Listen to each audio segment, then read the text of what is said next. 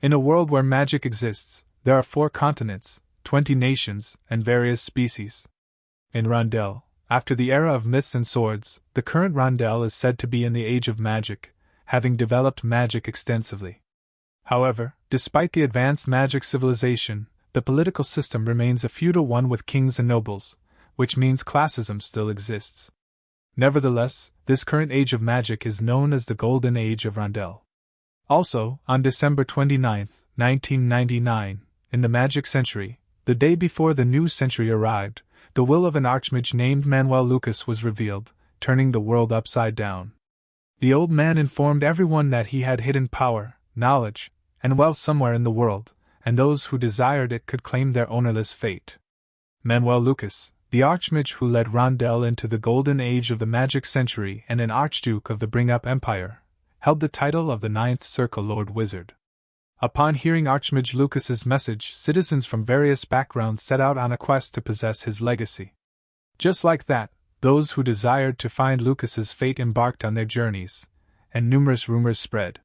Some said Lucas's dungeon lay in the barren land of the dragons, while others believed his assets were hidden in the allied nations of Elysia, known for being a tax haven. There were even rumors of Lucas's sky fortress in the Sea of Storms, the center of the world. Regardless of their nationality, species, or social rank, everyone sought Archduke Manuel Lucas's fate. However, rumors remained mere rumors, and despite countless investigations, no one found a single clue. 20 years passed, and the mystery persisted. One day, a man found himself sweating as the system in front of him confirmed that he had acquired Manuel Lucas's fate. He felt a surge of excitement at this revelation. In the year 2007 of the Magic Century, at Lawrence Castle, the butler inquired of their young master, Adrian, if he intended to resume his studies.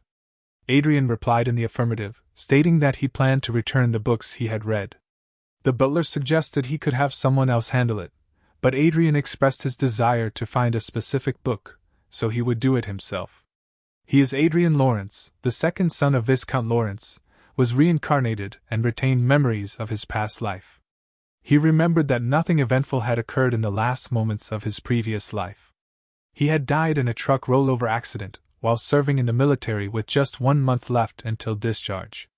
When he opened his eyes, he had been transported from the Republic of South Korea to the Reinhardt Kingdom, going from Kim Minji to Adrian Lawrence.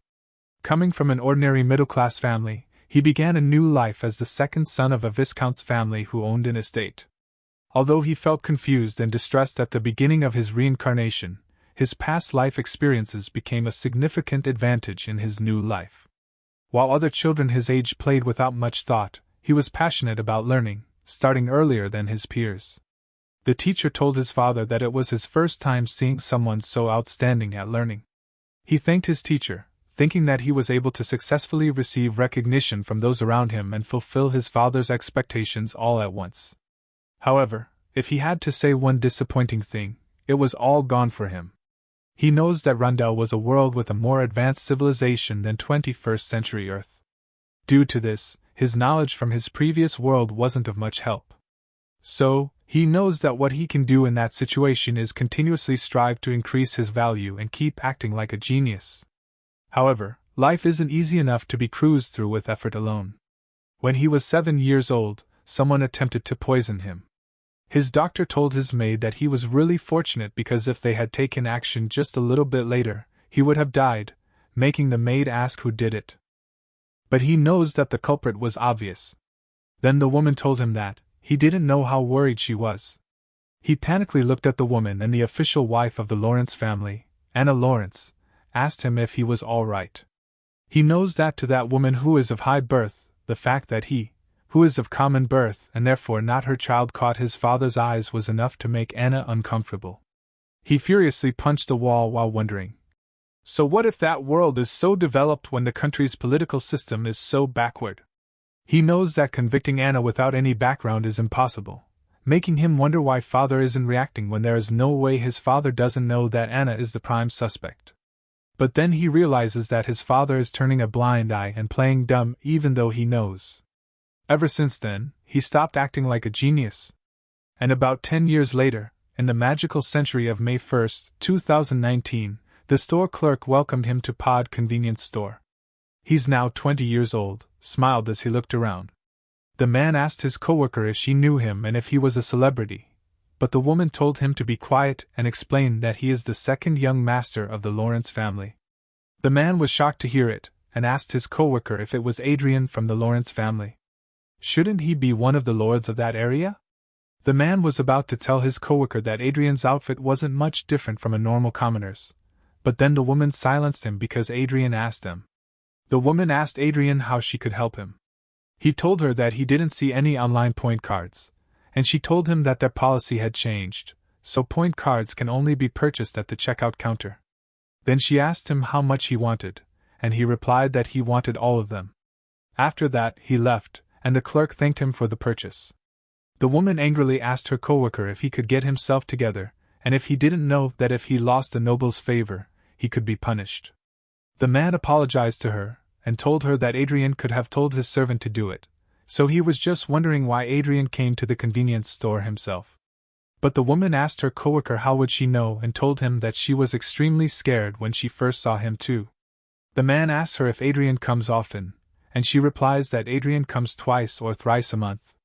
Also, as he can see, it seems like Adrian is very into games. Adrian looked at his 5 million loot worth of game point cards, and he knew that in Korean won, it'd be around 5 million won. Then his guard told him that they received a call that their young master, Cedric, is visiting his abode, making him shocked and pissed. A moment later, Adrian's mother, Sylvia Lawrence, wordily says that he arrived, and he hugged his mother while asking about his brother. But then Adrian's half-brother, Cedric Lawrence, who was 23 years old, angrily and shoutingly asked him if he was walking around the estate without a vehicle and if he was in his right mind, making him annoyed and his mother fearful. Cedric told him that if he was the child of a noble, he should think about the family prestige. But he knows that Cedric was always playing around with girls and thinks that if Cedric had not been a noble, he wouldn't even be able to take care of himself. But he also knows that if he talks back, it will just last longer, so he'll just withdraw and told Cedric that he was short-sighted and he'll make sure to mind it next time. Cedric told him that, in any case, being a commoner mixed blood isn't something to be proud of. He asked Cedric what brought him there, and Cedric replied that it seemed like their father was planning to make him take over a business called Far's Distribution, so he must have heard about it too. He knows that by our standards, Rondel's noble families are a powerful combination of conglomerates and politicians. Accordingly, those nobles are engaged in various businesses, and Far's Distribution is the money source from the mining industry, one among the businesses run by the Lawrence family. He now knows the reason why Cedric suddenly barged in there. So he tells Cedric that he understands, and he'll refuse. Cedric told him that as he expected, he understood.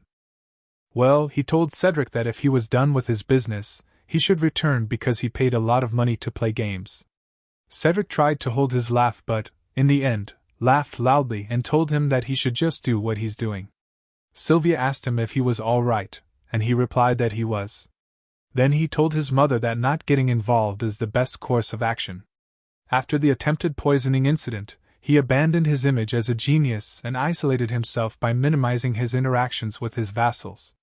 He thinks that perhaps it was because his father wasn't interested in the son of a concubine who wasn't a genius. His father became indifferent to him. Thanks to his father's attitude, he never encountered life-threatening situations again. Just like that, he lived for 10 years while trying to erase his presence. As soon as he graduated from the academy, he left the castle with his mother. However, most of the servants working there were under the influence of the official wife Anna, so he couldn't even speak freely in his own home. He overheard one of the maids teasingly telling others that Adrian was desperate and running away from reality. He silently continued walking and entered his room. Inside his room, he grabbed the game gadget from the table. He wondered if he was using games as a way to escape from reality. The game indicated that he had accessed the Chronicle online. He smiled, knowing that there's no way the system showed him that he had cleared stage 1 of the Fate quest.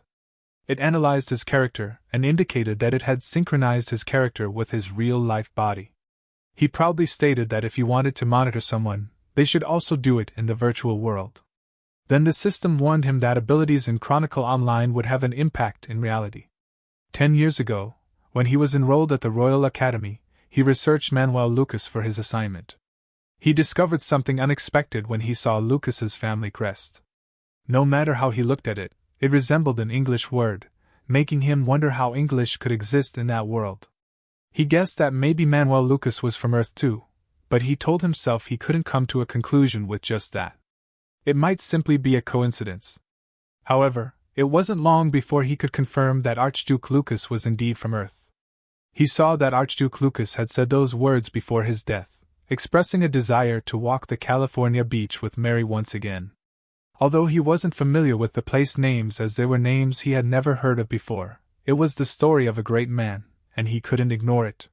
He recorded the Archduke's last message and noticed that those names were also written in the records of the butler who was by Lucas's side until the end of his life. This led him to conclude that it wasn't a coincidence, and that the great Archmage of Rondel was an earthling like him. After becoming convinced, he investigated Manuel Lucas further, and evidence confirming that Lucas was an earthling poured in from all directions. He used his knowledge of Earth from his previous life to trace the path that Lucas had left behind. In the end, he acquired Manuel Lucas's legacy, which filled him with excitement. He thought he could now walk on a path of flowers. But then something attacked him from behind, confirming his fears. A sword hit the wall behind him, causing excruciating pain, and he realized that after obtaining the legacy, true suffering had just begun. He wondered if he could properly fight against this newfound threat.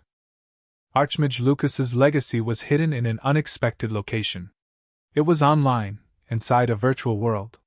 He believed that even if this virtual world was meticulously designed to resemble reality, it was still just a game, and pain should generally be filtered out. However, he felt the pain in real life and had to struggle every time he fought. He also considered that the idea of the legacy acquirer becoming synchronized in game, and in real life seemed like an impossible story that no one would believe. As a goblin swung its weapon to attack him, he dodged it and swiftly stabbed the goblin in the face with his sword, dealing a critical hit. The system indicated that he had leveled up to level 10 and had cleared stage 1 of the Fate quest, healing him in the process. It also informed him that he could change jobs at this level. Then he found himself somewhere different as the system informed him that he had been moved to a secret space by the main god Ariel. The system started to initialize his character and synchronize his character with his real body, allowing his abilities in Chronicle Online to reflect in reality. He couldn't help but curse in frustration because it took longer than he expected due to synchronization. A door appeared behind him, and the system asked if he would like to go to the second floor of the magic tower of Manuel Lucas. He walked toward the door and replied with a resounding yes. Upon emerging from the door, he found himself in a library, which was unlike the first floor where there was nothing. Then he saw that the bookshelf was packed with books, and wondered if the chest in front of him was a treasure chest. The system showed him that he had acquired 5 billion loot, which was in Rondel's currency unit, 5 billion won, and told him to enter the account to receive the deposit. Also, if he wants, he may also receive it as online currency. But he is just glad that finally he gets a reward and feels like a reward has appeared. He grabbed his rewards while thinking that, although it was a shame that he couldn't get that much money, the system showed him that he had created one circle, and as per the circle creation, he had been bestowed the mage's job. Also, a circle has been created on the synchronized body in real life, and he knows that the true value of fate isn't money but that to begin with. Then the system told him not to quit the game because a synchronized body will take a huge hit if forced to quit. While the circle was forming at him, he was thinking that up until then, he thought the mana points displayed with health points were just mana, but he had never felt the presence of mana in real life. The system showed him that circle creation had been completed, making him feel the presence of mana circulating in his chest. He knows that it wasn't an easy process, but he figured out that it was the true power of fate. Synchronization between the game and real life.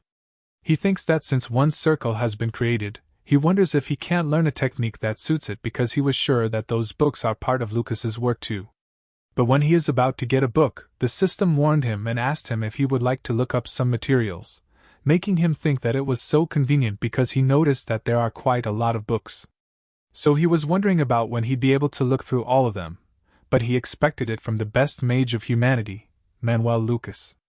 A moment later, he was leaning on the bookshelf in pain because he felt a huge headache. He thinks it is convenient to learn skills and magic just by touching the skill book like in games, but the process of engraving the principles into his head is unpleasant and painful. But he endures it and holds a book, knowing that it is the last one.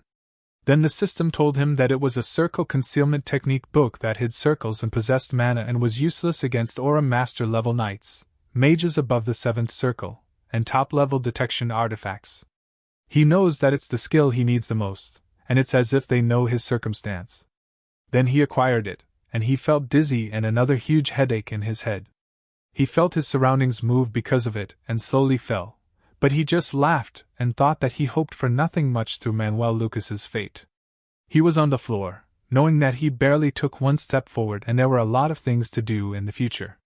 Also, he just wants his mother and him to live comfortably without any problems, so he swears that he is going to do everything for it.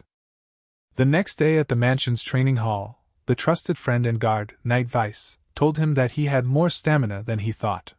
He asked Vice if he really did, and Vice honestly admitted that he was a bit surprised when he expressed his desire to improve his swordsmanship. He mentioned that he had been feeling a bit sluggish lately and thought some exercise would do him good, but the truth was he knew it would also help in the game as his in-game character's abilities were synchronized with his real-life self. Besides, he could feel his mana and stamina improving, and it seemed that his enhanced in-game stats also affected his real-life abilities. In simple terms, the skills he honed in the game could be applied in real life. He smiled, realizing that he had resolved the mana circle issue with the help of the concealment skill he had learned at Luca's magic tower. Vice noticed his smile and asked if something good had happened, making him wonder if he seemed too excited. He replied that he had acquired a valuable item in the game. People around them whispered, as they had suspected he was a gaming enthusiast, and they considered Vice to be quite a fanatic too. Some questioned why Vice was trying to impress a seemingly powerless and pitiful human. Vice became angry, but he stopped him and told him not to pay attention to them. He appreciated Vice standing up for him, although he knew it was all an act. He needed to appear insignificant to avoid drawing the attention of Anna and Cedric, and being ignored as a worthless individual was currently the best situation for him. A minute later, he logged into the game, and Chronicle Online warmly greeted him. He realized that now that he had confirmed that his stats were indeed affecting his real-life abilities, he knew what he needed most to earn more money and enhance his abilities. It was time to spend, and he recalled someone saying that the most crucial aspect of a game was the power of one's wallet. The system loaded the store product list for him. First, he bought the experience increase with a requirement of below level 100, which boosted experience acquisition by 30% for 24 hours, costing 500 kits. Then he acquired the Goddess's Blessing with a requirement of below level 100, increasing all stats by 30% for 24 hours, also for 500 kits. Lastly, he purchased Goddess's Protection with a requirement of below level 100, granting immunity from attacks once for 1,000 kits. He realized that it would have been great to buy these items earlier, but he needed to reach at least level 10 to access the cash shop. He also decided to get a summon supporter, which he believed would be the main event of the day. It cost 500 kits for a one-time use and 4,500 kits for 10 uses. Despite knowing that having a tank would reduce some of the experience points he needed to level up due to aggro, especially when playing in a party, he deemed it a worthy investment. He chose the highest grade warrior to be his tank, regardless of the cost. The system presented him with the option to summon a supporter 10 times for 4,500 kits, and he decided to go for it, explaining that he had both the money and determination to do so.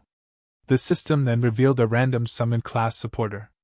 A moment later, he noticed that the chances were similar to those in low-quality Korean games. He put in 30 million won but got no supporters that he liked. Then he saw an interesting one, Arcia the Heavenly Steel female. She specialized in defense, and wore a protective shield called the Shield of God. It was his first time hearing about this supporter, making him wonder if she was a new character. On top of that, he noticed that at level 25, she was the best even among the unique tier. He was glad that a useful supporter had finally come out. He registered her, but the system showed him that once registered as a supporter, changes couldn't be made. It asked if he really wanted to register her, making him confused, but he still registered Arcia the Heavenly Steel as his supporter. He looked at her and noticed that her expressionless face looked like a golem with the outer appearance of a human, but he thought it didn't matter. He asked her if they should go level up. A moment later she tanked the goblins while he attacked them with his magic missile.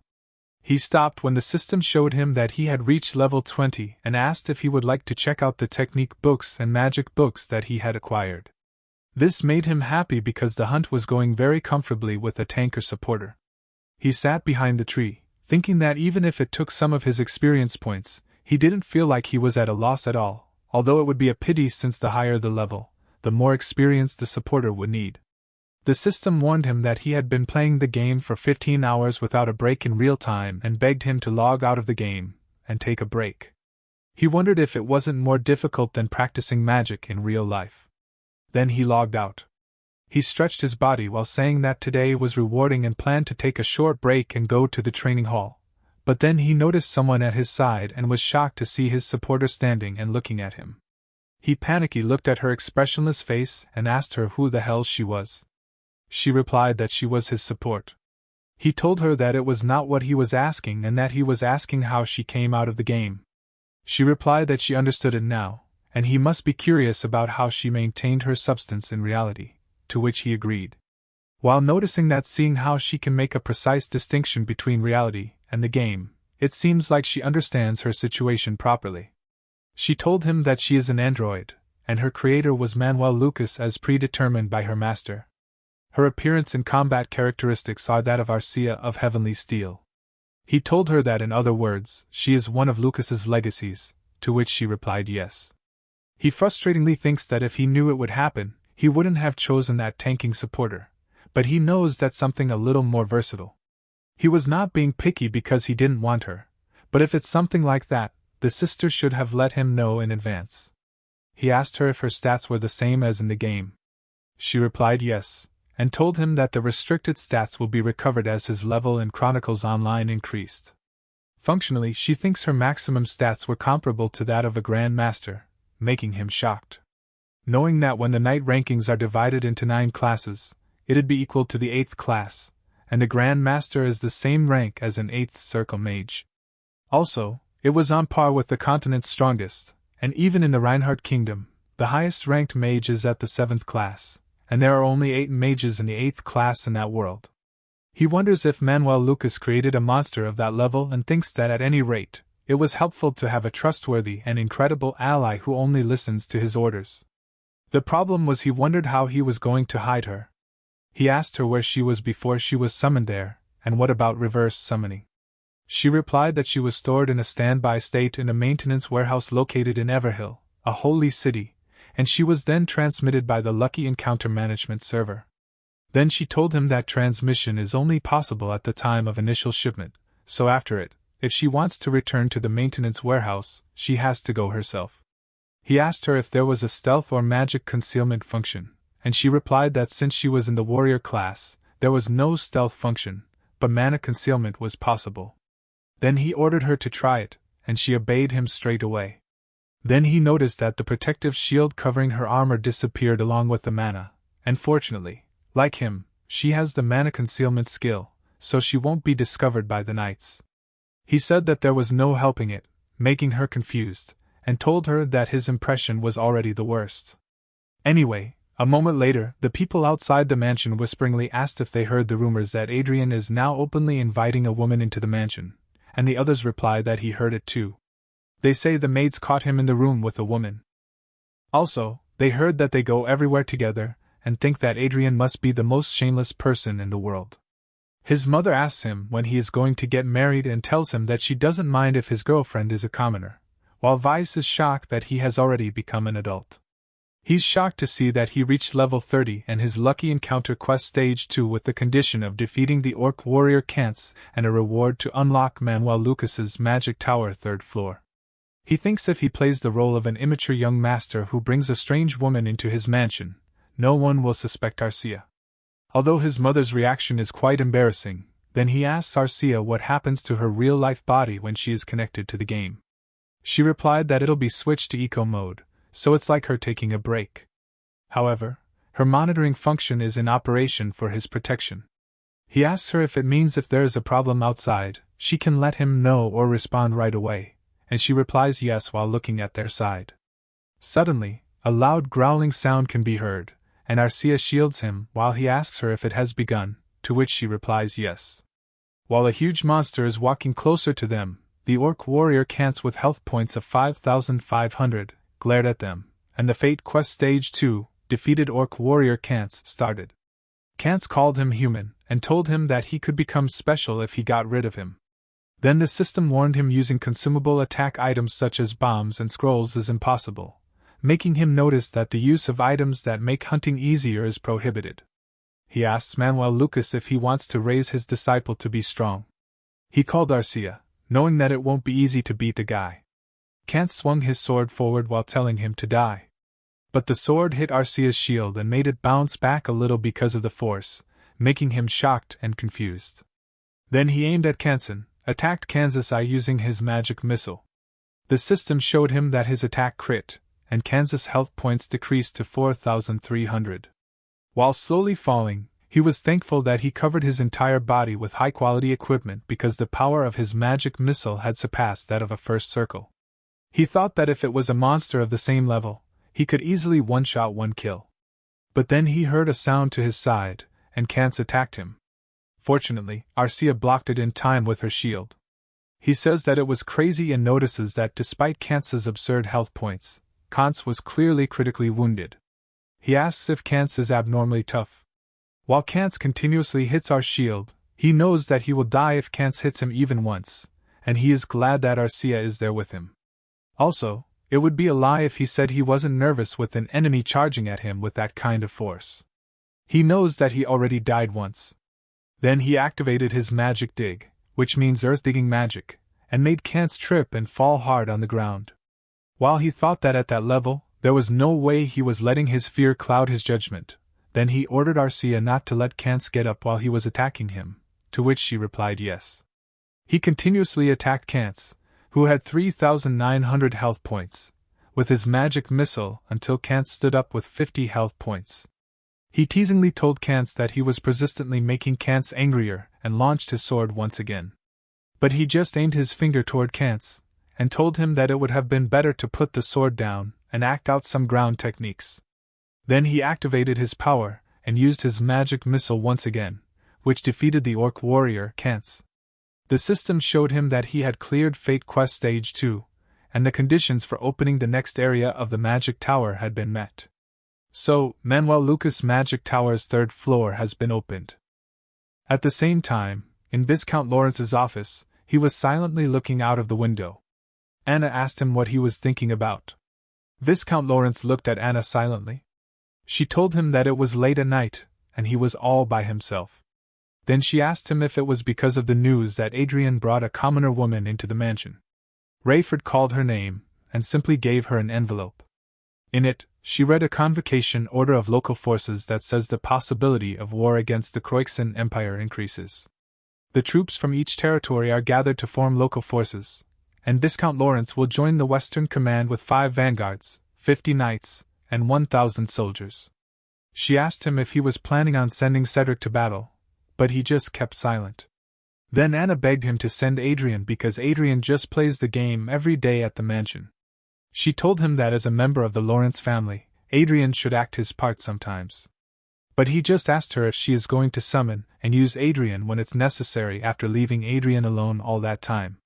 She told him that it was what Adrian wanted himself and that up until now, Adrian enjoyed the rights of nobility to the fullest. But he just asked her if it was really what she thought, and she asked him back what he wanted to say. But he just silently glared at her for a moment, and told her that Cedric is the successor of the territory, and he will make sure that she and his father-in-law will not be bothered by anything from now on. So she should just follow his decision this time, making her angry and silent. Then Rayford told her that, as she said, he would send Adrian to the battlefield this time. However, when Adrian returns, he will make Adrian completely independent, and he hopes that Adrian and Sylvia will not be put in danger in the future, which includes any surveillance and secret investigations. He asks her if it should be enough and tells her to stop now and let Adrian be free. The next day, Vice happily told Adrian that his physical strength had improved dramatically thanks to his consistent training over the past few days. He couldn't believe he was improving that quickly. Then he told him that if he had worked that hard since he was a teenager, he would have become a great man. But he just smiled, knowing that, of course, his skills have improved since he's already level 30 and has reached stage 2 of the Fate Quest. Then he remembers that the reward of that Fate Quest was quite satisfactory as well, because on top of receiving a lot of money and forming his second circle, he even gained a subspace. It was like the inventory in the game. He now had his own treasure chest to hide necessary items. So if he takes good advantage of it, besides simple storage, he can use it for other things too. He thinks the fact that the stats in the game are reflected in reality. Depending on his effort, he can become a mage while possessing physical abilities comparable to that of a knight. And if he can completely absorb the stats received from Fate, he may even become a more fearsome monster than Archmage Lucas. Then he told Vice that now he had finished resting, they should continue. But then the other knight called him to tell him that their lordship had summoned him to the castle. A few days later, at Lawrence's castle, he was thinking about why his father called him.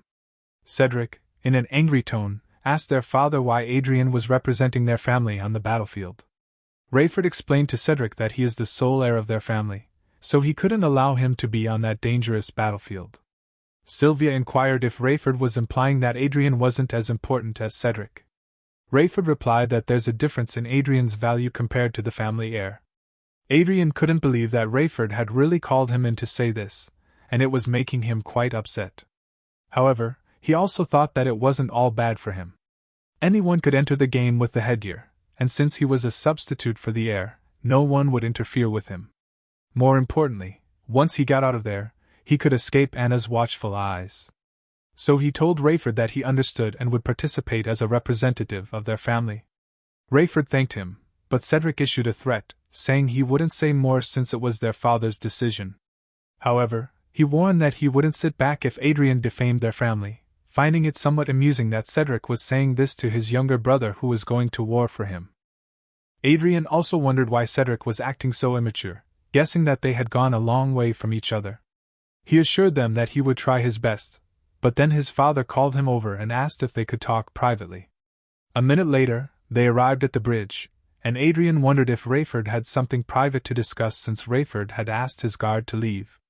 He inquired about the topic of the conversation, and Rayford mentioned that if the situation on the battlefield went well, he would relocate him and Sylvia to the king's land.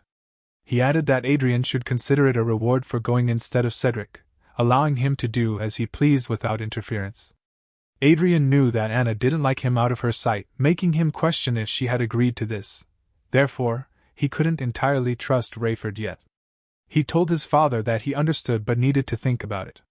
Rayford acknowledged Adrian's lack of trust, and he tells Rayford that he needed to come back alive from the battle to really think about it. Rayford sighed and got something from under his coat, leaving Adrian to wonder what it could be. Rayford gave it to him and explained that it was artifacts with a 5th-class auto shield and a 7th-class great shield, which would be helpful since the battlefield doesn't allow teleportation. He was surprised to see it, knowing that those are extremely valuable, and thanked Rayford. Then his father told him that he would have to stay conscious to survive, but then he felt someone glaring at him from inside and saw an angry Cedric and teasingly smiling Anna. He smiled back, knowing that of course they were watching him, and called them obnoxious in his head. Rayford looked at them too while telling him not to worry about Sylvia and to take it easy. He remembered that when someone had tried to poison him at the age of 7, his father's response was disappointing, and his father disappointed him multiple times afterward. But surrounded by enemies, the only one he could trust right now was his father. He told Rayford that of course he would trust him, making Rayford surprised, and he agreed. A moment later, Rayford was in his room alone and felt a huge headache. Then he used his pain mitigation magic and felt a little relieved thanks to it. After regaining his composure, he stood up and thought that he knew Adrian had been acting differently ever since the poisoning incident. Meanwhile, in Adrian's mansion, his mother was crying. He told his mother not to worry too much because she knew that he could take care of himself. But Sylvia still worriedly asked him what if they hurt him after bringing him to the battle. However, she was shocked to hear him tell her that it was good for him, and that it's better to have more primes on their name to get rid of them. Sylvia asked him what he meant and what if someone heard them, but he assured her not to worry because Arcia was on guard at the door. He told his mother that he was not just taking hits anymore because it's almost over and asked her to wait a little longer. 2 days later, on Lawrence Army's dispatch day, the staff, including Harmon, nervously asked him who that lady was. He asked Harmon back if he didn't know Arcia. Harmon told him that he had heard about their relationship but was unsure about bringing his lover to a possible battlefield. Inside the levitation train's conference room, he told everyone that he wouldn't discuss Arcia further, so they should think of her as his secretary. Harmon replied that if he insisted, he understood. He knows that he can't leave Arcia behind, and she will save him with her life if things turn out badly, especially because Arcia leveled up so much recently, and her stats are close to an official knight. One thing to prepare before the battle is enchanting himself for survival. He spent 200 million in 2 days in the game, and cleared the 3rd level of a lucky encounter with money. Now, he was right before the 4th level, and the rewards for the 3rd level were costing 100 billion each. The Almighty Cure, 3 bottles of elixirs. Currently, the elixirs are sitting nicely in his dimension pocket, and he knows that it's the perfect reward for his situation. Then he figured out that he couldn't waste any more time because the 4th level was waiting. So he told everyone that he would be resting in his room, so they should message him if there was anything. Harmon asked him what he meant by message, and he replied that he was going to play more games. Harmon was shocked to hear it, but he just asked him if there was a problem. Then someone angrily said that the rumors were true, making Harmon warily call the man Sir Dalton. He notices that Dalton is a vanguard, and a vanguard is a special force armed with force armor and a force sword. They are the center of the war and are prioritized when rating a nation's military strength. Dalton teasingly asks him if he is sure about it because he will be seen as an incompetent commander. He tells him that his reputation isn't really good already, and he brought a girl to battle, but he was going to play a game. Dalton also told him that he understood the girl part since Arcia was pretty. Then a man called Dalton glaringly told him to watch his mouth, making Dalton shocked in fear. A vanguard and vice leader of the Knights, Bill.I.am, apologizes to him because his underling overstepped his boundary. He tells him that long travel like it requires a sideshow. He noticed that Bill.I.am had a cold look different from his speech. Then Bill.I.am told everyone that there was no reason for the Lord's deputy to care about the underling's opinion, making him realize that Bill.I.am, for sure, doesn't like him either. But it was nothing to him since he was used to those responses. Then he ordered them to send him a message when they arrived, to which they replied yes. A moment later, he threw a bottle of liquid at the huge monster in front of them, which made a huge explosion and made the monster growl in pain. The item he threw was called Tears of Salamander, with an effect of 3,000 true damage, but it was an overpriced item made with expensive materials. He thinks it was really overpriced, but with 3,000 true damage with no cast, he'll take it any day. Then the system pops up in front of him, making him think that it's worked. He sees that he has reached level 80, so the main god Ariel brings him to the secret room. He was excited because it was the 4th level quest and saw the demi-lich, Immerse, with 32,000 health points welcoming them as his prey. But he also knew that he had to clear the 4th level before they arrived at West headquarters. He looked at Immerse, knowing that lich monsters are difficult to deal with, but he thinks the lich in front of him seemed stupid and slow. But then Immerse used his stone magic, making Arcia's foot turn to stone and used Ice Circle Lance spell to attack him, which made him shocked. He panicked. He wonders if Immerse casts before they got into their stances, and Arcia worldly tries to run toward him, but he notices that Arcia is late, and he needs to dodge. But even though he tries, he still gets hit in the shoulder, making him shout in pain. Immerse laughingly told him that he can hear his bones getting crushed and his flesh being torn apart.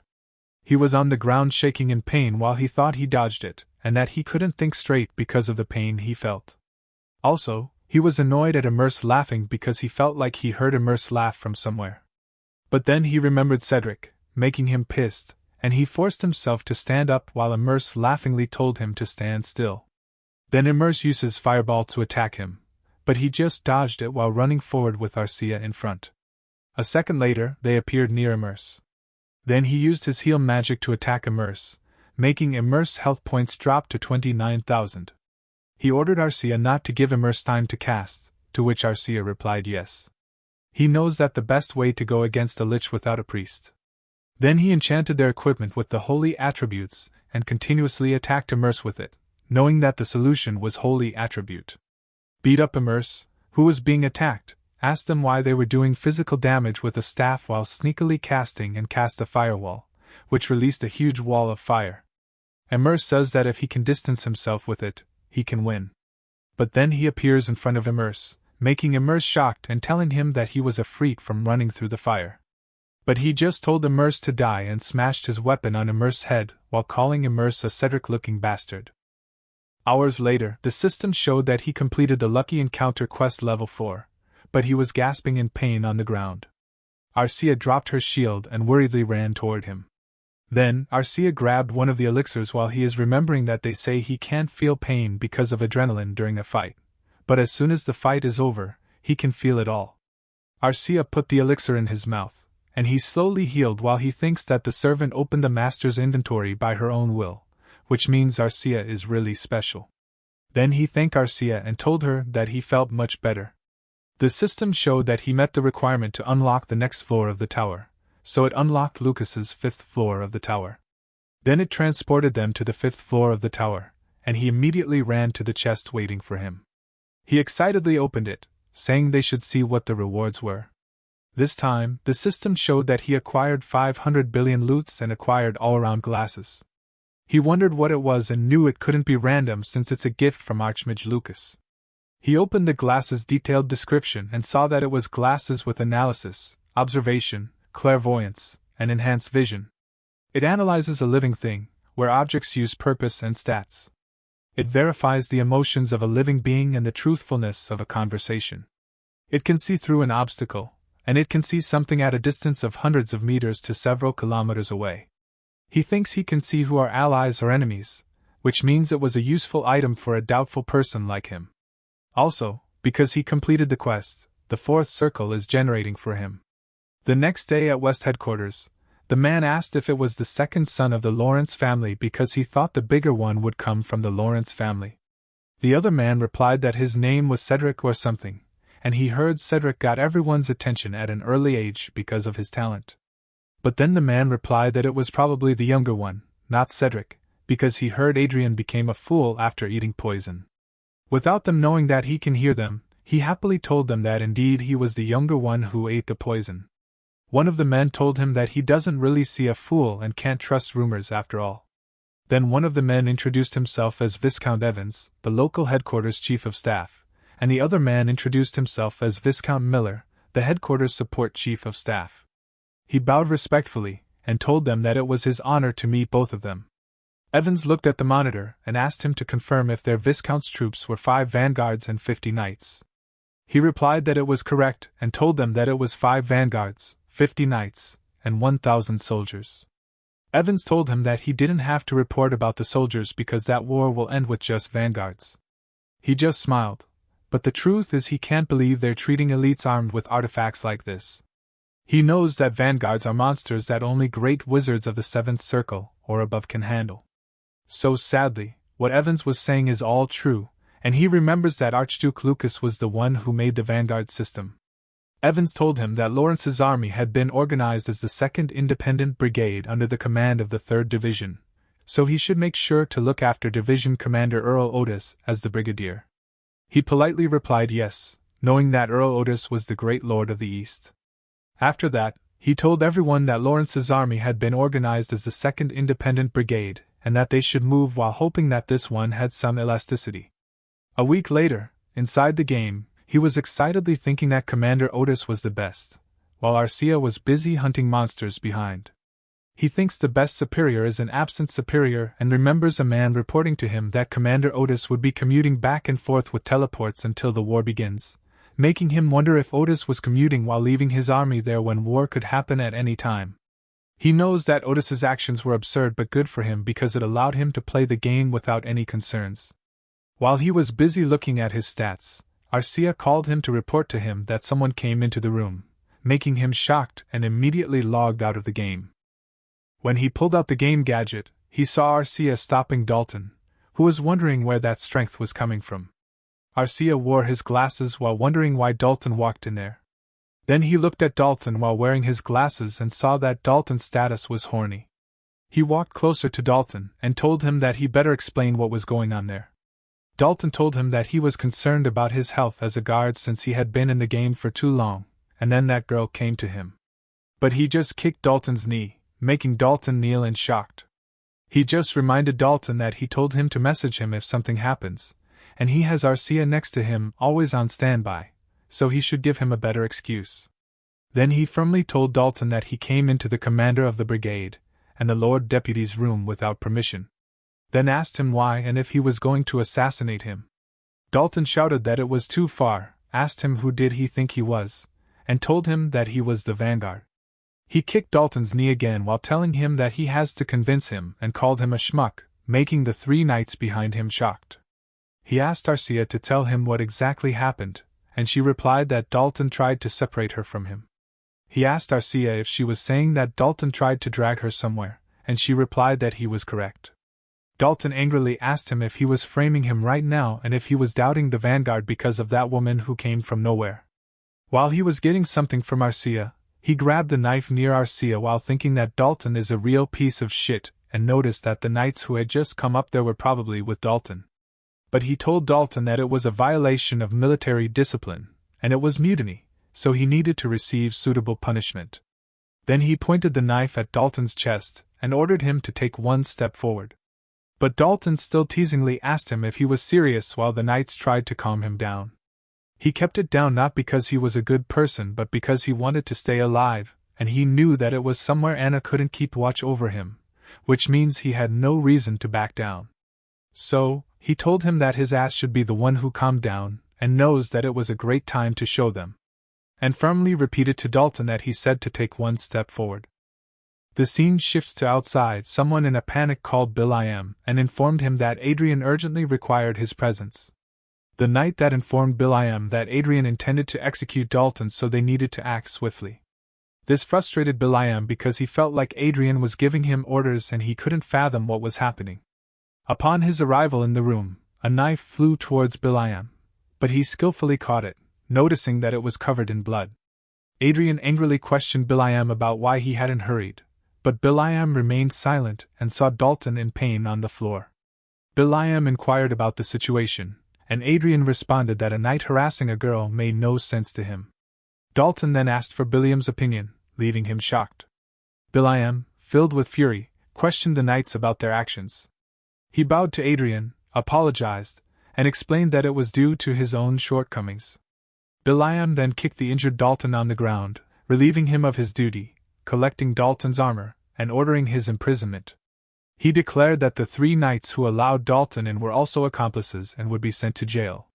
William told Adrian that he wouldn't entertain any disputes as he was in charge. Adrian responded that it wasn't gentlemanly that they couldn't use the room due to the bloodshed. He decided to move to the next room and instructed the servants to clean up. Bill.I.M. wondered if this was Adrian's true nature but then smiled, thinking, it must be difficult to suppress it. Later, while playing a game and facing continuous enemy attacks, Adrian retaliated while Arcia shielded him. He noticed that the enemies kept targeting his blind spots while maintaining their distance. Their opponent was a corrupted knight named Zenith who currently had 12,800 health points out of 45,000. Their quest was Lucky Encounter level 5 with a requirement of level 120 and defeat the corrupted Midnight Zenith as a reward. They gained access to the 6th floor of Manuel Lucas's tower. Suddenly, Zenith pushed Arcia aside and charged toward Adrian. He told Adrian to die while launching a sword at him, but Adrian skillfully dodged in time to avoid it. This left Zenith confused, and he was shocked when he saw something coming towards him. Arcia then forcefully slammed her shield into Zenith's face, and Adrian activated his magic power, ultimately defeating Zenith. Zenith sighed defeatedly and mentioned that Adrian was just a tool for his own growth. Then, the system showed him that he unlocked the 6th floor of Manuel Lucas's tower and acquired 2 trillion loots, which is too much to deposit in an account or convert into online currency. It made him think that it's always great to see such rewards. The system then popped up in front of him once again, showing that he acquired Istro's staff, robe, armor, shield, a short sword, and an arming sword. He thought the robe and staff were the only equipment for a wizard, and the rest were for Arcia. He believed it was always good to have more gear and knew that Archduke Lucas wouldn't provide ordinary weapons either.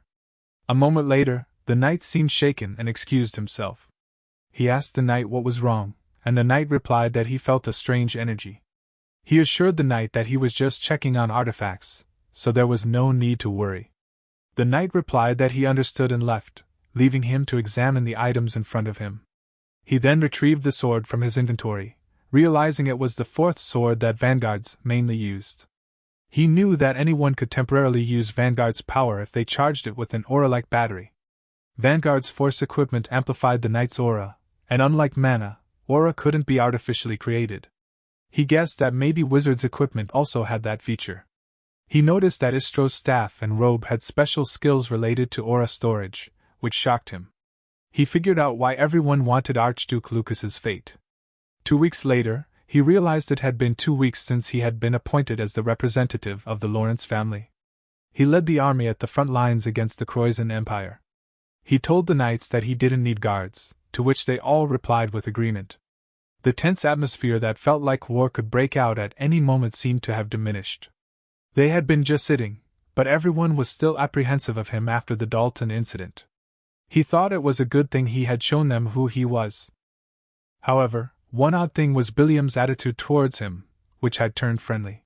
He always noticed that Billiam was curious and cautious around him. He guessed it didn't really matter since he could focus on the game without any interference. Then, he looked at Arcia, who now had the status of happy. He was confused because he had never seen that before. He wondered if she was happy because they had gone out for a walk, making him think of her like a puppy. Seeing her, he realized that even a homunculus had emotions, and he still didn't know much about her. Her individuality was weak, so he believed she definitely had likes and dislikes. He covered his face as leaves flew around them and saw a beautiful view in front of him. Then, he looked at Arcia and saw that she was very happy, which made him silently laugh, leaving Arcia confused. A moment later, they reached their base, and he told Arcia that they should go for walks more often, to which she agreed. But then, a man confronted him, and he asked the man if there was a problem. Suddenly, the man shyly asked him if he would like a drink, if he didn't mind. He noticed that the man's name was Lopez, with a status of embarrassed and awkward. Then he noticed 2 other knights laughing behind them, making him understand what was going on.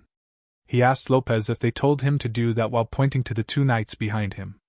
However, he thought there was no reason for him to go along with it, so he walked away, telling Lopez that he had no interest in it. But then he stopped walking and asked Lopez why he became a knight. Lopez apologized for disrespecting him and said he didn't think it was necessary. However, he didn't mean it that way because it was the first time he had seen someone with more than 2 exceptional talents other than a homunculus. He knew that Lopez had a very high aptitude for mana and rare traits, making him wonder why Lopez was serving under other knights. But he thought it wasn't his problem.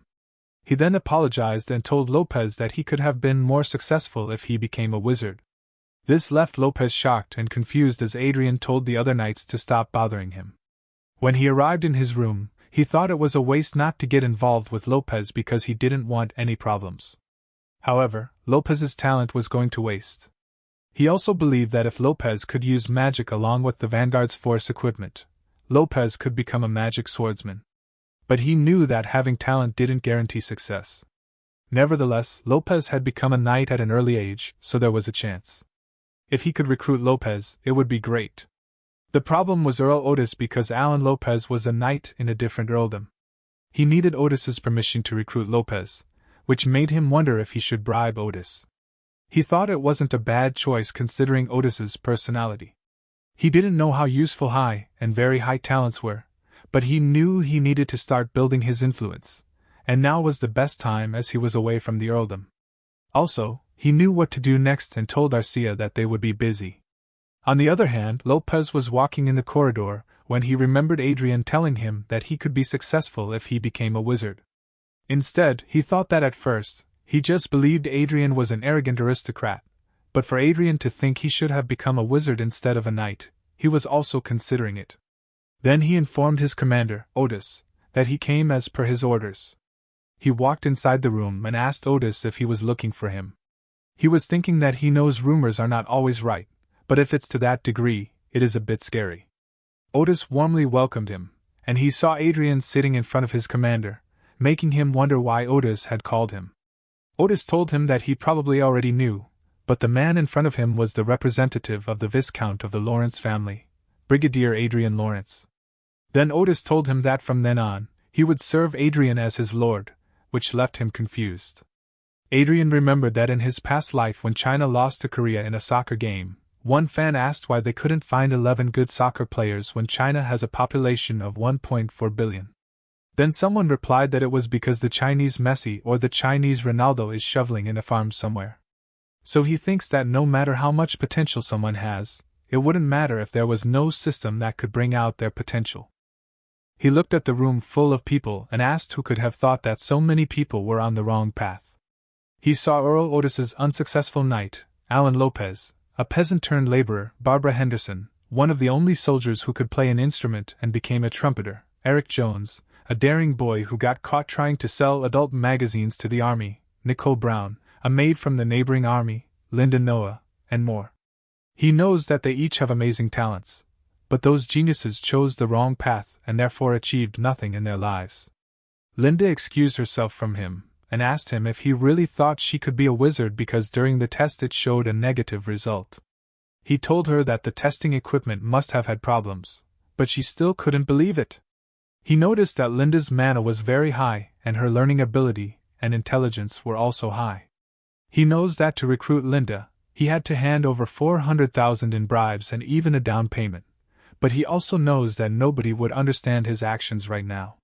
Being doubtful is understandable, and they are just doing what they are told because he was paying. Barbara told Linda that there was no need to be doubtful and just follow her master's orders. He saw that Barbara's physical ability was very high, and her aura was strong. Then he remembered that Barbara came with Nicole Brown to train in sword aura and had a special talent.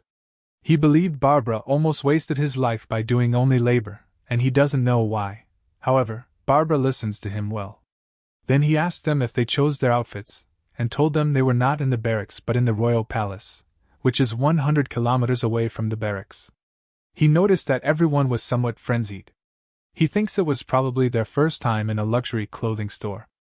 Then someone told him that he'd pick it, and he told him that it fit him well.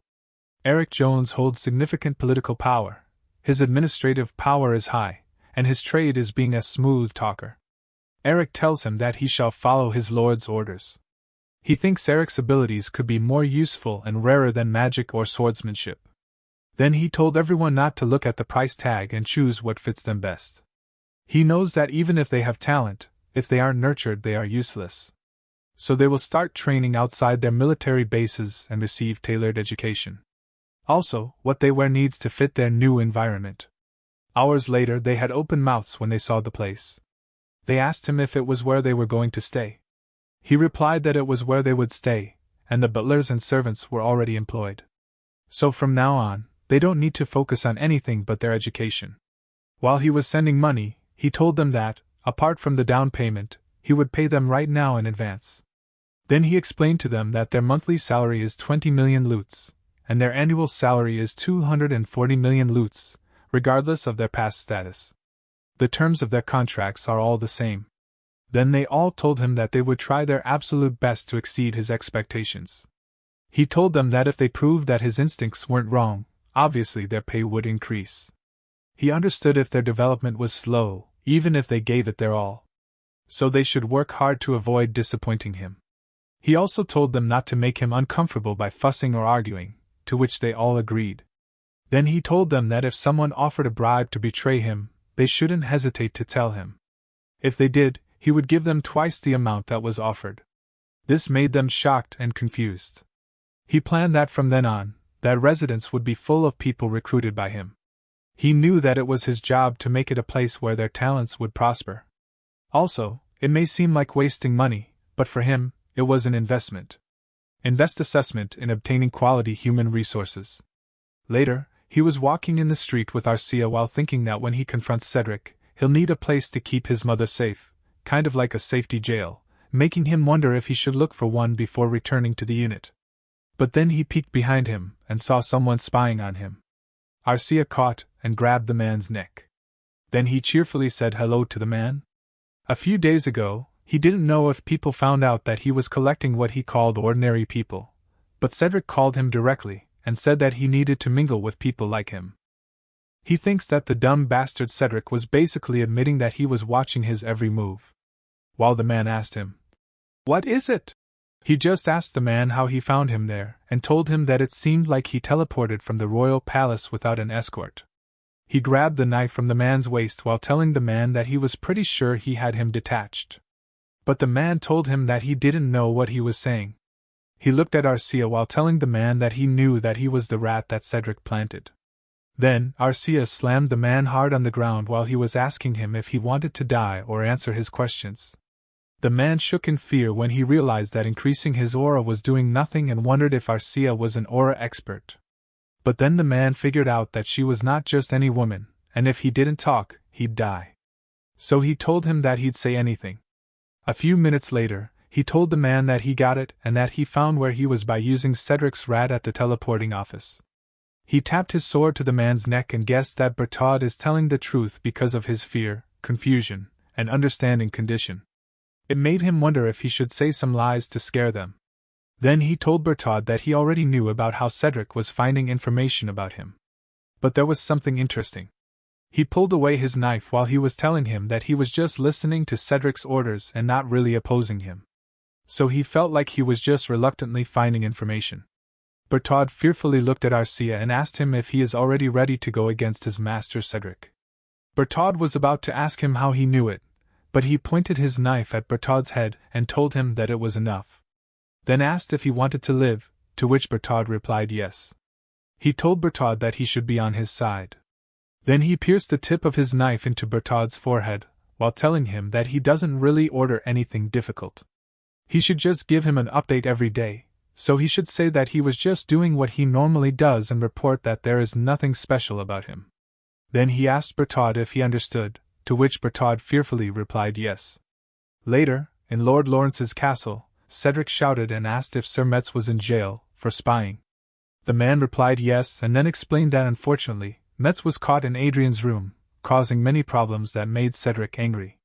He thought it happened because he had ignored his father's orders not to spy on Adrian.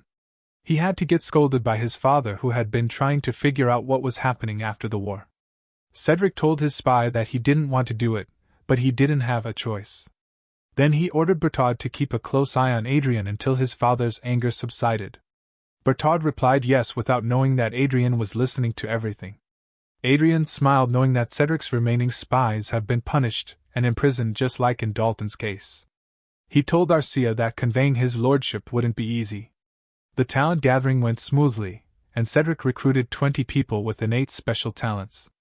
Eric and Alicia, the former administrator of Allies and the half-elf, would take care of the gifted academy without any problems.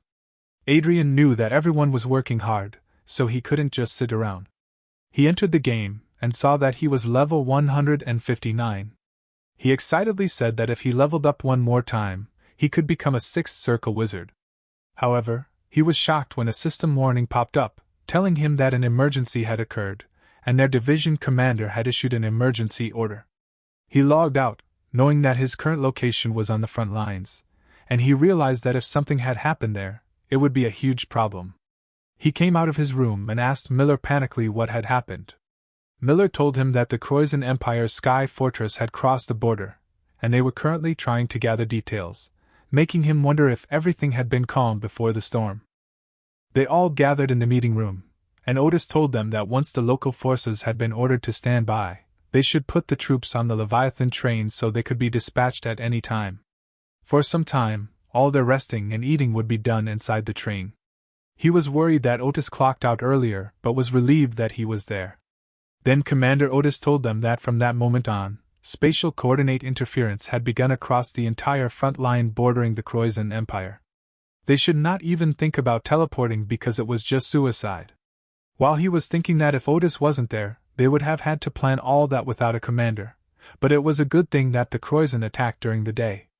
Then Otis looked at him while saying that from now on, he'll cut off all personal communication between troops except for colonel and above ranks, so they should only use a radio to communicate. He told him not to think that he was an exception, so he should be careful. He smiled, knowing that the warning was directed toward him, but he told Otis in his brain that he won't stop him from playing games. Then Otis shouted that it was a war, so everyone should be ready at all times, and they all replied yes. He stood up in silence, knowing that it was truly the war, but a moment later the system showed him that he has reached level 160 and have subjugated the name monster Tazit, the twin-head ogre.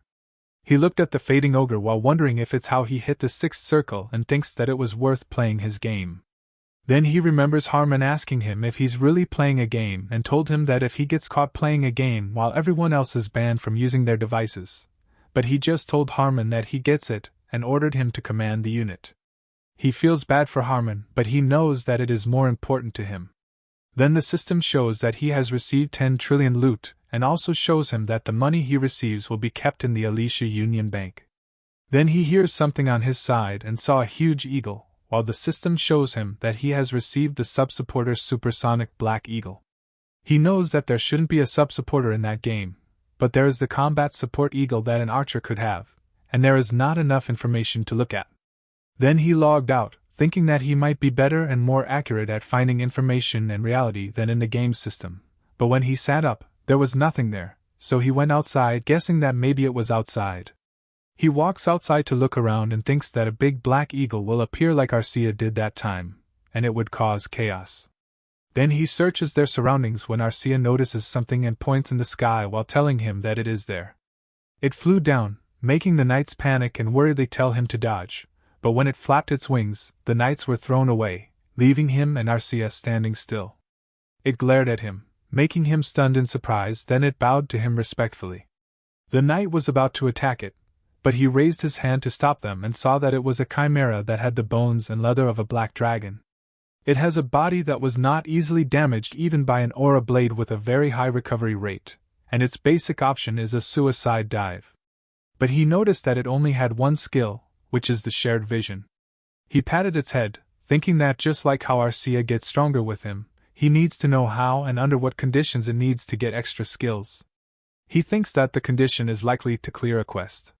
He was not sure how the suicide dive was helpful, but he knew that shared vision could be helpful because it's like getting information at the speed of sound.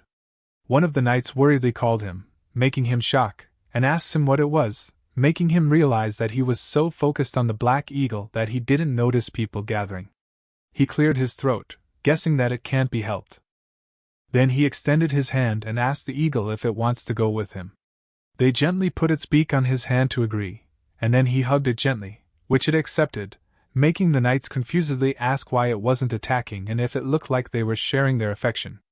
On the other hand, he shyly wonders why he even does that really cringe acting and feels like it's going to bite him back later. After the war started, the war situation did not lead to tedious regional small-scale wars but expanded to the entire western border, which was an all-out war. Thanks to it, his brigade is making a debut, and the communication network is cut off so he can't log on to his game. Suddenly, one of the knights reports to him that the Croizon Empire's platoon of vanguards is approaching, but he tells the knight not to panic and fall back to reform formations. Then, he tells Biliam to lead the vanguards, to which the knight replies yes. He calmly drinks his teeth, thinking that even though it is just a game, but after fighting the monsters, it feels like he can't die that easily. While Harmon is looking at him, he asked Harmon what it was, and Harmon replied it was nothing. But when he looked back at the screen again, he was shocked to see that the enemy vanguards were going to attack. So he immediately ordered the 2nd Battalion to deploy the energy shield. Then the battalions immediately deployed the energy shield as per his order. Then the enemy launched an attack toward the shield, and when it hit their shield, it made a loud explosion, making them inside move to their positions. He was shocked that an attack from that far away was unbelievably strong and noticed that it wasn't just a test. Also, he knows that if there is no 7th Circle Magician or higher, it is pretty obvious who is going to win in a fight. Then he asked the knights about the situation. The knight replied that the 2nd Battalion's energy shield was down and needed 90 seconds to recharge. He believed that the energy shield meant to protect everyone got destroyed in a single attack from the enemy vanguards. He mentioned this to Archduke Lucas, regretting not providing them with magic equipment. However, he knew there was no need to envy the vanguards, for if he reached the maximum level in his game, soon he would be at the 9th circle and hold the title of Grand Master at the 8th circle. Harmon told him they had dodged a bullet, and if it weren't for him, they would have been in trouble. He humbly attributed it to his good luck. Glancing at his monitor again, he noticed that the enemy's attack force size wasn't significantly different from theirs. The real issue was the size of their fortress, which was small. He knew that the Croizon Empire had 2 sky fortresses, but they were considerably smaller than theirs, likely mass-produced for invasion. Harmon mentioned that unless they had missed some information, it was the enemy's first time deploying them. Vanguards were on the ground, and there were fortified fortresses in the sky. The ground was at a complete stalemate, and it seemed the variables lay elsewhere. As he watched the surveillance, he commented that it was intense. Then he saw the system indicating the enemy's weapon detachment in progress, and their bridge. Suddenly, their enemy's fortress collapsed, leaving them puzzled. Something had fallen, and their machines attacked the falling objects inside the fortress. The knights laughed, thinking their enemy's fortress had been destroyed. However, he was shocked to see it overloading with magical power, leaving him confused. Suddenly, he realized something and urgently ordered them to send a message to the fortress, shouting he warned them of an imminent suicide attack. Then a piece of the enemy fortress landed on theirs, causing a massive explosion. Before the explosion, in the sky fortress, the army was panicking upon hearing about a suicide bombing. The captain ordered everyone to quickly initiate a retreat, fire anti-aircraft rounds and retrieve all personal firearms. However, Adrian noticed that it was going to crash, so he immediately used his great shield power to protect their fortress. When the enemy attacked and hit the shield he created, their fortress remained safe. Although their fortress was safe, Adrian felt sick due to the incredible shockwave. He knew that if he hadn't used the artifacts in time, they all would have been blown away. He looked up, wondering about their sky fortress, and felt relieved that it hadn't crashed because they had retreated quickly. He also realized that if their allied forces' sky fortress had crashed, the remaining forces from the enemy's sky fortress would have massacred them. He then ordered the army to check the status of the vanguards and take care of the soldiers, to which they replied that they understood. A moment later, Otis happily praised him and thanked him for his hard work. Otis told Adrian that his performance was excellent that day. Adrian replied that Otis flattered him, but Otis asked him what flatter meant. Adrian explained that he meant Otis was giving him praise. Otis then told him that if Adrian hadn't noticed the self-destruction, the damages would have been astronomical. Suicide bombing attacks were attempted on other battlefields at the same time, but their unit was the only place that noticed the abnormality beforehand and successfully guarded the fortress. Otis also informed Adrian that he had told the local commander that today's victory was thanks to him, so he would receive a decent reward. Adrian thanked Otis, and Otis humbly told him that it was the superior's duty to ensure that their subordinates receive appropriate recognition when they make a contribution. Adrian smiled, wondering why Earl Otis was surprisingly reasonable. Then Otis mentioned that there were some strange rumors going around about Adrian. Adrian asked what rumors Otis was referring to. Otis replied that he heard Adrian had tamed a mysterious giant eagle. Adrian confirmed this and said that the way he communicated with the black eagle was truly mysterious. He added that he didn't know about the communicating part but found the eagle fascinating. Otis happily patted his shoulder and said that communicating was all right, as animals understanding them would be quite a wonder. Another man chimed in, saying that if it's a large black eagle, it's probably a species called Altair from the holy city Everhill.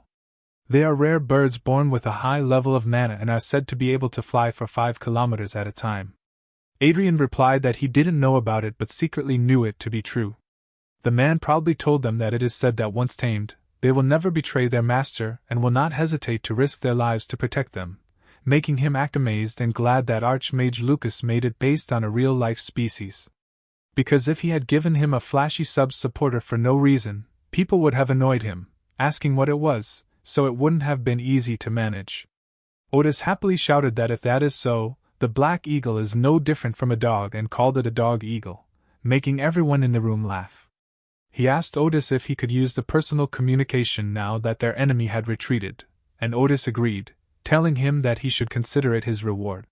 This made him brighten up, and he thanked Otis so much because he can finally access Chronicles Online, and there's no way he'd miss a chance to level up. 2 weeks after the start of the war, someone called Bilayam, who was in the suit, told him that he doubted they would show themselves while climbing down the mountains with lots of surveillance. It could be a trap, so they shouldn't stay too close and should start fighting at a distance. To this, he replied that they would do as he said. Bilayam thinks no one would have listened to Adrian in the past. Then he asked his comrade if they heard it, and told them not to blindly trust visible signals from the radar and follow Adrian's instructions. Then move while keeping their distance, to which the army together replied yes, making Bilayam notice that everyone has changed a lot in just 2 weeks. Later, the enemy surrounded them, and Bilayam told everyone that it was a trap. Then he ordered them to retreat while keeping their enemy in check. He didn't expect that they would come from underground, which is the radar's only blind spot. But he was glad they listened to their brigadier, which is Adrian's warning, and stayed on their guard because if they had approached without a plan, they would have been wiped out in an instant. Then he looked around and saw his comrades struggling because they were outnumbered.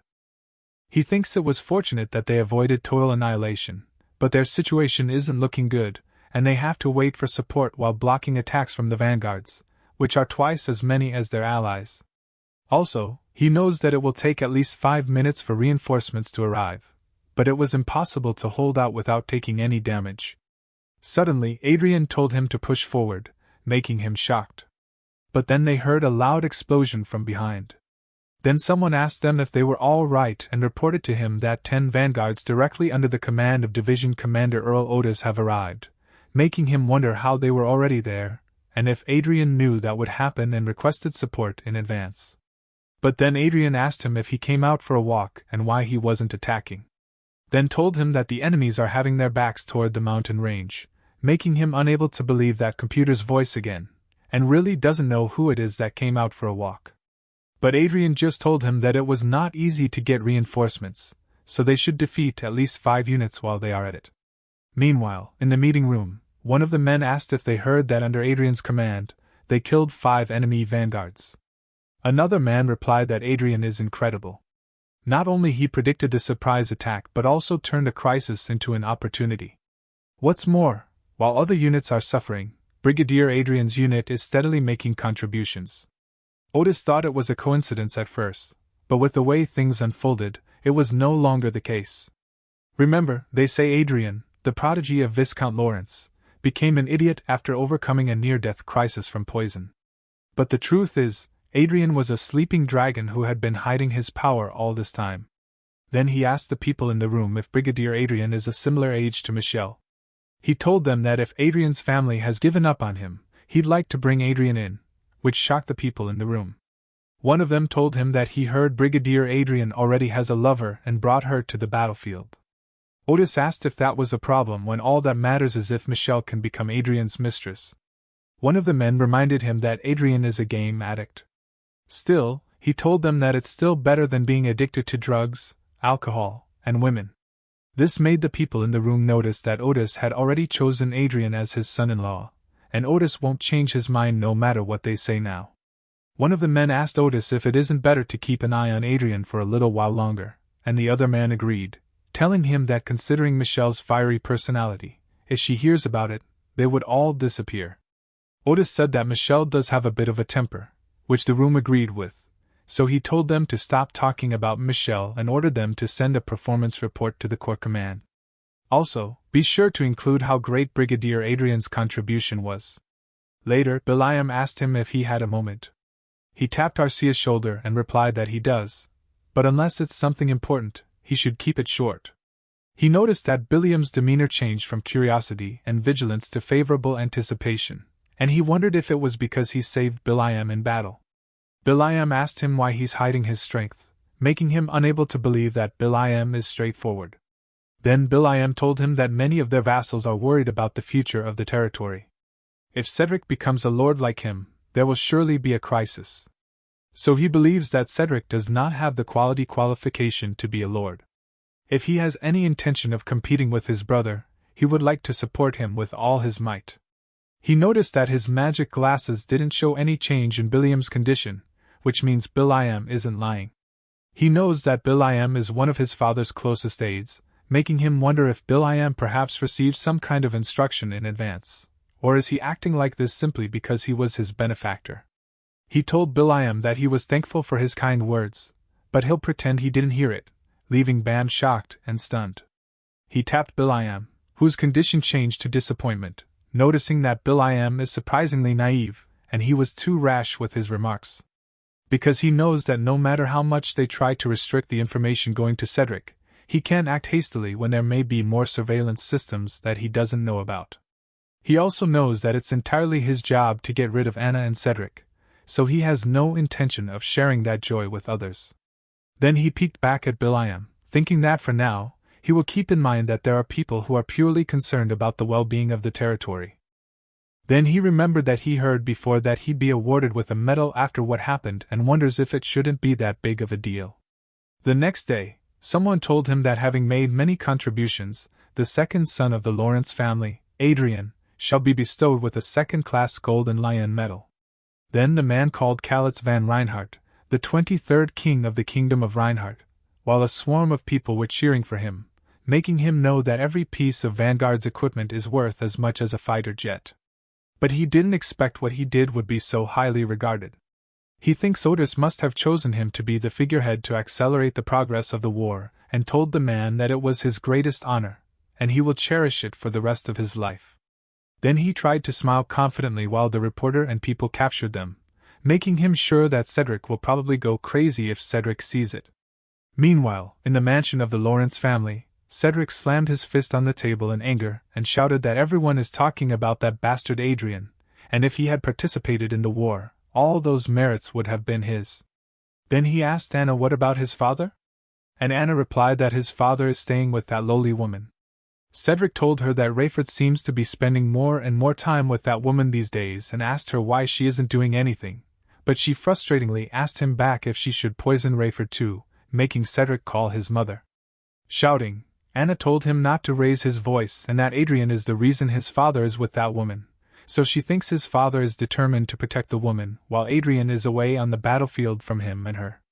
He asked her if it was true that Adrian will completely cut off his ties with their family after returning from the war, and she agreed, telling him that it was the reason why Adrian must be desperate too, since Adrian needs to find a way to make a living by himself.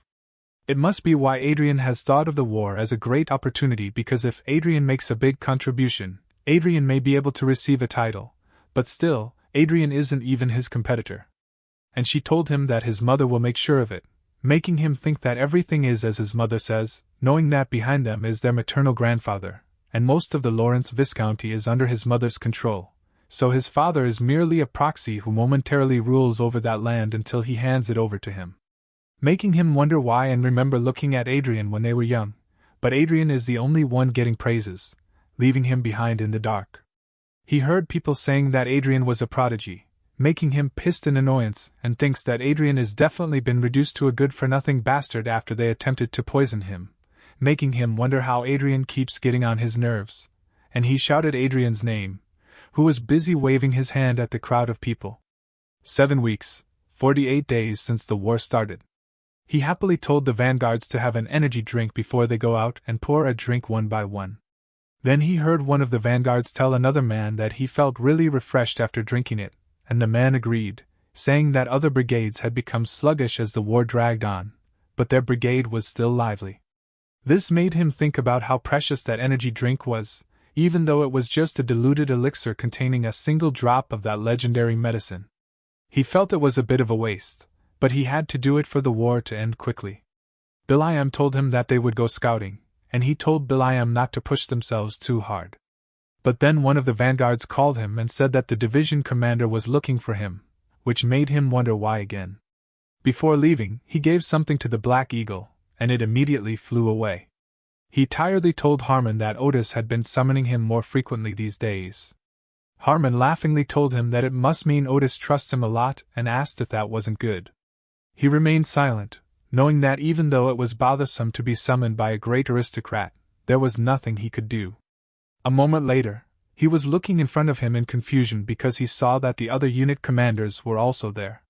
He wondered if Otis had summoned all the high-ranking commanders in the division. He thought that if it was related to the battle, Otis could have sent him a message instead, making him wonder if Otis had something important to announce that couldn't be made public. Then Otis appeared and warmly welcomed all his guests. Otis told them to rejoice because they wouldn't have to hear that sickening gunfire anymore since the end of the war would be declared soon, which surprised him. Otis told them that the end of the war would be declared soon, and the foreign ministers of both countries were currently holding a meeting. It seemed that those Croys and Guys had no intention of going to an all-out war in the first place. It was a large-scale conflict, but in the end, it was a local war that was no different from an annual event, making everyone in the room sigh with relief. One man wondered why they would do such a thing, and the other man replied that it was obviously to strengthen their imperial power. He remembered that it was the same in his past life, and he guessed his nation just didn't have any luck when it came to its relationships with neighboring countries. Then he asked Otis about the vanguards who have been dispatched. Otis replied that until the declaration of the end of the war is given, they must continue that war game, making him upset to hear it because he knows that it was always the subordinates who died due to their superiors' decisions. But then Otis told him to relax and asked him if he didn't receive a golden lion medal as the spoils of war. Then he told him that his reward certainly won't be small if the war ends like this, so he should just savor that moment now. It made him smile, thinking that Otis was right, and he wonders since when has he been so virtuous. Then he cheered his drinks to Otis, thinking that instead of worrying about others, he should focus on his future since he has to go back to his family after the war ends. He needs to level up even more. The next day, Will.i.am told him that he still thinks it was a good thing, making him silent. While Era is eating on the side, Will.i.am asked him what would happen if their country and the Croyzen Empire engaged in an all-out war. He told him that 100 sky fortresses and tens of thousands of vanguards would have annihilated everything, and an unimaginable catastrophe would have taken place. He told Will.i.am that he should have taken some more rest, and asked him why he came there. Then he opened his arms to Arcia and gave a cookie to Will.i.am, telling him to have some of it. Will.i.am asked him what it was, and he replied that considering it was given by Count Otis, it should be quite precious. Will.i.am told him that he already felt that before, but he was truly different from other nobles. Not only did he feel truly sorry for the sacrifice of his soldiers, but he would even keep guard of the command center like it while his men are resting. But he knows that, of course, he would be different from the common nobles since he was a very ordinary citizen in his past life, and he was there to wait until he can access the game. But then Will.i.am told him that at the same time, he still possesses the composure and dignity of a true noble. He told Will.i.am that he thinks he got that part wrong, but Will.i.am just asked him if he wasn't drinking black tea even when he saw enemy troops rushing in, and he thinks that is impossible without absolute trust in himself. The subordinates were able to shake off the tension as they saw his composure. Also, everyone in the 232nd Independence Brigade completely trusts him. He knows what Will.i.am is trying to say now, and Will.i.am is trying to bring up again that he'll support him to be the successor. And there he was wondering why Will.i.am complimented him all of a sudden when he was about to remind Will.i.am of what he said last time. Will.i.am suddenly kneeled down, making him surprised, but Will.i.am just told him that he has got trustworthy men around them, so no one can come close, and they have also checked for surveillance devices, so he doesn't have to worry. He looked up hearing Will.i.am's words and noticed that outside were vanguards guarding him, making him realize that Will.i.am is serious because all of them are from his father's side. He told Will.i.am that he knows that he has taken precautions, but that kind of behavior may be more noticeable. Will.i.am told him that it was exactly why they came there when everyone is resting. He, who was a lowly subject, Gilbert Will.i.am, would like to serve him, Adrian Lawrence, the second young master of the Lawrence family, as his lord from today on. He asked Will.i.am if it could be that the other knights outside are thinking of doing the same thing, to which Will.i.am replied yes, making him silent. Then he replied, "All right," making Will.i.am look up at him in excitement. However, he told Will.i.am that he has a condition, and Will.i.am asked him what it was. He told him that he is to act normally until he tells him otherwise. Will.i.am asked him if it wouldn't be better to gather power as quickly as possible and suggested that even if he built up his power there right now, the size of their forces would be nothing to scoff at. He replied that it would be nothing to scoff at, but not enough for them to win, and he had a plan, so they should follow his orders. Will.i.am bowed and replied that he will. He asked Bilayam how many knights are willing to follow him like he did, and Bilayam replied that first of all, there are 5 vanguards there, and the remaining knights number around 30, so if they gather the people from the territory, their size will at least be doubled, making him think that it was not bad, and there were more people for him to work with. Then he slowly stood up while praising Bilayam. However, before he left, Bilayam told him that he had one more thing to tell him, making him confused. Bilayam told him that his father is planning to assign Sir Perseus to him, and he thinks it would be a good idea to recruit him in advance. This surprised him, knowing that Perseus was originally the vice-commander of the Knight Order of Lawrence, and with his superior skills, he had virtually no rivals among all the aura experts, with the only exception being the Knight Commander. However, he thought Perseus had already left the order due to family political fights centered around Anna, making him wonder if that kind of person is really coming back. Bilayam told him that maybe when Perseus returns, many knights who have been remaining neutral will change their minds. He knows that Perseus was a typical warrior and a very popular knight. In other words, there is room for power expansion through him, perhaps enough to be on par with Anna and Cedric's forces. So he thinks recruiting Perseus is not a bad idea at all, especially when it comes to a valuable talent that he can use outside of the family. Then he told Bilayam that he thinks he needs to meet Perseus as soon as possible and asked Bilayam if he could arrange it secretly. This made Bilayam shocked, and he promised to look into it. He came out of the room thinking that power is good. However, his top priority is not to build his own power but rather to clear the next lucky encounter quest, and swore that he was going to form his 7th circle today. But he was swimming in his blood with Arcia and Black Eagle when the system showed him that he had died, and he should try again after recovering his experience points. This part starts with before that situation happened where both Arcia and Adrian died in the game. He was loudly asking what was happening. Then he called Arcia to help him, which Arcia immediately obeyed. All that time, while clearing lucky encounters and reaching level 200, he never experienced death. He knows that it's normal to die and overcome struggles in a game, but if he dies there while sharing senses with his real-world self, the pain will be unimaginable. He noticed that Arcia always stood still against any enemies, but she's being pushed back right now. He always put his safety first in every fight. But when Arcia and Black Eagle were slashed by his enemy, which is a Death Knight, everything collapsed. Then he noticed that it was not just an aura master because the enemy also had a named boss with quest buff and an abnormally strong body, which means that one is on a different level. The last thing he saw was the system showing him that he died, and he should try again when he recovers his experience points. Then the system showed him that he was being resurrected in a nearby village. He was sitting and enduring his pain. He thinks that the senses sharing system is problematic because he can't even twist in pain since people are everywhere. He realized that it was too easy until now. Then he used his resurrection scroll, and the system showed him that his support, Arcia, had been revived. Arcia apologized to him, but he just asked her if she was okay and if it didn't hurt her. She replied that it did, but her senses in the game are far lower than his, so she can hold it in. He sighed in relief and thanked goodness that she was not badly hurt. Then he remembered that he recruited her without thinking because of her tanking stats, but as he got closer to her, he was embarrassed, hiding behind her small body. So he swore that he would try to change his combat style and thinks that if she was enduring his pain. But then he told himself that he would have to change it, in the end. He realized that fighting the Death Knight showed him a clear limit to their combat style. Arcia blocks the enemy's movement, and Crowy, which is his Black Eagle, blocks their sight or sneak attack to support Arcia, and he does massive damage from the back with magic. It worked out since they are overgeared, but it has a limit against enemies like Death Knights who can constantly keep up with Arcia. The problem is the long time between each attack. His casting time is delaying the main damage, which means the only way to keep away enemies between casts is Black Eagle's tackle. He looked at Arcia knowing that her defense worked against the Death Knight, and she ended up overpowered by him. But she can surely block one attack, and if there was one more DPS that could support her while he cast, their current combat style would work.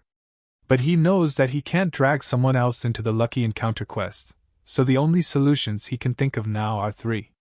One is to use low-level magic circles to reduce casting time and increase your firing rate. 2 is to use Crowy as a fighter instead of just his hit and run support. 3 is for Arcia to stop using only a shield and start using a sword to deal damage. Then he realized that the first option was weakening himself, so it was best to change things with Arcia and Crowy. He planned to look closely into it while recovering his experience points. He told her that it wouldn't be easy, but they should give it a try. Arcia agreed. However, in the second battle against the Death Knight Pascal, the system showed him that he died and needed to recover his experience points to try again. This made him frustrated, and he asked how it was even possible. He resurrected Arcia once again, and she apologized to him. He told her not to apologize because it was his problem. This time he tried using Arcia and Black Eagle more actively in the fight, but Crowy had a hard time facing the Death Knight directly and died within a minute after the fight started. He died within 3 minutes, and Arcia followed after a minute. He thought the biggest problem in that fight was probably Crowy dying too quickly. Crowy couldn't deal much damage to the target, but the diversion helped. This means that to maintain their combat style, Crowy's survival is necessary. He wondered if he should make and equip Crowy with a chest plate. Then he thought he would have to try something and reassured himself that there was no need to be nervous because things that are not working will eventually work. Also, it was just a test to reach the 7th circle. Still, in the third battle, he died, which made him punch the wall continuously in anger. He said it wasn't too bad, it was made in a hurry, but it did its job. It allowed them to fight the Death Knight Pascal longer, which allowed them to see his pattern. He told her that they started to see Pascal's patterns, which was good, so they should try again after recovering their experience points. She agreed. In the 5th battle, Pascal couldn't believe them and asked if he was fighting against a bunch of acrobats. Pascal told them that it was real talent to be able to amuse an undead like him and asked why he didn't change his approach. He just told Pascal that he must be confused and asked if he had heard about the human bomber.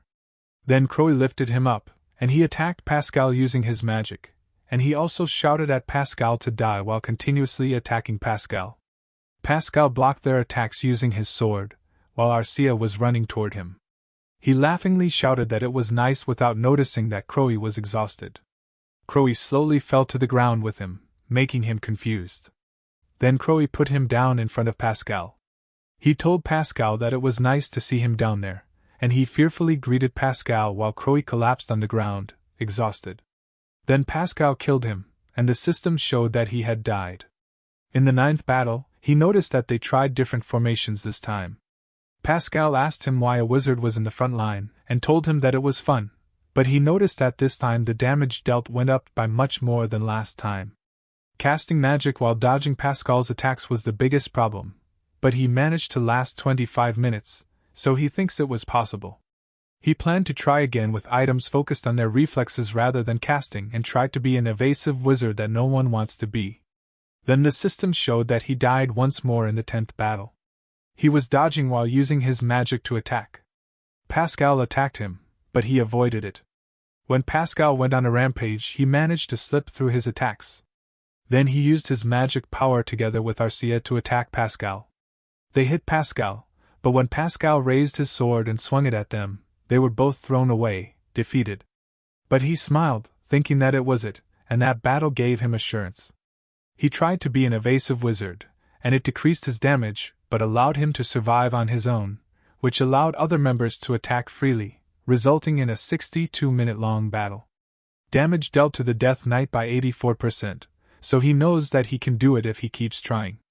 He took off the game device and noticed that he had exceeded the connection time limit. He stretched his body while telling Arcia that he thought it would be over after reaching level 200, but they were being held back at an unexpected place. But then he felt something on his shoulder, and told Arcia that he felt like the world is moving slower, and asked if he was sick. Arcia replied that he experienced and repeated death and resurrection many times, so she thinks it was normal for his sight to change. He asked her if she was the same as he, and she replied that she can't really tell, but she felt that she was stronger because her body's strength is the same as yesterday, but she feels like she was way stronger than before. She told him that it was the strength that was only obtained through experience. He thinks he was used to it now, but Arcia's response was definitely not from an artificially created homunculus. If time passes and she experiences much more, she will be no different from a human being. She asked him if he had any orders, and he replied no. Then he told her that he was going to sleep, so she should rest too, and they should try again when he can get back on, to which she replied yes. In their 12th battle, the damage dealt to the Death Knight is 75%. In their 13th battle, their damage dealt to the Death Knight is 85%. In their 14th battle, their damage dealt to the Death Knight is 91%. In their 15th battle, their damage dealt to the Death Knight is 89%. In the 16th battle, their damage dealt to the Death Knight is 93%. In their 17th battle, their damage dealt to the Death Knight is 98%. And in their 18th battle, their damage dealt to the Death Knight is 100%, which means they defeated Pascal. He smiled tiredly, raised both hands in the air because of excitement, and told his team that they had won. Then the system showed him that he completed the Lucky Encounter quest level 7. Then they entered the 8th floor of Manuel Lucas's magic tower, and he noticed that the 7th floor alone was several times larger than the previous floor, but that one is the size of the Royal Library. Then he asked if most of those decorations were made with game graphics because it was good, but then someone told him that they were all real, making him shocked. He immediately swung his staff toward that someone, wondering if the test to achieve the 7th circle is not over yet, but Arcia smilingly told him that it was fine, so he put down his staff, unable to believe that Arcia would smile like that. Then he looked at the man in the center of the magic circle, and wondered if he was a fairy or a grandfather one. Then he wondered if he was a new supporter but was confused about why he looked so familiar. But then he figured out something and shouted to ask if he was Archduke Lucas. But the old man replied that his name is Chester, and he was the manager of the Fate, and also a trace of Manuel Lucas, making him confusedly wonder what he meant by the manager of Fate and more than that what he meant by trace. Chester explained it simply. He was an artificial intelligence created by replicating Manuel Lucas's memories, but he was focused on a trace of Archduke Lucas. He thinks that even if it was a clone, he encountered a being who is no different from his savior. Let alone be happy. His head is complicated, and it would be great if Chester showed favor to him, but if it's the opposite, it'll be hard for him to respond, since at least in the Hollywood system, he would be an omnipotent being no less than a god. He sweated, wondering if Chester was going to take back what he gave him, but Chester told him that there's no need to be that nervous. He told Chester that to think he'd be able to have an independent conversation like this, he doesn't seem like a program made with artificial intelligence at all. Chester replied, of course. Then he explained that he may not have a soul, but he does have data containing a person's life. He told Chester that although Lucas's body couldn't win against aging and died, at least his spirit remains in that virtual world. In a sense, it was eternal life. Chester told him that it can be seen that way, which is why Manuel Lucas created the Hollywood system in the first place. But that system isn't perfect because memories that were turned into data may be lost in the transfer or deteriorate. Also, more than anything, he can't see him as being alive because he just exists like a specter. Manuel Lucas thought it, even if a clone memory had consciousness, it was not his true self. If he was interested in eternal life through memory duplication, Lucas wouldn't have wandered around in virtual space like this but would create a homunculus like Garcia and engrave his memories there. He had a suspicion that Manuel Lucas's ultimate goal was to take over his body, but he was glad that it doesn't seem to be the case. He asked Chester if he may ask him why he appeared, then he told Chester that honestly, he was flustered by the difficult situation on the previous floor, and he wondered if there would be any restrictions or compulsory duties given to him. Chester slid down his staff, and a system appeared in front of him, showing him that he has granted the usage of Hollywood System Administrator authority for 5 times. Chester told him that the fate that he acquired is Manuel Lucas's everything, so naturally, various authorities are included in it, and there are limitations, as the fate hasn't been fully resolved yet, but he will be able to exercise his authority as he wishes in the future. He asked Chester what he can do with it, and Chester replied that he will be able to exercise administrator authority over all programs based in the Hollywood system, which is a virtual reality system, making him shocked because he knows that the Hollywood system only exists with features of virtual reality and is similar to Earth's internet. In other words, it means that he can control all the information connected online as he wants. But then, Chester told him that he must adhere to 4 rules when exercising administrator authority. First, administrator privileges cannot be used for Chronicle Online, which is bound with Lucas's fate. Second, he is prohibited from directly accessing another person's brain. Third, he is prohibited from stealing other people's property. And fourth, he was prohibited from exercising authority that directly has a negative impact on the world. He was wondering what it was since Chester said rules, but he realized that it was pretty logical. Then he asked Chester if, by any chance, it was also possible to launder the source of wealth acquired through fate, and Chester replied that it was not difficult because there are a few methods. But what he recommends is to create investment and stock trading records in the online currency market.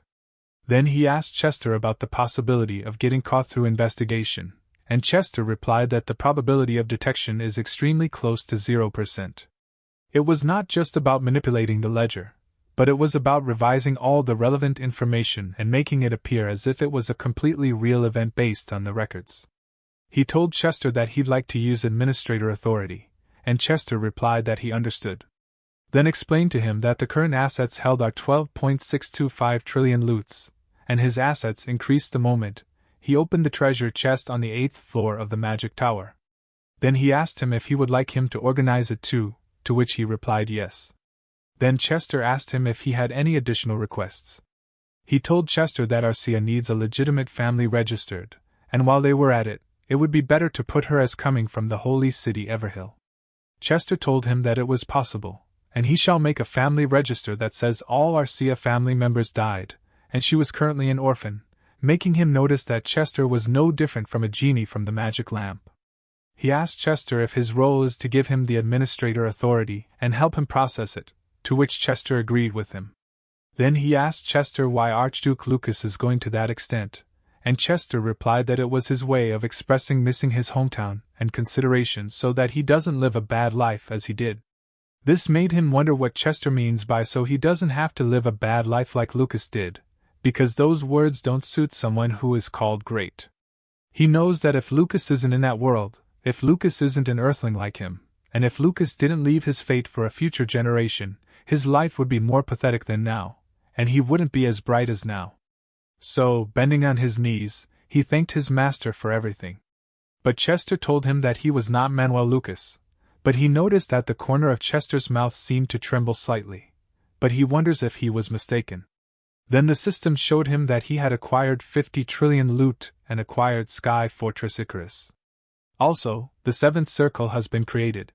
Meanwhile, in Archduchy city of Nikhen, the former vice-captain of the Knight Order, Perseus asked the person if he said Adrian and if he heard it wrong. Biliam told him that he didn't hear it wrong, and they believe that if Adrian takes control of the territory, it will develop even further than it is now. Then he asked him if he didn't intend to support Adrian's move anyway, but he just asked Biliam back if he thinks they are the same thing. He thought he was standing up for the Lord, which is Rayford, but if he had known he was asking for a private talk to push for an immature child, he wouldn't have met him in the first place. But Biliam, with a clam posture, told him that Adrian is gifted. He told Biliam that he did hear that Adrian was a bit impressive in the war, but asked Biliam if he thinks that the object of trust is too small to believe and act on. Biliam just laughed, making him confused. Biliam apologized to him and explained that he wasn't laughing at him, and that he just remembered that he was in a similar position to Adrian not long ago. It seems like he thinks Adrian got lucky with that one and is still the same as always. He asked Biliam if he meant that Adrian has changed, and Biliam replied that he certainly hasn't. Rather, what is known to the outside world is only the tip of the iceberg, and unlike him who heard about Adrian's expertise through others, he was someone who heard Adrian's instructions directly and put them into action. Also, he did hear say that Adrian is one of the greatest geniuses in that country, but he won't know unless he experiences it himself. And even the knights who lined up behind Cedric followed Adrian during the war. He told Biliam that he was completely devoted to the second young master, and Biliam replied that he had no other choice but to be devoted to Adrian. Then he told him that he won't know unless he experiences it himself. He thinks that the story was that Adrian, who was a prodigy, took poison and became a boy of mediocrity at the age of 7. In other words, Adrian decided on a way to survive at a young age and put it into practice. Until recently, even if we set aside Adrian's intelligence, which Biliam boasts about, he has no choice but to acknowledge Adrian's patience and perseverance. Then he asked Biliam what he wants, and Bilayam replied that he wants to persuade the vassals who are maintaining neutrality and leaning power balance toward the second young master. He told Bilayam that it was a huge task, but it was interesting. Bilayam told him that he made a great decision, but he asked Bilayam what he means when he hasn't decided yet, and shouldn't he meet Adrian before making a decision. Bilayam smilingly told him that Adrian said he was going to visit soon anyway, and he heard that Adrian is coming soon, so he should let him give Adrian a call, making him notice that everything was done according to Adrian's intentions. Bilayam told Adrian, who was on the other line, that they were done talking, and he thinks he can come in now. Perseus is thinking that a young master who has been living for revenge for over a decade, and he'll have to see for himself whether Adrian is truly worthy to be followed as Bilayam says. But then the line on Bilayam's call got disconnected, making Bilayam awkwardly laugh and shyly check his connection, wondering why Adrian isn't picking up the call. Then they felt a strong power of mana, and Perseus noticed that it was unmistakably a mana signature of space leaps. Moreover, with that amount of mana, he was certain that it was a teleportation of the seventh circle. When he was about to ask what on earth was going on, Adrian, with Arcia, appeared, and he told them that judging by their faces, they mustn't have an idea that they were under siege. Bilayam looked confused at him, but he just told them that he does understand because they are people covered with artifacts throughout their entire bodies. Then he ordered Arcia to get rid of them, which Arcia speedily obeyed. Then she came back with a bloody sword and told Adrian that 5 assassins have been defeated. But he just asked if his expectations were too big because he heard that both of them are the strongest men in their territory, but to think they didn't even notice the assassin's approach. Perseus wonders what in the world is the situation and who is that monster with the laid-back expression beside Adrian. When he was about to ask Adrian, he cut him off by saying that he has been dreaming of revenge for 13 years since the day he took the poison and asked them if they would come unprepared. He also told them that he needs to at least have an aura master as a guard, making them both shocked. Perseus remembered his words that he'll have to see for himself whether Adrian is truly worthy to be followed and realized that he has been acting too presumptuous because that person isn't someone he can dare to figure out. Well, that's the end of the video. Don't forget to like and subscribe. If you like this video, then comment part 4. Silently gazed at each other for a moment. Then he turned his attention to Perseus and noticed that Perseus was 43 years old. He was a member of Reinhardt Kingdom's Free Knights. His talents included a high aura, strong physical abilities, moderate learning aptitude, and average intelligence. His traits were marked by conquest and leadership. Their relationship was friendly and allied, and his demeanor appeared astonished, scared, and anticipative. Perseus inquired if Anna had sent them, to which he replied affirmatively. While telling Perseus that he must have many questions, he snapped his fingers, and immediately the corpses on the ground vanished, and the damaged surroundings were magically repaired.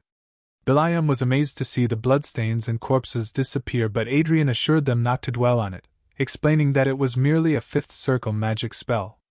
He then suggested they relocate, and with a touch of teleportation magic, he swiftly transported them, leaving them in awe as this was a seventh circle spell known as teleport. Lua's kingdom was an ally of Reinhardt Kingdom, known for having a significant number of grand wizards. Following the 4 empires, if anyone were to name the most famous wizard among them, the anonymous answer would be Duke Kine Riverdale. He was not only a grand wizard but also a renowned teacher who successfully trained 6 seventh circle wizards. However, many believe that the greatest wizard of all time was Archduke Lucas, while the title of the greatest teacher belonged to Duke Kine Riverdale. Perseus asked if his magic teacher was truly Duke Riverdale. However, he was told that Riverdale had passed away a year ago. He replied that he knew, but because Riverdale had taught him, he could learn without any problem under Anna's surveillance. Perseus still couldn't believe it, knowing that he had spent most of his time in the game. Then Perseus figured something out, making Adrian smile, and he told him that he was right. He explained that the only place he could act without any restriction was the virtual world. Riverdale taught him in both the real world and the virtual world, taking turns. However, he knew it was all a lie because the Grand Wizard appeared out of nowhere. Anyone would doubt if a 20-year-old reached the 7th circle. The best way to prevent it from happening is by having the title of Duke Riverdale's disciple. Perseus told him that Riverdale was indeed creative, and it was a brilliant way to teach. He knew that he didn't just lie without any preparation. He had a platinum plaque and a hologram picture of Riverdale and him, but none of those were real. He asked Lucky Encounter admin Chester to create them in reality to use them as his alibi, just like the one he was holding. There were many traces of Riverdale and a record of him having a secret disciple that no one knew about. So the Riverdale family or his other disciples would trust him when they find him. He wished he could say he was the heir of Archduke Lucas, but he knew that people wouldn't leave him alone for the rest of his life. Then he told them that Arcia and he could handle Anna and Cedric, so there was no need to try too hard to expand their influence. Perseus asked him why he had called him there. He replied that he had no plan of letting him go, making Perseus shocked and confused. Then he told Perseus that he had something else to do for him, and asked him if he could see his left hand. Their digital watches touched each other, and the system showed the number 2 online currency account. The system asked him if he would like to share his 20 billion loots in the number 2 online currency account, to which he replied yes. Perseus was shocked by his action, but he just told him that he wanted him to create a group that would obey his orders and gather the intel. He knew that the jobs that the group is going to do will be dirty work, but it is required to aim higher, and it was cruel to ask a knight to take the job. Perseus told him that since they were likely to go against Margrave Raven, he believed they did need a group like it, but asked him if he was sure because he believed it wasn't easy for him to save up that amount of money.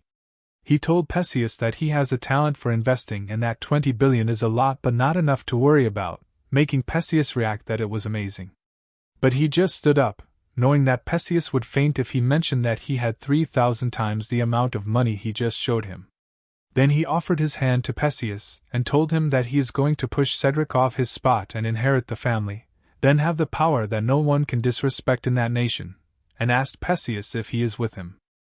Perseus looked up at him and bowed down, accepting his hand, while telling him that he had his loyalty. Meanwhile, the scene shifts in Anna's room. She asks her butler if he means 5 expert assassins who disappeared without any trace, to which the butler fearfully replies yes. She asks him if they didn't say they can kill anyone except an Aura Master or Grand Wizard, to which the man replies yes, because their ability is capable. She throws her wine glass at the man's head and furiously asks why it is happening, but the man just bends his head down. She asks him where Perseus and Biliam are, and the man replies that Biliam returned to his unit, and Perseus's location is unknown. She tells the bleeding man that Perseus is alive because Biliam would report to her husband if Perseus died and thinks that if those are together, and planning something, they are definitely aiming for her. So she should have watched over the situation a little more. Then she remembers Rayford telling her that he would like her to stop watching over Adrian and Sylvia, making her pissed, knowing that she had no choice but to listen to Rayford because if she pushed too hard on Rayford, things could have gotten worse. But she was pissed to hear a report that Adrian's performance is beyond expectation. Adrian is sharing his reward with his comrades and superiors, but Adrian will be getting a title when the war is over, and Biliam said he wants to be on Adrian's side, but Adrian declined Biliam's offer. Also, there were more knights who wanted to support Adrian, making her think that if Biliam and Perseus get together, they will be unstoppable. So she can't let them do what they want. Also, she can't allow Cedric to have a competitor, so there's no time to keep promises anymore. The man asks her what she would like to do with the Assassin Guild and tells her that they promised to send more people to ensure they complete the job. She simply asks the man if she should just kill Adrian, which shocks him. She asks the man why they were so scared when it seemed like the easiest solution, so she didn't need to think too hard. But the man warned her that if she did it, there was no turning back with Rayford, and Adrian was gaining everyone's attention. However, she interrupted him by calling him and asked him how long he had worked for her. The man replied that this year would be his 30th year. While she grabbed a bottle of wine, she walked toward him, telling him that if he had worked for her that long, he should know she hated being lectured. The man fearfully apologized to her. She poured the wine on the man's head and asked if he thought she didn't know that. She told him she was doing it because there was no other way, making the man shake in fear, knowing he had made a mistake. She asked the man if he thought he was smarter than her, and he shakily said that he kept going because of remorse for Adrian. He kneeled on his knees and begged her to forgive him because he just pitied Adrian. She asked him if he said pity, and he replied yes, nothing else. She smiled and told him that if that was the case, he could frame it differently, making him confused. But when she told him it wasn't an ordinary person dying, it was the pitiful son of a viscount, someone had to take responsibility, and he did it as his way of showing loyalty without her knowing, crushing his world. Then she sweetly asked him why, and if he didn't want to. The man replied while shaking that he understood, and she should leave it to him because he'd prove his loyalty. She laughed and told him she liked his response, then walked away, telling him to get it done this time, and if they failed again, they would be the ones dying. The man realized that Anna is abandoning him after working for her for 30 years because he misspoke, and he thought it was too late to go back. If Adrian could overcome it, maybe he could find a way out. Meanwhile, in the battlefield everyone raised a glass of wine together, and Otis was proudly talking with him. The people cheered, raising their glasses while congratulating the victory of the 23rd Division. One of the men told them that they could finally go back, and the other replied that he was relieved that the end of the war had been declared safely. Otis told everyone that he never thought he would receive recognition thanks to Adrian, and that he was looking forward to the commendation ceremony. One of the men happily replied that Otis was right, and thanked Adrian because his standing in his family had risen. The other men assured him that he would be the heir of his family, so he should visit them many times because they would welcome him with open arms. He knows that they are getting credit for what he has done, so it is normal, and he thinks that if he had taken all the rewards himself, it wouldn't have happened. Then he told everyone that it was all because Otis had trusted and supported him with great wisdom, making Otis laugh and telling him that he was a humble man. But then Otis told him that it could have been better for him if the war had continued for a little longer, making him wonder what he meant. Then Otis told him that if the war had continued and he had earned more recognition, he could have become a lord, but with what he has right now, the reward will be limited to only him. Hearing this, he understood what Otis meant because he knows that there is a big difference between inheriting a title and earning one on his own. No matter how high of a rank he achieves, he doesn't have earldom. He can't pass on his title. He told Otis that it was okay and that he didn't fight expecting something. Still, Otis told him that it was a shame because he has so much potential, but he doesn't have the environment to fully express himself. He just keeps silent, knowing that he'll be the rightful heir of his family once he pushes Cedric away. Otis told him that it makes him feel sorry, and he told Otis that he shouldn't worry about it because it was really okay for him.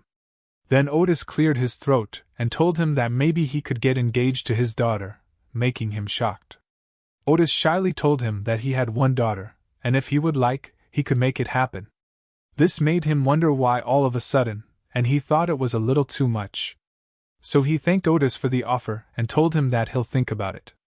Otis excitedly told him to think about it, and that he'll always welcome him. He wondered if Otis's daughter was the one known for being a maniac, but he thought it was not his problem anyway, and wondered if it mattered when he could finally go back. Then he told Anna and Cedric in his mind that when he gets back, things they would have never expected would happen. The day after Reinhardt's and Croisen's war ended, the provincial army was disbanded right away. Evans shook his hand and invited him to visit his place anytime since he was always welcome. After a brief farewell, the ship closed and began flying in midair. Later, he logged into the game and felt exhausted. He was leveling up rapidly in the game whenever he had some free time. He knew that the level requirement to challenge the Lucky Encounter quest level 8 was 250, and his current level was 202. However, it had been almost 10 days since he reached level 200, and he felt like he hadn't been making progress at all. He thought their combat abilities had improved significantly since the battle against the Death Knight. As they became stronger, the monsters also grew stronger. The experience point cap had gone up as well, making it impossible to level up at least once a day like before. He knew it wasn't just his problem because the party that had just slain that monster also needed at least a party of 5. This made him wonder if he should look for a new party member, but he thought he couldn't do it. It was best to avoid attention since he had the Lucky Encounter ability, and he preferred to progress slowly and steadily toward reaching the max level.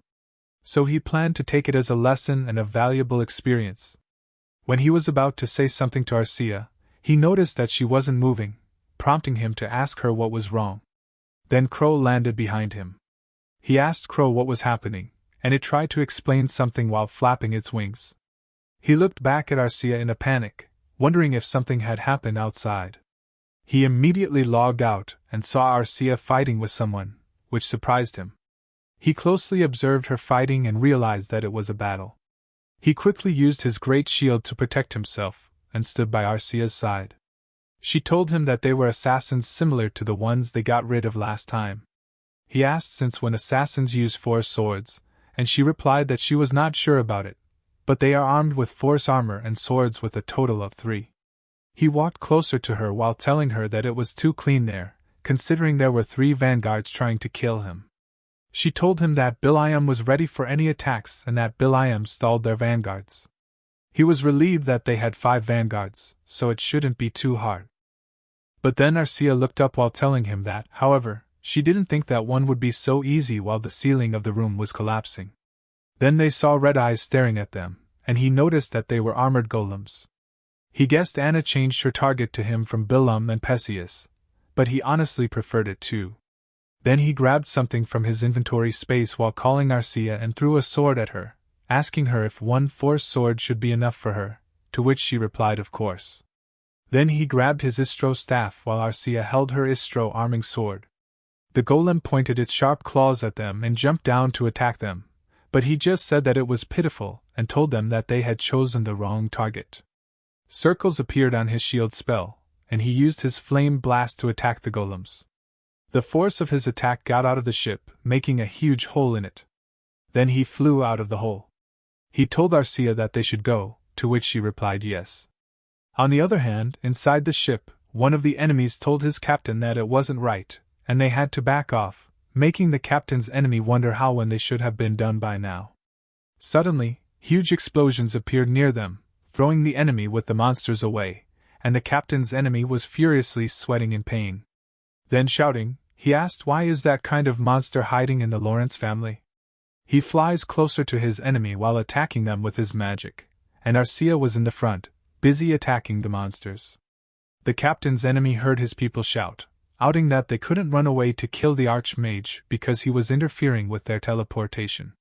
The other replied they couldn't because there was an aura master next to him, before shouting in pain. The captain's enemy was going nuts because of the situation they were in and thought that the Archmage was not enough, but there was even an aura master. Then the captain's enemy ran away while shouting to his people that they were all on their own now, getting Adrian and Arcia's attention. A moment later, he used his magic power to stun the captain's enemy on the floor, while Arcia was running toward him. Arcia cut the captain's enemy's hand, making him shout in pain. She swung her sword backward and attacked the captain, and was close to beheading the captain's enemy. But then Adrian told her to wait and not to kill that guy, so she stopped in time before her blade cut off the captain's enemy's head. He got down on the ship to walk closer to the man and told him that there was no use trying to escape, making the captain's enemy wonder if they were completely annihilated because he thought it was impossible. He was about to suggest to the captain's enemy, "How about we help each other?" But then he noticed the captain's enemy doing something and shouted to Arcia to stop the man while running toward them. When Arcia checked the captain's enemy's pulse, she told him that he was dead, and it looks like he chewed the poison hidden in his molar teeth. Adrian was amazed to think that it was really how the assassins died because he thought it would only happen in novels. Since he didn't have a lot of experience dealing with assassins, he took their determination lightly. Then he heard the vanguards noisily behind him, asking Biliam if he was already aware of it and begging Biliam to say something. Biliam opened his helmet and told the vanguards that Adrian is Duke Riverdale's disciple, making the vanguards shocked. The vanguards panicked and told Biliam that Adrian must have been under strict surveillance all this time, and what is more, Adrian usually played games all the time. Biliam replied that Adrian was able to train without any restrictions in the virtual world. Adrian said that his teachings were conducted between reality and virtual reality, so the theory classes are also available online, yet they didn't even know it, and not just them, but everyone in the family looked down on Adrian. Biliam also told them that they all know how amazing Duke Riverdale was, but he thinks Adrian was able to become like him because he was special, the young genius of Viscount Lawrence. It was said that Adrian had lost his intelligence after taking poison but had been making plans for the future while lowering himself and deceiving everyone around him to survive. Will.i.am told everyone that the tide had turned, and surely they were not thinking of dying on a sinking ship. Adrian noticed that Will.i.am was pretty good at influencing others, and Will.i.am told everyone that they would arrive at the estate soon, so they should behave themselves so as not to be a nuisance to Adrian, to which they all replied yes. Later, Sylvia is crying while running toward Adrian and hugged him tightly, asking if he was all right and if he wasn't hurt anywhere. He told his mother to calm down because he was all right.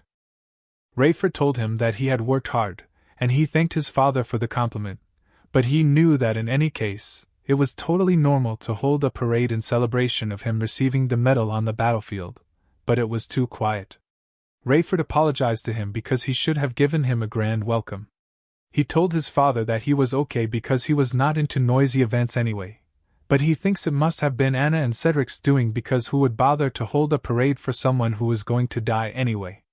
Rayford told him that in exchange for it, they had prepared a grand banquet, so they should celebrate his return with eating and drinking. But he just looked up and saw his fortress in energy-saving mode, making him smile inside. In their mansion, there were a swarm of different dishes on the table, and Will.i.am, Harmon, and others told him that it was their greatest honor to fight alongside him. Harmon bowed his head to him, and told him that he was able to come back alive thanks to him, making his father tell him that he had learned how to win people's hearts on the battlefield. Suddenly he heard Cedric shudderingly call his name in anger, and saw that he was with Anna and others.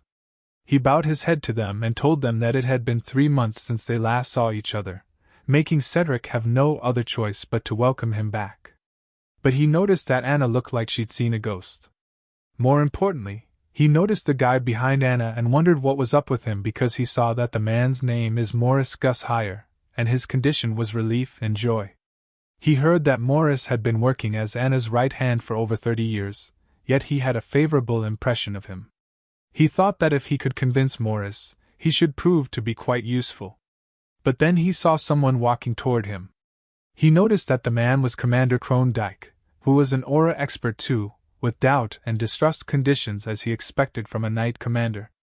His specs are excellent, still he couldn't believe that his characteristic is authority-based management, not combat ability. He knows that Anna and Cedric aren't even worth looking at, and it angers him that he was fooled by those individuals. But Cedric told him that as someone who carried the last name of their family, he has done quite a good job, even though it was not that big of a deal. He should still compliment him. He just smiled, thinking that they were full of bullshit. He'd love to send their heads flying right now, but he was going to find some justification first. Those bastards have made him suffer so much that he wouldn't simply grant them a clean death. He was going to push them into a swamp so deep that they can't ever escape from and strangle them when they are in despair. Cedric asks him if it feels good to be complimented, and calls him a crude person. He asks Cedric if he really thinks he'd be happy hearing his praises, knowing that it doesn't mean he is going to tolerate all of Cedric's actions because it would make him too much of a pushover. Then he told Cedric what he meant. It was just ridiculous how he was talking as if he was capable of doing anything, making Cedric shocked. What he wants is to create an atmosphere and use it as his justification, a justification that they deserve to face consequences. So he tells Cedric that if he had led those people to the battlefield, they would have been completely wiped out. He has already imagined him ignoring tactics and getting himself killed after charging forward recklessly. Cedric calls him a bastard and asks him how dare he. But he just continues by asking Cedric if people should know how to use their heads more as they get older. He told him that to think he is naive enough to regard his smile as him being happy is the reason why his vassals call him a moron and an imbecile, making Cedric's face turn red in anger. When Cedric was about to tell him something, he cut him off, acting like he remembered something, and asked Cedric if could it be that his ignorance came from his maternal side. Suddenly a glass of wine falls to the ground because the waiter accidentally tripped, making the tension even darker. Anna was on the brink of anger, but he playfully said to Anna that if she had something to say, she should say it directly, and stop pretending to be elegant because it doesn't suit her. Suddenly Cedric burst into laughter, which shocked everyone. Cedric drew his sword while telling him that he had become even ruder after returning from the battlefield and that he didn't even know what fear was anymore while pointing his sword at him. Sylvia fearfully told them that Adrian must be tired after coming back from the battlefield and looks tired, so for now, they should take that sword away. Then Rayford shouted at Cedric, asking him what he was doing on such a happy occasion and if he wasn't going to put that sword down immediately. But Adrian just apologized to his father because he needed him to keep quiet and watch. Cedric moved closer to them while saying that he had manipulated Adrian, and he understood why he suddenly acted this way. It must be due to that rebel's instigation. Then Cedric angrily asked how dare he try to overthrow their family, and told Will.i.am that he must be out of his mind, making Will.i.am shocked and pointing at himself to ask Adrian if it was him. But Adrian shook his head no. Cedric still told Will.i.am that persuaded Adrian to try to break the family apart. Anna, who is acting, said that it was absurd and asked Will.i.am if it was true. But Adrian knew that they were the ones being absurd, and he couldn't believe that they would interpret his intentions that way. Cedric ordered the knights to capture the rebel Will.i.am immediately, but no one obeyed his order, and their surroundings were just quiet.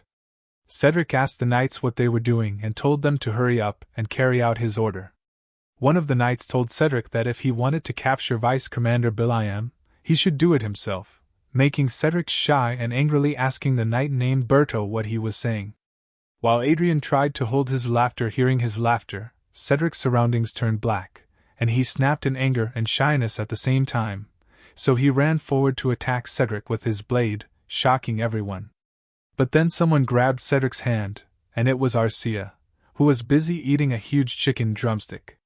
He furiously asked what was with her and told her to let him go, while wondering how she was so strong. When Cedric was about to tell her to let him go again, she hit his face with chicken, making him collapse and slowly fall down. Anna, Crone, Will.i.am, Rayford, and Sylvia were shocked to see it. But Adrian was watching in joy. Then Cedric fell to the ground, making everyone silent. He looked at Cedric with a smile, thinking that after Cedric acted all proud, he ended up being grabbed and beaten with a chicken leg by a woman half of his size. Crone walked forward and told them to stop because it was enough. Then Crone drew his sword and told Adrian that he kept crossing a line he shouldn't cross. Adrian thought the knight commander should draw his sword as if he were protecting the king as a royal guard. He asked Crone if he wasn't the one crossing the line right now. Then he told Crone that Cedric had done so many things over time that he couldn't even remember, or he simply had no shame. This made Cedric angrily ask Crone what he was doing and shout that those people dared to harm him, so they deserved to be killed. Crone told Cedric that, of course, they must die, and Cedric shouted in agreement. But Crone then told Cedric that as a vassal, he couldn't harm the second young master, who is a member of the Lord's family. This made Cedric furious. However, Crone pointed his sword at Arcia, who was peacefully eating the chicken leg, and said that it was a different story with her. There was no room for consideration for a commoner who dared to raise her hand against a noble, so he would proceed directly to judgment without a trial. Crone raised his sword and asked Arcia if she thought she was a noble just because she was a noble's lover. But when he was about to strike her, Will.i.am and the other vanguards pointed their swords at Crone. Crone asked Will.i.am what he was doing and told him to step back immediately.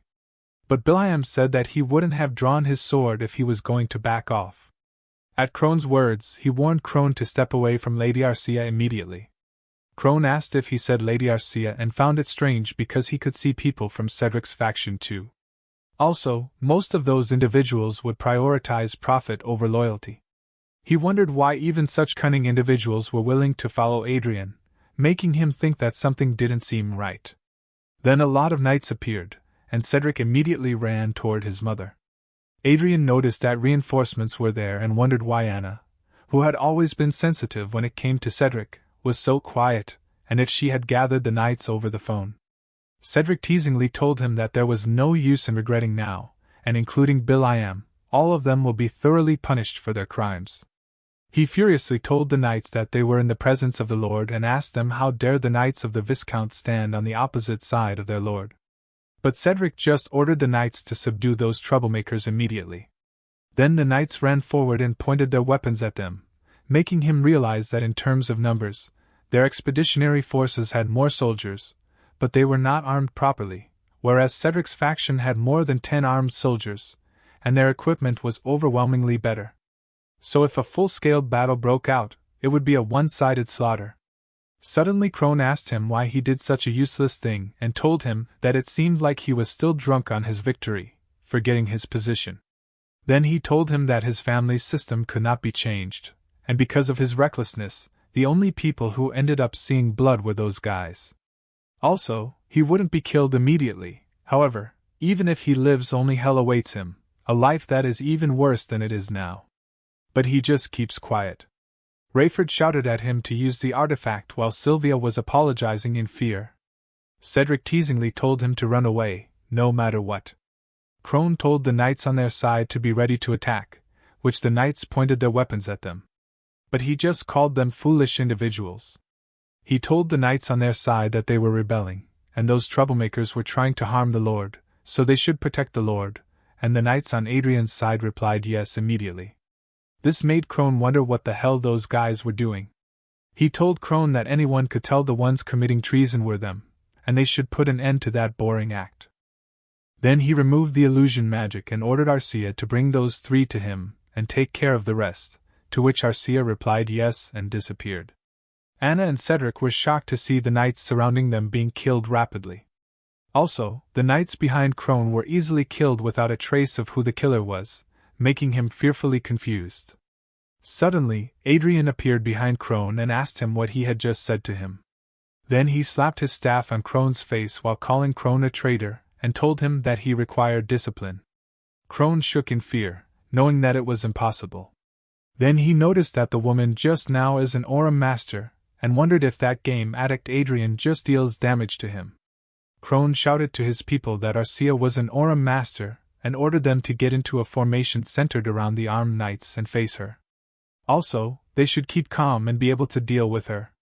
Adrian told Crone that he couldn't believe that he still managed to give instructions to his subordinates in the midst of all of it, but he expected it from a knight commander like him, even though it was not going to change anything. Crone asked him what the hell he was, but he just asked Crone what he meant when he was a teacher who would teach them a valuable life lesson while increasing his agility, physical strength, mana, and defense.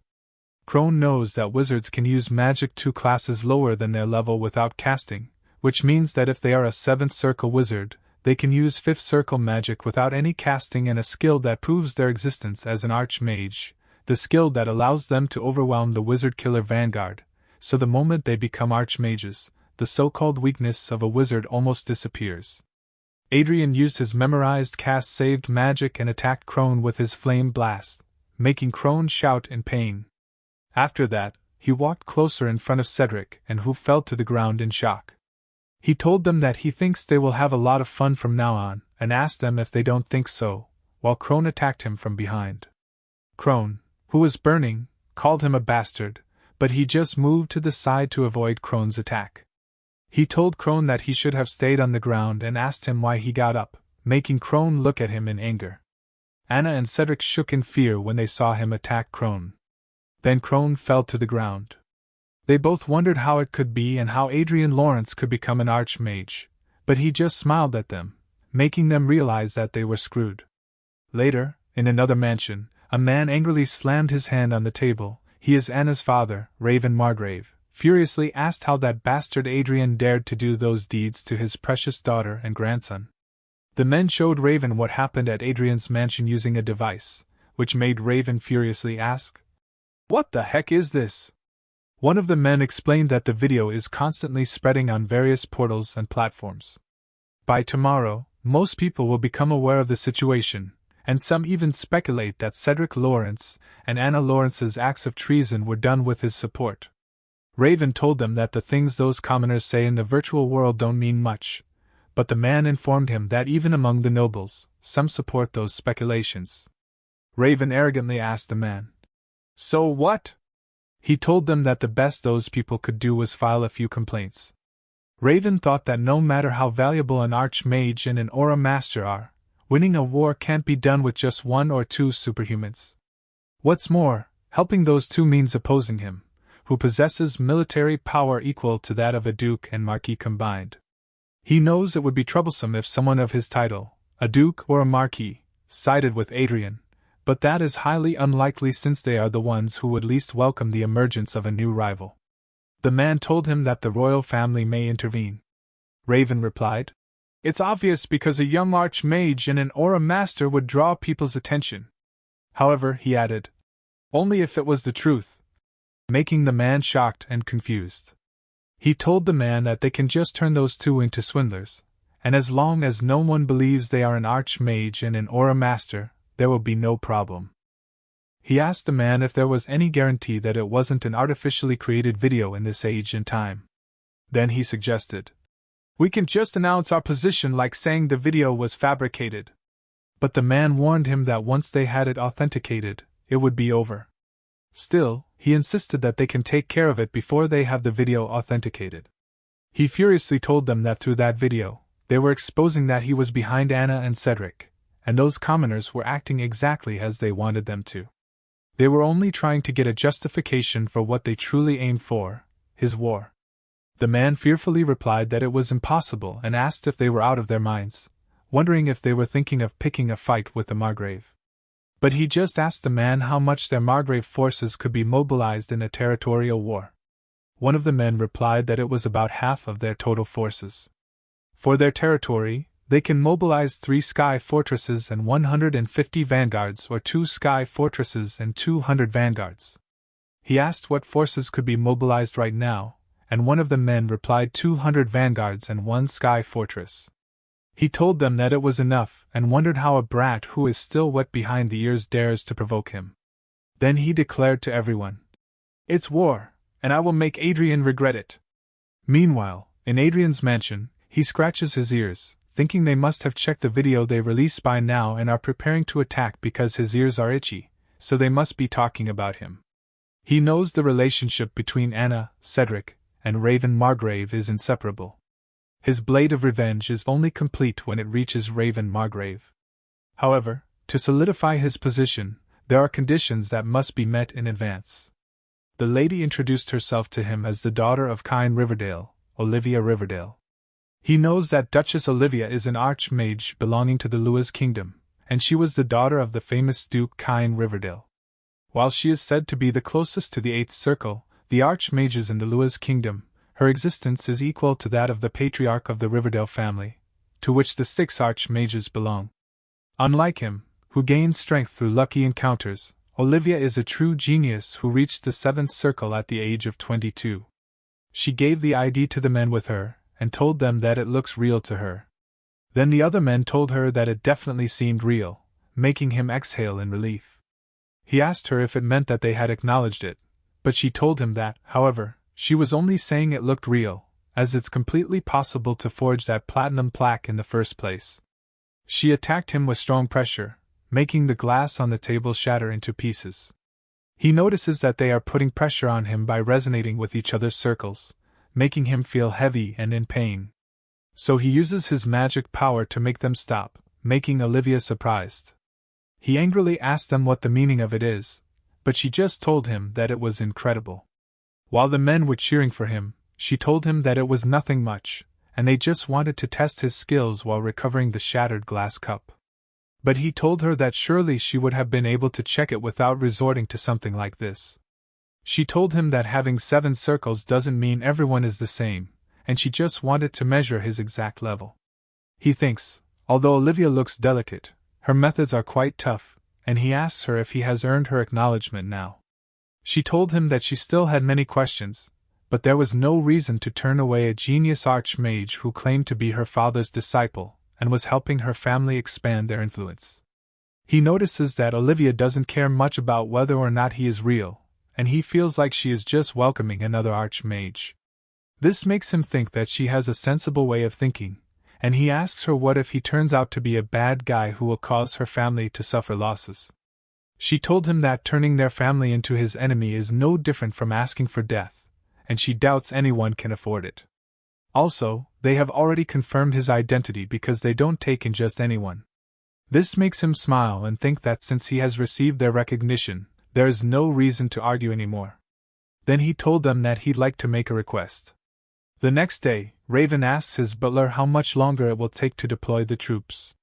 The butler replies that it will take at least 1 more hour. Raven asks if it can't be a little faster. However, a panicked man calls him from behind and tells him to take a look at that video. This makes Raven angry, and he asks what is it this time. He then sees Olivia in the video announcing that she'd like to make an announcement. Today, she officially announces that the young master Adrian Lawrence, a disciple of the former Duke of Riverdale, became an archmage of the 7th Circle at the age of 20. She also tells everyone that Adrian is a rare magic genius and a talent expected to achieve the 8th Circle. Riverdale will do their best to assist Adrian and spare no effort to support his growth. Raven realizes that Adrian is already 1 step ahead, as if Adrian had read his thoughts. The butler tells him that he can't believe Riverdale would appear, and at that rate, the royal family will undoubtedly intervene. But Raven is more upset to hear Olivia saying that if anyone tries to harm Adrian, they at Riverdale will take it as an act of antagonize against them. Raven furiously slams the video device on the ground and catches his breath for a moment. Then he tells men that they are moving as scheduled. The butler asks him what he said, but he just asks his butler if he didn't hear him and tells him that they'll be moving as planned. The butler tries to remind him about the royal family, but he cuts his butler's words by asking, what about them and if they catch up on their expedition and order them not to attack Lawrence's territory. The butler tells him that it's not about that, but the risks are too high. Still, Raven tells him that it's fine as long as they achieve their goal, and they can overcome it no matter what. The butler tells him that Riverdale is behind Adrian, so he thinks they should stop their expedition. But Raven angrily tells his butler that it doesn't matter because they are foreigners anyway, and moreover, he's sure Adrian will be relieved that they won't be able to attack him, so their surprise attack will be even more effective now. He orders his people that they have to finish the preparations and deploy their troops as soon as possible and asks if they understand it, not noticing Crow on top of them. The butler replies that he understands, and they will speed everything up even more, but with a shared vision of Crow and Adrian, he sees his enemy's every movement. Before the video, Olivia asks him if he wants her to hold a press conference, and if that's really all he's asking for, he replies that it's correct. She tells him that she understands the situation he's in and that if he wishes, she could provide further support for him as a fellow disciple. But he tells her that she just needs to reveal that he is the former Duke of Riverdale's disciple and an archmage, and that he doesn't need anything else. This makes her confused, and she asks him why. He smiles, remembering it, stands up, and tells Arcia that it's time for them to go. He thinks that when it comes to exacting revenge, he doesn't want to rely on anyone else's help. He wonders if revenge is for the sake of self-satisfaction, so he knows that everything must be done according to his plan and under his leadership. Those guys are his prey, so he doesn't want to share the joy of hunting them with others. On the other hand, Adrian's men are in underground. The knights were panicking and shouting that the prisoners had escaped. The knights ran around searching for them, asking if there were still people following those two after all that happened. They shouted that they could still be hiding in there, so they should search carefully, and he'll go up and ask for help. Without noticing, Anna sneaked behind them, walked upstairs with Cedric and another man, while holding a key in her hand. The Sky Fortress slowly got closer to the mansion, and Anna, Cedric, and the other men rushed up toward it. Anna told them that it was the same as dead living it, and her father won't leave them be. Cedric asked her if she was really doing it, and she furiously asked him what else she was going to do when they couldn't live like this, to which he replied that she was right. She told him to shut up and keep up. A minute later, they arrived at the top, and then she looked up and saw the Sky Fortress. She raised her key in front of it, and the system asked her if she would like to enter the Sky Fortress, to which she replied, "Entered." They were all summoned and transported inside. She immediately took off her coat and swore that she'll make sure Adrian dies. Then she furiously asked Adrian if he thought she'd stay down, and told him that she can destroy him and the Viscounty with that Sky Fortress. Then she entered her key and told it her name, making it verify everything completely. The system asked her if she was trying to activate the Sky Fortress under threat because its biorhythm was unstable at the moment, to which she replied no, and it verified her answer. The system showed her that Sky Fortress Janet activation was complete and welcomed her as admin. She immediately ordered it to prepare the main cannon Firestorm, target Viscounty, and fire as soon as possible. But then Adrian covered her mouth in time to avoid it. He told her that she acted perfectly as he predicted and thanked her for unlocking the security for Sky Fortress, making her panic and wonder when Adrian got in. Then she heard her men being dragged, and Cedric being beaten up easily by Arcia. Adrian told her that attempting to shoot Viscounty with Sky Fortress, her crimes just kept on stacking, and that Raven Margrave's troops were almost there. So, she and his brother will have to protect that land with their own bodies. He also told her that it was what he wanted to see, and that if she is guilty, she is supposed to be anxious, and asked her if she thinks criminals can be proud. Then he threw her away on the floor and told her that there were too many security measures in the Sky Fortress, but she did a good job unlocking them, and now he can do what he wants. She told him that she was not sure what he was trying to do, but they should calm down and talk because she thinks they were all heated. However, he just clicked the Sky Fortress systems, knowing that he was not the one who tried to blow up the Viscounty. She orders Arcia to stop hitting Cedric and drags him over there, to which Arcia replies yes. Then she throws Cedric next to Anna. Cedric asks him what he's doing when they are brothers, but he just tells Cedric that they are brothers in his ass. Then he uses his great shield to lock them. Arcia asks him what they should do about the knights, and the knights tell him that they have committed a crime deserving of death but beg him to have mercy on them.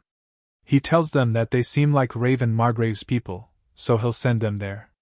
Suddenly, the ground beneath the knights collapses, and they all fall out of the Sky Fortress while he's telling them that they should have the honor of becoming fertilizer for Earldom Raven. Then Adrian tells Arcia that he forgot to upload the video and orders her to edit the video for him. She walks toward him and asks him if he's going to upload more videos. He replies yes and tells her that it's not a bad idea while Cedric and Anna are trying to escape on his shield. Then he tells her that he's going to use the media platform for political purposes. Meanwhile, in Raven's mansion, he sees the news of Anna and Cedric stealing the Sky Fortress and trying to kill Viscounty Lawrence.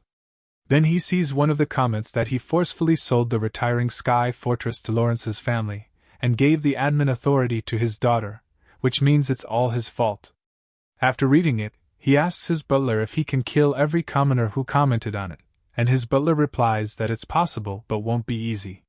The website is under Alicia Union's jurisdiction, and they don't reveal users' personal information unless it's for a serious crime. He angrily says that those Alicia folks are stubborn.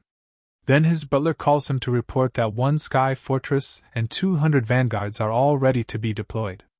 He tells the captain that he better not fail, and the captain replies that he'll keep it in mind. Then he angrily orders them to move forward.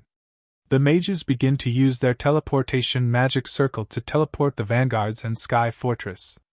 Slowly they disappear, leaving him with his butler and men behind. He thinks he should have gone there himself, but Anna, who is trapped inside the shield, shouts at his father not to come. A minute later, a circle of mana teleportation appears above Anna's Sky Fortress, and he feels it, shouting that they are there. Then he orders to start the mana surge, making the fortress release an electric power. Cedric crying asks him if he can hear him and apologizes to him, then begs him to forgive him and Anna. She shouts at him asking what he's doing. He replies that he's using what he learned from the war and tells her that it's called a suicide bomb. Anna and Cedric are shocked. He says goodbye to them teasingly while raising his glass of wine, and a huge explosion like fireworks can be seen in the sky while he peacefully drinks his wine. He thinks some might say revenge is meaningless, but he totally disagrees because alcohol never tasted so sweet like that. Then he tells Arcia that they should make a wish. Arcia asks him what wish, and he replies that they are supposed to make a wish while watching fireworks. The date is August 15th, 2019, in the Age of Magic. He has erased Anna and Cedric, who have been causing him trouble in that world, and now he has earned his absolute freedom. Meanwhile, in Raven's mansion, Raven and his men were silent in the room, waiting for updates on their troops. He angrily asks them why on earth he can't reach them and if the operation isn't supposed to be finished already. One of the men starts suggesting it might be a communication failure, and the other replies that they must have contacted them through personal devices. Then another asks if it's because the large-scale teleportation was carried out too hastily, and if he means a space disconnection, as it might be the case. He asks them about the spies they previously planted, and the man replies that they haven't been able to get in touch with any of them, considering the fact that it happened right after those individuals took Anna into custody. He suspects the information has been identified, and the spies are arrested. He furiously asks the man if he's kidding him, but the man replies that if it's not the case, he can't think of any other possibilities. Perhaps the whole situation was planned in advance, making him angry and wondering since when it was all planned. He also thinks if it's true, he wonders if he has been played by a brat who is his grandson's age. Then he tells them that apart from the Lord's castle, at least one person must be in contact with them in a regular residential area. One of the men replies that perhaps it was the effect of the space disconnection, but there was no connection to the general communication either. Suddenly, a man panicky calls him and tells him that he was looking for online articles related to Lawrence's territory, and the article was posted 3 minutes ago. Then he sees a video of a huge explosion and vanguards protecting the place. The vanguards are attacking their fortress that was transported to the place, making them explode one by one and shatter into pieces. The room is silent as they watch the scene, and his butler explains to him that according to the article posted along with the video, an evacuation advisory was issued about an hour ago, and all residents of Viscounty Lawrence were evacuated. It also said that while the communication was completely cut off, a huge explosion suddenly occurred in the sky. They have confirmed that the communication was restored a while ago, and there was also an announcement released from the Lord's castle. This makes him snap in anger, and he destroys his table using only one hand, shocking and stunning his men. Then he throws a vase near him and his chair at the men. He silently looks at them for a moment, and asks how many additional troops can be deployed right now. One of the men replies that 75 vanguards or 25 vanguards and 1 sky fortress can be deployed, and any number beyond that would violate the law. He knows that if the previously dispatched troops had the strength equal to 5 sky fortresses, they must now have the strength of only 1.5 judging from the video. It's clear that Adrian sacrificed his sky fortress to carry out a suicide bombing attack, so no matter how old the sky fortress of Lawrence Estate is, there's no way their forces would be intact if they got swept away from close range by a suicide bombing using a surge of mana. This only means one thing: Adrian was perfectly aware of their movements. However, he thinks Adrian still can't do the same thing twice since they no longer have a sky fortress to blow up. The man tells him that unfortunately that number is not enough to overwhelm the power of Viscounty Lawrence, and an emergency message has just arrived from the royal family stating that the use of force against the Viscounty of Lawrence is prohibited. This shocks him, but then he laughs loudly, making his men fearful. He asks if it's the price he has to pay for looking down on that bastard. He thinks it's possible to recover from the damage, but they won't be able to do it right away. It costs around 15 trillion to build 1 sky fortress and at least 50 billion for 1 set of vanguard force equipment, so they need as much as 30 trillion for damage recovery alone. He can't believe that the power of their family developed for generations has collapsed due to a small mistake. He asks his man if he said that communication with Viscounty Lawrence has been restored, to which the man replies yes. Then he orders the man to get him on the phone with Adrian immediately. The Black Eagle is the same as Arcia, a supporter, but its basic method of use is completely different. While Arcia is a multi-purpose existence like a human being, the Black Eagle is an auxiliary supporter strictly focused on support. Its first skill is shared vision, which helps him a lot. He tells Raven that he can't believe he would be shameless enough to call him, and Raven acknowledges his ability because his trick worked well this time. However, Raven warns him not to think his luck will continue next time. He tells Raven not to worry because his revenge will only be complete with his death and the fall of his family. Raven asks him what he means by revenge, and he tells Raven that he may not know it, but because Anna and his elder brother Cedric loved the Sky Fortress so much, he let them stay inside. He bets they must have been satisfied as he even held such an expensive cremation ceremony for them. Raven told him that just because his strategy worked once, he no longer knew how scary that world could be. But he responded by saying he didn't know about anything else. He simply wasn't scared of Raven. Raven vowed that he would never forget today's humiliation and would definitely pay him back 1,000 times. This made him smile, hearing how Raven only gets mad at insults directed at himself. He guessed that Raven must have put Anna and Cedric's death behind him, making him seriously think that those two were so pitiful after acting so proud. In the end, it seemed they were nothing but tools.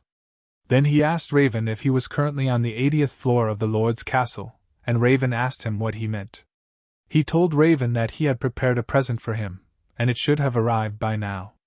While Crow was outside near the castle, he asked Raven if he had heard about memorization magic and explained that it was a magic skill to avoid casting time and allowed him to store 10 magic spells at once. He asked Raven what it would be like to have 10 seventh circle magic spells memorized which are cast at once, and if he thought it could even break through the Raven Lord's castle shield that he had been so proud of.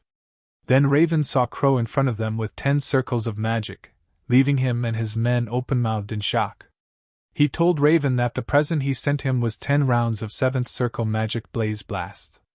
Crow swung its wings forward, releasing the magic circles and attacking the castle. He laughed heartily while hearing the men panicking, telling Raven that the barrier of the Lord's castle was on the verge of breaking and begging Raven to use blink or teleport to quickly get out of there. Then he heard Raven angrily shouting his name, but he teasingly told Raven that he would pray for his safety and hung up the call, excusing himself. He stood up when Will.i.am called him and reported that, as he ordered, they had gathered the reporters in the conference hall.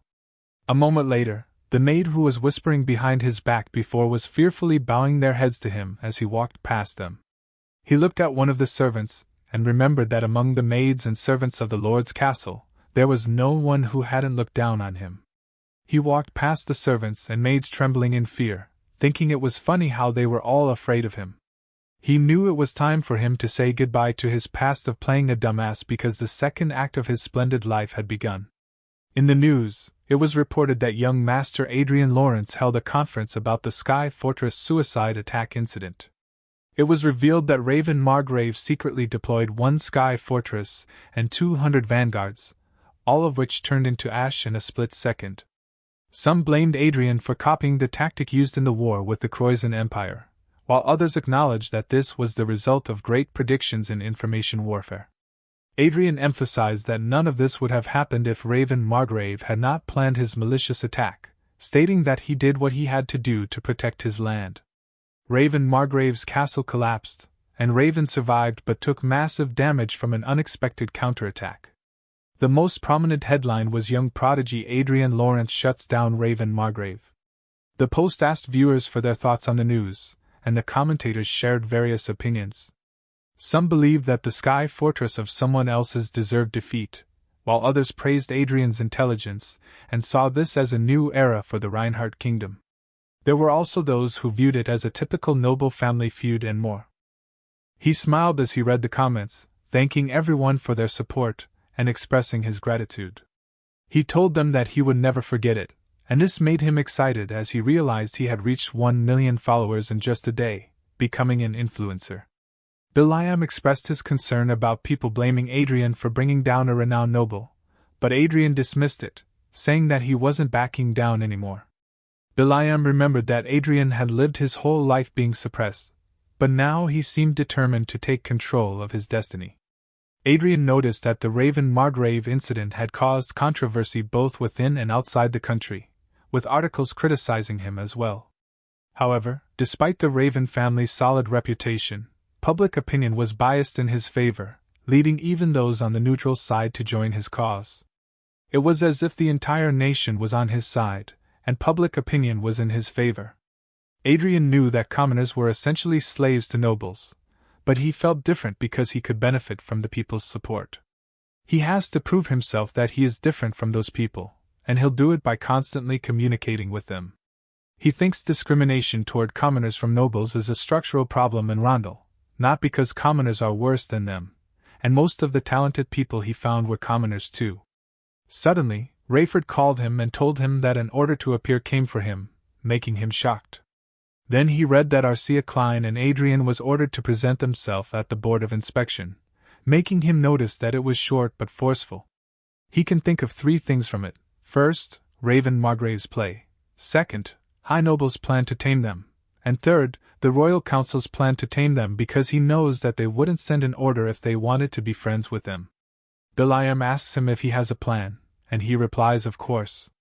Then he asked his father what he thought nobles liked the most, and his father replied money. He told them that he agreed with it, and that he was going to change their opinion with money, so many nobles would be interested, even the royals. Rayford told him that he would like to have more explanation on his plan, and he replied that he earned some money from investing, so if he paid tax on that money, it would surely change their minds. His father asked him if he meant covering the issue with another issue, and he replied yes. His father and Will.i.am were silent to hear his words, making him notice that they don't seem to be happy about it. But he thinks it was better to show them, talk, and shows his balance of loot, making them all shocked. Will.i.am excitedly shouted that it was amazing and couldn't believe that it was what grand wizards do as their hobby, and asked him how he could collect 60 billion loots. But he told Will.i.am to look carefully because there were 4 commas, not 3, making Will.i.am confused and unable to believe that he had 60 trillion loots. He told them that he got lucky, but Will.i.am panicky asked him if he saw the future or if he was reincarnated, but he just told Will.i.am that it was a funny joke. His father told him that they would go crazy. He asked Rayford how much he thinks the tax would be, and Rayford replied that at least 1/5 of it would be tax. He thinks if it was 1/5, then it was 12 trillion, and told them that he heard if a noble pays a hefty amount as tax, the Royal Guild will grant tax exemption. Rayford replied it was right and that if he used merchants that the royal family operated, he would get tax-free on half of the tax he was paying, making him think it was good because he already planned on using some money, and he'll give to use 1/5 after all. Rayford asks him if he has something else he wants to buy, and he replies yes. Then he told his father that he was getting more sky fortresses and vanguards. The next day, the reporter told the news that Adrian Lawrence had finished reporting taxes for the money he earned from investing, and that the amount of money he earned is said to be 60 trillion, which shook the noble society. Meanwhile, Otis was happily laughing and told his family that Adrian, the crazy man, sure knows how to surprise people. His wife asks him if Adrian is the staff member he told her about, and Otis replies yes, but he can't call him his staff anymore since Adrian will be getting the title of a Grand Wizard for reaching the 7th circle. Otis told his wife that he wanted Michelle to get to know Adrian, but he became too big of a person within a few days. His wife asks him if he can't still make something happen because she would love Adrian as her son-in-law, and Michelle told her parents that Adrian's face was her type, but she didn't want to be a person who benefits from a partner because she was going to earn her authority on her own. Her mother asks her how, and she replies that it'll be easy once she finds Archduke Manuel Lucas's fate. Her mother pulled her ears while angrily asking her if she's still not over it, and when she's going to grow up, but she told her mother that it was possible. Then Otis made it sound like he realized something, making his wife and daughter stop and ask him why. He replied that it all makes sense if Adrian is the one who found Archduke Lucas's fate, and Adrian's boldness all makes sense too. Michelle told her father that the Riverdale family accepted Adrian as one of them, but he told them that it was perfect for Adrian since he doesn't have a strong presence, and he can hide under the Riverdale family because Adrian is the type of person capable of perfectly hiding himself until he reaches the Lord Wizard status. Michelle told her father that the Royal Guild also confirmed that all of Adrian's money came from investing, and he replied that maybe there was a deal between the Riverdale family and Reinhardt royals. She asks her father if he likes conspiracy theory novels, but then the reporter says that there's breaking news, and the public priest just announced that they found Manuel Lucas's lucky encounter, making Michelle angrily shocked. Meanwhile, in Manuel Lucas's tower, Adrian says that it would be so much easier if he could just absorb research books like the skill books because he knows that tomorrow he needs to attend an inspection with Arcia, and then the day after that he should attend a party held by the royals.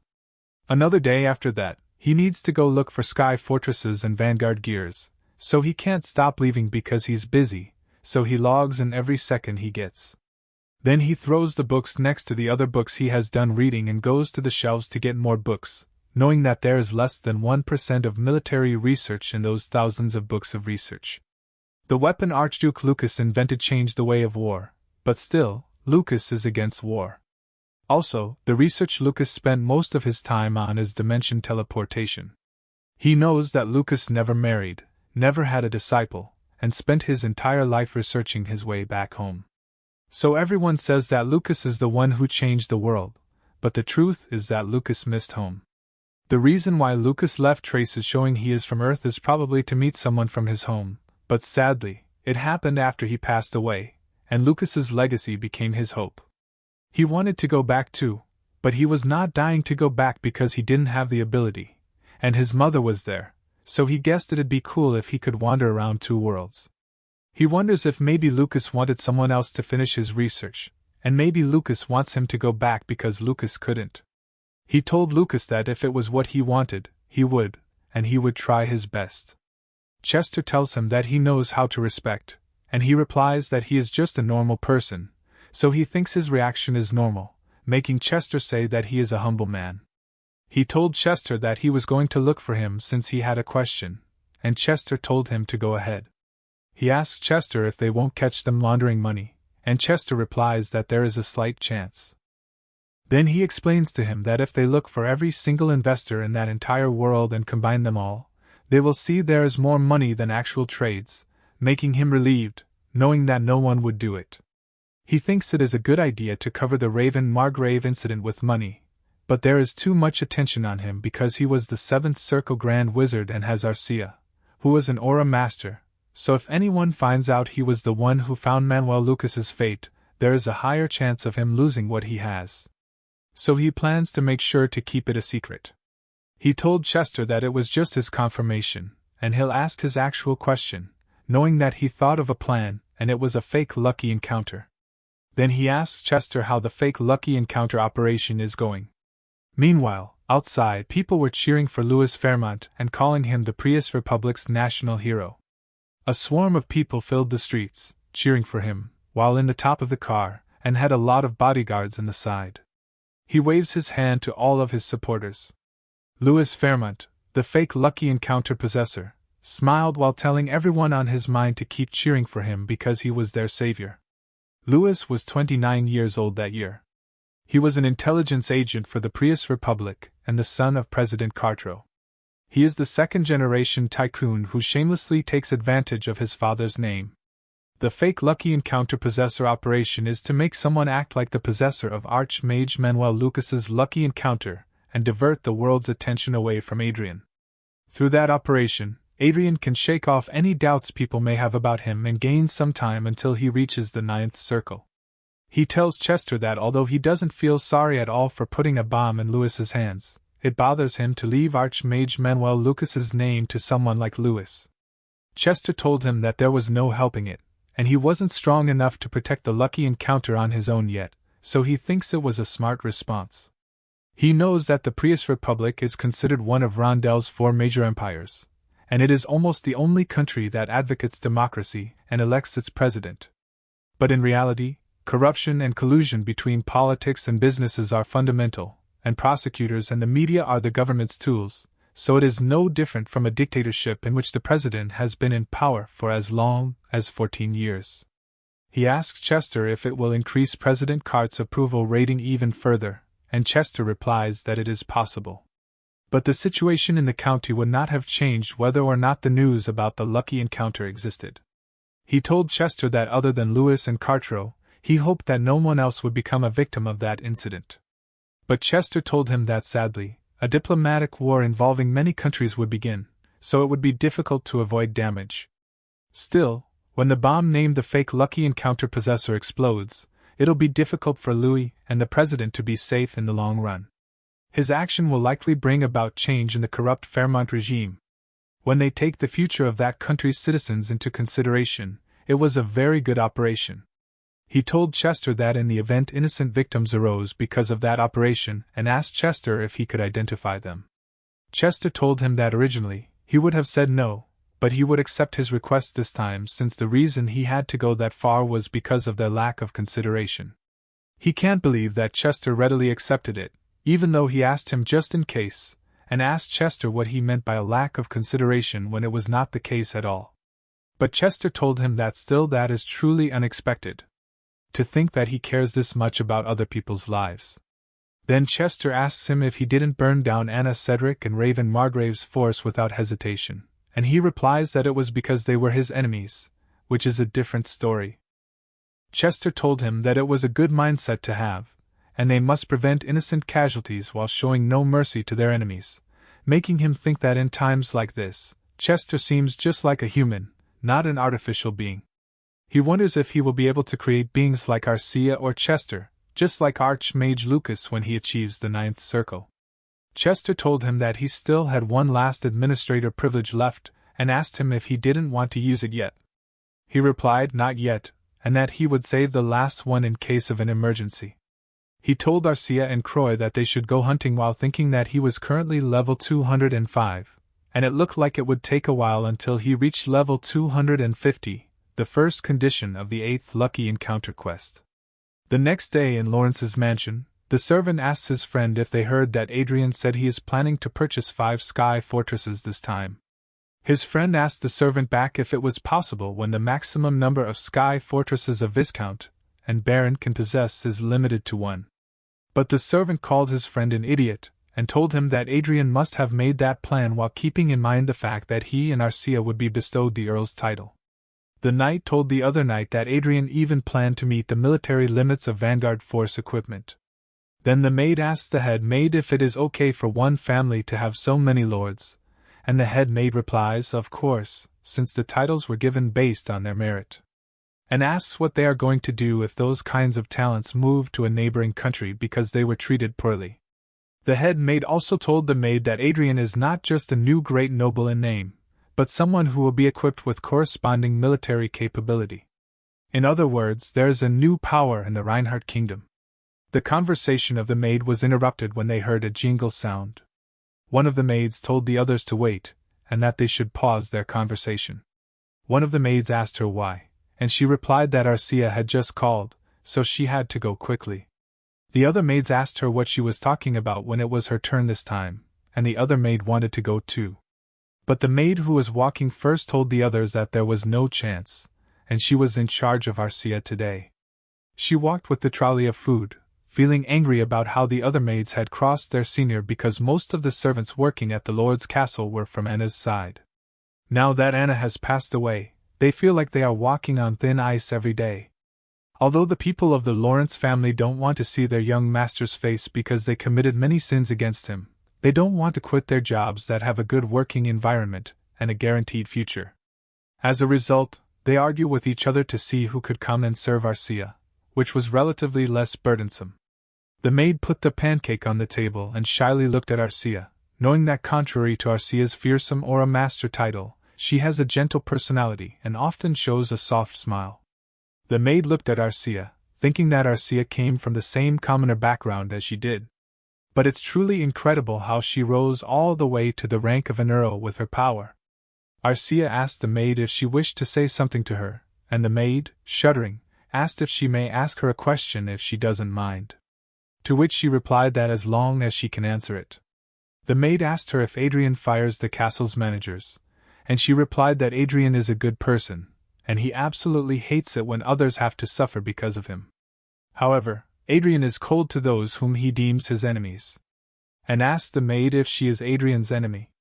The maid fearfully looked down because of her gaze and replied, of course not. So Arcia smiled and told her that if that was so, it was fine. Then the maid barged out of Arcia's room, making Adrian, who was outside, confused. She fearfully looked at him and ran away while apologizing to him and Arcia, telling him that he had arrived. He asked Arcia why the maid was acting like that because she seemed terrified, but Arcia replied that she didn't know.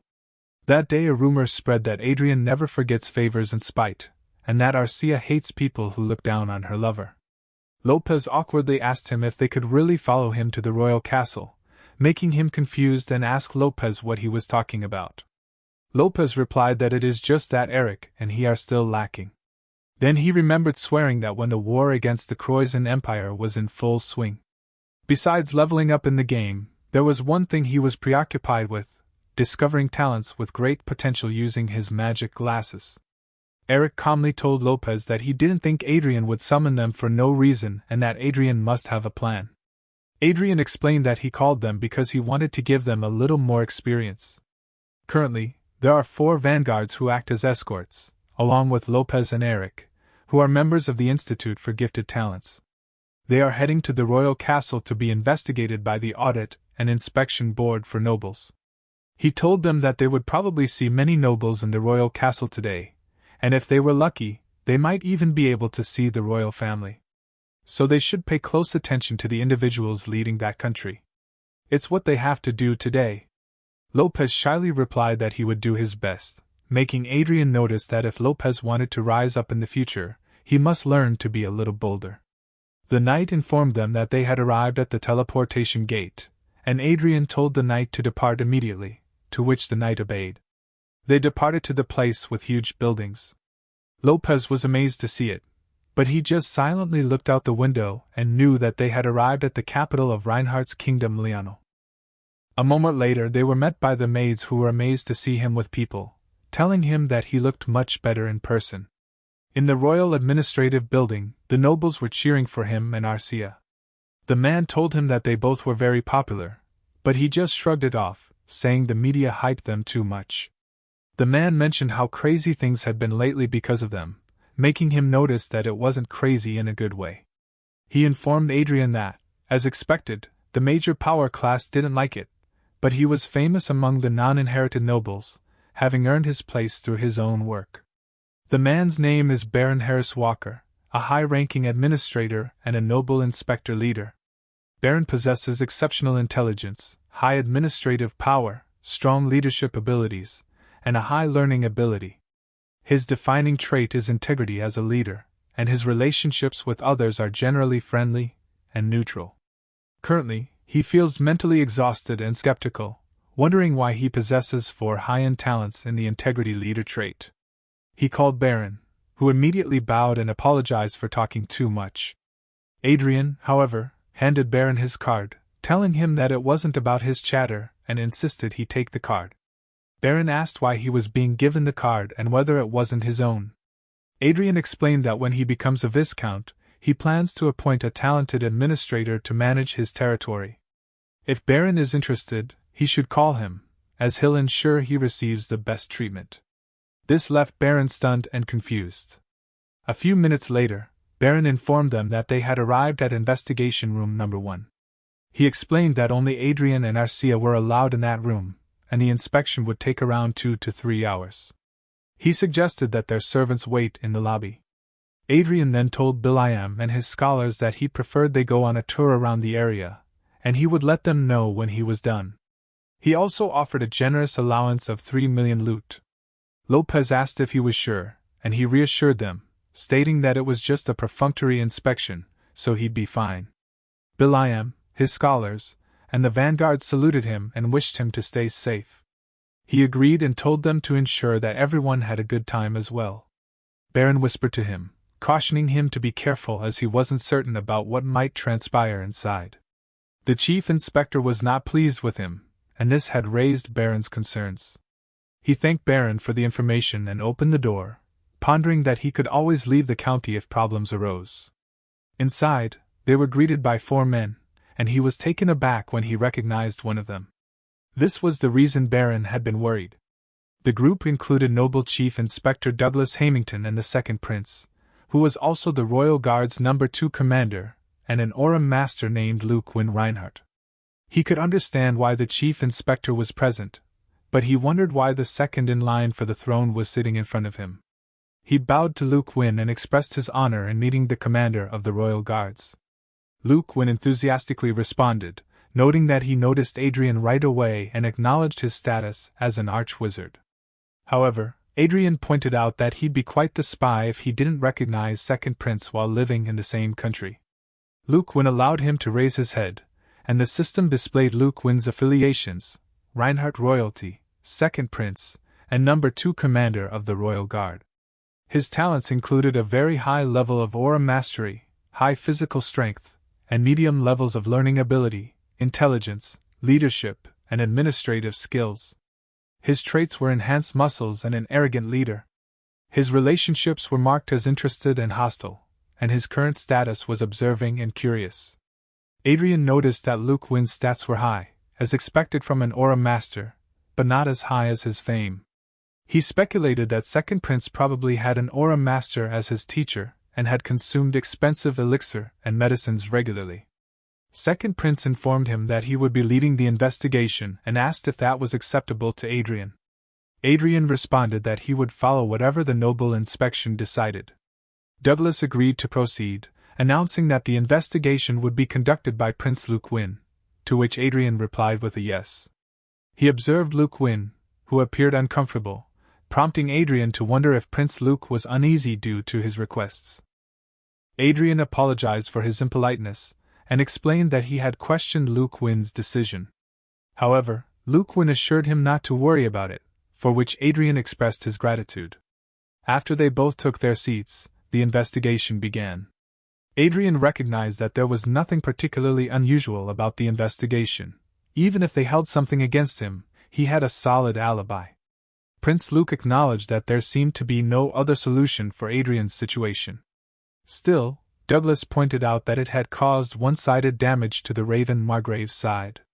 Luke Win countered that it was described as an ambush, but it was clearly a territorial dispute. He added that if a war had started, there could be unexpected collateral damage. Luke Win then asked Douglas if he believed that Adrian had completely demolished the Raven Margrave. Douglas apologized and explained that he had misspoken. Adrian was worried because his relationship with Luke Win was hostile. However, he thought that Luke Win appeared to be a fair person. Luke Win announced that there was no reason to continue the investigation because there was nothing to uncover. However, Douglas whispered to Prince Luke that the Raven Margrave was a significant force on their side. Adrian could hear Douglas clearly. He noticed that the majority of the noble inspectors stood behind Luke Win, with some people representing Raven Margrave's side. This led him to speculate that Prince Luke's strained relationship with him might be due to the influence of people around him rather than his own choice. His initial impression of Luke Win was unfavorable, but he suspected that Prince Luke was actually a good person. Luke Win asked Douglas if he was expecting him to be unreasonable, and told him to stop because the matter was settled. Then Prince Luke called Adrian, who responded, and Prince Luke expressed his preference for straightforward discussions without loopholes. Adrian encouraged him to proceed. Luke Win then explained that he was in competition with his brother for the crown, and they were evenly matched. However, things changed, especially after Adrian's involvement with Raven Margrave, one of his primary supporters. He, however, had refused the support. Adrian apologized to Luke for this, but Luke Win assured him that he wasn't blaming him and that it was all Raven's fault. He mentioned that if Adrian had joined his brother's side, things could have taken a turn for the worse, and that was why he was reaching out before his brother did, revealing Luke Win's true motives for participating in the investigation. The first prince was already the crown prince, but there was a certain unease because the second prince had become an aura master despite being evenly matched. Adrian wondered how the second prince had reached such a position when the first prince had the rightful heritage and status in his favor. He knew that Raven's army had been significantly reduced, but it wasn't enough to create a significant impact. The problem was him and Arcia, who seemed to have appeared out of nowhere. Not only did they possess exceptional individual abilities, but they also had substantial funds, making them potential game-changers capable of disrupting the balance. He recognized that there was no advantage in becoming embroiled in political warfare. Adrian told Prince Luke that he wasn't prepared to enter the political arena, especially since he hadn't acquired his title yet.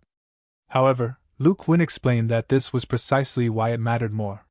He told Adrian that if he joined his side, he would value his status as an arch-wizard and his contributions in the previous war.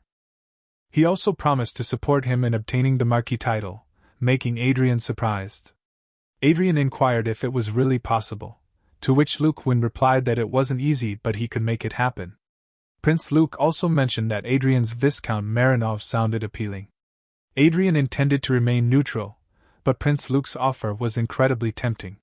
He expressed his surprise at the generous offer and asked if he was truly worth that much to Luke Win. Luke Win replied that he was worth more than Adrian thought and mentioned the beautiful aura master by his side, Arcia. Prince Luke smiled as he gazed at Arcia, leaving Adrian silently disappointed. Adrian requested some time to think it through, but Luke Wynn remarked that wizards were known for their caution, especially those who had spent most of their lives hidden. Adrian realized that it wasn't just caution, he simply didn't like Prince Luke's behavior. Luke Wynn offered a week for him to consider, to which Adrian expressed his gratitude. Facing each other, Prince Luke asked Adrian if he believed that the crown should go to someone with the right abilities while extending his hand. Adrian accepted it, and Prince Luke emphasized that if the crown prince ascended, the Reinhardt kingdom would decline. He urged Adrian to think about the country's future as a noble, to which Adrian agreed to take his words to heart. Prince Luke then turned to Arcia, shook her hand, and expressed his surprise at her smaller stature, adding that it was almost surprising that she was an aura master. Arcia thanked him, and Prince Luke suggested they might duel later, as he had never seen a female aura master. Arcia gladly accepted, while Adrian observed their interaction. As Luke Wynn began to leave, he told Arcia that she seemed very emotionless, and that he would see her next time. Douglas, walking behind Adrian, advised Adrian to stop thinking and simply accept the offer, as Prince Luke was not accustomed to rejection. They exited the room, and Adrian thought that Prince Luke had merely gone through the motions and was dragging out the process. He contemplated whether to return or explore further. He asked Arcia if she was hungry, to which she replied that she wasn't really hungry but she had a strong craving for food at the moment, leaving Adrian to ponder if it wasn't the same thing. He then recalled Prince Luke shaking Arcia's hand while making a joke about a poop touching her hands and suggested that they wash their hands. Arcia mentioned that Luke Wynn had also touched her left shoulder. Adrian proposed that they should have a meal since they were already out, mentioning that he knew a few restaurants in the area. Then someone from behind addressed them. A man mentioned that it was nice and revealed that he also knew many restaurants. Another man with a handsome face waved hello at them. He was initially confused, looking at the man who appeared to be an overpowered type of guy. To his shock, he realized that the man was none other than the first prince, Michael van Reinhardt, a fifth circle high wizard. Michael's affiliations included Reinhardt's first prince and the Reinhardt Kingdom Ministry of Foreign Affairs. His talents were remarkably high, with very high intelligence, learning skill, and administration, and high command and political abilities. On the other hand, his mana, aura, and physical abilities were low. His traits included photographic memory and conductor of stratum, and his relationships were marked as curious and neutral. At the moment, he was using a face alteration spell, leaving Adrian astounded by his capabilities. Adrian noticed that the first prince was moving around seemingly unnoticed by others. He wondered if the lack of attention was due to the face alteration spell. Michael commented that they made quite the pair as an arch-wizard and an aura master. However, he speculated that the spell didn't work on those who weren't easily fooled, such as Michael's brother. Michael's behavior didn't fit the typical image of a first prince. Adrian realized that he couldn't afford to make an enemy out of someone like Michael, so he inquired if they could expect fine dining. Michael agreed and told them to follow him as he would guide them to the place. They followed Michael, and Adrian couldn't help but notice that Michael's stats seemed too exceptional for a human. His talents were heavily skewed toward politics and administration. He had never seen a person with 3 very high talents, except for Arcia, but Michael's overall stats exceeded Arcia's. Arcia's stats weren't particularly high because they were focused on her sword skills. However, the first prince, Michael, possessed 2 high-grade talents in addition to his 3 very high-grade talents. Despite having low mana, he had managed to become a high wizard with his wisdom. Michael noticed Adrian staring and remarked that he seemed to have many questions about him. Adrian commented that Michael was a more mysterious person than his younger brother, wondering how someone like Michael could remain relatively unknown to the public. Michael pointed to the door, indicating it was the way. As they entered the room, Adrian noticed that it was a teleportation room and mentioned that he thought teleportation spells couldn't be used inside the castle due to the interruption barrier spell surrounding it. Michael asked if he didn't know and explained that there was an underground electric stone mine that sometimes clashed with mana, causing interruptions in teleport spells. Michael retrieved a device from his coat and clicked it, causing the interruption spell shielding the castle to slowly disappear. Adrian was shocked to see it vanish, and Michael informed them that it was time to go. They teleported, and Adrian couldn't shake the feeling that Michael was far from an ordinary person. Later, they arrived at their destination, and Michael invited them to enter. The room was filled with golden shining objects, and Michael informed them that they could speak freely now. Michael suddenly realized something and clicked the device he was holding once more. The interruption barrier once again shielded the entire castle, and Michael chuckled, mentioning that the interruption spell was working again. Adrian, in his mind, he acknowledged that it was Michael who had control over it, and doubted that the second prince had any knowledge of the first prince's playful manipulation of security, as second prince Luke probably had no way of knowing cause he is busy singing his own song all the time. They shook hands, and Adrian expressed his honor at meeting the crown prince. Michael replied that it was an honor to meet Adrian and Arcia. The butler approached Michael inquiring if he was back, and Michael confirmed it. He asked the butler to prepare a meal as he was going to have lunch with his guests. The butler assured him that he'd prepare it right away. Adrian was amazed observing the butler, thinking that people with high-end talents seemed to move around as if it were nothing. Adrian asked Michael if it was his palace, and Michael, while offering them juices, confirmed that it was. He mentioned that the palace's chef was hired personally, ensuring that he was one of the finest chefs in the country. Adrian acknowledged the importance of good food. Michael then asked Adrian if he knew that he followed him on social media, leaving Adrian surprised.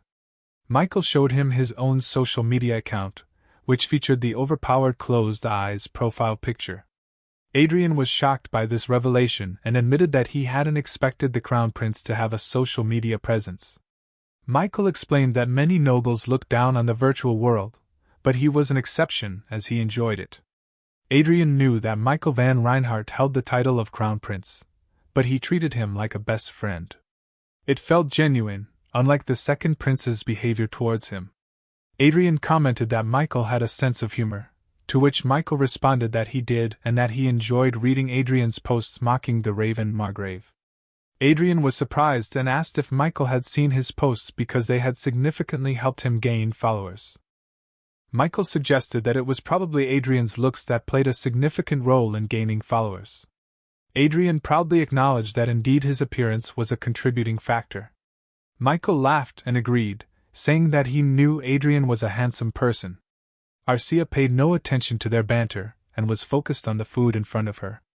Adrian asked Michael how he couldn't be aware of his own handsomeness when he saw his fan club greeting him upon entering the castle. Michael laughed again and admitted that Adrian was right. As they began eating, Adrian inquired about the reason for their invitation. Michael replied with a question, asking if Adrian didn't already know. Adrian responded that he had assumed they were being recruited, to which Michael agreed. Adrian asked Michael about his expectations and what he could offer to them. Michael regretfully replied that he didn't have anything to offer at the moment. Adrian inquired if Michael planned to provide benefits once he ascended to the throne, to which Michael confirmed that he would. However, he also mentioned that he would obstruct Adrian from obtaining the Viscount title. Michael explained that the Viscount title wasn't something easily granted, and it was particularly challenging at that time due to the division of power. He also noted that it seemed like Luke Wynn had promised him the title, thinking he had enough authority to do so. However, if the people on Luke Wynn's side disagreed, they could prevent Adrian from acquiring the title, which made perfect sense. Adrian understood that Michael couldn't offer him the title as Prince Luke had done because Michael recognized it was an empty promise, and no one would simply allow the other party to grow stronger without opposition. Michael's statement about not stopping him from obtaining the Viscount title essentially implied that he would support Adrian in securing the title while aligning with the second prince's side. Michael suggested that Adrian would obtain the title by joining Luke Wynn's side, and his side wouldn't oppose it, making it an easy process. Adrian responded by saying he would take whatever he could get, and Michael invited him to join his side. Adrian considered the offer and realized that the real wild card was the choice he made to gain an advantage. If he accepted Michael's offer, he could obtain the title and align with the first prince. If he declined, his title would be at risk, and he would have to align with the second prince. He informed Michael that he had more choices, but there was only one answer. Michael asked him what he meant, and Adrian replied that he would do as the crown prince instructed. Michael asked Adrian if he was certain that he didn't need more time to think, and Adrian replied that he was sure. He believed that he deserved the throne more than the second prince. Michael reminded him that he couldn't simply make those claims to obtain the title and then remain on the second prince's side.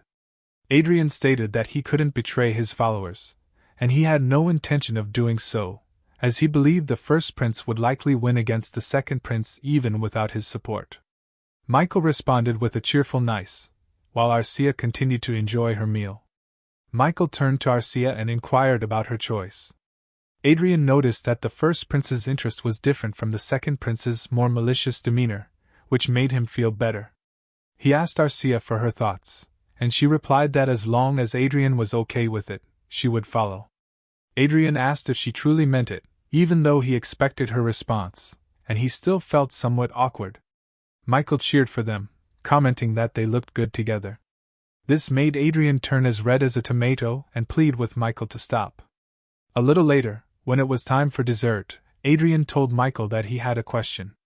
He mentioned that he was fine with joining Luke Win's side and obtaining the title, but he asked Michael if he thought Luke Win might become suspicious if he didn't show any resistance. Michael responded affirmatively, explaining that he planned to pretend to resist initially, and then back down later. Adrian realized it was a clever way to avoid arousing suspicion. However, he also suggested that instead of ending it like that, he should receive something in return for allowing him to win the title. Michael was taken aback and asked for examples. Adrian smiled, thinking that he had the chance to not only back down but also gain some leverage over Luke Win. Then he told Michael that Raven Margrave had suffered a great loss for messing with him, and Raven lost 40% of his power due to his personal feelings while taking a major role in national defense. Consequently, he believed that Raven didn't deserve the Margrave title. Michael asked if he meant taking away the title from Raven for giving up the Viscount title, to which he replied that he considered it a fair deal. Demoting Raven Margrave to Earl would inflict significant damage on Luke Win's side. Michael suggested that it seemed like a personal matter, and he admitted that he wouldn't deny it. He derived satisfaction from damaging his feud and having an opportunity to control Raven, making it clear that he couldn't miss that chance. Michael then inquired what would happen if Luke Win rejected the deal, and he responded that promoting one of his men to Margrave would also be a good option. He explained that he had earned the Viscount title as a reward for his merits in war, and it was a good time to promote one of the earls on his side who had also performed admirably in war. He emphasized the significant difference between a new person becoming a Viscount to support the second prince and an earl on the first prince's side becoming a Margrave. He also noted that he could be a Viscount who possessed an aura master, implying that if Michael accepted the plan and everything went smoothly, they could maximize their profits from his betrayal. However, he noticed Michael's suspicion and confusion but was also intrigued by Michael's reaction, prompting him to wonder why he called Michael to get his attention. Michael apologized, explaining that he was a little surprised. Michael then asked him if he could reveal who he had met on the second prince's side before meeting him. He observed Michael's keen green eye, which shocked him, and he revealed that he had met Baron Walker, who had guided him, Prince Luke Win, Viscount Hamington, and 6 other inspectors for his interrogation, totaling 9 people. He glanced at Michael and pondered if he had made a mistake. He then noticed that Michael's suspicious demeanor had transformed into curiosity, which led him to understand what was happening. He told Michael that he now understood and was thinking along the same lines as him, causing Michael to laugh and ask if he could read other people's minds since he had quickly grasped his betrayal plan. He acknowledged that he couldn't directly read someone's mind but could make assumptions through his glasses. Michael became confused, concerned that there was a chance his plan had leaked because he had discussed it word by word without explicitly mentioning it. Michael told him that it was amazing and that he had been considering those 2 plans as well. He admitted that he had suggested a plan he had already formulated, which was impressive, and he felt embarrassed. Michael reassured him not to be embarrassed because it showcased his excellent decision-making abilities. Achieving the 7th circle at the age of 20 was not an accomplishment just anyone could claim. Michael also expressed his desire not to be his enemy, and suggested that they should remain friends. They both laughed silently, agreeing with the sentiment. Moments later, Michael handed him a gadget, and he accepted it while inquiring if it was a communication device. Michael confirmed it, and explained that it was a secure device that couldn't be bugged. He informed him that he would contact him on that device if there was more to discuss and thanked him for the helpful and joyful meal. Clicking the device in his hand, transportation magic appeared beneath them, and just before they were transported, Michael told him that they would meet again. He replied that he looked forward to it, and with that they vanished, leaving Michael alone in his chamber.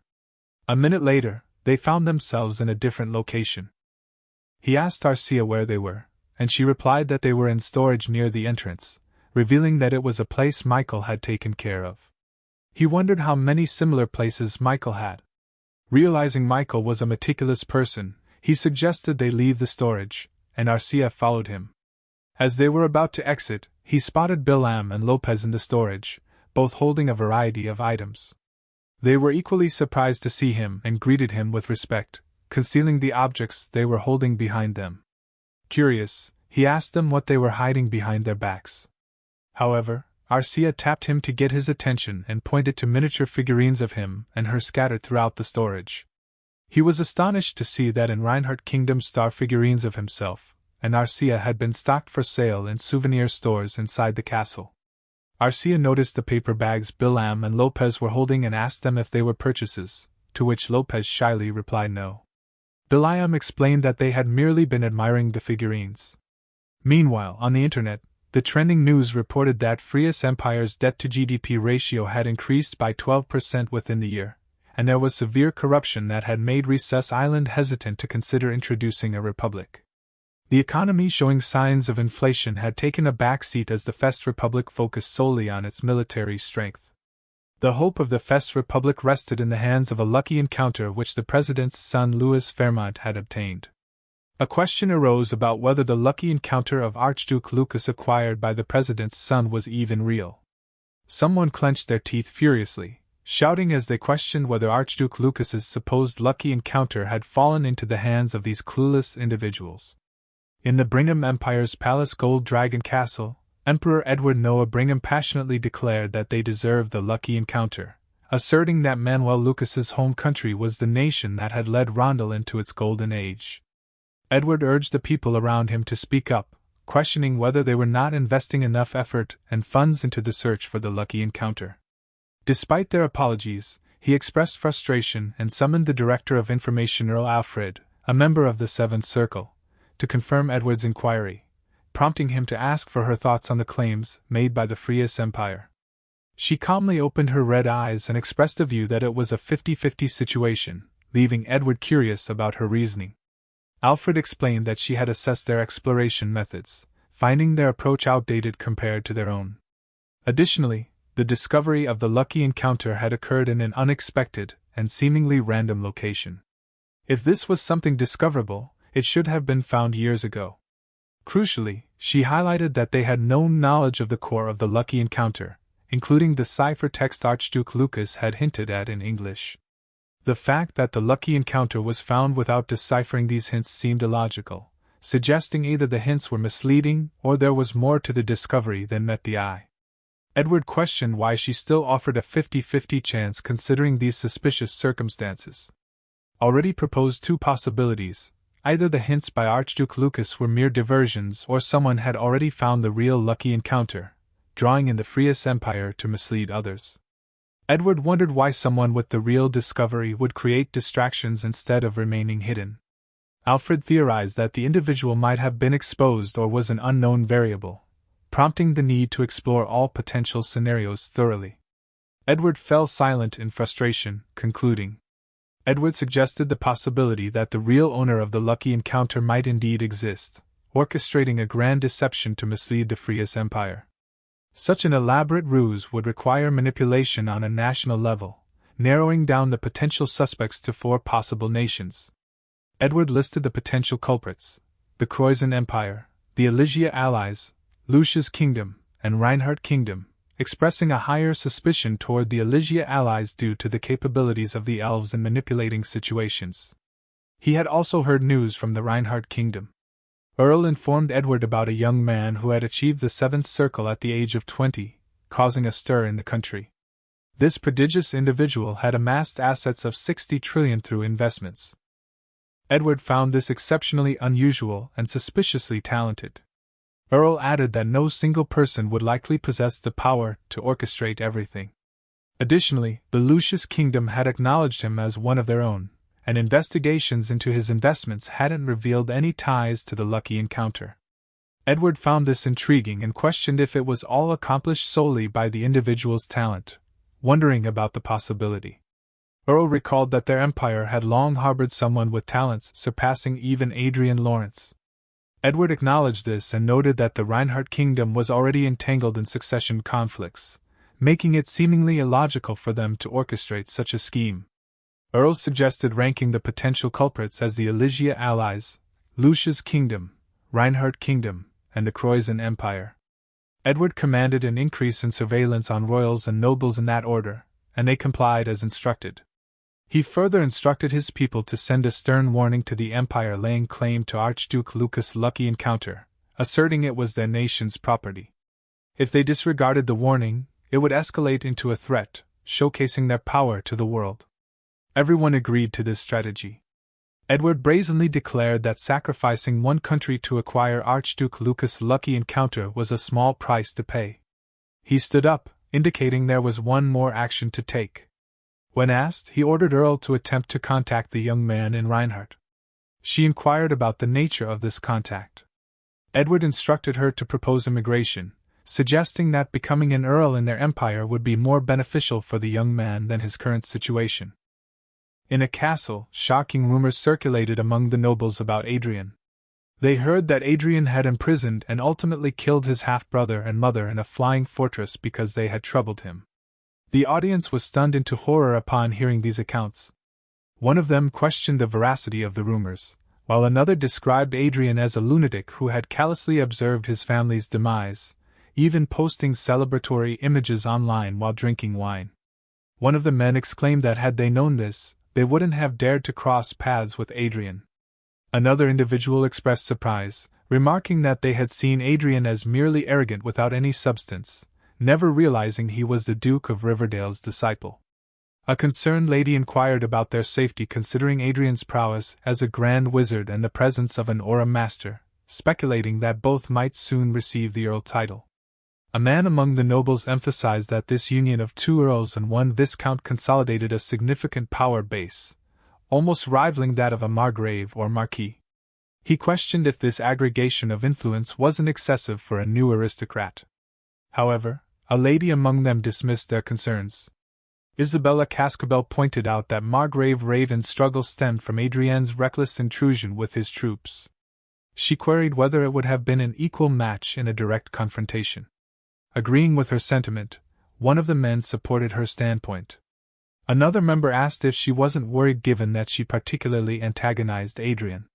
However, she rebuked them, labeling them as cowards and urging them to employ common sense. She emphasized that the times had changed, and they need not tremble in fear because of a single grand wizard and an aura master.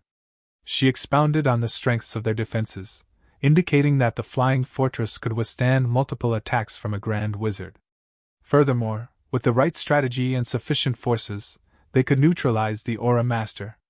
She pointed out that, in essence, their combined power was not significantly different from an alliance comprising a Margrave family, an earl, and 4 viscounts, urging the nobles not to underestimate their strength, silencing further discussion. One of the nobles acknowledged that it would indeed be challenging to directly harm Adrian if he were to acquire the title of an earl.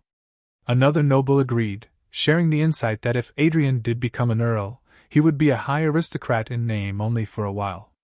Realizing that their fear was unfounded, they began to tease each other, lightening the mood. Isabella expressed her exasperation at their apprehension toward Adrian, calling them foolish. When asked why they were scared, one noble explained it was because they lacked a prestigious background like hers. The nobles continued to jest with each other, but Isabella's watch suddenly lit up. She stood up and informed them that she needed to leave. A man asked why she was leaving as they were just starting to enjoy, mentioning that a person named Lotus had gone to the Allies and obtained valuable medicine. Isabella replied that her father had called, making it impossible for her to stay this time. The lady encouraged her to return quickly after completing her business, to which Isabella promised she would try. As Isabella left the room, her thoughts turned to Adrian. She remembered his striking silver hair and blue eyes, a standout appearance even among their classmates at the academy. She recalled a day when Adrian had become furious, asking them what they were doing. She calmly told him that he had chosen to be there, and that the commoner had offended her. Two other ladies whispered to each other, noting that Adrian had never responded to anything until that moment. They speculated whether it was because he shared a humble background with the commoner. Isabella smugly asked Adrian if he was glad to learn that making fun of an aristocrat would lead to dire consequences. Adrian responded by vowing to torment her in the most terrible way possible and make her regret being born into that world. Isabella laughed at the memory and reflected on her fondness for Adrian, especially when she saw his handsome face twist in anger. She arrogantly wondered what a mere earl without a political base could do to her, as she dominated the social circle within the 6th Margrave family. However, her thoughts took a sharp turn when she asked her father, Margrave Cascabel, what he had just said. Her father, an ally of the second Prince Luke Wynne, revealed that Luke had promised Adrian the title of a Marquis. Cascabel explained that second Prince Luke Wynne believed Adrian was well worth it, given that he had become a 7th Circle wizard at the age of 20, making it possible for him to reach the status of an 8th Circle Great Wizard in the future. Additionally, Adrian possessed the talent of a Grand Master, equivalent to a 9th Circle wizard. His presence was crucial for shifting the balance in their favor, and it was advantageous to have someone of such influence on their side. Cascabel conveyed his desire for Isabella to use her position in society to establish a friendship with Adrian. The best-case scenario would be for her to marry him, leaving Isabella in a state of silent realization that this would be a challenging task. Shortly after, she rushed down the corridor, her mind racing with the realization that Adrian had become the 6th Marquis of Reinhardt. She understood that, while an earl and a marquis were only one rank apart, the difference in their political influence was immeasurable. She worried about the implications this had for her future. Frantically, she opened the door and called out loudly for her friends, but she was stunned to find them inebriated and reveling in a party. It became clear to her that these friends would be of no assistance in her current predicament.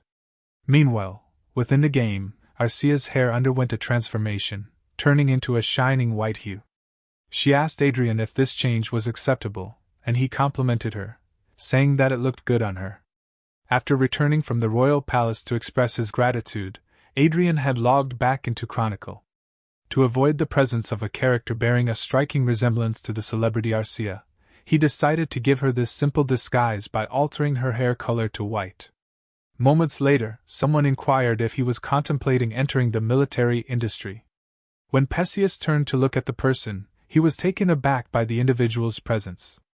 Perseus questioned the man's behavior in front of Adrian, but the man retorted by asking about Perseus's own behavior. This man was a Grand Nocturne or first-time accountant, 22 years old, affiliated with the Green Accounting Office and the Kingdom of Reinhardt's. He possessed high skills and intellectual ability, administrative power, and academic ability, with low political power. His attributed quality was quick analysis, and his relationships were marked by interest and alliance. His current status was deemed surprising.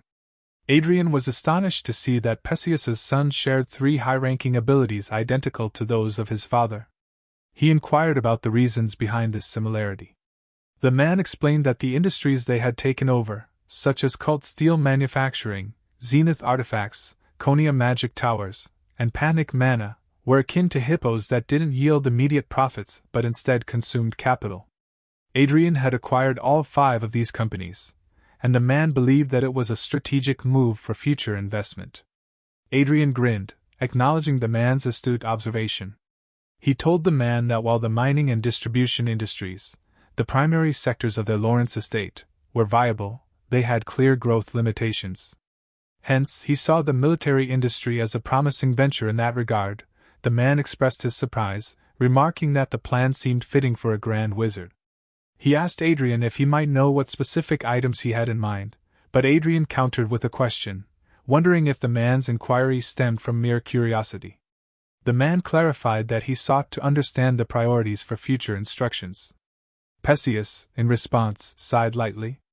Adrian smiled and indicated they would begin with vanguard equipment, leaving both Perseus and the man astonished. Perseus inquired if it was feasible, to which Adrian confirmed that they had a grasp of the force system's principles and a rough manufacturing method for the vanguard equipment. As long as their assistants followed these guidelines diligently, the production was indeed possible. Adrian knew that the manufacturing of vanguard force equipment was currently in the hands of three powerful families in the kingdom of Reinhardt. They are the second prince's mother's family, the Duke of Enerheim, the current king's mother's family, and the distinguished magic master, the Duke of Haines, and lastly the House of Reinhardts. Essentially, this indicated that the creation of vanguard force equipment was orchestrated by the most influential figures in the kingdom. Interpreting it differently, he believed that if they could produce such equipment, they could stand on equal ground with these formidable entities. The man expressed concern about the existing power's potential reactions. Adrian reassured him, stating that he had contemplated the response after visiting the royal palace. He explained that if they initially produced force equipment similar to or slightly less potent than the existing ones, the threats wouldn't be severe. Adrian noted that creating vanguard force equipment wasn't a feat achievable by just any grand wizard. In the kingdom of Reinhardt's there were 4 grand wizards apart from him, but only 2 had the capability to craft force equipment. Thus, a sudden appearance of a 20-year-old grand wizard manufacturing vanguard force equipment was certain to attract public attention and would lead to a partial diversion of strength, inevitably resulting in some failures. Adrian informed them that he wouldn't settle for the current level of vanguard equipment, expressing his intent to be informed as soon as a good magic tower became available for purchase. Perseus and his son were initially confused about Adrian's dissatisfaction with the vanguard's equipment, but they soon realized it pertained to the flying fortresses. Their relationship with Adrian shifted from mere respect and admiration to a status of goodwill and loyalty. Both of them enthusiastically assured Adrian of their commitment, to which he replied that he looked forward to their efforts. Rayford, taken aback, let the tea drool from his mouth in shock and queried Adrian about his reference to the title of Marquis. He reminded his father that he had agreed to accept the second prince's offer, thinking to himself that he shouldn't disclose first Prince Michael's proposal to his father, as maintaining strict secrecy was crucial to avoid potential betrayal. Rayford expressed his dismay, stating that nothing had unfolded as expected since his return from the battlefield. His mother also expressed concerns, fearing that her son might ascend to nobility, and inquired if it was all right. Adrian explained that an earl held the same noble status as a marquis, but his mother worriedly pointed out the differences in their hierarchical level. Sighing, Adrian pondered that despite his mother's experience as the hostess of a viscount, she still struggled to adapt. He humorously questioned the significance of becoming a marquis, stating that he'd need to ascend to the position of a king in a country and establish a harem to be content. However, to his surprise, his father reacted angrily, and his mother appeared pale, leaving Adrian confused about their responses. His father passionately questioned the absurdity of his remarks, particularly with his lover sitting beside him. Realizing that he had portrayed Arcia as his lover for convenience, though their relationship was not of that nature, he hastily attempted to retract his words, claiming it was a jest. However, his father sternly advised him against joking about certain matters. Adrian suggested his father observe Arcia's reaction but found her status to be complex and subtle. In a momentary blink, her status seemed to return to normal, adding to his confusion. His mother advised him to treat Arcia well and not to look at her differently without reason. He nodded in agreement and offered an apology to Arcia, who continued eating without any visible reaction. Feeling awkward, Adrian cleared his throat and proposed they address an impending important task that had been postponed, intending to mark a fresh start for the Lawrence family. His father inquired about the delay, to which Adrian clarified that it referred to dealing with the employees who had caused harm to him and his mother. He intended to cleanse the situation both internally and externally. The next day in the royal castle, someone told the king that not even a margrave but a marquis was too much for such a situation. However, someone shouted that it was not too much. Adrian was not only a rare genius who became a grand wizard at the age of 20, but also an expert in economics who had built tens of trillions of wealth on his own. Then the men shouted that it was right, and even with Adrian's achievements in that war alone, they were more than enough to bestow upon Adrian the title of a viscount or baronet. so they should take it into account. Then another man added that Adrian also had the Aura Master Arcia as his fiancée. If Adrian left for another country that treated him better, they would lose Arcia as well. The other side still asked if there shouldn't be equity. Luquin responded that, on the contrary, it was against equity to give Arcia only the title of a contest given Adrian's great achievements. Second Prince Luke told the king that many countries were already trying to approach Adrian because they had fallen for Adrian's talents, and some people even said that Adrian was the person who would become the next Archduke Lucas. Thus, half-hearted treatment was akin to abandoning a competent young man who would lead the future of their kingdom. However, Michael told the king that he knew that in almost 200 years, there had not been a case of someone with no title becoming a marquis at once. Then First Price argued that he had won over Adrian, and he had no other intention than to empower Adrian. Michael just asked him why they needed to sugarcoat their discussion and whether Second Prince thought he'd allow it so easily even if Adrian was a figure that could benefit him. This made Luquin angry, and he asked Michael what he meant and told him that he wanted him to understand how inappropriate his comment was considering his position as the Crown Prince. Michael told Second Prince that if he accepted their request, they would accept his argument. Their request was that they should let Earl Raven step down from his position as a Margrave. Luquin asked Michael if he was suggesting that they should give up their existing influence to gain new influence, and Michael replied that he didn't think it was a bad suggestion because Margrave Raven could maintain his position as an earl. He asked Luquin if it wouldn't simply be adding another marquis.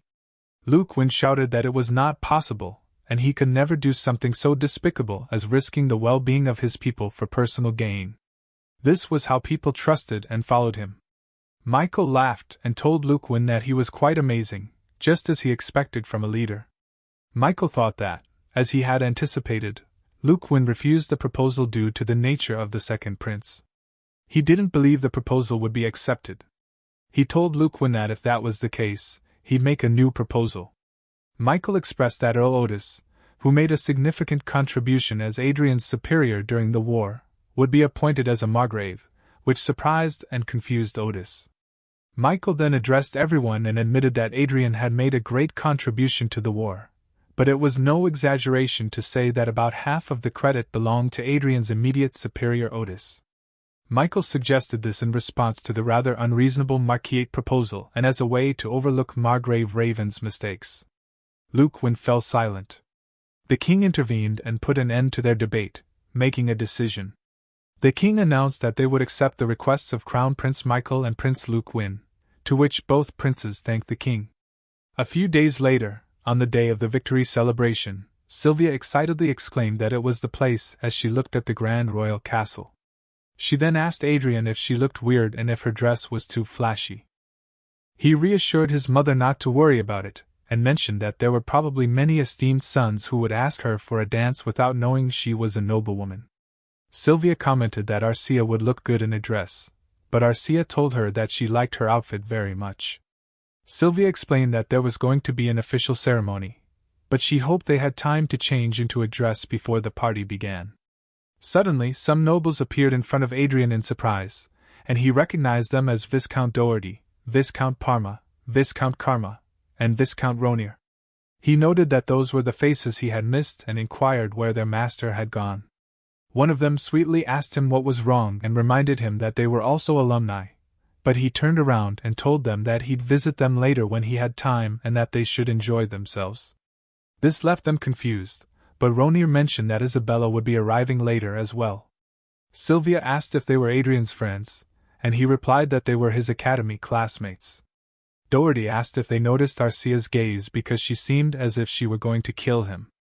Arcia responded that it seemed like Adrian hadn't forgotten them, and Parma said he was getting annoyed, asking if Isabella should cover for them again this time. Parma agreed and said it would be fine because there was nothing aristocrats could do. Ronier suggested that they should find Isabella first and ask why she couldn't reach her without knowing Arcia is listening to them. Arcia asked Adrian if she should kill them, but he told her not yet because he had made a promise to them. Later, the man welcomed them to Lawrence's household and informed them that he would show them to their seats. Then the man offered them seats in the front row, making them realize that these were VIP front row table seats. Suddenly, a horde of demon I mean, a lot of noblewomen inquired if they were the Lawrence Viscounts. The nobles began to surround them, congratulating them for seizing this opportunity, and asking Sylvia where she had purchased her jewels because they were as beautiful as her elegant dress, which suited her well. A man told Rayford that it had been a long time since he last met him, and wondered if he might be interested in visiting their estate. The nobles surrounding them made him guess that the high-ranking nobles were aware of his marquis title. He was then shocked to notice Margrave Raven, who gazed at him with a dagger in his eyes. He suspected that Raven had been warned by Luke Wynne, who was discreetly keeping his distance. Later, the host announced that the victory celebration would commence, and the king proclaimed that Count Otis would be honored with the Order of the Golden Lion, the border city of Ort, and the appointment as a frontier margrave to IES. He was pleased to see that Earl Otis was also on the Crown Prince's side. However, he noticed Luke Wynne whispering something to the man beside him and guessed that the man next to Luke Wynne was undoubtedly the kingdom's most famous sword master, Marquis Vincent. He also observed that the aura masters in the country were very interested in Arcia, but, as expected, she didn't match the second prince. A moment later, the king summoned him and Arcia to come forward and ordered them to kneel.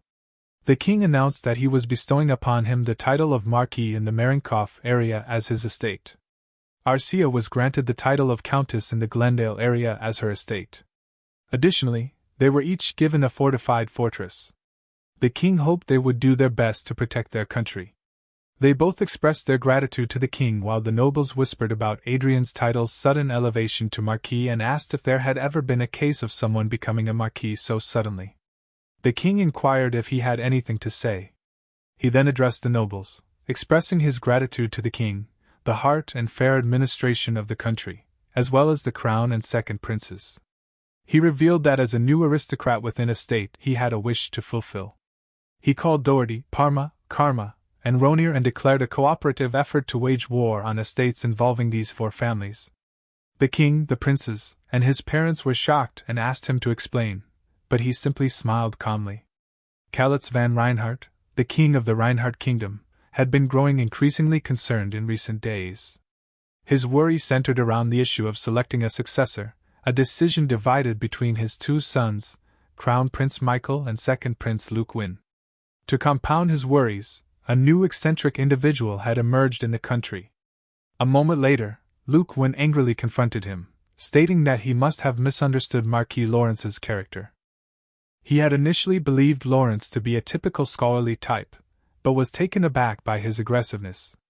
In the back hall, Second Prince Luke inquired if he was aware that a new lord couldn't expand his territory for 1 year. In response, Adrian mentioned that if that were the case, he would simply dismantle those four families and revert the territory to the royal decree. Luke, when asked if he had no intention of backing down, to which he firmly replied in the affirmative. Luke patted his shoulder, realizing that trying to dissuade him would be futile, and expressed his disappointment with his behavior. He suggested that they wait and see what unfolds. Adrian had expected such a reaction from Luke but still wondered whether Luke would be successful in driving him out. They then left the room, and Adrian wondered if the real party had started. Arcia appeared and informed him that she had been waiting for him. However, he noticed that people were avoiding him, and he realized that even before the event had begun, everyone had exchanged greetings and expressed a desire to be friends. But now, no one was approaching them. He thought it seemed like he had been labeled as a troublemaker, and commented that it felt as though he had become the black sheep of the family. His father, Rayford, shouted at him, confirming his feelings. Adrian explained to his father that he had not initially planned to go to such extremes, but had been provoked, and he apologized to his father. Rayford asked him why he had done it, and he replied that it was for revenge, causing Rayford to fall in frustration. Rayford then advised him that taking on four families simultaneously would undoubtedly be dangerous, and inquired if he had considered the risks when declaring a territory war. Adrian responded that he had been fully aware of the risks, and reassured his father not to worry.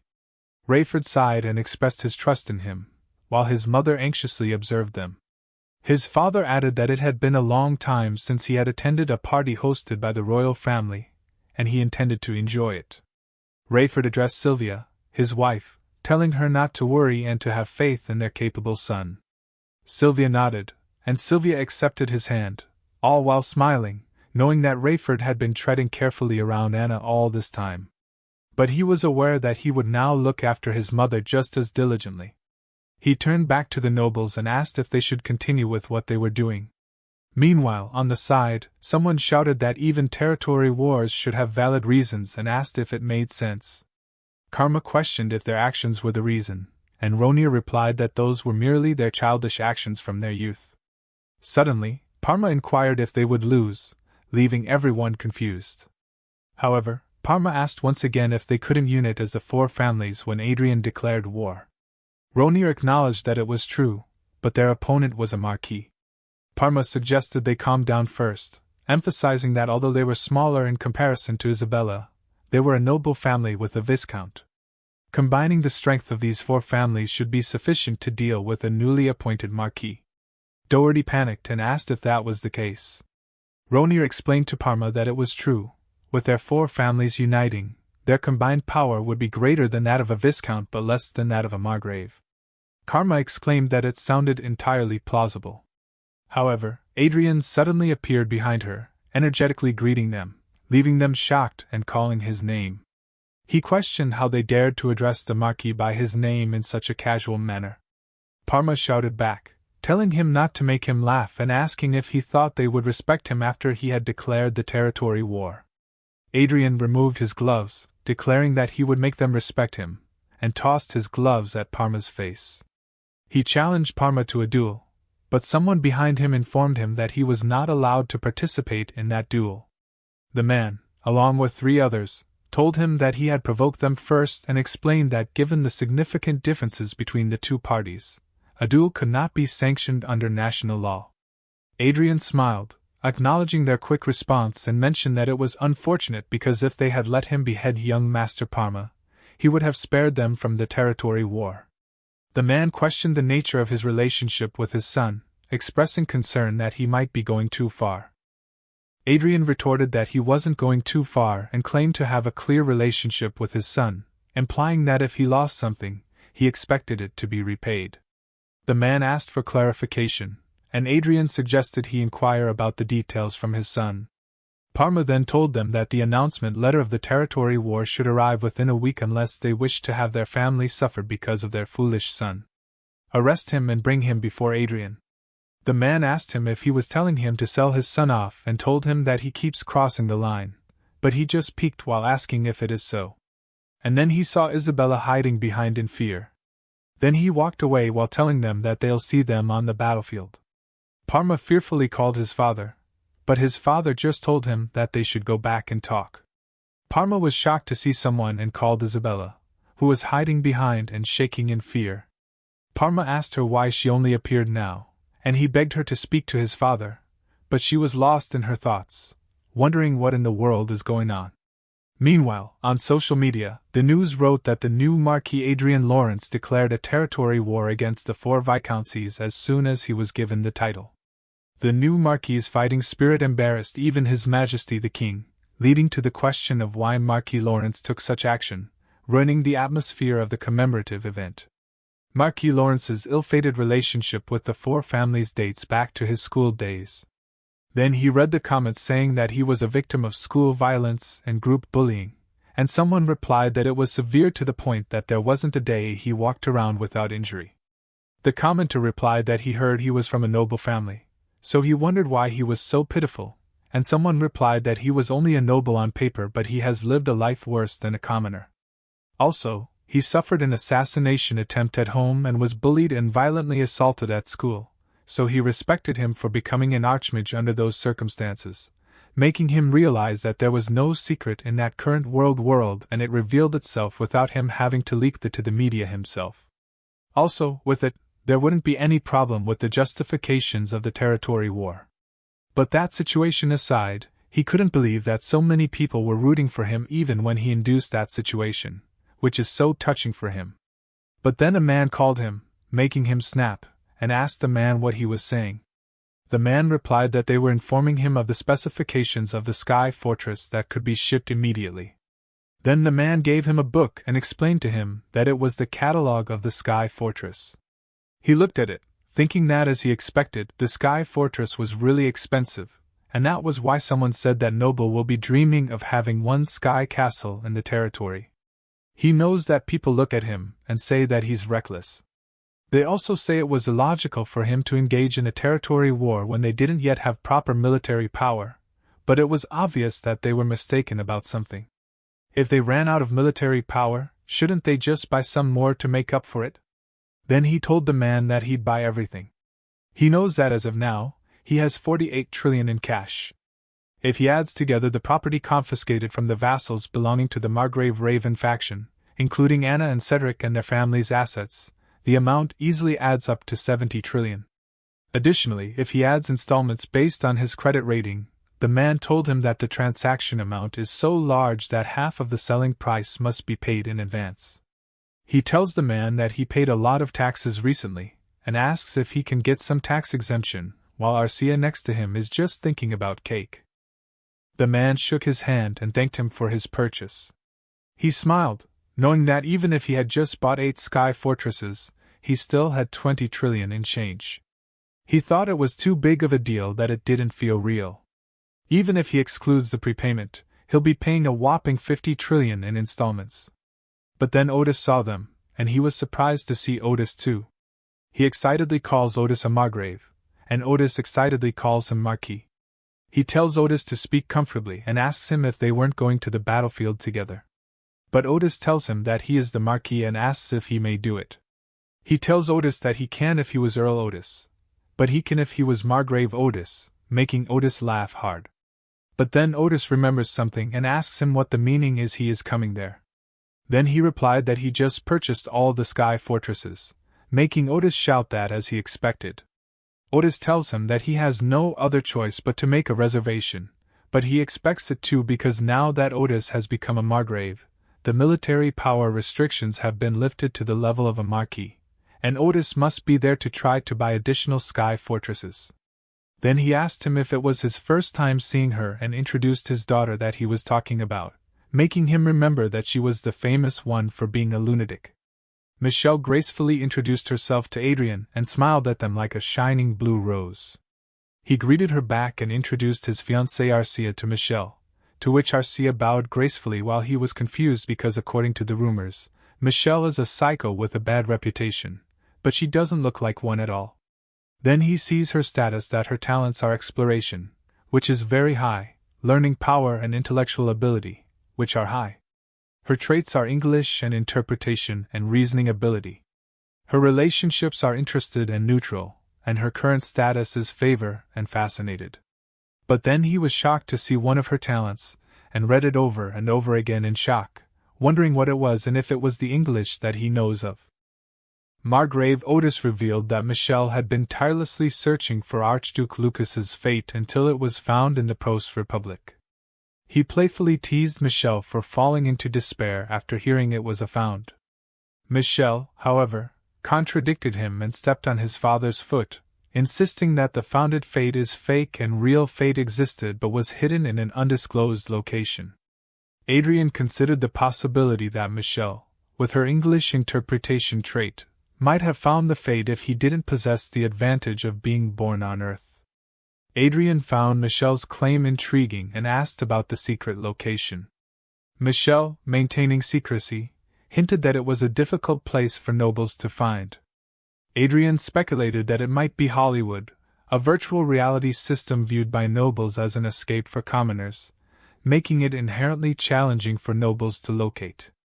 While Adrian thought Michelle's prediction was somewhat faint, she was surprisingly close to discovering the actual location. Michelle expressed admiration for Adrian's achievements and self-made status, preferring individuals like him and Arcia, who earn their titles based on skills rather than bloodline. Margrave Otis couldn't hold back tears as he massaged the area that Michelle stepped in. Michelle proposed the idea of playing online diaries together, and asked Adrian for permission, to which he gladly agreed. She expressed her preference for watching over self-made individuals, causing emotional distress to her father. As Adrian and Arcia walked away, Michelle and Margrave Otis bowed in respect. Arcia suggested killing Michelle because of what she knew, but Adrian deemed it unnecessary, opting to observe her for a while longer. Adrian acknowledged the need to keep a close eye on Michelle's actions. In a meeting of the 4 family heads, Viscount Doherty, Viscount Karma, Viscount Rani, and Viscount Pharma, they discussed Adrian's astounding purchases during his capital tour. He had ordered 8 sky fortresses, 400 units of Vanguard exclusive equipment, 400 units of Vanguard exclusive hoverboards, 8 Vanguard high-speed combat support ships, and 100 teleport artifacts. Additionally, there were 4,000 effect armors and swords for knights, as well as 20 medium-sized transport ships with seating for 500. The family heads couldn't believe the extensive list of military supplies Adrian had acquired in a single day. Viscount Pharma angrily asserted that Adrian was indeed preparing for a territorial war. At the same time, Viscount Karma labeled him as a crazy person for spending 70 trillion on weapons in one day. Viscount Doherty clarified that Adrian paid an exact sum of 140 trillion, with 70 trillion paid up front and the rest in installments. The family heads presented in the meeting were astonished, comparing this amount to the entire kingdom's defense budget of the previous year. Viscount Pharma, realizing the gravity of the situation, expressed his agony. On the other hand, Viscount Doherty emphasized that even with Adrian's weapon purchases, they were useless without proper knightage, especially since Adrian, as a new lord, wouldn't have the necessary military strength. Viscountess Rani questioned if anything had gone according to their expectations since Adrian's arrival, suggesting that he couldn't be judged based on common sense. She warned against underestimating someone on the brink of becoming an archmage. Viscount Pharma asked if she meant to consider the worst-case scenario. Viscountess Rani agreed, emphasizing the importance of preparing for the worst to avoid confusion. A butler interjected, revealing that before Adrian was granted the title of Marquis, he had posted a night job opening on online diaries, receiving around 4,000 responses. The family heads were taken aback by this revelation. The butler added that Adrian had acquired a magic tower and an artifact production company, potentially utilizing the magicians and technicians there. Viscount Karma criticized Adrian's arrogance for acting like a lord even before receiving his title. Viscount Pharma, acknowledging Viscountess Rani's prediction, feared a one-sided massacre in the upcoming territorial war, considering Adrian's leadership and his aura master fiancé. Viscount Doherty proposed the strategy to turn the territorial war into a civil war by involving surrounding territories and gathering allies. Viscountess Rani dismissed this, stating that Adrian wouldn't be wary of the royal family, and there was no way to prepare for countermeasures. Viscount Pharma, infuriated, ordered the butler to bring the person responsible for their humiliation. Meanwhile, at Marquis Lawrence's estate in Marienkauf metropolitan city, where Cowie joyfully flies in the sky, Adrian gazed at the city from the terrace of his building, feeling the weight of his new status. Pessis asked Adrian what he thought about the newly formed knight troop. Adrian greeted Pessis as soon as they met and told Pessis that the newly formed knight troop was pretty good, even though they were a bit late. Pessis stated that it was a miracle that in a short amount of time, they created such a nice knighthood as he expected from the Riverdale family. Adrian expressed relief that many people saw him positively. Baroness Helena, the head of security and leader of the dispatched knight troop in Marienkauf City, complimented Adrian's surprising achievements and strategic planning. Adrian, feeling flustered, credited much of it to luck. Pessis and Baroness Helena disagreed, affirming that everything Adrian did was calculated and meaningful. Adrian considered that he had only outlined a basic plan, not divulging the impressive details that had come together seamlessly, leaving everyone in awe due to a stroke of luck. Turning to Pessis and Baroness Helena, he inquired about their opinion on dispatching the knights to the territorial war immediately. Pessis expressed confidence, stating that Adrian had made well-informed choices, and there seemed to be no issues. Baroness Helena concurred with Pessis. Adrian then shifted his gaze to the sky, taking a moment to glance at the newly acquired sky fortresses ranging from first to third generation. Adrian reflected on how things came together remarkably well, creating an impressive outcome that amazed everyone. He pondered why the kingdom had provided him with discounted sky fortresses instead of the latest generation.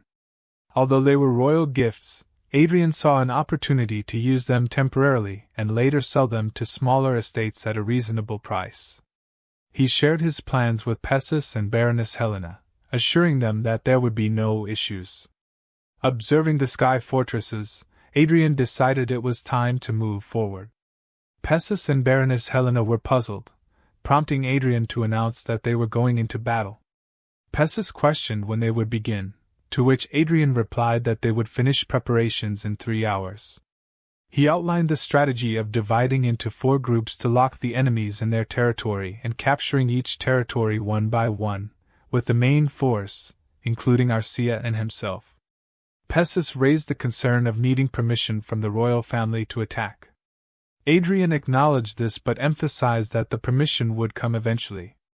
Until then, they could refer to it as training, an excuse commonly used.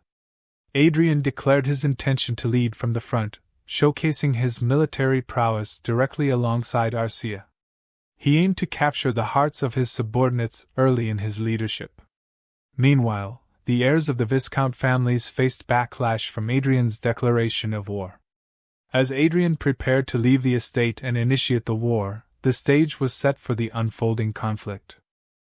The scene shifts to a cafe in Pharma Viscounty. The people of Pharma Viscounty run in fear, anticipating that war might erupt at any moment. A woman sips a fruit shake, contemplating the troublesome turn of events.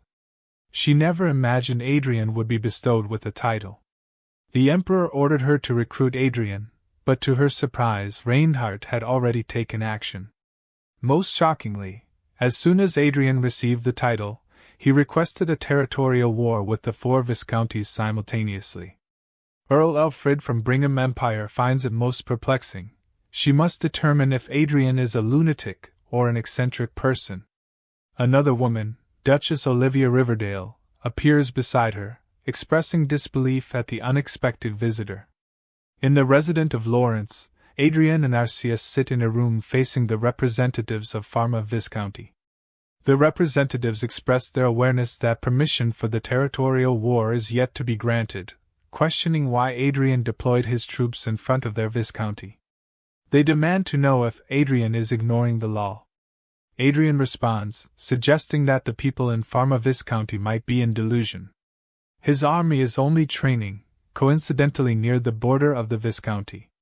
He asks if they were attacked, to which they reply in the negative. Adrian assures them not to worry because he upholds the law. He won't attack until permission for the territorial war is granted, advising them to mind their own business. Representatives voiced their concern that Adrian might attack immediately upon receiving permission. Adrian openly agreed with their suspicions. The representatives of Viscount Pharma shouted at Adrian, accusing him of crossing moral boundaries.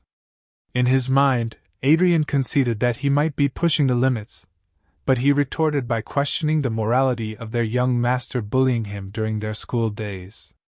When the man argued that permission for the territory war wouldn't be granted in the first place, Adrian received a notification on his smartwatch. With a subtle hand gesture, he muted the people in front of him and answered the call. On the other end, a person informed Adrian that, as of that moment, permission had been granted for the territory war he had requested. The muted representatives were left shocked and sweating. Wearing an evil smile, Adrian thought that the timing was perfect for what he had in mind. With a flick of his finger, he unmuted them and stated that it seemed the royal family had a different opinion from theirs. The decision was likely based on who was more valuable to them. The representatives began to panic and pleaded with Adrian to make a rational decision. Ignoring their pleas, Adrian instructed them to leave and advised them to convince their master, not him. Adrian, with a resolute tone, declared that the only way Pharma territory could survive was by surrendering, otherwise, war was inevitable. Perseus then ordered his troops to activate a teleportation interfering magic spell, met with a chorus of replies confirming its activation. He further commanded the Sky Fortress and Vanguard troop to march, with the collective goal of bringing down Pharma Viscounty. The unexpected turn of events left all three representatives in shock. Adrian questioned their lack of urgency, urging them to leave immediately. Helpless, they could do nothing but grit their teeth and depart. Following this, Adrian gestured towards Arcia, inviting her to join him in the war. He informed Perseus that he and Arcia would directly join the front lines, temporarily leaving command to Sir Perseus. Despite Perseus's shock and attempts to dissuade Adrian, he and Arcia exited the room promptly. Perseus wasted no time informing the vanguard group that Marquis Adrian and Count Arcia would be directly participating in the battle, with their safety being the top priority. Adrian starts to laugh thinking, someone said that even after revenge is achieved, nothing but a sense of futility would be left. In the end, revenge will breed more revenge. But Adrian has a different opinion, because to him nothing provides a clearer sense of purpose than revenge. From Anna and Cedric, up to the Academy's villains, the eradication of their existence can be said to be the starting point of his new future. And more than anything, it's fun to watch enemies screaming with their face twisted. Cut to another scene, and we witness the young master of Viscounty Pharma unleashing screams and tears, displaying sheer disbelief and manic distress at Adrian's unexpected assault. Turning to his guard knight, he desperately seeks reassurance regarding their chances of victory in this looming battle. The knight grimly informs him that Marquis Lawrence commands more than double their forces, and now with the formidable additions of Adrian, an Archmage, and Arcia, an Aura Master, their odds are perilously close to non-existent. Furious, the young master berates them, insisting that they must take action to halt Adrian's onslaught. He reminds them of the significant amount he paid to receive such disheartening news of impending defeat, and expresses concern about the dire consequences should he fall at Adrian's hands. In response, the guard knight, maintaining a stern tone, chides him for his self-contentedness in this critical moment. Instead, he suggests a grim strategy. Young Master Pharma should meet his end at Marquis Lawrence's hands by sacrificing himself. Adrian might be less incensed, potentially sparing the rest and minimizing overall damage. Trembling with fear, the young master protests such a proposition, questioning how they could suggest such a fate for the son of his esteemed master. Unmoved, the guard knight asserts that everyone in the castle shares the same sentiment. The young master's ruthless behavior has left a trail of casualties, and blaming him for incompetence rather than Marquis Lawrence is a pragmatic choice. He emphasizes the principle of reaping what one sows, and the guards express gratitude for the lesson. In the young master's mind, he clings to the belief that he belongs to the ruling class, enforcing discipline on those he deems inferior. To him, Adrian is the abnormal one, not himself. Abruptly, the door swings open, revealing the knight commander standing before him. A glimmer of hope flickers in the young master's eyes. He pleads to be rescued from this predicament, and is advised to seek assistance from surrounding territories. However, the commander dismisses his pleas, dropping vanguard equipment, force armor and a force sword. The order is clear: the young master is to wear them and challenge Marquis Lawrence to a one-on-one match. This is the decree of Viscount Pharma. Amidst his curses, other soldiers seize him, preparing to outfit him in the designated equipment. That's the time when he remembers Adrian's promises. You'll have to look forward to it. Because I'm going to torment you all in the most horrible ways. I will make you regret being born into this world. Young Master Pharma, walking through the corridor of the palace, remembers what happened. Commander assures him that there is no need to despair like that. Even if Marquis Lawrence is an archmage, a mage is still a mage. A vanguard armed with force equipment should be able to face him. While young master argues that this is not comforting at all. Commander says that no matter what happened, Adrian will come for him life. In this situation, he shouldn't cower in fear and let Adrian take his life. If he took advantage of the vanguard equipment, while letting Marquis Lawrence guard down and defeat him, then he can enjoy the fortune made by Adrian, since Adrian has no wife or successor. In the end they will win the battle and he will become the hero of Viscounty Pharma. Before he goes, he shouts towards his guard knight that he is going to defeat Adrian and live. After that he will deal with them for their disrespect towards his master's son. Commander agrees with him that he will gladly receive any punishment after young master come victorious. He opens the door hoping that he might have a chance to win the duel. Defeating a mage with vanguard equipment will be easy. But he was stunned to see the battle ongoing outside. His side of soldiers are being defeated mercilessly. His glimmer of hope disappears after hearing their war cries echoing despair. Adrian was flying on the sky attacking while Arcia slashes through between them. Young master turns to commander and says them he has no chance of winning. Adrian confronted 4 vanguards simultaneously, but with a swift teleportation spell, he unleashed a barrage of electro, leaving no room for counteraction. Even the appearance of 3 sky fortresses proved futile in their attempts to vanquish Adrian and Arcia, meeting a doomed end in the unfolding chaos. After that, Adrian directly lands before him, stating that at last he came out. With a smile on his face, he says that he thought young Master Pharma would be hiding in somewhere. It's so unexpected to him. Guards behind him surrenders while Pharma starts to shrink in fear. He looks at Commander, who pushes him to fight in a duel. Then he challenged Adrian Lawrence one-on-one duel. Adrian was shocked to see his courage. With a smug look in his face, young master continues that if Adrian is a noble who values honor then surely he won't ignore. Adrian calls him crazy incompetent, and what he is scheming. He flicks and a ray of blue light passes through him. Before he could fathom the situation, his arm falls off. He screams in pain saying that at this rate he going to die. Adrian just laughs and says that he spent 70 trillion loots in installments to purchase weapons this time. Seeing his pitiful situation he can easily pay it in no time. Young master was crying, his eye turned red. Crowy is carrying young master's hand. Adrian continues that there are several vanguard equipment, and sky fortress falling from sky like rain. The scenery was as if Pharma Viscounty was displaying their family treasures. Adrian says he killed 2 birds in one shot. He got revenge and earned money at the same time. Adrian also said that broken ribs twice, once humerus, once carpal bone, once tarsal bone, those are the bone young master has broken when they were in academy. Although Adrian would have endured it if he only caused Adrian fractures, because Adrian has a strong patience. But Adrian was mentally tortured to the pinpoint that it even upsets him. Arcia unsheathed her sword and approached to take Pharma's life. But Adrian stops her and tells Pharma he won't let him die in peace. Then he heals Pharma and stops his bleeding saying it won't be fun if he dies from excessive blood loss, and told his minions to take a good care of him. Then he turns and told Pharma Viscounty commander to guide him to the Lord's office. 30 minutes.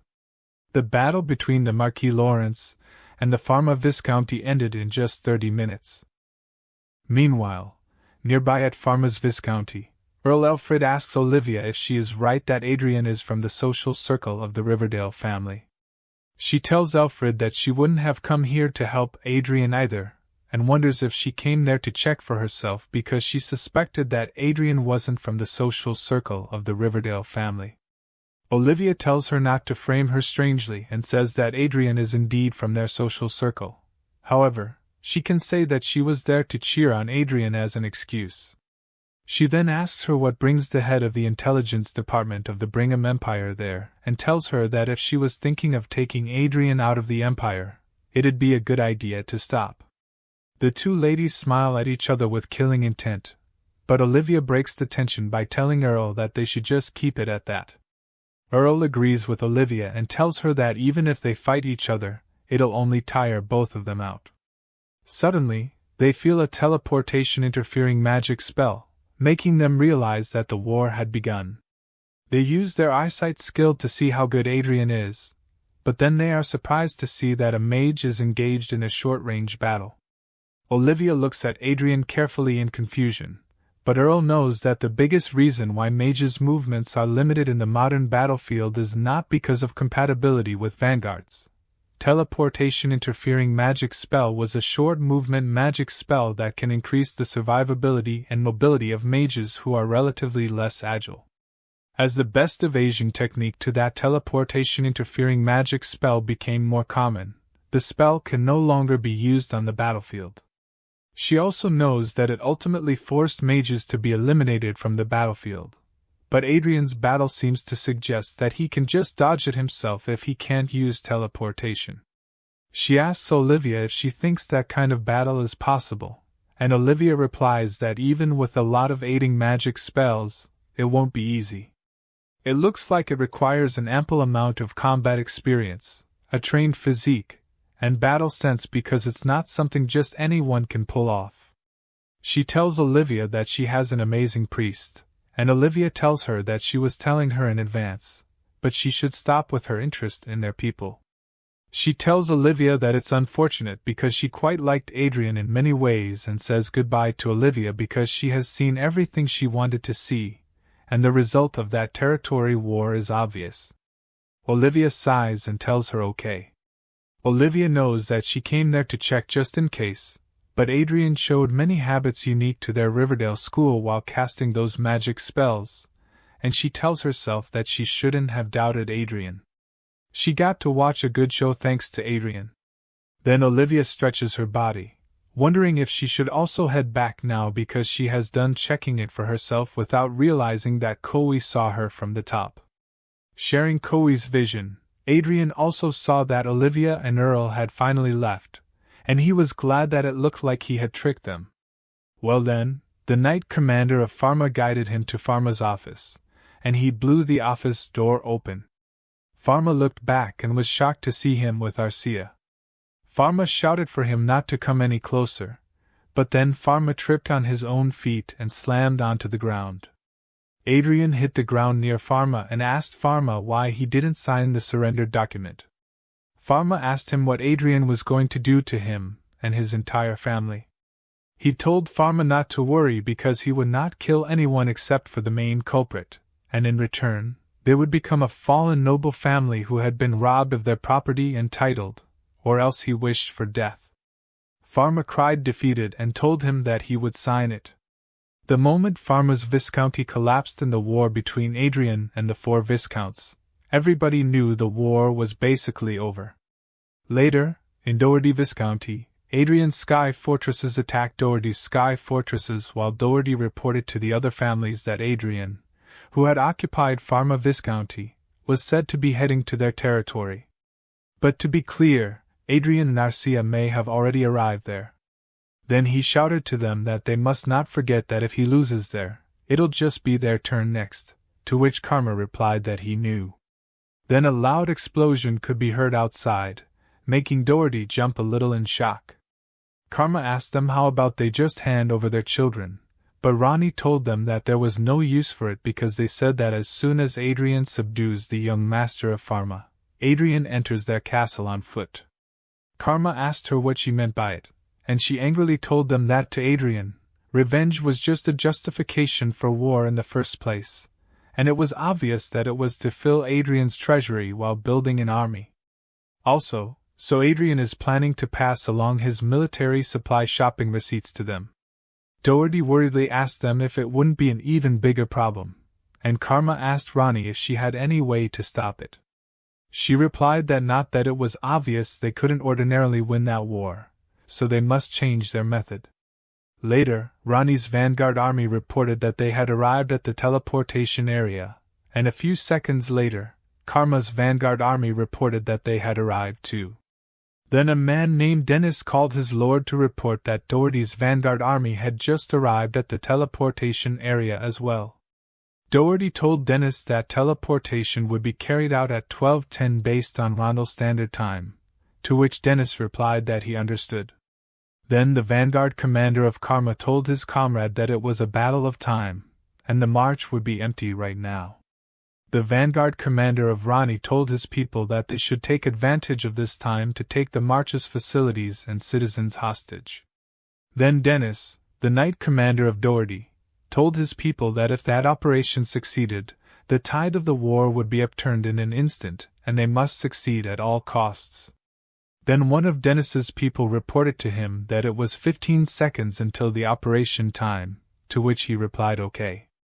Dennis began to count down and open the seal, to which the Knight Commander of Karma and Rani also did while counting down. When the countdown reached 0, they all together ripped the seal, and the transportation light appeared beneath them. Then, in midair, the vanguards of the 3 Viscounts were transported. Rani's Vanguard Knight Troop reported that they were online, same as Karma and Doherty's Vanguard Knight Troop. When they were about to begin their operation, someone told them that he had prepared a welcome ceremony for all of them. They were all surprised when they saw a huge blue flying ship in front of them with Adrian Pesius and Arcia aboard. He told them to come with him and opened a huge transportation magic circle in front of them. While they were being pulled, Dennis cursed and shouted that the operation had been discovered, and then they all slowly disappeared. They were transported somewhere, and Dennis asked them if they had been teleported. When Dennis was about to ask where they were, he stopped in shock when he saw that they were being surrounded by Adrian's vanguards and sky fortresses that were above them. Dennis cursed in frustration, realizing that they were completely surrounded, while Adrian looked at them. Beforehand, Adrian's ship with Adrian and his people on board was waiting for the vanguards to arrive. Suddenly, they all felt something coming, so he stood up and told his people they were there. Pesius asked him if he had clairvoyant ability, and he replied that it was a simple prediction. Pesius told him that it was getting scary now, and he didn't know how relieved he was that Adrian was not his enemy. He raised his wand and released his magic power smilingly, telling them that it was a passable strategy from the enemy, but it was useless if they could read their thoughts. Pesius stood aside and told him that the enemies had finally gained his pity. Then the enemy's vanguards appeared right in front of him, and he told them that they had prepared a welcoming ceremony for all of them, so they should come with him, and teleported all of them back in the present. Adrian jumped out of his ship and landed in front of the enemy's vanguards. He ordered them to disarm themselves at once and surrender because if they did so, they would be able to keep their lives. However, Dennis clenched his teeth in anger and shouted that he was Adrian Lawrence, confusing him. Then Dennis told the others that the war would be over if they captured Adrian, which surprised him because he didn't expect it. Pesius, panicking, called him in worry, while Arcia swiftly ran and landed in front of him. A vanguard jumped toward him to attack him when Dennis shouted to everyone that it was their chance, and they should go at Adrian all at once. One of Doherty's vanguards launched an attack on him while shouting for him to surrender obediently. However, he attacked the man with his magic and told them that they should be the ones surrendering. The man fell to the ground dead, and he remarked that he didn't even consider that situation worth his time. Then Arcia swiftly attacked them, causing loud explosions. Dennis cursed in fear but still ordered everyone to kill Adrian instead of subduing him, ending the territory war right there. He killed the vanguards attacking him while wondering why he even went easy on them, and then he attacked them with his flame blast skill. Dennis knew he couldn't dodge that one, so he tried to offset it with his force sword. He swung his sword to cut the flames in half, but the fire still burned him, making him shout in pain. A moment later, when the fire was extinguished, Dennis's armor was destroyed. But before he could react, he saw Adrian speedily running toward him. He shouted at Adrian not to come any closer while swinging his sword continuously, but Adrian blocked it with his magic shield and dodged Dennis's powerful attack, leaving Dennis surprised. He couldn't believe that Adrian was making the aura force of Vanguard equipment bounce off him with a barely fifth circle hard shield. Dennis clenched his teeth and sweat and shouted, asking how a magician could be like this. Adrian just raised his wand and told Dennis that he was hearing the same line he had said most of today. Then he killed Dennis. A moment later, he was in his mansion drinking a soda when a system appeared by his side. Then he noticed that there were numerous articles stating that once Adrian had gathered sufficient military power, the outcome of the battle had already been decided. Some nobles raised concerns with the royal family, suggesting that granting permission for the territory war might have been excessive. Initially, everyone had expressed concerns about the unreasonable request for the territory war, but the subsequent response had been unexpected. People were now speculating whether Adrian's sword would be pointed towards someone else. The article stating that the territory war between him and the 4 Viscounty had ended in just half a day caught his attention, confirming that the war had indeed concluded. The final struggle had been a solo operation because he knew there was no way for the Vices to win, and he had been able to swiftly capture the remaining castles. The system showed him that his relationship with the vanguards was characterized by favorability and a state of obedience akin to an employment relationship. Their status towards him was one of fear and awe, recognizing that he was the one who had ultimately handled everything. Then someone knocked on his door, and he invited them in. Arcia opened the door and walked inside while the maid commented that she was covered in dirt. Arcia replied that her mouth was bored, and she wanted cake. The maid reminded her that snacks should come after meals and that she had already eaten plenty of cookies in the morning. Arcia sat down on the sofa, causing the maid to panic and warn her about potentially staining the sofa with blood. He found it a bit noisy but noticed that Catherine had adapted well, which was a relief. A few days ago, right after the end of the territory war, the people approached Catherine, admitted they were wrong, apologized to her, and begged her for help. Catherine fearfully asked him what was happening, and he explained that it was just as she had seen. These were the 4 people who had bullied her in the past. He also mentioned that she had to drop out of school just because she talked to him who was being bullied, and he reminded her of the bullying she had endured. He explained that for political reasons, he needed some time but planned to make Isabella Cascabel and Philo Brooks apologize as well. Catherine begged him to stop, but he sighed, held her hand, and told her he couldn't fulfill her requests. He healed her wounds and told her she might not realize it, but she had been his savior, and they should keep smiling from now on. Back to the present, Adrian called Catherine, and she immediately asked him if he had summoned her. He inquired about how her days had been going, and Catherine smiled, replying that every day was fun. They looked at each other in silence, and he told her that it was good to hear. The scene shifts to the palace where Michael is taking a sip of tea and praising him, saying he has done an excellent job. It was a stroke of genius to bring Adrian onto his side. He also mentioned the disappearance of the 3 families that supported the second prince, which ultimately led to a favorable outcome for them. He was buttering up Adrian, saying that he was so touched. Then Adrian, with fake regret on his face, replied that Michael also faced some backlash since one of the families was supporting him. The prince just laughed and said that couldn't be helped since they sinned and bothered Adrian, so they should pay the fair price for their karma. Then he asked Adrian if Prince Luke didn't say anything to him, to which he replied that he was bitter about that.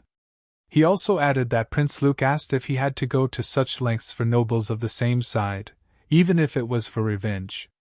Michael inquired more about his interaction with Luke. He continued saying that, and he replied to Luke by telling him that the Earl of Brooks and Cascabel Margrave also committed the same sins as the 4 Viscounties, and Margrave Raven is his archenemy. Then he questioned if he should be holding back for the sake of the second prince. It's enough that he is letting them go for now at the cost of 3 Viscounties. After hearing the reasoning, Luke became silent, then he said that he would let this matter slide this time. Prince Michael laughed loudly. Then he said, in any case, this further narrowed the gap with the second prince faction. However, what he wanted wasn't a narrow victory, but a completely sweeping victory. Then he told Adrian if a civil war broke out because of the throne succession, then it would destroy the life of a country. Adrian became quiet, and thought that it was certain if a national power became unstable due to civil war, the Croatian Empire would reveal their ambition again and invade them. To avoid this outcome, Michael and he planned the game of betrayal, a complete victory for the Crown Prince. No matter what, politics is a big dog fight where people bite each other. A strategy based on betrayal is bound to induce anxiety. That may be the thoughts of an ordinary man. Then he asked Michael when should he proceed with the operation. Michael replied that they still have a lot of time, and he asked if anything happened to him. His cloudy face changed into a bright one, and he replied with a smile that Prince Luke kept flirting with his fiancée, Arcia. Now he became angry and continued that at this, he may cause a problem. Michael was so shocked that he spilled tea out of his mouth. The atmosphere in the room became awkward. Michael put the cup on the table and said that he would like to apologize to Arcia and him as a family member of Luke. He continued by saying that Luke's confidence has been a bit excessive ever since he became an aura master. Luke tends to think that any woman would fall head over heels for him if he seduced them. Adrian wonders in his mind if Luke is a kid to behave like that. Arcia cuts people often as if drinking tea, but she's just an innocent child who still doesn't know about a lot of things. And if this continues, it looks like he would be the first to blow off that greasy head of his before the actual showdown. Michael was thinking about something, then he called Adrian and gave his opinion. He said Adrian to hold a ceremony and make their relationship official. After all, he is just giving his opinion. Adrian was clearly shocked to hear what he said. He asked Michael if he was talking about their marriage. The scene shifts to the Klein earldom in Arcia's residency. He was walking in the garden, thinking about the conversation he had with Michael before. Marriage is the best option, after all, they are engaged anyway. Even if they are engaged, it doesn't mean it can be decided so easily. Arcia and he were lovers on the surface, but they are not real lovers. Arcia is one of Grand Duke Lucas's legacies. He is sure that Arcia will follow his decision without any complaints. But just because she was created for him doesn't mean he can freely use her and marry her. He can't do anything regardless of her feelings. While he was walking, he encountered Arcia. Arcia noticed him, and ran towards him, calling his name. Adrian was so mesmerized to see her, and called her name. But then he pointed to some soldiers lying on the ground and asked her about them.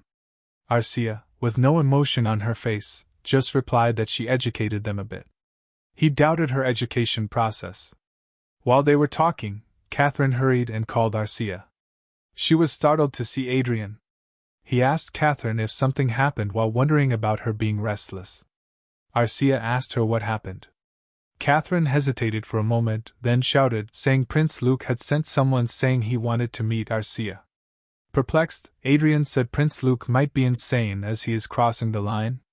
Arcia was not happy to hear this, and said that the second prince's gaze looked like a pervert, so she didn't want to meet him, and ordered Catherine to say they should leave. Catherine asked him what they were going to do if they got in trouble. Even if they didn't want to meet them, they couldn't harshly refuse. A man enters and greets Arcia, calling her lordship Countess Klein, and is shocked to see Adrian's presence. He asked the man why he was shocked to see him beside his fiancée. The atmosphere around them became tense as he asked what brought the second prince envoy here and told him to get straight to the point. Then the man cleared his throat and raised his hand, and a blue light emerged from the ring he was wearing. Then he brought out a flower bouquet, informing Arcia that His Highness Prince Luke had invited her lordship Countess Klein for a meal and thus sent these flowers. Arcia awkwardly received it, and then handed it over to Adrian. Then he burned it, making the man shiver in fear. Then he asked the man if that was all he had to say. It was the first time for him to face such a situation. He wanted to know the answer to the invitation. Arcia asked if Adrian was invited or not. The man replied that only she was invited. Arcia clearly refused to go, making him startled. Then the man advised Arcia to not act that way. Adrian asked him which family he was from, making him shocked. He apologized for not understanding. Adrian said that he heard to become a royal knight one had to have some kind of backing. The man was afraid and wondering why he was curious about that. Adrian happily replied that he liked bringing sky fortresses and destroying families into pieces. He might have heard the news of Adrian fighting and conquering other nobles. But in this case, he couldn't blow his head off because he was the errand boy sent by Prince Luke. But his parents won't be as lucky as him. The man tried to give reasoning by saying that he came by the order of the second prince, to which Adrian replied he was annoyed and didn't want such a lame excuse. He warned the man that from now on he wouldn't stay still if anyone came with unpleasant offers to Arcia. Then he kept his hand on his shoulder by intimidating the man, ordering him to go back and convey his message to Prince Luke. In the future, he hopes they can continue their good relationship. However, if they provoke him any further, he may go crazy and cause a huge chaos. He indirectly warned Prince Luke, declaring that the woman was his fiancée and nobody can touch her. In the royal palace, the second prince was angry to hear this as he couldn't believe it. The man agreed and said Adrian was serious and not joking at all. Luke chuckled and commented that he didn't think Adrian would be so selfish as not to see the bigger picture. The man behind him said to pull him back and added that provoking Marquis Lawrence any further than that would not bring any advantage to them. Luke furiously looked at him, while the man continued that if he really wanted that woman, then it would be better for him after he became king. Luke praised him, saying he presented a wonderful idea. He needs to educate that man, but for now, he will let him be. And he had another reason to ascend the throne. The system shows the remaining balance of 42,625 trillion won. He was lying down on a chair with his arms crossed thinking that calculations for territory war were over. He has nothing to do. Not just the cash from the 4 viscounties who lost in the territory war, mithril, mana stones, in addition, jewelry, precious metals, artworks, etc. Anything worth a penny was swept away as loot. For him, stealing the assets of his enemies and enjoying their wealth feels good. But according to him, the greatest gain of this territory war is something else. He brought something from storage. The system shows that it is celestial sword handle, which is a relic. Descriptions are: it is believed to be the hilt of a sword used by the celestials of the mythical era. It is expected to condense, strengthen, and release energy when imbued with mana or divine power, and will have a shape similar to an aura blade strengthened with force. Currently, a part of the internal divine magic circuit is destroyed and does not work. If you are a high-ranking engineer in the Holy Land of Everhill, there is a possibility to repair this relic. The material used to make this is orichalcum, 3506, a sacred bloodstone, 326. He was looking at this while praising that anyone could tell that wasn't an ordinary item. It was made of orichalcum, which is a rare mineral that is only produced in minimal amounts, about 500 grams per year, in the Holy Land of Everhill. One of these is worth as much as a sky fortress. While putting it on the table, he was thinking of visiting the Holy Land, then he would have to look into that. But for now, the urgent thing is to level up. In the game, Arcia called a vampire monster, and he turned back. Then she landed a swift knee kick on his face, which broke his teeth. Adrian raised his hand and cast a penta-fireball magic circle, saying he resembled the second prince a lot. Then he launched his attack, making the monster shout in pain. Arcia clenched his fist while he swung his magic wand, making the monster fly in the air, defeated. They both cheered up, and to him, it was so refreshing. He said he was so busy with work lately that he could only play games for less than 3 hours a day. A lot of work piled up due to territory war, new business, recruiting talents, and getting rid of the second prince. Because of this, he barely reached level 205. Therefore, he decided to focus on leveling up. To make his work less, at first, he left matters that didn't really require his presence to his aid. For recruiting talents, he put a pair of glasses on Arcia on reality, and made her proceed with it while he played games. With this momentum, he will level up as quickly as possible and achieve the 8th circle. While he was thinking that, Arcia called him Sir Adrian and informed him that they had discovered a very high-grade talent. He didn't show much interest, and told her to recruit them quickly. Arcia agreed to him and added she would leave negotiations to the accompanying attendants.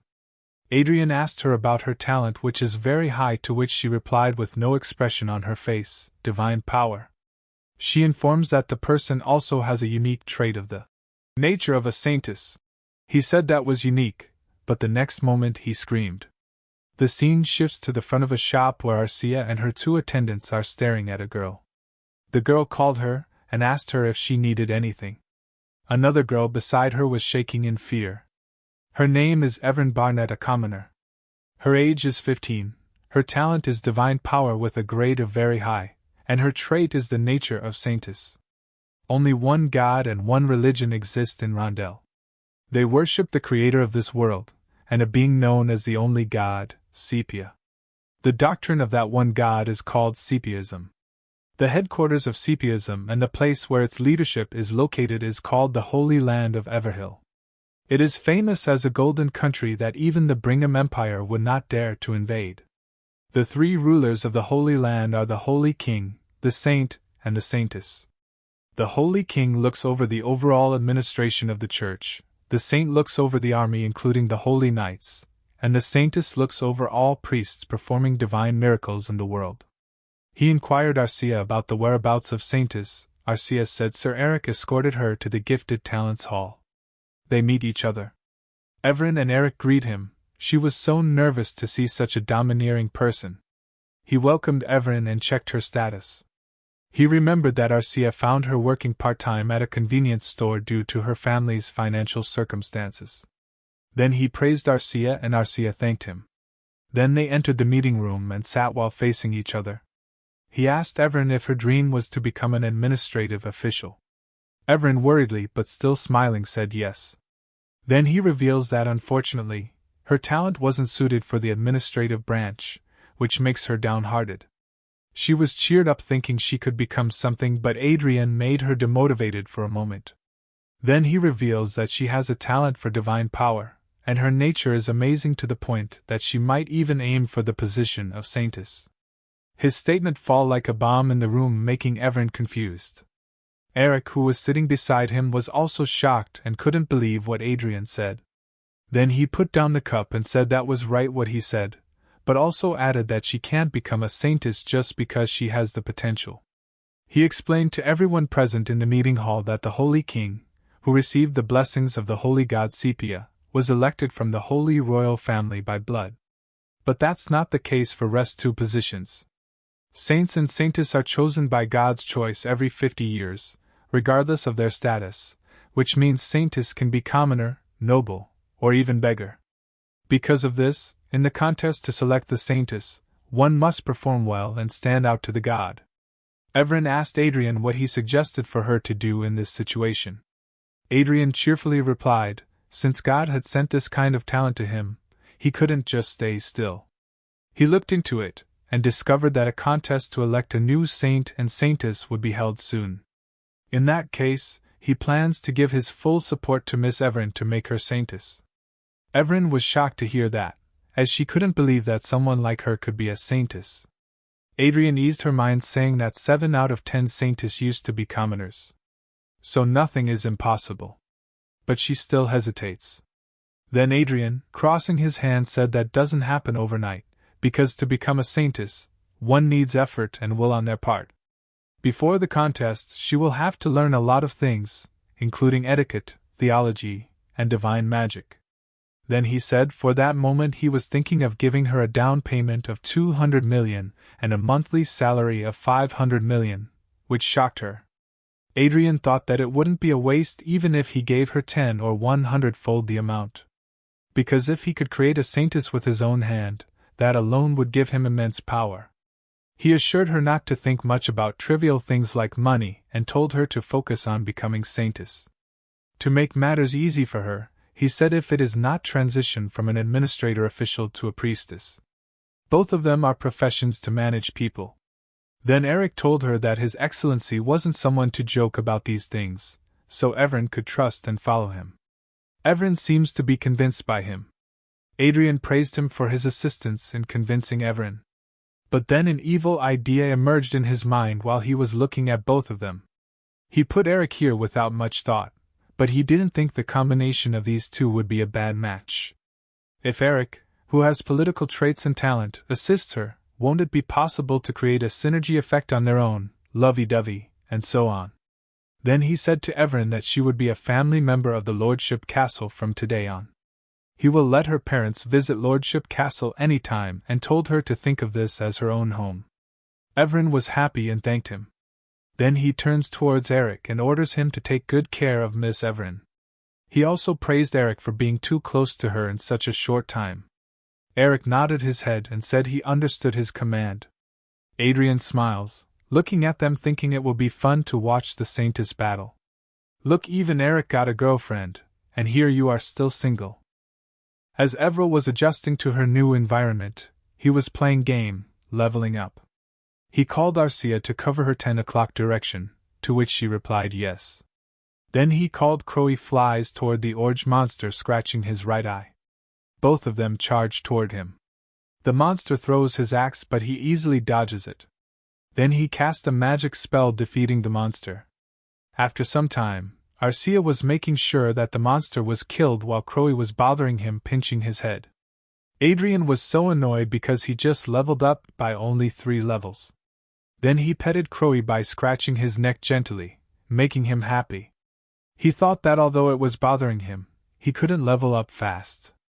At a time when hunting with a 5 to 10 member party is essential, they are armed with a lot of items and skills, but the combination of 3 people plus 1 supporter is helping too.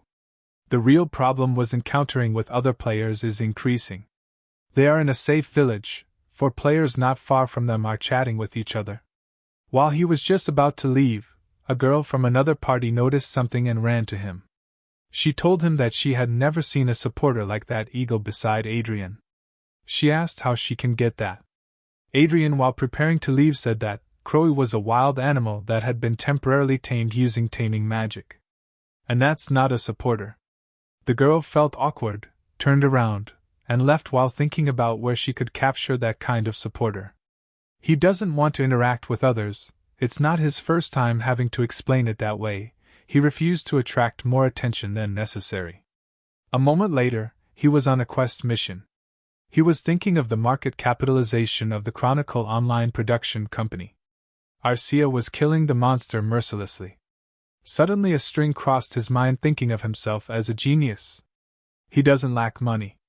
So he can just buy the whole company, which doesn't sound bad. If the main user base is commoners, there is a high probability that it is undervalued, so he thinks it might be possible for him to buy this.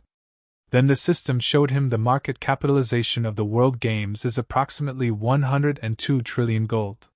He was dumbfounded to see this. He started to clear his throat. It looks like the company was not undervalued. Although 102 trillion gold is not a big amount to him, it's different for the outside world. Even if he is a noble, spending that much money for a mere game will attract even more attention. At first, he thought of buying slaves and making a workshop, then again, it's not right to buy slaves as someone from a democratic country. Then he thought of using his last remaining wish ticket. That idea was knocked off since he didn't want to use it as long as it was not a major emergency. In the background, Arcia was petting Crowy, making him cheerful. She was carefully noticing Adrian being frustrated over something. Adrian starts to think again if there is any way to effectively level up, while not encountering other users. Suddenly an idea came to his mind, as there was a way without having to buy the entire game. And that is to monopolize the hunting grounds. Adrian shouts while both of them look at him, not knowing what he is talking about. The scene shifts to the Black Dragon Guild building. Inside an executive building, top members of the guild were discussing something. One of the men said that he heard that their country would double the game's access time limit. The man sitting in front of him commented that they would be in a bad position. Another woman said that not long ago, cash transactions for items were blocked, so she will have to work hard from now on. The woman next to her said that if it would be possible to sell items indirectly to a country where cash transactions are legal. Someone shouted, saying if she had gone crazy, then reminded her that she would have to pay 10 times the fine if she got caught. The guild leader heard their commotion and then commented that playing game was getting more difficult day by day. Then a lady entered and told her that someone was looking for her. She inquired about the person, to which the lady said a magician above level 200. He was asking for a meeting with the guild leader, saying he has a deal to offer. Both of the men sitting there were smiling. The leader told her to send him away, as it was obvious to them that he was playing tricks to join the guild. The lady keeps her concerns, saying they should meet him. The leader wants to know why. Then she revealed that he brought 10 decathlon hearts as a gift. On top of that, he's equipped with the best hybrid equipment that can be used at level 200. One of the members cursed, saying, "Decathlon, it must be cost a lot." He should be rich as hell to buy that as a gift. Considering the abilities of the equipment itself, they assume he is better than any top-level user. In the meeting room, they are facing each other. Adrian greets them and says his name is Minji. Guild leader commented that his name was peculiar. She also greeted him and said her name was Penny. Penny continues to look shiny version of him, thinking everything he is wearing is very high-priced. Penny assumed that he might be a noble. Then she inquired about the deal and the reason he came here. He replied that he would like to rent the hunting ground that the Black Dragon Guild was monopolizing. Perplexed, Penny asked if what she was listening true or not. He confirmed her doubts, saying he would like to block other users from accessing the hunting ground, as they are doing now in the Black Dragon Guild, and lease it on the condition that only he can use it. Hearing this, a shadow emerges on her face, thinking of rent hunting ground and monopolization. She had never heard of this term in her life. On top of that, he wants the guild to manage it, when they couldn't actually use the hunting ground. He might be joking. Adrian easily read their mind and told them that he would pay rent for this. He shows his palms, saying he should give 5 times the total profit they can earn from that hunting ground. He will be paying all of this in cash. Penny still can't believe him and asks which hunting ground he wants. He replied Caltern's Chimera Dungeon. This made Penny alert and told him to wait a moment. Chimera Dungeon is a dungeon where more than 200 people visit in a day, and it is profitable for people at max level to go to that hunting ground. If each person earns at least 50,000 loot from the hunting ground, the total profit per day is well over 10 million loot. He laughs hearing this, and says this doesn't concern him. In return, they must make sure to block everyone from entering. Matter got serious. Penny asked if there was any treasure or special item in the dungeon, or if it was related to some kind of hidden quest. He cheerfully replied that he just wanted to level up. Other people in the room are thinking if he is going to burn 50 million loot a day just to level up without any particular purpose. He replied that he was solo leveling, but he'd like to enjoy the game without anyone getting in his way. Then he said if they want, he can pay the money in advance. It's fine even if they want to carry out online currency trading. A glimmer of greediness showed on her face, and she asked for how long he was going to rent. He replied that he would like to rent it for a month. And he will continue like this if he manages to level up as he wishes. But if he thinks his growth rate is slow, then he will rent another one of their hunting grounds. He is going to keep this until he reaches the max level. Hearing this, her face glowed in joy. She immediately ordered other guild members to bring tea for their special guests. Although I don't know how they will enjoy tea in the game, but they run like a maniacs blinded by money. The man sitting next to him gives a chair to Arcia to sit.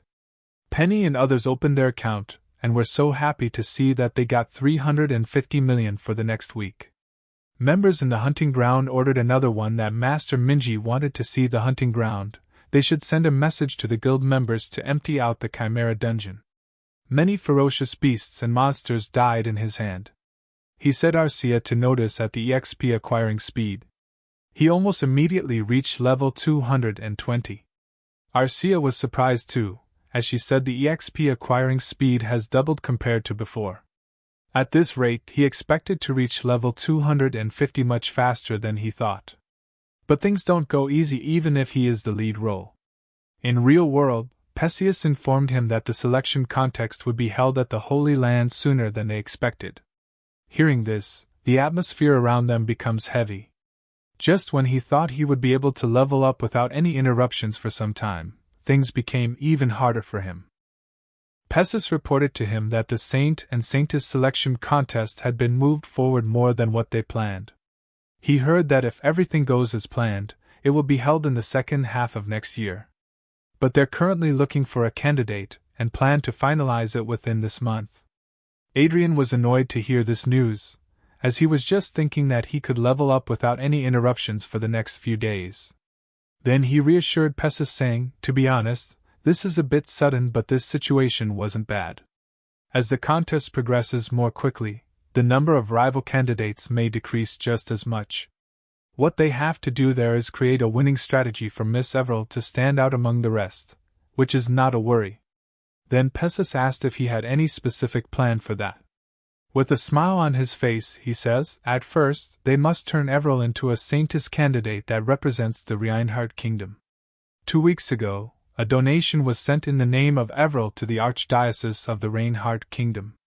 Tomorrow, an archbishop of the Reinhardt kingdom will visit their territory. Miss Everil, and he will be the one greeting them.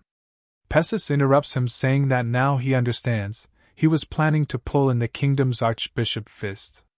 Adrian agrees. Then he said if they succeeded in pulling in the archbishop, they would request backup from the royal family. Pessis was so amazed to hear this as his eyes were sparkling like stars. Then the next moment he got down asking if Everil would be meeting their expectation. He said not to worry about that as he had assigned someone to constantly motivate her by her side. He is the best person there to prepare Everil. Saying this he indicates Eric, to which Pessis branded Eric as a sly man and sighs. Adrian wonders what was sly about him, assuming that he might be indicating Eric's political traits. Then Pessis sent something to him saying that was the material he had requested. Adrian praised for his work. Pessis said among the candidates participating in the Saintess contest, these are the most influential. The first candidate was Grace Heigelvin from Elf Reese. Her class is Supreme Elementalist 7th Circle, she is 210 years old, and her affiliation is granddaughter of Queen Elvenheim. The second candidate was Evelyn Francis, an aura expert, also a high-class knight. She is 21 years old, and her affiliation is the third daughter of Evelyn Duchy of the Brigham Empire. The third candidate was Judy Esther, a laywoman. She is 19 years old with an affiliation with a commoner in Everhill. Adrian was relieved to see this as the third candidate was a commoner, so it should be a bit easy. But then he sees that her sponsor is Duchess Olivia Riverdale of Lucia's kingdom, making him fall from his daydream. Then he commented that they are distinguished ladies. But Pessis said that it's not that easy and things will get more intense from now on. He didn't voice out his worries but still thinks in his mind that even if he were to exclude their sponsors, they are all more remarkable than Everil. If he was to be honest, the moment he saw the list of candidates, he wanted to shout out saying he surrendered. Then he said to Pessis that he already guessed that kind of high-level candidates would appear, so they should not be frustrated about it. That won't be easy, but that was not impossible. This shocked Pessis as he thought Adrian might be not serious about this. More than being prepared, Adrian believes in the potential Everil has. With a confident look on his face, he announced that he couldn't give up the title of the sponsor who made the Saintess. Sometime later after his work was done, he yawned thinking that now he could play some games. But Pessis calls out to him. He inquires what Pessis wants to say. Pessis humbly asked about the amount he donated to the archdiocese. He was interested cause, to his knowledge, the Archbishop of the Reinhardt kingdom wasn't a man who would move because of money. Adrian just laughed without giving any reply. The scene changes and we see Duchess Olivia reading books. Then she asked someone if it was 10 trillion. The man sitting there said she heard him right. Marquis Adrian Lawrence is the sponsor of Everil Barnett. He also paid a huge donation of 10 trillion gold. Hearing this, she closed her book and commented that their cute priest was planning to take a shot at Saintess contest. Then with a mischievous smile, she said he was an interesting priest. Two men sitting there don't feel good about this since she is smiling. The scene shifts and we see a priest laughing in joy, complimenting it was so marvelous. He never imagined Everil could use divine magic so well. Then he refers to himself as an oldie, and says he believes that Everil will surely become the new Saintess. Everil can't believe him as she is low in confidence. Adrian thought that it was an excellent choice to bring Archbishop Fred on their side. Fred was clapping and Everil was showing him how incredible she was. Exactly like your childhood when you did some activities in your relatives' presence, and they clapped saying incredible. Remembering now, you might be feeling shame. On the back, Arcia was clapping too. Then he told Fred that there was something he would like to discuss, to which Fred agreed. Adrian then said Judy Esther's side suggested forming an alliance during the contest. And it was a request from her sponsor, the Riverdale Duchy, rather than Miss Judy herself. Fred quietly listened to him. Then he said Miss Esther is a fine candidate, and according to him, they should consider their alliance proposal. Adrian said that he was thinking the same, as it would be better to increase the possibility of Miss Everil getting selected, and then compete with Miss Esther. Everil asked Eric if her performance was good, to which he complimented her. Fred complimented, saying Riverdale Duchy might have no desire to confront such an ominous figure like Marquis Adrian. But the truth is exactly opposite to what he said. He was the first one to suggest forming an alliance, and thanks to the Duchy seeing in a good light, he is also a fake disciple of former Duke Riverdale. Now what left is to bring the royal family of Reinhardt Kingdom on their side. The scene shifts, and we see Luke saying that he had no reason to refuse. If a saintess from their country is born, their national status will also greatly improve. Luke assures him, saying he will talk to King about this matter. Adrian thanked him. As he expected, Luke wouldn't refuse. After all, nothing good will come out of making their relationship more uncomfortable. He bows and initiates to leave. Then Luke asked him if he knew the news. Margrave Otis's daughter and Earl Akers have gone missing. This sudden bomb shocked him. Luke was smiling, saying, because of that, first prince's side was turned upside down. Adrian was shocked, as he still couldn't fathom what Luke said. He guessed that by Margrave Otis's daughter, Luke might be talking about Michelle. And by Earl Akers if he was referring to second-ranking or a master after Marquis Vincent. Luke, seeing him shocked, assumed that the news had yet to reach him. Then again, Luke also found out about it only 1 hour ago. Adrian was worried, as he couldn't believe how both of them could go missing. But then he congratulated Luke and said it was good news for their side. Hearing this, Luke laughed loudly. But Adrian couldn't calm himself, as he thought that everything was messed up, following the unexpected situation with the Saintess contest moving forward. What more was going to happen? Then he enters Michael's room, making him startled. Michael said that he might have heard the news too, assuming Luke had told him about the situation roughly. He was panting as he ran towards Michael. After some time, Michael said, Margrave Otis and Earl Akers are cousins from the same maternal family. So both of them are brothers and pretty close to each other. As a bonus, they have the same political tendencies. Earl Akers adores Lady Michelle Otis like his own daughter, and he volunteered as her guard himself when he heard that she was leaving on a vacation alone. Adrian asked if an Orem master was a guard, then the problem might have appeared at the travel destination. Michael agrees with him. But their travel destination was a place where tensions were high with the Brigham Empire. And it was a place where war could happen anytime. The place was Prius Republic. This revelation shocked him, asking about the groundbreaking act of suicide. Nobody in their right mind would go to that place. He asked in his mind if she was a lunatic in the first place, and who was the one that set her on fire to do this. Then Michael continued, he didn't know if Adrian knew Lady Michelle Otis was a die-hard fan of Archduke Lucas, and she was seriously devoted to finding the fate. Then they heard that fate was discovered in the Prius Republic. He flinched, and Michael said she couldn't acknowledge that fact and was said to have planned the vacation impulsively. His world became black and white, as if time stopped, thinking that this might be his fault. And he is the guy who set fire to that lunatic. On the other hand, Arcia was eating with Crowy. Crowy was singing in joy. Arcia remembers when Adrian was so worried about her, and said he was going to meet the second prince, she didn't need to accompany him and stay here. She quietly agreed with him. Then she prayed for his quick return. He was still thinking if that was his fault. Michael said that he had already requested the extradition of the two people through official diploma lines, and secretly deployed special forces together with national intelligence. He thought that would be the best scenario to let this case resolve itself quietly, but the possibility of that is low. The diplomatic fraction may be unavoidable in one way or another, but to his surprise, Michael was willing to take that kind of loss for the sake of those two. In that case, he thought he should help Michael out. With a passionate tone, he said he would go and make things right. Michael was confused. He said he might be the perfect fit to rescue both of them. He will move secretly while hiding his identity, but just in case, he would like Michael to things up so that his identity is not revealed. Michael was looking at him, can't fathom what he said, as he was admiring him. Seeing the look on Michael's face, he couldn't do anything but feel ashamed, as it was his fault too. Michael stood and told him that he would send the location where they were last sighted. Then he advised him to narrow down the places they were most likely staying right now to their terminal. Michael leaves their fate in his hands.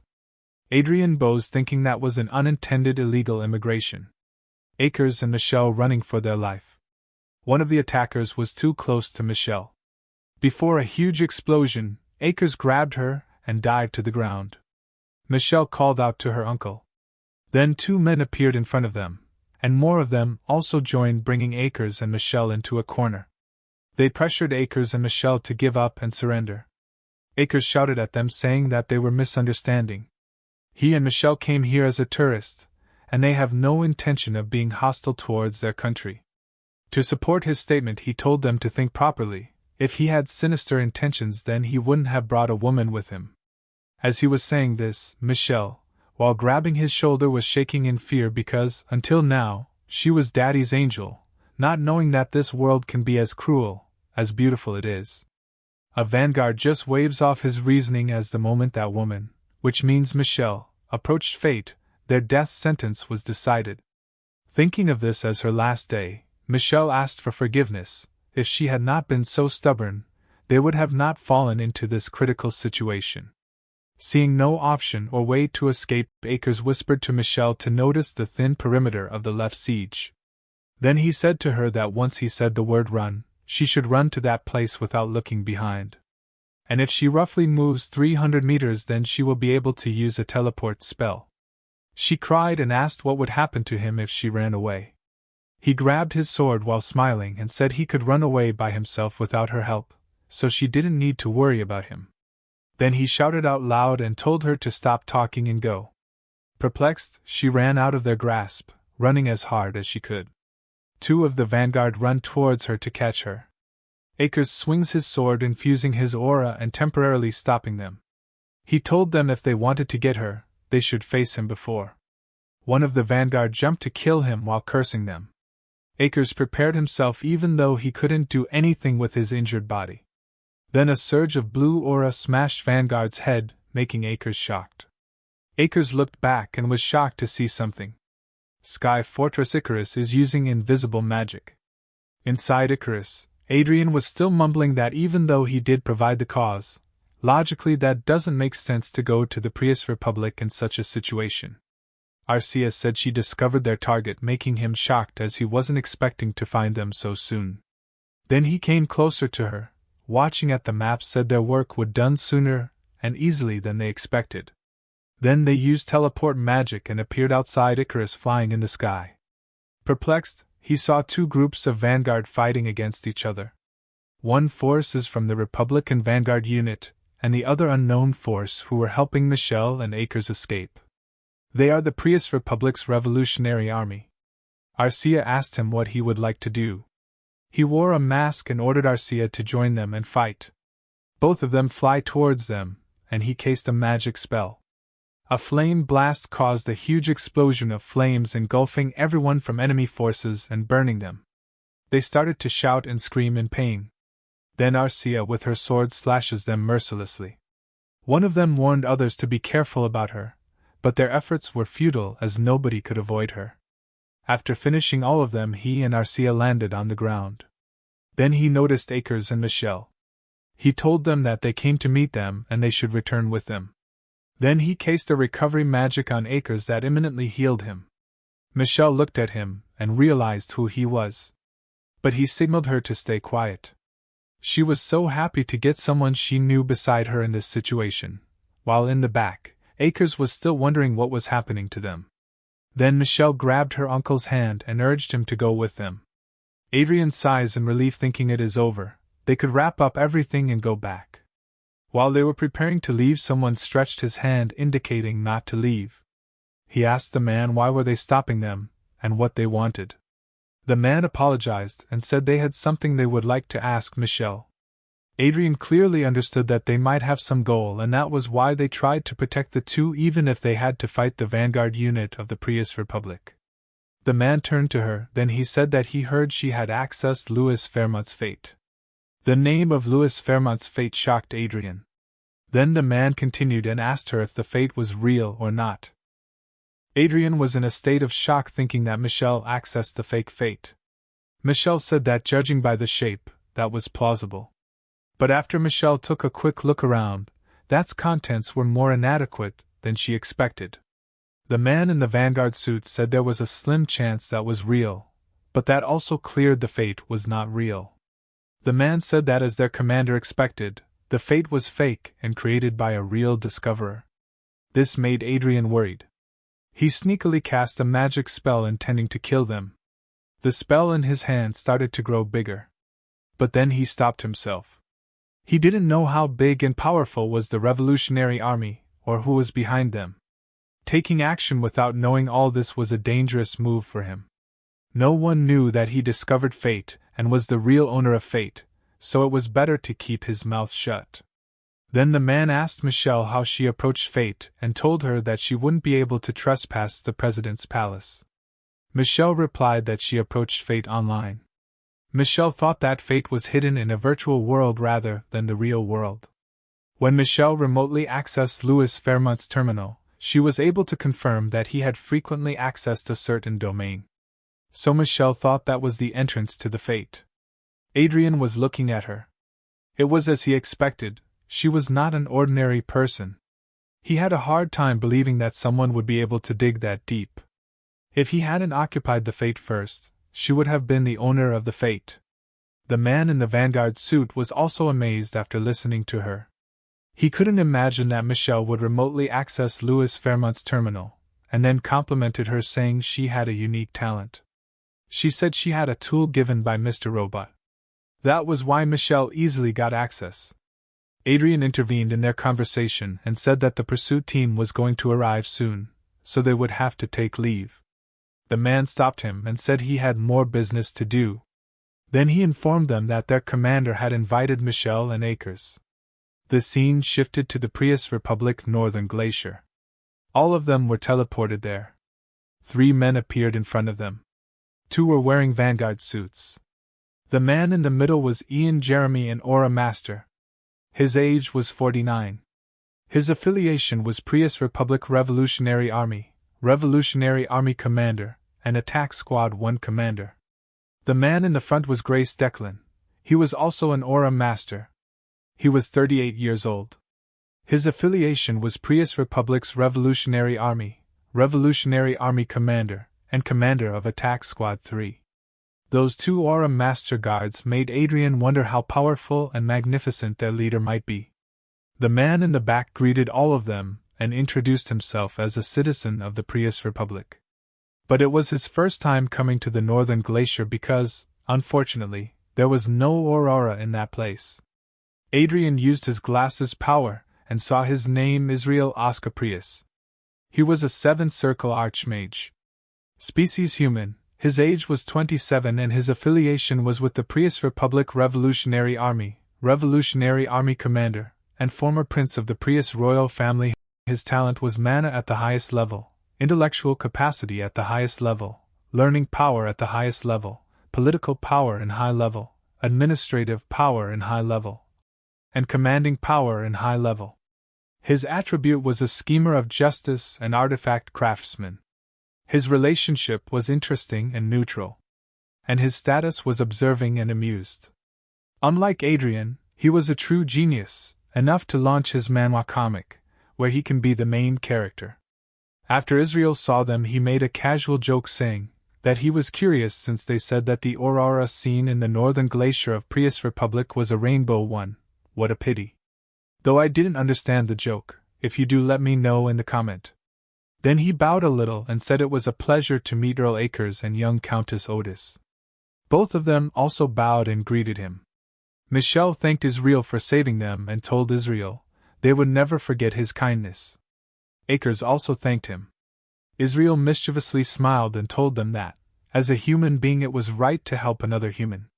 Seeing their behavior, Adrian sighs and thought it was his ass. Israel did it because he might have some hidden intentions. Then Israel told him that he never thought he would meet the person who was behind all the buzz at that time. This startled Adrian. Israel called both Adrian and Arcia's names. This surprised Adrian. Not only him, Akers was most surprised among them. Israel apologized for surprising them, and added that he and Marquis Lawrence followed each other on social media. Acres shouted asking if it was real that they were Marquis Lawrence and Countess Arcia. Michelle told her uncle to shut up. Seeing there was no reason to hide his face, he removed his mask. They both revealed their handsome and beautiful faces. Acres was shocked and asked why someone from the second prince's side would be there. Michelle was embarrassed and tried to stop her uncle. But Acres was stubborn and didn't want to listen to her. Adrian asked Israel how he found out his identity, to which he replied that was a trade secret. He was not a person to back off, so he relaxed and said that to him, His Highness, Israel Oscar Prius was a mischievous man. Israel wasn't able to digest the words, as he said he was surprised and asked how he knew Israel's identity. He crossed his hands, with a smile on his face, told that was also a trade secret. The atmosphere around them becomes tense. Israel's guard raised their force sword to be prepared to attack. Israel raised his hand indicating his guards to calm down. Then he revealed that was purely a gut feeling that Israel recognized both of them. A male archmage and a female aura master pair. That was nothing more than a guess based on their young voices. Adrian didn't change his facial expression, but he was pissed at himself because he was a fool to fall for his tricks. Israel wanted to know how Adrian found his identity. He said he had been interested in the Prius Republic for a long time. But that was a lie, as he used his glasses. Israel was a little bothered and said he really couldn't discern the depth of his wits. And he was certainly someone Israel wouldn't wish to make him an enemy. Then Israel turned to Michelle and called her. He asked if Michelle copied Archmage Lucas's research materials that she accessed. Adrian thought that would be certainly plausible to copy research material. After all, she accessed fate, but just looking around at what was inside would be too naive of her. According to Israel, even if that was a fake fate, they couldn't ignore the value of that. Then Israel asked if Michelle would share a part of the research material. Of course, they would pay an appropriate compensation. Michelle was silent for a bit, then she gave a side-eye look and said that fate was in a form that could be acquired step by step. She couldn't acquire the fate that Louis Fairmont couldn't either. Most of the data he could access was already commercialized technology. Israel said that wouldn't be a problem. That would have been better if he could obtain equipment blueprints for the current generation or higher, but they had no choice since they didn't get the real fate. Then Israel said what he wanted was materials and blueprints for making Vanguard Force equipment. Israel thought that data was basic even within the industry. Adrian looked at Michelle and saw her hesitating because that was natural, as her action could start a war between the two nations. The former prince said as Marquis Lawrence had already revealed his identity, a descendant of a former royal family. They might know how much blood had been shed in disputes with nobles until their royal family established the political system of republicanism in Prius Republic. The democratization of the Republic of Prius was accomplished in a very strange way, in Adrian's opinion as a former Earthling. The Prius royal family pushed forward with the Republic idea first. It was clear that the late king was a great person, but there was one thing he missed. It was not a democracy achieved by the people, but he created a democratic country for the people. In actuality, it was an unnecessary democratization. The current president, Catro Fairmont, squeezed into the gap in the public consciousness that was yet to be established. As a result, that country had become a dictatorship worse than feudal countries. Israel said the future that the former king envisioned was nothing like the current situation. Adrian added if that was why Israel made up his mind to correct the former king's mistake as a descendant of the royal family. Israel agreed with him and said they would enlighten the people of the Prius Republic, introduce an undistorted democratic republican system, and set the foundation of the country straight. According to Adrian, no matter what Israel did, he had a long way to go. But they seemed to be doing better than the current regime. Then he told Michelle that to him, it seemed she had no plans on making a deal, which surprised her. She apologized because that was a too big decision for her to make. Israel looked at her and Acres covered her coming in front. The situation became tense. Adrian cleared his throat and thought for a moment. In the end, if that situation continues, there was a high possibility of that turning into a transaction closer to extortion combined with threats. He thought he should be a savior for both parties. As a former citizen of the Republic of Korea, he should give a helping hand and show his kindness. At the same time, he could make a new business partner. Then he said if Israel didn't mind that that's not Archduke Lucas's fate, he could try and make a deal with him. Israel said that what he wanted was the Vanguard Force Equipment's blueprint. But before Israel could finish, he said he was going to produce and sell Force equipment anyway. Then he slightly laughed and said what they were thinking was right. He already had the Force equipment production blueprint. That revelation made Akers and Michelle more surprised than Israel. Israel closed his eyes and complimented him, saying he was really a man beyond common sense. He thanked for Israel's favorable review. Then Israel asked him about the performance of Vanguard equipment he would produce.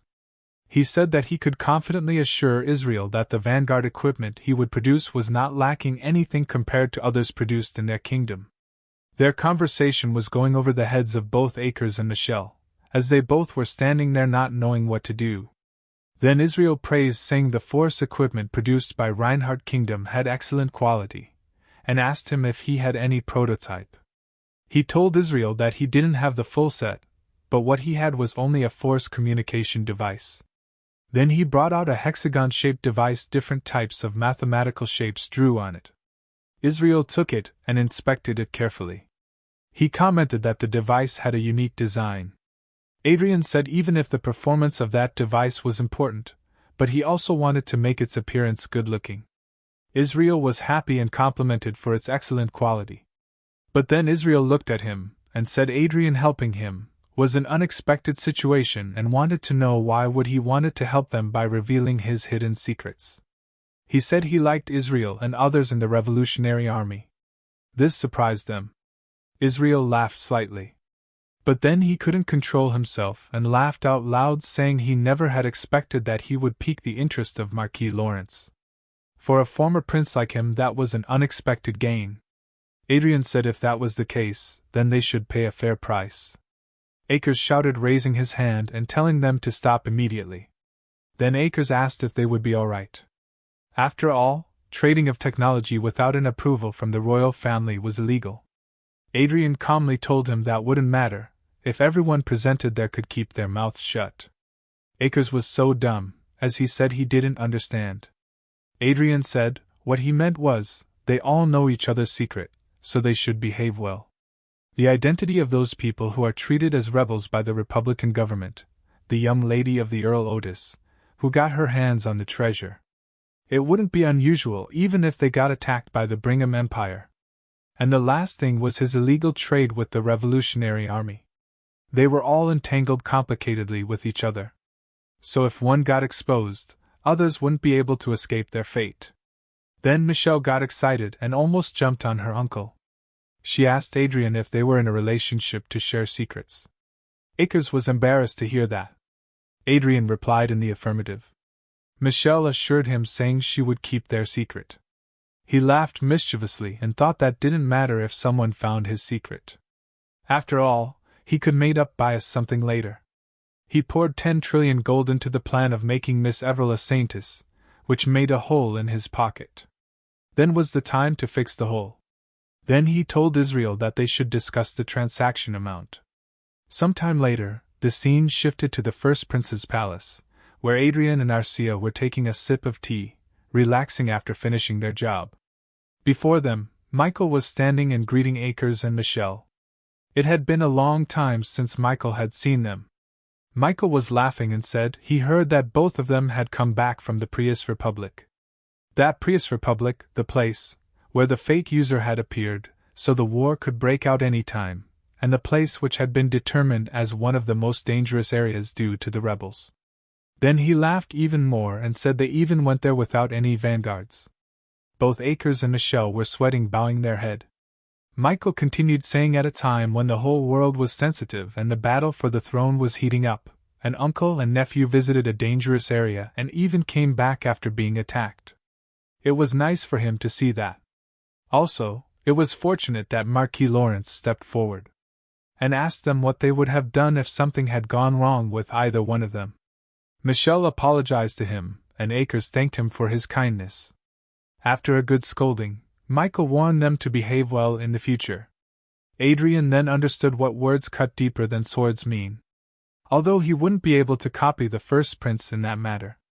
Count Akers called Michael and asked him if Marquis Lawrence and Earl Klein weren't on the second prince's side. Then what were they doing there? Honestly, how dumb can a person be? Michael said that because they were actually on their side. But Akers still didn't understand. Michelle was surprised and embarrassed too. She shouted, saying what first price meant was they were putting on a show, pretending to be on second prince's side. Then she asked her uncle if he should have noticed that when both of them had come to save them, while second prince Luke wanted them to be dead. His clueless state wore off and he acted like he was in awe. Adrian dumbfounded himself, thinking if it was because Akers had only wielded the sword all his life. Akers was the most naive man he had ever seen. Then Akers congratulated Michael and said that was good news. Michelle noticed Adrian. Then she winked at him. Arcia said she should kill her to make things clear. Adrian thought that even if her existence was a bit burdensome for him since she knew about fake fate, still he couldn't kill her. So he told Arcia to stop for them. This dude is going to make a harem. Now it seems like it would be a huge event if he could even marry Arcia. Then he stood up and said they should take leave. Count Akers stopped them and said they should have some tea together. After all, he was Akers and his niece's savior. He calmly told that he had something to do, and he was delayed on his schedule. Akers was tenacious, as he asked Adrian if he liked alcohol. Akers knew a place that served excellent side dishes. Then a man of Michael entered and called Michael. He told Michael to watch the news. Adrian and Akers both looked at them. On the news, Age of Magic, November 10, 2019. The Brigham Empire declared war on the Prius Republic. Meanwhile, the Prius Republic strongly criticized the Brigham Empire, which started the war, and was appealing to the public and neighboring countries for the legitimacy of the fate user, Louis Fairmont. That was what they all had been watching. Conflicts were growing over Archduke Lucas's fate, but they did end up in a war. Michael asked him what his thought was about that war. He thought for a moment, and replied that the odds of winning were around 6-4.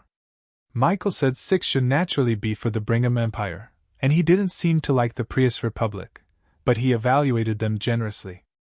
Adrian justified his answer by saying that the Brigham Empire had to cross the Sea of Storms to invade the Prius Republic. Not only that, they have to enter a closed terrain.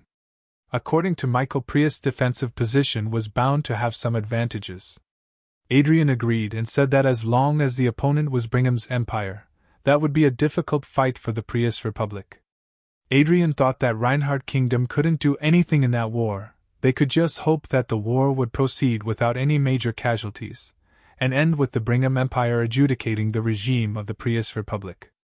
As a bonus, that would be the best-case scenario if the Revolutionary Army, which has gained experience at that time, seizes the opportunity and blows away the corrupted regime. Then he saw Akers looking at him closely. So he asked if anything he wanted to say. Akers asked if he had made the choice knowing all about that. His plan was dead as he thought about how an old man like him could be this stupid. He wondered how he could bring up the matters related to an illegal act in front of the first prince. Michael asked Akers what he meant. Akers came to his senses. But before things became messy, Adrian said they borrowed the power of Prius Republic's Revolutionary Army in the process of rescuing the two of them.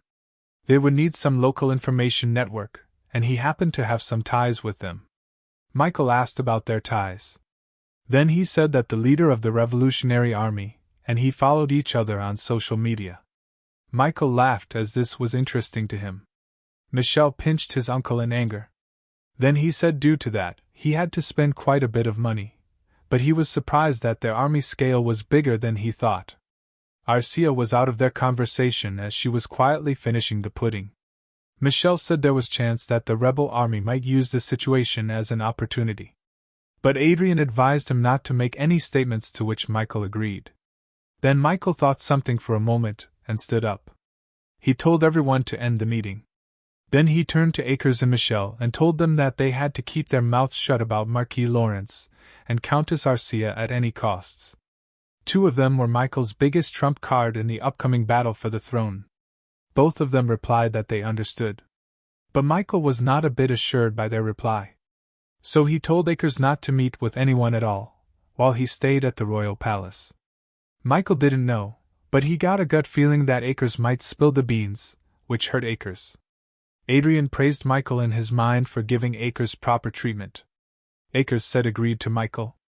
While Acres was sad, Michelle was lively and asked if she should also stay there just in case, to which Michael replied that would be good too. Michael thanked her for her kind gesture. Michelle said she just wanted to pay back his kindness. Then Michelle turned to Adrian and gave him a love wink, saying that somehow she felt like she would be able to see Marquis Adrian and Countess Klein more often. Arcia, after listening to that, was burning on a fire as she didn't want to share him with anyone. The war between the Brigham Empire and the Prius Republic escalated quickly. At the same time as the declaration of war, the Brigham Empire's expeditionary force was deployed at a frightening speed as if they were waiting to surround the Prius Republic. And in response, Prius Republic took advantage of its home ground and formed a solid defensive line. Although a direct collision was yet to occur, experts predicted that the war would take place immediately at the earliest, or within 3 days at the latest. Just like that, when the world is heating up due to the war between the Brigham Empire and the Prius Republic. He was appearing in a broadcast. The host was a young man with glasses named Anthony. He cheerfully announced that he was back again and then welcomed everyone in a show called Anthony's Show, a comparative variety program that answers viewers' curiosity. Anthony announced that the 10th anniversary special project, The Magician and Knight episode, representing the magicians, a 20-year-old genius archmage who was causing a stir in the world, and they had brought Adrian Lawrence. Adrian came to the stage. He was brightly smiling and raised his hand to greet everyone. Then he introduced himself as a new star of the Reincarnated Kingdom. A few days ago, Eric told him that what Everell was lacking compared to the other candidates in the Saintis contest was awareness. And Eric suggested both of them to put some effort in order to solve that. Then Eric shared some documents with them via smartwatch. He was nervous as he knew how Eric was good at doing his job. That was an appearance proposal for both of them to appear in the famous TV show. After he saw that, he thought Eric was a promising talent, but he never imagined Eric would demand him to do something crazy for the goal. Then he praised Eric in his mind. After all, Eric's plan was perfect. Back in the show, Anthony asked him if he was good-looking. He laughed and agreed with Anthony. Then he said it was all thanks to his mother, and he is grateful for that. Perplexed, Anthony asked if he wasn't grateful to his father. He sighed and replied that his father was not that handsome. Then with a smug look on his face, he smiled, saying if his father was not a noble, then he wouldn't be able to marry a beautiful woman like his mother. Anthony forcefully laughed at his statement. While back in the mansion, his parents were watching the broadcast. Viscount Lawrence was embarrassed to hear that. Then Anthony announced that, as he mentioned before, the topic they would discuss was treated as a taboo in society. It was a comparative experiment between magicians and knights that would be held. Then he asked Adrian if he knew about this. Adrian was interested and replied excitedly. Then Anthony confronted, saying that many experts had assessed the topic and declared it to be disadvantageous to Adrian, who was a magician. Anthony then scratched his head and said that if he could do well in the test, then they were good. But if Adrian lost, then their reputation would fall rock bottom. But he assured Anthony not to worry. He confidently said that he would get rid of the wrong prejudice towards the magician and told Anthony not to be burdened and proceed with the show. Anthony was relieved to hear that. Then Anthony announced that he had brought someone as a knight representative. His name is Earl Felix, a proud and new aura master of Lucia's kingdom.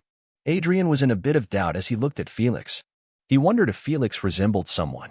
Anthony told Felix that he would be compared to Marquis Lawrence in the show and asked what made him want to join that show. Felix was relaxed and said that he accepted the offer, thinking he would just go and leisure around. Anthony asked if he was relaxed even if his opponent was Marquis Lawrence, a war hero. Felix turned to Adrian and said that he heard Duchess Riverdale praising Adrian for his extraordinary talent, but now that he saw Adrian, that made him think her love for her junior had concluded his judgment.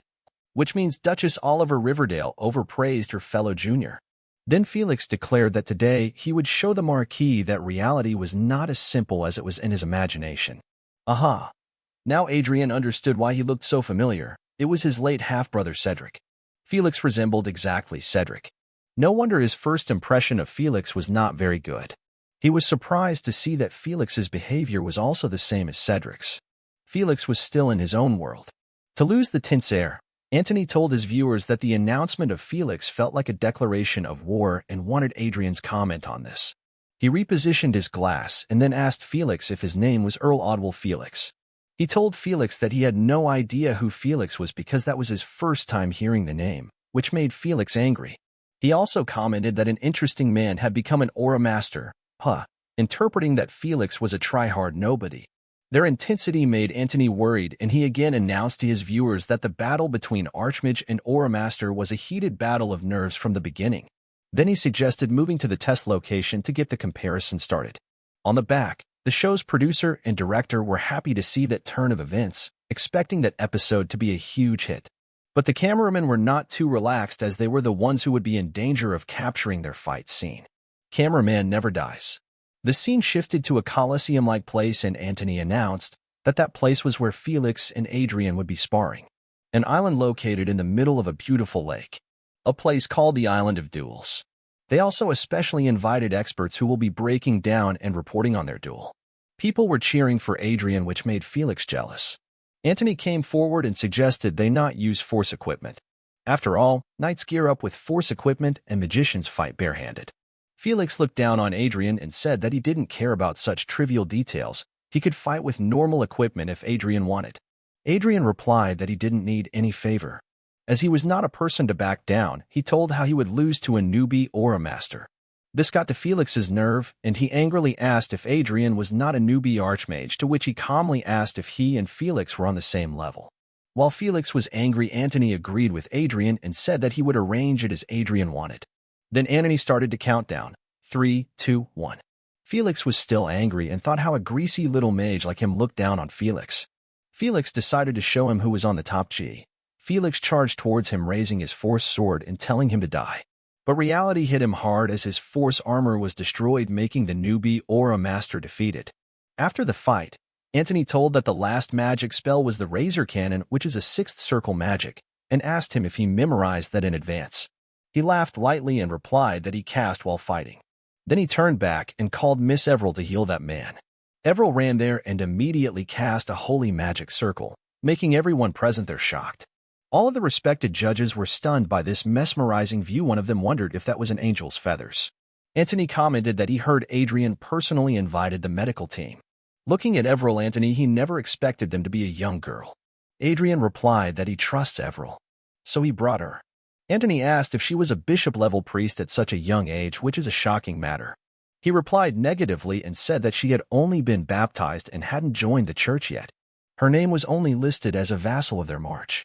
This revelation surprised Antony and everyone presented there. Antony said that he heard divine magic and the effect of angel's feather could only be seen from a bishop-level or higher priest healing of the church. Adrian replied that she learned divine magic personally from Archbishop Fred, who resides in Reincarnated Kingdom, and her angel's feather effects were due to her outstanding nature. Antony asked about her nature, to which he replied that Miss Everil was planning to participate in the Saintess contest. This revelation was amazing to Antony. Everyone clapped for her. Adrian thought that Eric's plan was finally worked.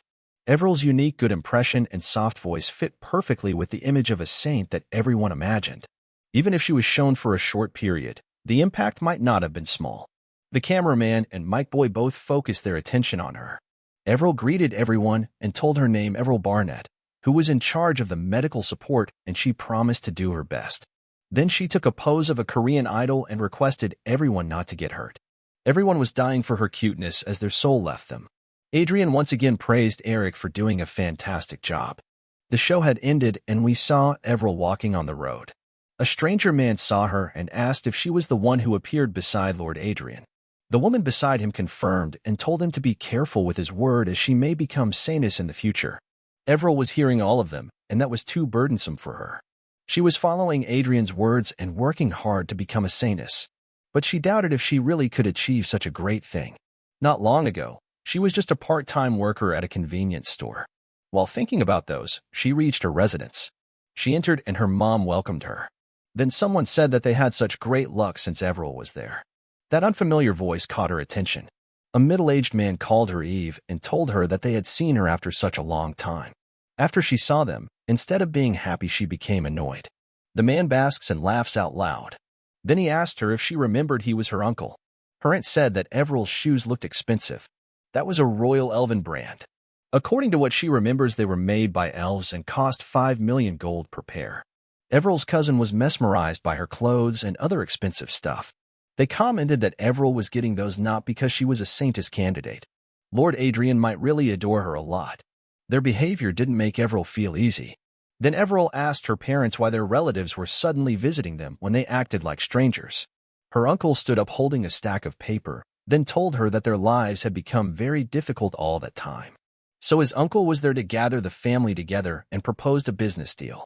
Then he brought out the papers he was holding and shouted that they could make a huge profit according to the plan he mentioned. If they appealed the point that was a business from the family of Everill, the saintess candidate, there was no way the business would fail. While Everill was reading the paper, the guard behind him thought that was absolutely not an ethical business. Everill's mother assured her not to worry, as they wouldn't agree with such an absurd plan, and his parents, both of them, would support Everill. Everill's father also supported her and asked her uncle if their plan was that good, then why not they do it themselves. Her mother supported that statement and told them not to think of selling their precious daughter's name. They would complain to the Lord if they did that.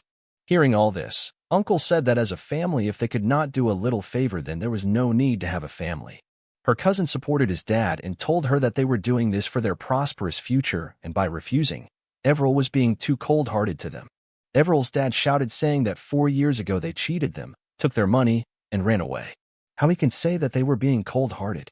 With a smug look on his face, her uncle apologized and said that was the reason they were trying to make up for their mistake. Their arguments continued. And in reply, her uncle brought out excuse after excuse like there was no ending. Like they were trying to pay their debt. As a family, they couldn't blame him. The deposit incident was done by in-laws, and they should also carry other family members' burden when they can. Blah, blah, blah. Everill's dad asked if it was his fault for believing him. Her uncle made another excuse and told as a family they should not quarrel over money. Everill had enough of their crap, and she shouted and told them to leave immediately. She made it clear that she didn't want to be involved with them and advised them to go back to treating each other like before, like a stranger. Seeing her temper, all of them were stunned.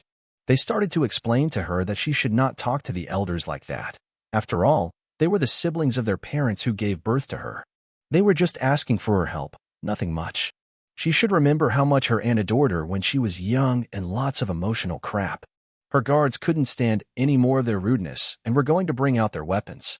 At that time, a familiar voice asked who those were parasites full of beggar tenacity.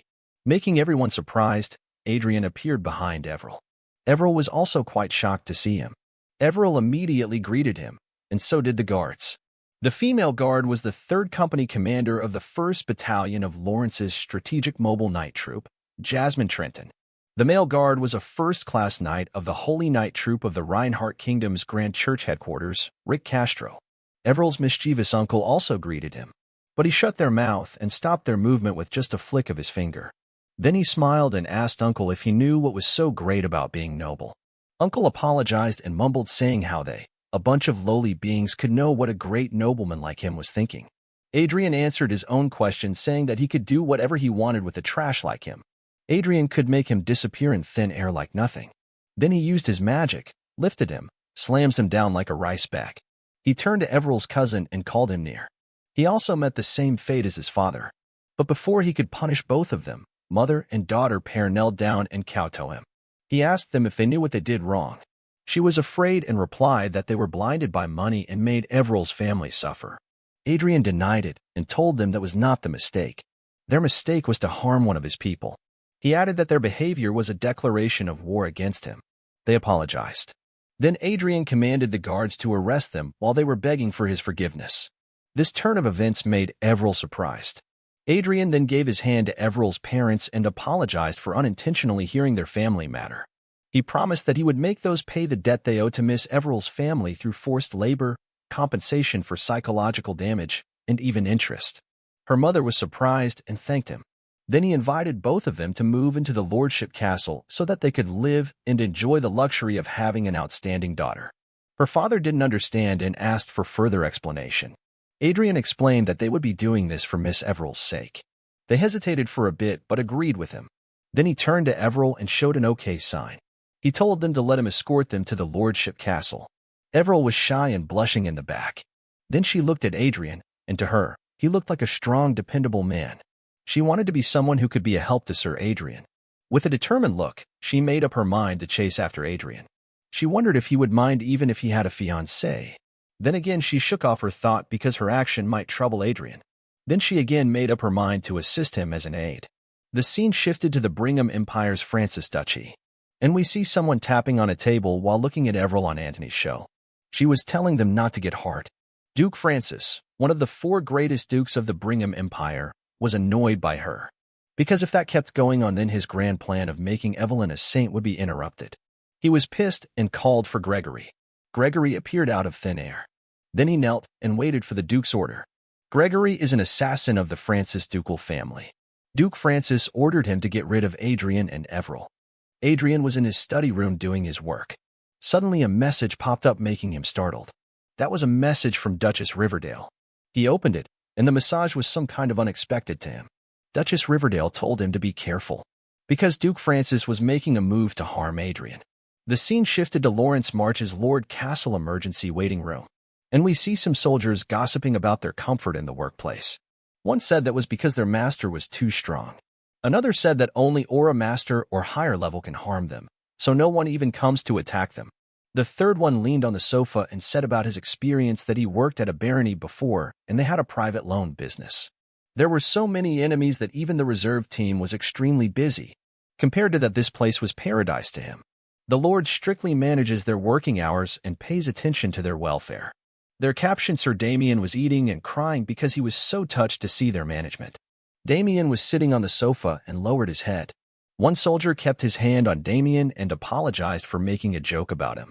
He asked if they hurt his feelings. Damien raised his head and gave a facial expression like a maniac. Damien asked if they were referring him, because he forgot his name as it had been a while. Another knight called Sir Farman grabbed the man's hand. Then Farman told Damien to stop joking, as his action could ruin their plan and mission. Damien made an excuse saying people can make mistakes. But to Farman, his frequent mistakes looked like intentional. The remaining soldiers were shocked as their arguments continued because they realized that Damien and Farman were not real but some imposters. Damien said that he could erase what he did. Meanwhile, other soldiers charged at them in demand to show their true selves. Fake Damien used his power to make his eyes glow red, and immediately something happened.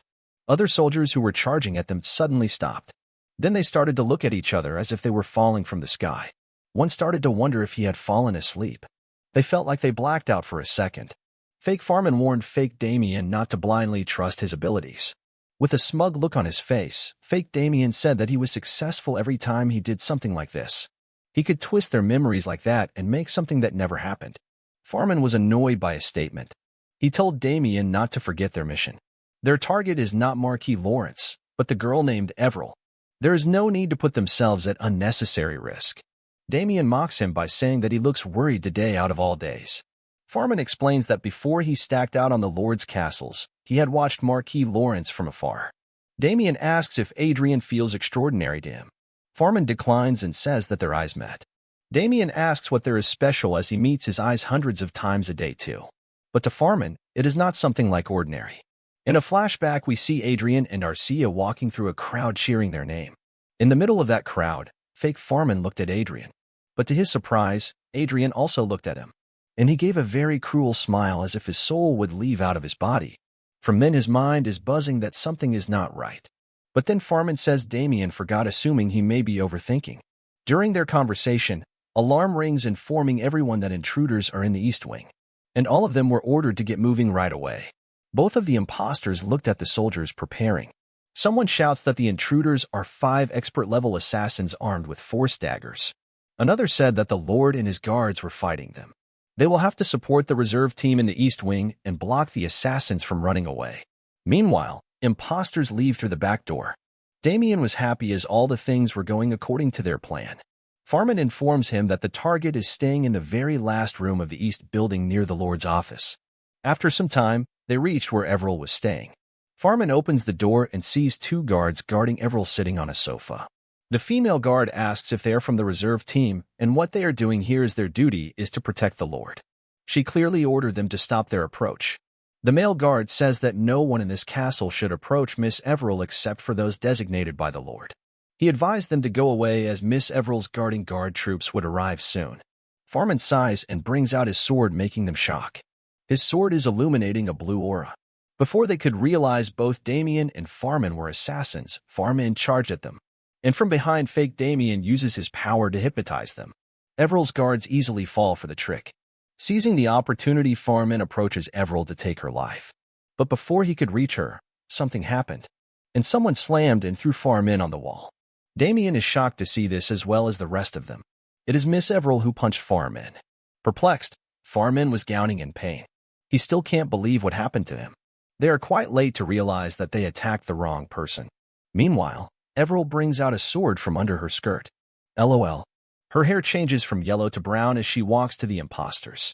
This turn of events surprises everyone presented there. It is none other than Countess Arcia. She ordered both of the guards to stand back. Farman is concerned about their mission, as they found out their plan. Someone replied that they just found out about it. Perplexed, the imposters look at Adrian, who is entering the room.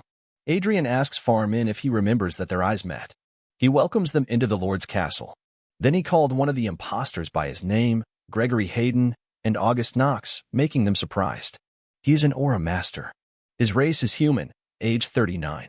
He temporarily belongs to the Brigham Empire Francis Duchy. He is also Blue Moon's special member. August Knox is a top-level spirit user with a mental class Geist. His race is human, age 33. He also temporarily belongs to the Francis Duchy, and he is a special member of Blue Moon. Adrian didn't know that an organization that only appeared in fairy tales really existed. Then he asks both of them if they agree with him. Seeing this turn of events, August proposed to go with Plan B. Gregory also agreed to August. Then their appearance changed. August pridefully declares that no one among their enemy who saw their real appearances has ever survived. Gregory says that is a shame, but this place will become hell. Adrian commented about their pose and dialogue, as they seemed too cool for him. Then he mocked August and Gregory, saying they have a middle school syndrome. Blue Moon is a legendary organization covered in many mysterious and bloody rumors. Those rumors are like they laid the foundation for the Brigham Empire together with the royal family. In order to maintain their reputation, they go through hellish training. Blue Moon is a demon-following organization, an organization created even before the age of magic, and many more. An organization about which people wonder whether it's real, where it's located, or if it truly exists. Everyone knows Blue Moon, yet no one knows Blue Moon. Perhaps because of its mystery and notoriety, just like witches on Earth, Blue Moon often appears as a villain in the Rondel's fairy tales. Adrian thought it was a fictional group that only appeared in the stories parents tell to scare their children. When he was young, his mother used to tell him that children who don't listen to their mom will be taken away by a blue moon. At that time, he didn't believe it as he already knew this type of fiction. But who would have thought that organization really existed? On top of that, they are a rare duo of an assassin-type aura master and a top-level spirit user. Gregory Hayden has a talent of very high aura. Physical ability is also very high. His learning power is at a high level, and intellectual ability, commanding power, and mana are at mid-level. His trait is high-speed movement or shadow fairy tale. His current relationship is hostile with a status of nervousness. August Knox has a very high talent and elemental power. His empathetic ability and physical ability are at a high level, and his learning power and intellectual ability are at a mid-level. He has traits of enhanced spirit magic and madness. His relationship is also hostile with a status of nervous and flustered. Adrian asks both of them if Blue Moon is the dog of Francis Duchy or if Francis Duchy is being used without any knowledge that they are from Blue Moon. Then he guessed that they were probably using the Francis Duchy as a temporary dwelling place. But even if they are only a pretense, what is their true motive or what Blue Moon wants? August asked if he was a partner of him. He was referring to someone special to him, and to stop August, Gregory commanded him to shut his mouth. Adrian wondered who he was, and if they are referring to their backing him. While thinking so, he summoned his magical wand. To him, they may be more naive, unlike how they look. He aimed his wand at them and said that he is not exactly their partner, but he is someone who understands them quite well. August smugly told him to die. And in reply, Adrian asks if they are capable enough to kill him. In the meantime, Arcia brings out her shield. August gives an evil smile and prepares to attack. Then he summoned a humanoid butterfly spirit. And that spirit attacks Arcia and Adrian. This is somewhat surprising to Adrian, but Arcia is expressionless as always. August and his summoned spirit smile crazily and ask if that is his first time seeing a spirit. He will play with Adrian in moderation, he declared. But before he can finish his words, Adrian attacks him, leaving a huge impact. August is barely saved by Gregory. In the process, he is shocked as this is the first time he faced difficulty like that. Adrian blows away his wand like he is using some kind of gun for shooting and blowing off the smoke. August and Gregory immediately move from there. They realize that it was a force attack. Making a little thud sound, he keeps his wand on his soldiers and says that they should not overvalue themselves as the world is vast and there are a lot of talented people. Gregory asks him if he is a magic swordsman because the last attack is a force attack. But Adrian only released a charge of aura and force as an assisting function, though. He is using Estro's arming sword. This sword is made with mithril and dragon bone. It has a function to amplify and release aura. This has a special function of storing excess aura. The staff he is holding is version 3.0. It is a force sword with high strength and amplification rate. Gregory misunderstood that Adrian was confident because he could engage in close combat against an aura master. Adrian is happy and does not choose to break their confusion. Then he raises his left hand and asks if that is what they think. Then he snaps his finger, and the next moment ceiling above them falls down and something happens. August looks in that direction. And before he could fathom anything, he is on the floor grabbing his left leg, crying in pain. Adrian smiles and says that he is also a beast tamer. August screams at Adrian and curses him. His summoned spirit is guarding him from behind. A lot of red butterflies are flying around Adrian and Arcia. Adrian wondered if that was mind control magic. August used his full force to control Adrian's mind. This is his spirit skill named mind control. Mental power consumption is fixed at 1%, the maximum duration is 1 hour, and automatically cancels when the distance between the caster and the enemy is more than 1 kilometer. The clearer the spirit's appearance gets, the stronger the control becomes. Adrian is under his mind's control. But the next moment he asks them what they are doing, while Arcia in the back is yawning. Perplexed, both August and Gregory look at them chit-chatting. Arcia, with an innocent look, says that she is slowly getting hungry and asks Adrian if she can just get rid of them quickly. Adrian smiles and tells her to wait a little. This makes August angry and he charges towards Adrian. He again uses his mind control attack. But he failed this time too. Adrian again asks what they are doing. August can't believe that he failed. Even Duke Francis, who is a powerful grandmaster, could not escape his mind control. The Fate user abilities in Chronicle Online are carried over to reality. For them, means Adrian and Arcia, whose debuff defense ability is almost at full level, such attacks are useless. Adrian smiles at them and asks what happened. He asks if their combat power is 0 if mental attacks don't work. This statement surprised August as their weakness was revealed to their enemy. Gregory is also worried as Adrian sees through everything. He cannot figure out Adrian's identity even when he is right in front of them. Marquis Adrian Lawrence, a genius mage who became an archmage at the age of 20, the last disciple of Riverdale Duke, who is called the greatest teacher of all time. That is not all to him. The person in front of him is looking at him as if he knows everything happening, as if he was in Adrian's grasp all the time. A monster, that would be a perfect definition to describe Adrian. His hand starts to shake and the grape on the sword loosens, and then it falls on the ground. Adrian looked at them. Blue Moon. He thought that was a waste to kill and dispose of them, so he played tricks, but this is working even better for him than he thought. Both of them are in a state of fear and lost their will to fight. Adrian approaches to them. Then he raised his hand. They shouted not to go near them, but instead of killing them, he used a recovery spell making them shocked. Then he says to them that he has no plan to fight them. To be exact, he has no plans of fighting Blue Moon. He smiles sweetly and says that he would like to meet the leader of Blue Moon. It would be kind of them if they conveyed his word to their leader. Gregory shakingly says that he understood and August nods his head. Things are going well according to Adrian. Then he apologized for killing everyone in the detached force. He hoped for their understanding, and they are Duke Francis's people anyway. A lot of dead bodies are lying around the Lord's castle. Then he waves a hand as if he is signaling some dog to leave. They immediately left asking for forgiveness and disappeared. While they are running away, both Arcia and Adrian are looking at them. Adrian asks Arcia about her opinion. He wants to know if he looks like some kind of big shot.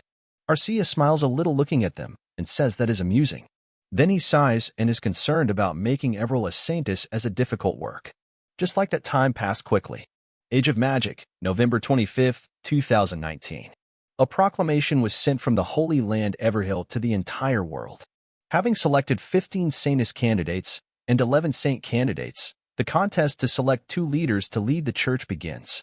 The contest is scheduled to last for about 1 month, and the content of the contest will be transparently shared through broadcast and online. Everil is also watching the news.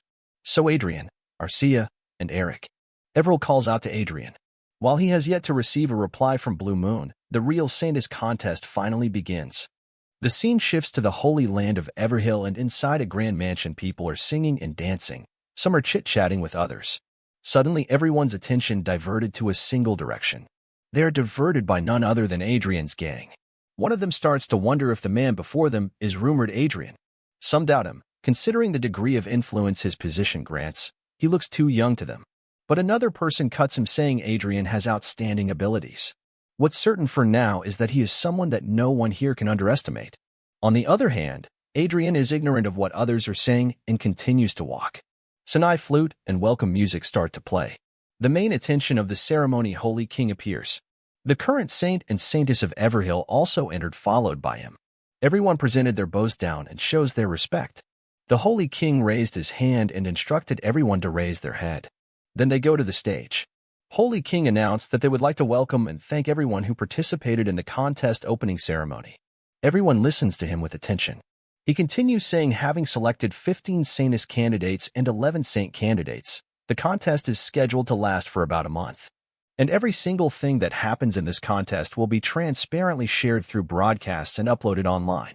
The theme of the first round of the contest is based on the tactics centered on subjugating monsters. Then he starts to explain the rules. The number of party members must be 5, including the candidate, and their companions must include 2 aura user swordsmen and 2 magicians of the 3rd circle or lower. Additionally, he would like to inform them that all the Saintess candidates' abilities other than divine power will be sealed. Then he lightly smiles and hopes for them to enjoy the event commemorating the first day of the competition. The current saint and saintess are both smiling lightly and keep their eyes closed. After the announcement, Adrian and his gang meet the Holy King. He keeps his hand on his chest and respectfully greets them. Holy King also welcomes them. While bowing, Adrian was thinking in his mind that these 3 leaders of the Holy Land Everhill are the pinnacle of all religious people in the world.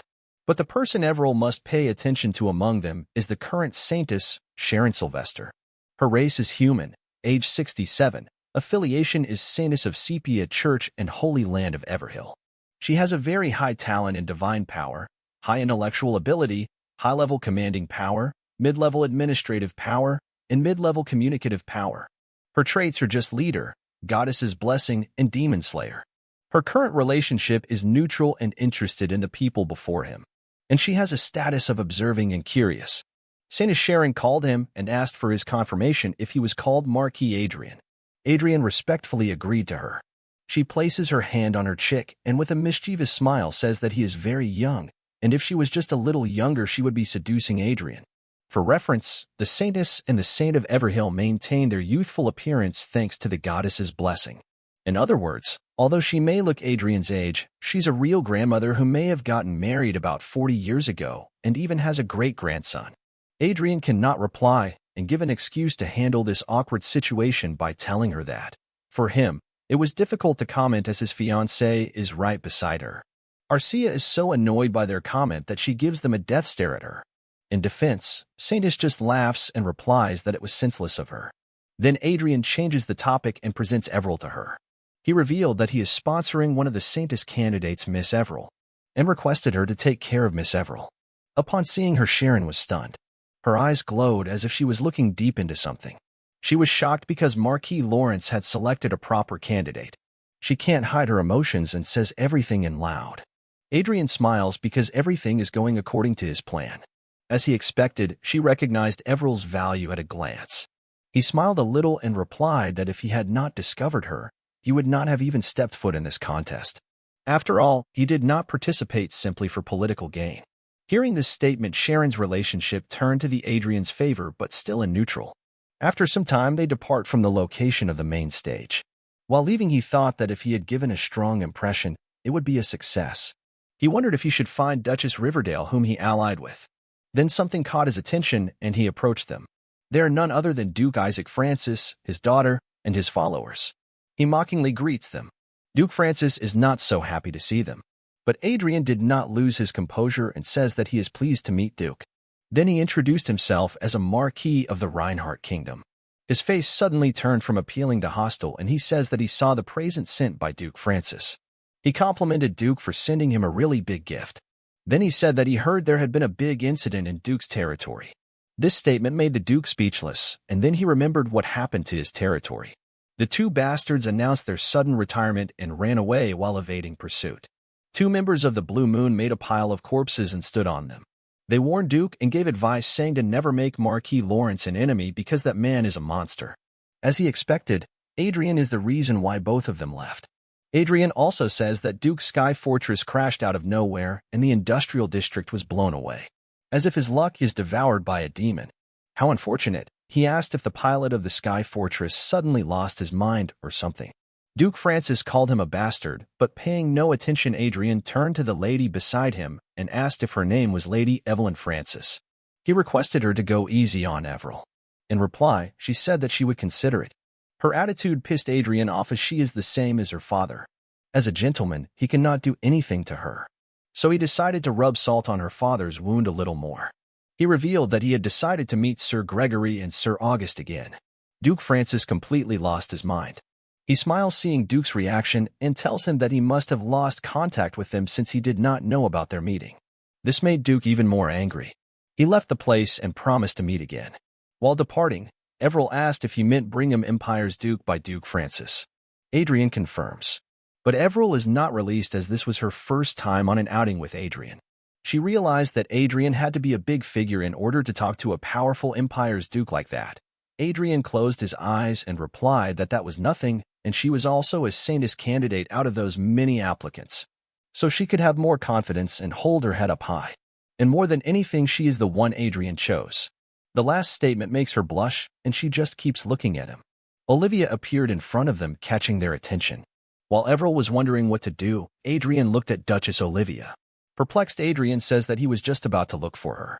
Olivia smiles and tells him to call her senior sister Olivia instead of Duchess Riverdale, and she will call him junior brother Adrian. Then she turned and introduced Judy, whom she is sponsoring. Judy bows and greets Adrian. She introduced her as a follower of the main god Sepia, Judy Esther. Perplexed, he looked at her stats.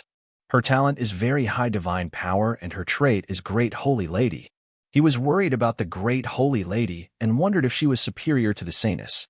After a while, we see Arcia eating dessert like a giant. Everil and Eric are used to this scene, so they are clapping and cheering for Arcia. But to Judy, this was the first time she saw something like this. So she was shocked to the bone. On the back, Olivia and Adrian were discussing the Saintess contest. Olivia informed Adrian that strict conditions were applied to the first round of the contest, and then she asked if Adrian had any problem with that.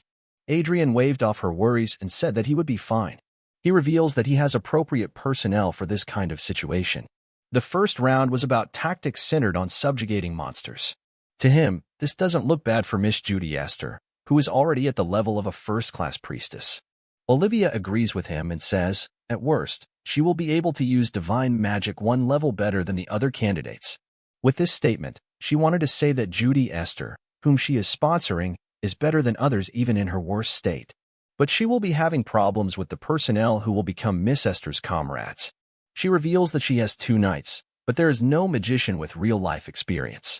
Hearing this, Adrian reminds himself that there is a strong perception that modern magicians are researchers rather than combat personnel. Seeing her dim-witted, to show courtesy, Adrian offered to help her as a strategic ally. And she jumped as if she was waiting for Adrian to say this. She was happy and thanked him in advance. Adrian now comes to realize why she was acting weak in front of him. And that was her goal all along. Then Adrian offered that he would find 2/3 circle combat mages with good skills and character and send them to Olivia. She smiles and says that they have pledged an alliance, but she feels like she is the only one reaping the benefits. Adrian made a cunning face and said that she was wrong. Then he explained that with them laughing and talking like this already put great pressure on the other candidates. Olivia sighs and understands why Adrian allied with her. Adrian says that may be a question out of place. Then he asked Olivia if, in this tactic contest, a magic swordsman would count as one person or not. First round of the contest participants list. Representative, candidate Everil Barnett. Swordsman 1, Barbara Anderson, Aura user. Swordsman 2, Andrew Dillon, Aura user/first circle. Mage 1, Alan Lopez, 3RD circle/Aura and mana user. Mage 2, Linda Noah, 3RD circle/mana user. Among the Mage 1, Alan Lopez, 3RD circle/Aura and mana user, caught her attention, and she starts to laugh like a baby holding her belly. The priest in front of her shakingly asked what they should do. Current Saintess commented about Adrian that he is an interesting guy. The priest standing there said that with a knight who can use magic, it is clear that other candidate will express their dissatisfaction. Saintess replied that it is their fault for not clearly stating that hybrids aren't allowed. Then she instructed him to proceed with the current situation as it is. Even after her assurance, priest placed his concern that there would be controversy over fairness among other candidates. Saintess raised her hand and told her that they couldn't modify the rules now. Finding loopholes in the rules is also evaluated as part of one's ability. After a while, she was leaning on the sofa in a comfortable position. She repeats his name, Marquis Lawrence. He is more interesting than she thought. The scene shifts and we see a wolf-like monster attack Everil, opening his mouth. Her guard knight pushes her back and comes in front of her to save her. Seeing their dedication, Everil casts a holy magic called Holy Defense, and immediately a golden circle surrounds them, creating a defensive shield. This sudden appearance of the Holy Shield throws all the monsters that were approaching them. The theme of the first round contest is monster subjugation tactics. While their supporter mage and knight subjugate monsters, Saintess candidates help them with their holy magic. Saints and Saintess were also registered as mercenaries and led a 4-person party consisting of mages and swordsmen to subjugate monsters. Cameras follow each candidate at all times, and the situation of the contest is revealed through broadcast and online in real time. A separate channel is assigned to each candidate, and the viewership rating of each individual can be seen as the number of supporters they have. Suddenly 2 men appeared behind her with lots of monster corpses. With a joyful smile, they asked Miss Everil if those were the monsters they caught. They offered to take it away if that was right for her. She is surprised by them and their dedication to her. Another man comes to her and asks if she is Miss Everil. The man holding a dead giant snake monster was happy to see her.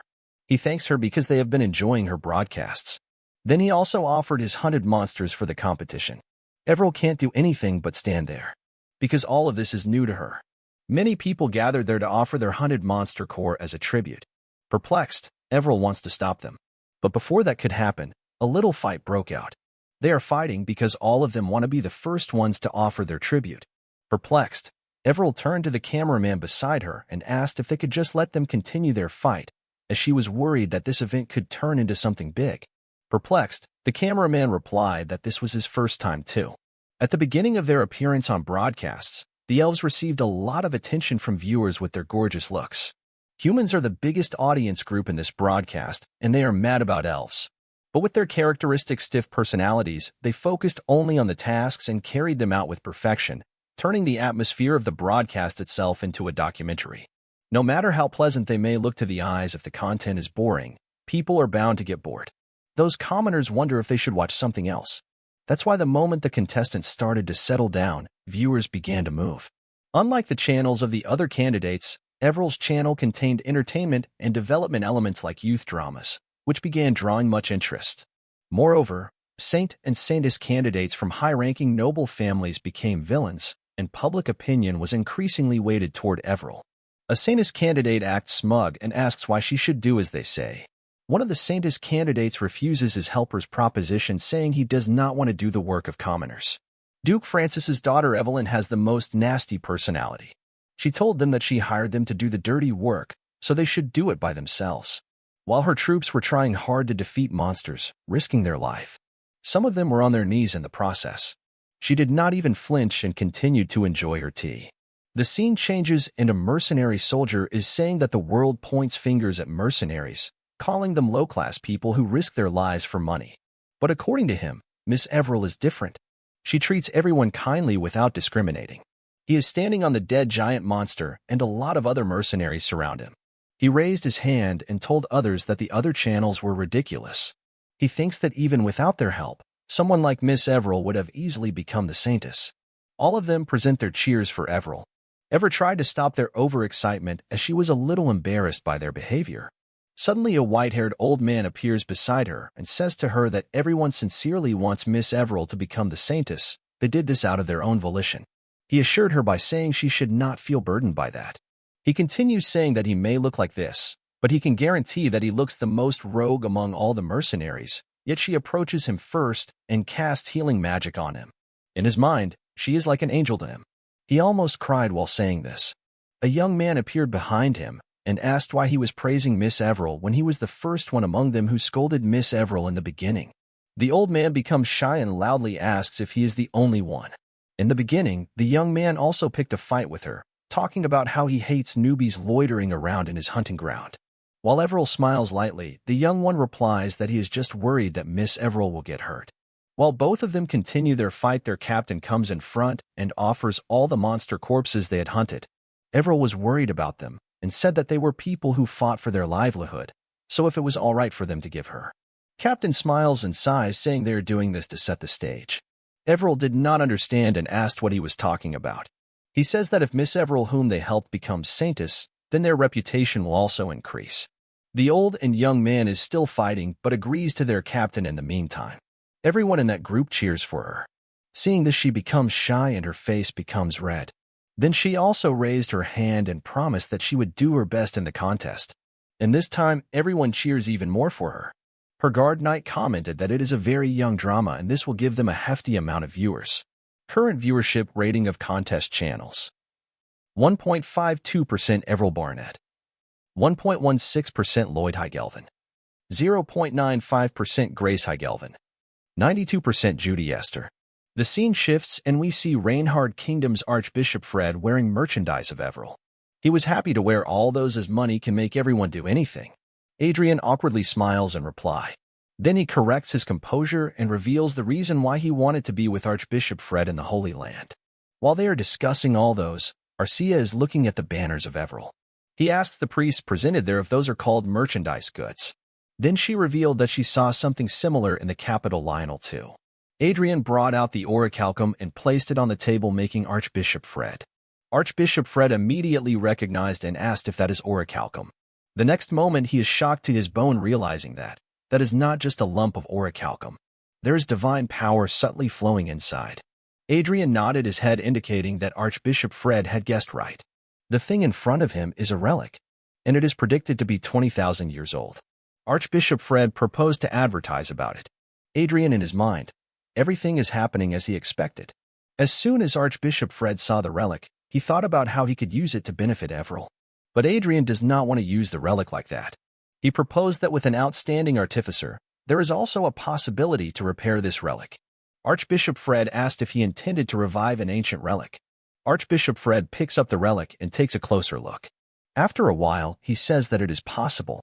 There is a sacred magic circuit that appears to be from the mythical era inside it, but only a part of it has been destroyed. The rest of it is clean. Then he asked Adrian if he wanted Archbishop Fred to recruit a skilled artificer. Adrian agrees. Archbishop Fred happily agrees to him, as this is a great honor for him and also a great discovery. Adrian asked if he had to pass the relic to the church. Archbishop Fred thinks a little and says that he does not need to do that because the royal family and the imperial family of each country also possess at least one sacred relic. If they consider this to advertise for Miss Everil, donating is the best choice. But if the item is properly functioning, a relic from the mythical era, donating for mere publicity is too much. And even if he doesn't donate it, there are many ways to advertise with relics.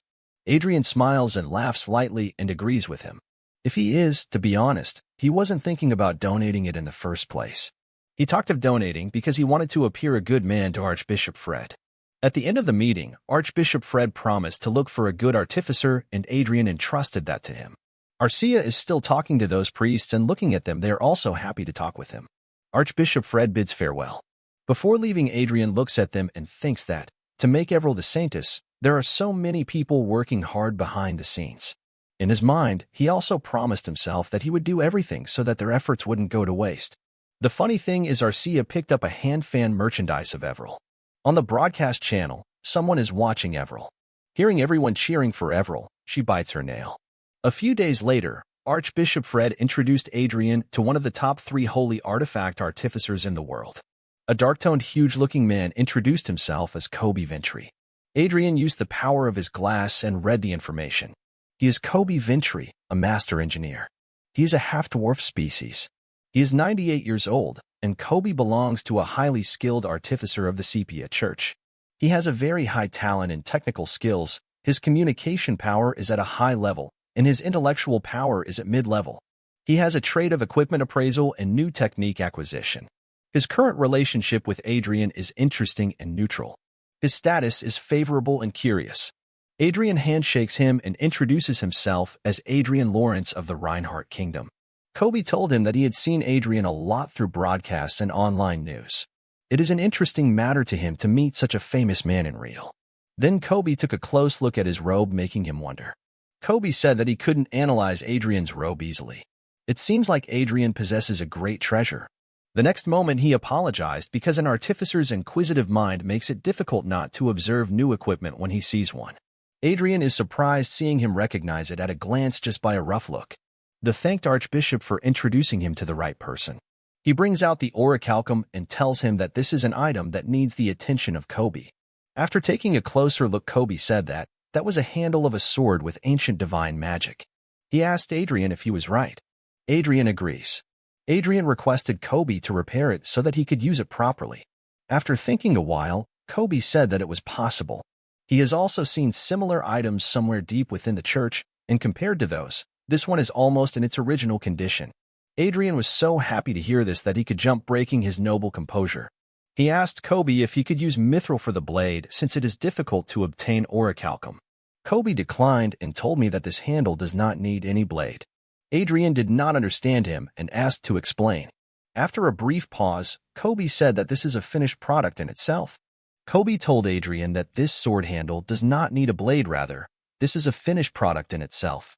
He continues saying that the sword that defeats evil, the sword that cuts through the darkness, has a lot of nicknames, but the most famous name among them is the Holy Sword. Adrian heard all this until he heard about the Holy Sword. He is shocked to his core, thinking about how can a holy sword come to him out of nowhere. Kobe says that although they vary in form and function, there are surprisingly not many items that could be called holy swords. There are only 3 holy swords currently in the church's possession. He heard that there exists 6 holy swords in the whole world, and if he were to add this one then, it would be a 7th. Adrian, not focusing on that, asked him what he meant by not needing a blade. Hearing this, Kobe pointed his finger on a red stone placed on the sword handle and said, "Once this sword is in its whole state, a sword made of divine light will be created from this divine bloodstone." Adrian asked if it would look like a magic sword. Kobe denies it and says that this sword is more holy and beautiful than that type of low-class sword. According to the literature he read, this type of holy sword blade is comparable to an aura blade and has a much higher power output against demons. Adrian could not even say a single word and continued listening. Kobe says that it is a highly versatile item that can convert all kinds of energy into a blade, regardless of whether it is magic, aura, divine power, or elemental power. Adrian was still wondering how such a powerful weapon could be kept by a countryside viscountcy. If Kobe had not had the opportunity to see the literature related to the holy relics thanks to the grace of the previous saint, even he would have passed by without noticing it. There is a high possibility that even Adrian's 3 subordinates don't know what that is for. So Kobe can understand why this is known only as an ordinary lump of orichalcum among ordinary people. Adrian asked Kobe if this thing is in a completely activated state, then how valuable will it be? Kobe was startled and then breaths out.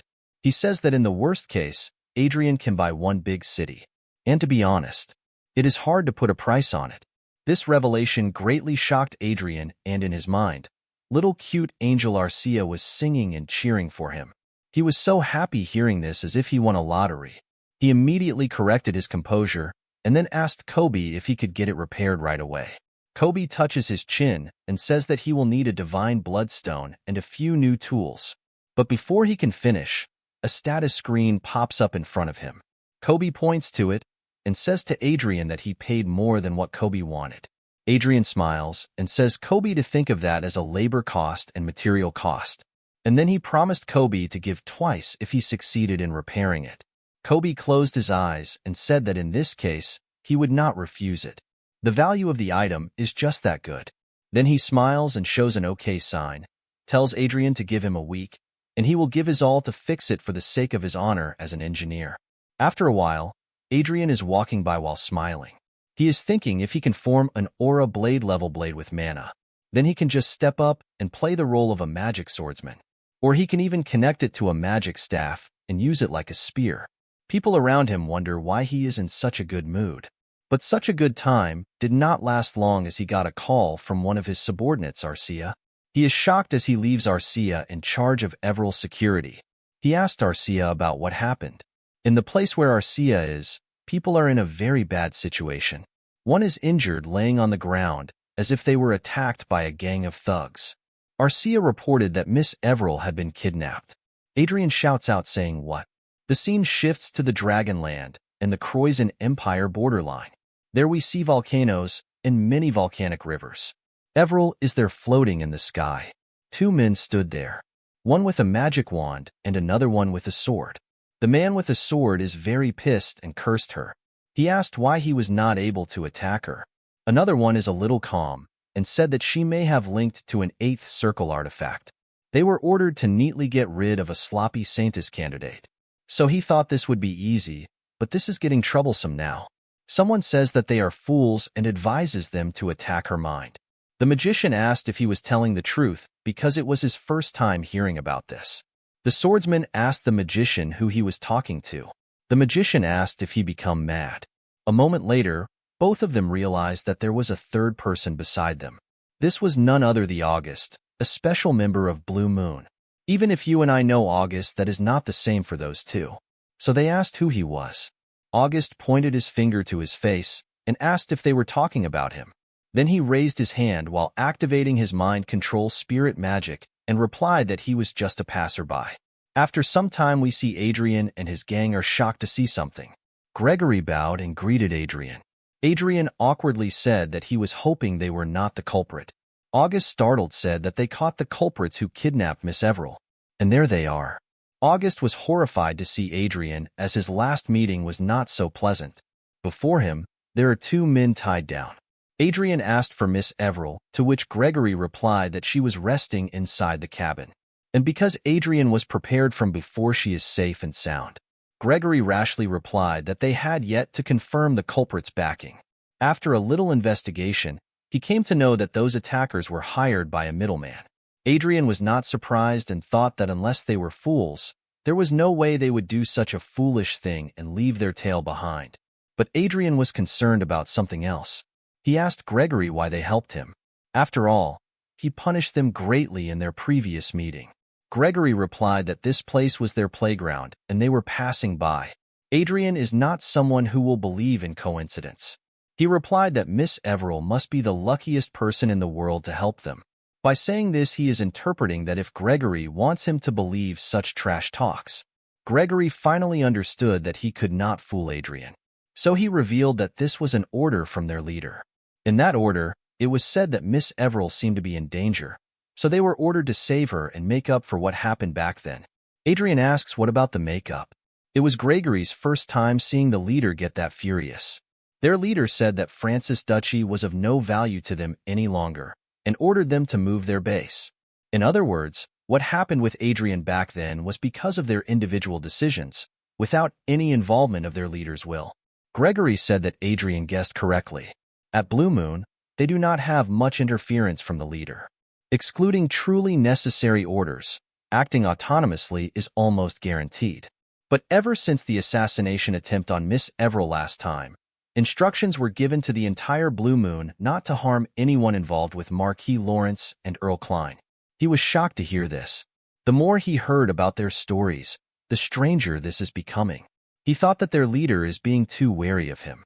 Gregory bowed and said that they had washed off what happened back then with what they did today. Adrian closed his eyes and then thanked them for saving Miss Everil. He promised to forget about the ill feelings back then. In the back, August is happy to hear this. But then he said that in truth, their ambush did not pose any threat to him whatsoever, so he really cannot call it an ill feeling.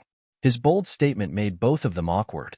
Then he asked if their leader was accepting his request considering the flow of things. Gregory replied affirmatively and said that their leader welcomed his visit, and they are here to convey that after this matter has been resolved. Adrian, in his mind, thought that they were inviting him to their base more obediently than he thought. He wonders if this is a trap. Well, judging by these faces, it does not seem to be one. And even if this is a trap, he is confident enough that he can get out of it. Then he gives Adrian a device and says that this is the password and terminal that Blue Moon uses. It is linked to Gregory and August's terminal, so Adrian should not hesitate to call them anytime. Adrian feels like his secret communication equipment is piling up. Then he said that he understood and told them to leave. But before he could finish, both of them disappeared like nothing. After that, Arcia asked if she should follow them and find their base, to which he replied that he had a way to contact them, so they should leave them be. Because securing Everil is the most important thing right now. Since the unprecedented incident of a Saintis candidate being kidnapped during a contest was broadcast live, the whole world was in an uproar, so it would be better to bring the church's investigation team there.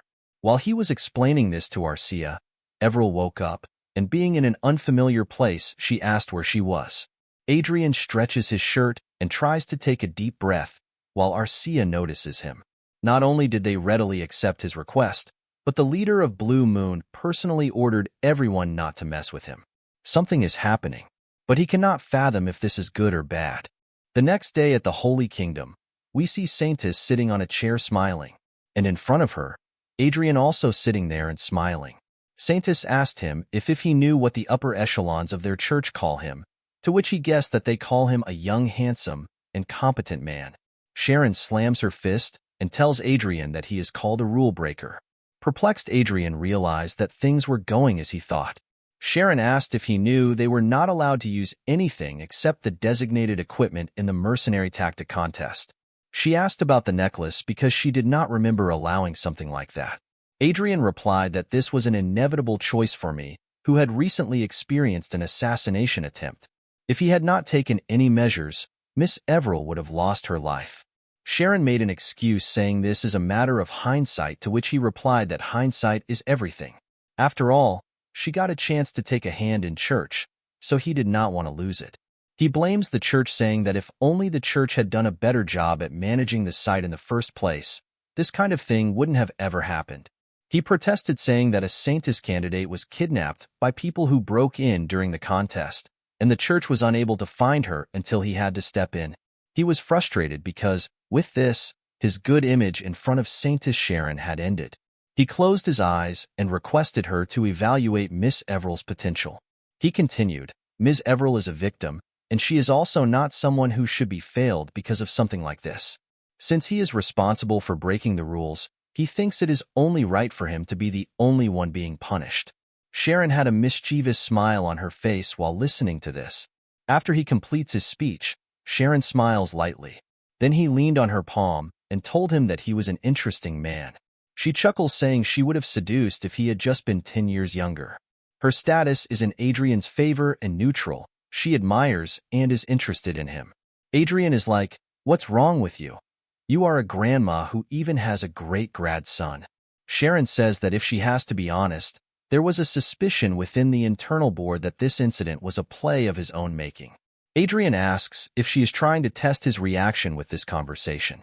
Sharon apologizes and says that he is correct. She inserts her hand into a very, very secret place, brings out something, and keeps it on the table. She reveals that there weren't any lies in his words. This is a mirror that reflects oneself and brings out lies. The scene shifts to a big, beautiful, and amazing hall in a mansion.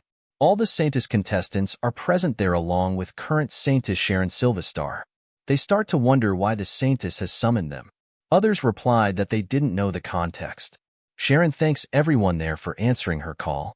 She explains the reason why she gathered all of the sponsors of Saintis candidates is to uncover the truth about the kidnapping incident from the other day. Someone covering her face and body presented a mirror on a tray. Sharon says that this is the mirror of truth, a holy object that reflects the truth. Contrary to what some people claimed about this incident, through this mirror, she has confirmed that this incident was not an act of Miss Everell Barnett and Marquis Adrian Lawrence's doing.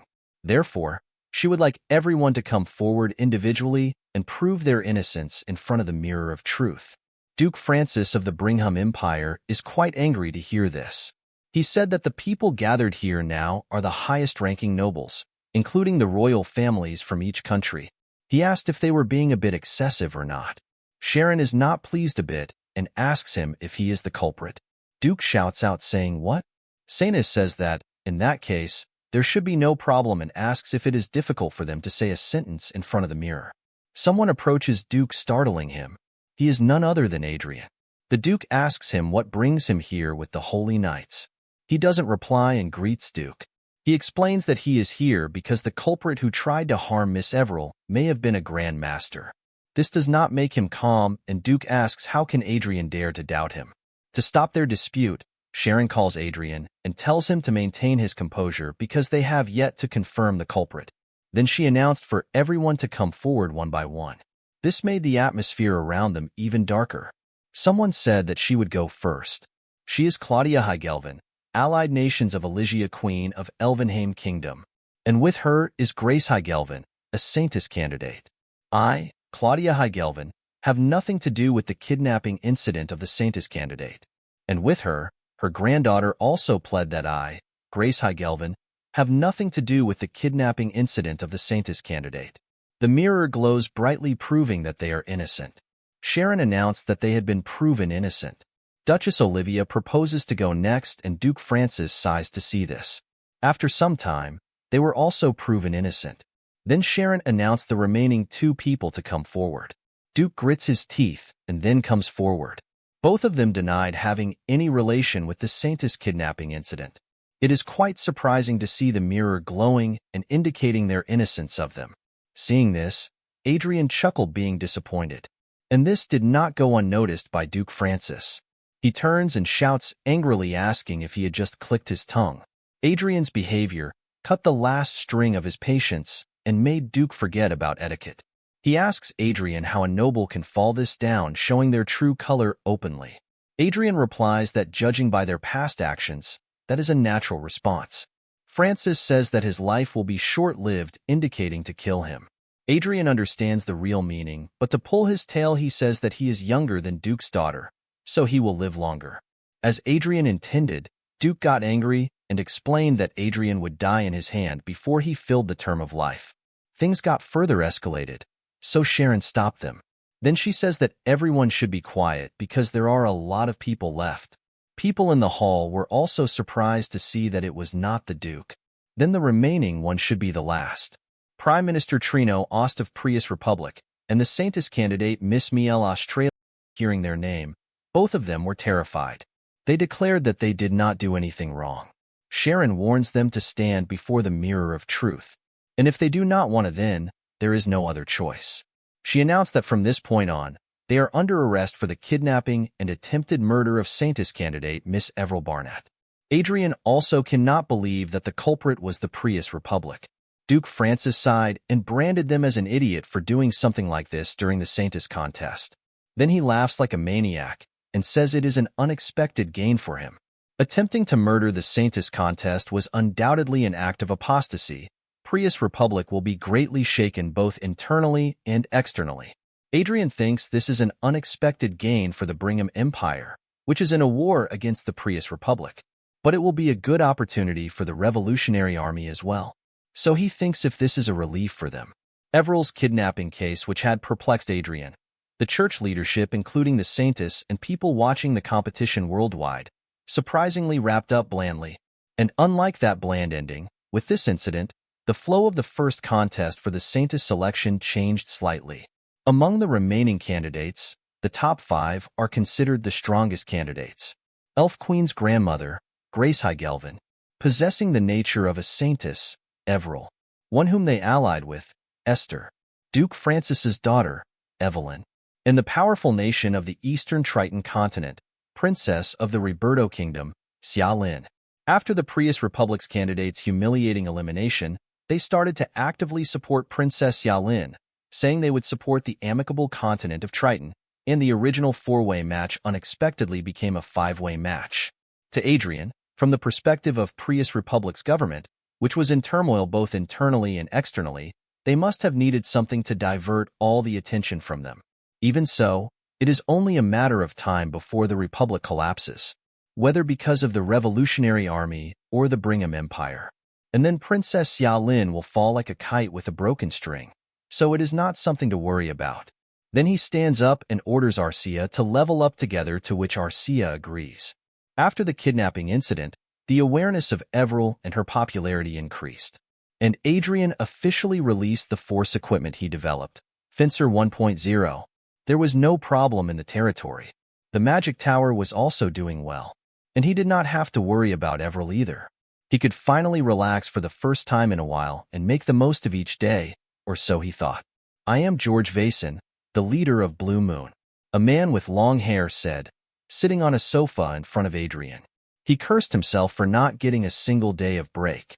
Adrian laughs and compliments, saying the refreshments are wonderful. Blue Moon Chief was relieved to hear, since he paid extra attention to it because important people like him were coming. Arcia, with no expression on her face, was munching on the snacks. Suddenly the playful atmosphere becomes gloomy and strange to Adrian. On the status window, it shows that Baron George Vason is an aura expert, age 49, he belongs to the Croizon Empire. Lord of Vason Barony is his disguise, and in actual, he is the leader of Blue Moon. But the interesting thing is his relationship with Adrian is favor or ally, and status is interested or nervous. Watching all his talent at a high level and the trait of excellent actor in hiding, Adrian was somewhat impressed. He thought that George Vason was certainly an excellent man with 4 high-level talents, but he had doubts about George being a leader of a legendary Blue Moon. Moreover, it hasn't been long since they met, yet he is showing such a favorable reaction towards Adrian. The shocking thing is, how can their relationship be ally?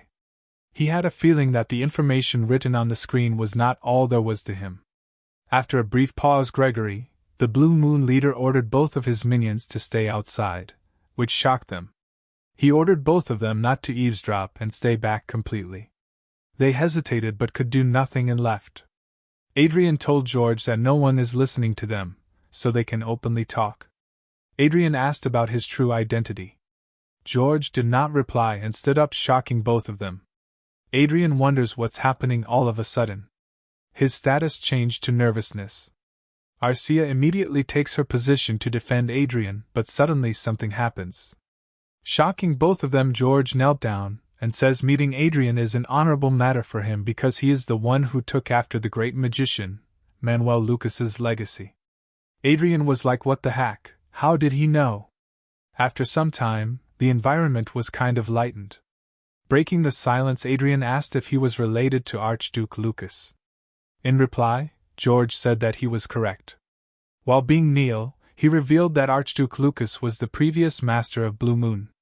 Adrian was quite nervous and said that he knew well that this meeting was not created simply to establish a partnership between them. Then he asked the Blue Moon leader to explain what was going on. George agrees and brings out something that looks like a box. According to Adrian, it was a high-performance terminal. Then George opened it, and a voice said that it was their first time meeting like this. This shocked Adrian to his core. It was Chester, the AI version of Archduke Lucas. He greeted Adrian. Adrian now understood a little, and then he asked if all this was a part of fate too, to which Chester replied affirmatively. With a sour face, judging by Chester's face, Adrian can roughly understand the current situation.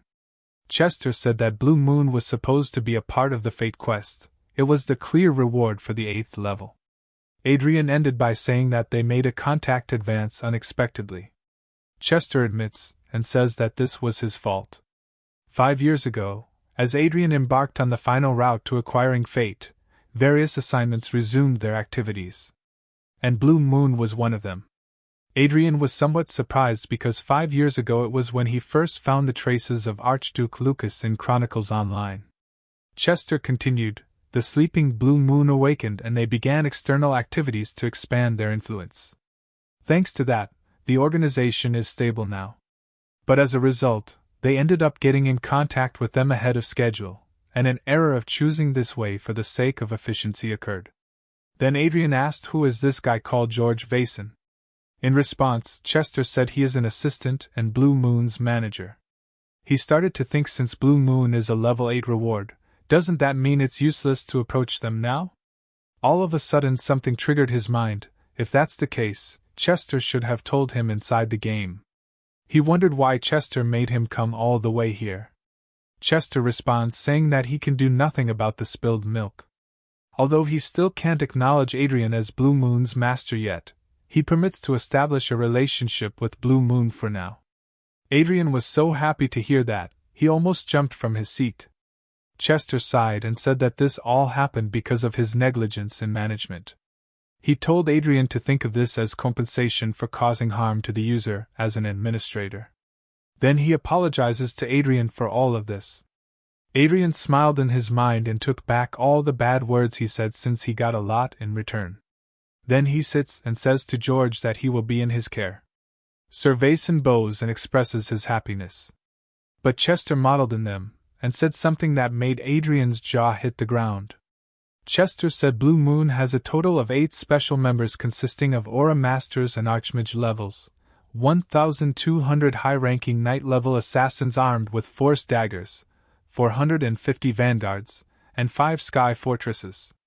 Not only that, luxury hotels and resort chains all over the world, as well as clubs and casinos operated from the base, and a variety of businesses ranging from accommodation and entertainment facilities to shipping and trade. The Pacific Hotel that they are staying in right now also belongs to Blue Moon. Immediately Adrian smiled and started oiling Sir Vason, saying they should get along well. Financial power of owning a business worth nearly 100 trillion. Military power that surpasses most of the dukes. Right now they are only allies and they are not entirely his, but he feels reassured. The next day, Kobe was surprised to see Adrian shining. He asked if something happened to Adrian. He replied that he was happy to see Kobe again. When the first round of Saintis competition was coming to an end, Kobe Ventry, the master engineer of the Holy Land, came to the hotel penthouse where he was staying.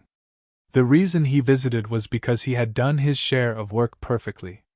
Kobe said that it ended up taking longer than he expected. He apologizes for the tardiness. Adrian was happy to see him succeed. It just looks like an extravagant hilt on the outside. He asked Kobe how to use this.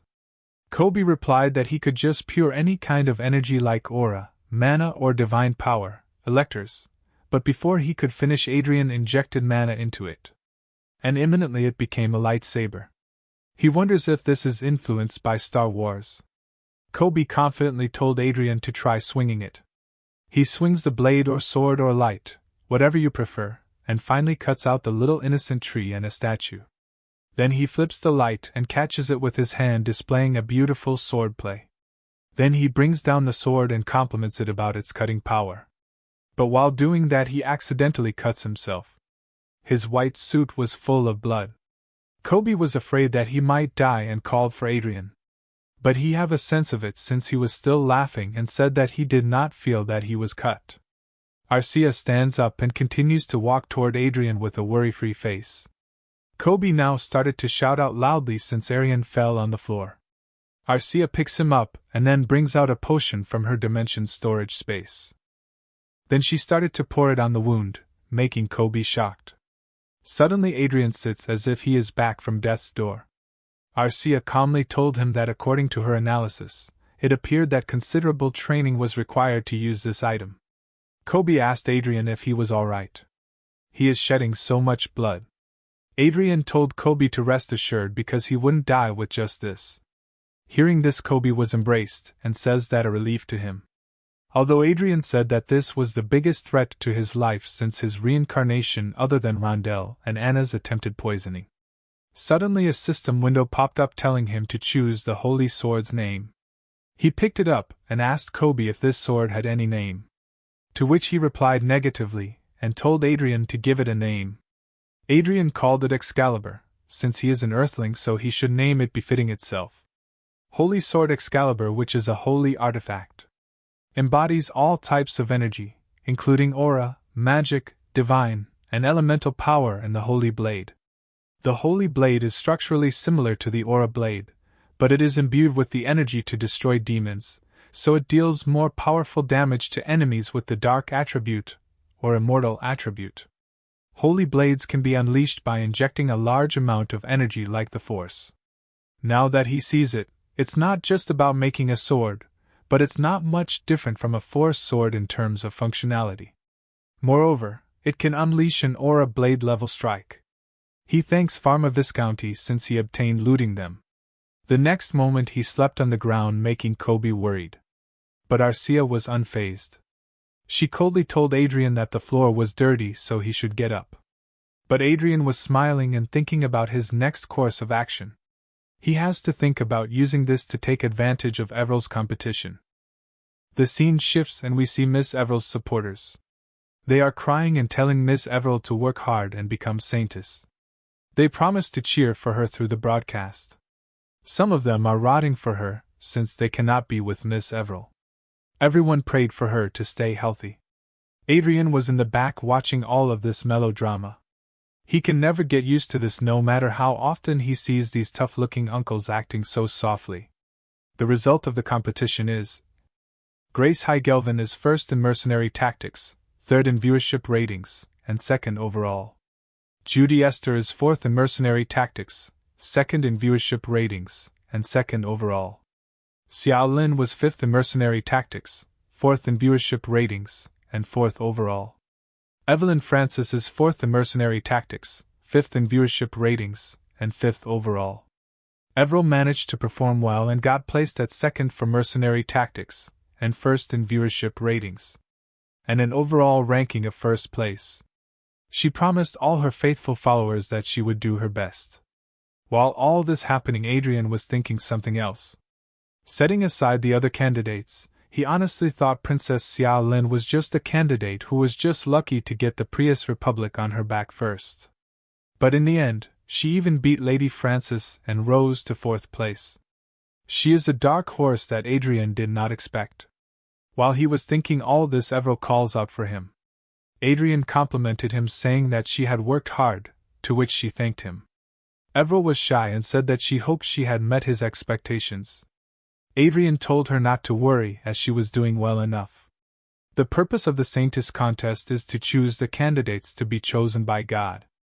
God, who is watching the contest, would always choose a person who suited his tastes from among the top ranks. And if the contest proceeds at this rate, she will become one of the 5 people to be elected as the Saintess. Just as they were about to head back to prepare for the second round, a priest came. He called for Adrian, and then revealed that candidate Xiao Lin wished to meet him. He was somewhat surprised because there was no reason for them to meet in person. In her residency, Xiao Lin welcomes Adrian and Arcia with flattery. Adrian also complimented, saying that with the intelligence of Princess Xiao Lin, the future of the Roberto kingdom looks bright. Then she turned to Arcia and did not leave her out of flattery. And both of them greet each other. And their flattery continues. It's their first time personally meeting. But she looks smart, and Adrian likes her personality. Together with Everil and Esther, Princess Xiao Lin is one of the candidates who didn't hesitate to use sacred magic on other people. Even though she comes from the royal family, her candid behavior was unexpected. Anyway, it's good that the dark horse he was concerned about is looking for him on her own accord. Then she pointed to a blonde-haired middle-aged man and said that he was her sponsor who was requesting this meeting. The man gives his hand to handshake and introduces himself. He is Gracia Valen, chairman of the State Council of the Prius Republic. Adrian was annoyed by this. The chairman of the State Council must be one of the top 3 people of the Prius Republic. There are so many things about the Republic that pricked his consciousness that he is reluctant to meet them. For Prick 1, he handed over the fake fate. As for Prick 2, he supported the Revolutionary Army. He was annoyed by this but could not express it. So he simply shakes his hand and says that he is looking forward to the date with beautiful Princess Xia, but an unexpected intruder has appeared. Interpreting, he came because Princess Xia requested an audience, but he felt uncomfortable. After all, Gracia Valen was here too. He cannot understand the thing that for someone who is busy with the war against the Brigham Empire these days, why is such an important person looking for him? Valen laughed, and told him to keep his patience since they would be discussing all night long. Then he opened the door for Adrian and welcomed him for a meal. Adrian was gloomy at first, but then he was surprised to see what was in front of him. Cooked rice, stewed fish and leaf-wrapped dishes, aged pickled vegetable broth. And even the main dish, rib stew. Adrian was shamelessly gulping down, keeping his dignity aside. Princess Xiaolin's clothes, which bear an uncanny resemblance to the hanbok of the Goryeo dynasty, were very familiar to him. And even the food is similar to Korean food. The taste of home that he hasn't tasted in a long time. Suddenly he got his senses back and saw that both Princess and Valen looking at him. He was embarrassed to see this. And Princess Xiaolin just laughs at seeing her like this. He apologized and said that the first food of the Roberto kingdom he was eating suited his palate very well. Although he was talking to Princess, Valen meddled in them and told him that he was delighted to see this. To be honest, a really bad thing is happening in the Republic. Adrian can figure it out since they are in a war with the Brigham Empire. But Valen declined and said that it was rather a domestic issue. For some time, they have been troubled by the activities of an anti-government group that declared itself as the Revolutionary Army. Adrian is speechless as he thinks that the Revolutionary Army threatening the positions is a bigger problem than the Brigham Empire threatening the country. Valen continues by saying that the anti-government group even produces its vanguard equipment. But they found out that the equipment has quite a bit in common with the new Fencer 1.0 core, which the Lawrence Magic Tower is currently producing. Adrian said, which means the force equipment of their magic tower has got a rip-off. Valen apologized and said that government organizations around the world may have done it knowingly or unknowingly. Well, Adrian has predicted that much. They probably have not been able to analyze the core with the password on it anyway. He thought he should just feign innocence. He apologized and said that he may not know what kind of similarity the Revolutionary Army equipment has with their Magic Tower's equipment, but they must not be the same items. Valen tried to clear the misunderstanding by saying that he did not exactly request this meeting because he was suspicious of Adrian, but it was not enough to make a claim. They stole Marquis Lawrence's technology. Adrian kept the glass on the table, crossed his fingers and said, in other words, he was trying Adrian to indict the organization called the Revolutionary Army of the Republic that stole his technology. Valen laughs and says that he is correct. Because his country is at war with the Empire, and the immoral group is shaking the crisis-ridden Republic from within.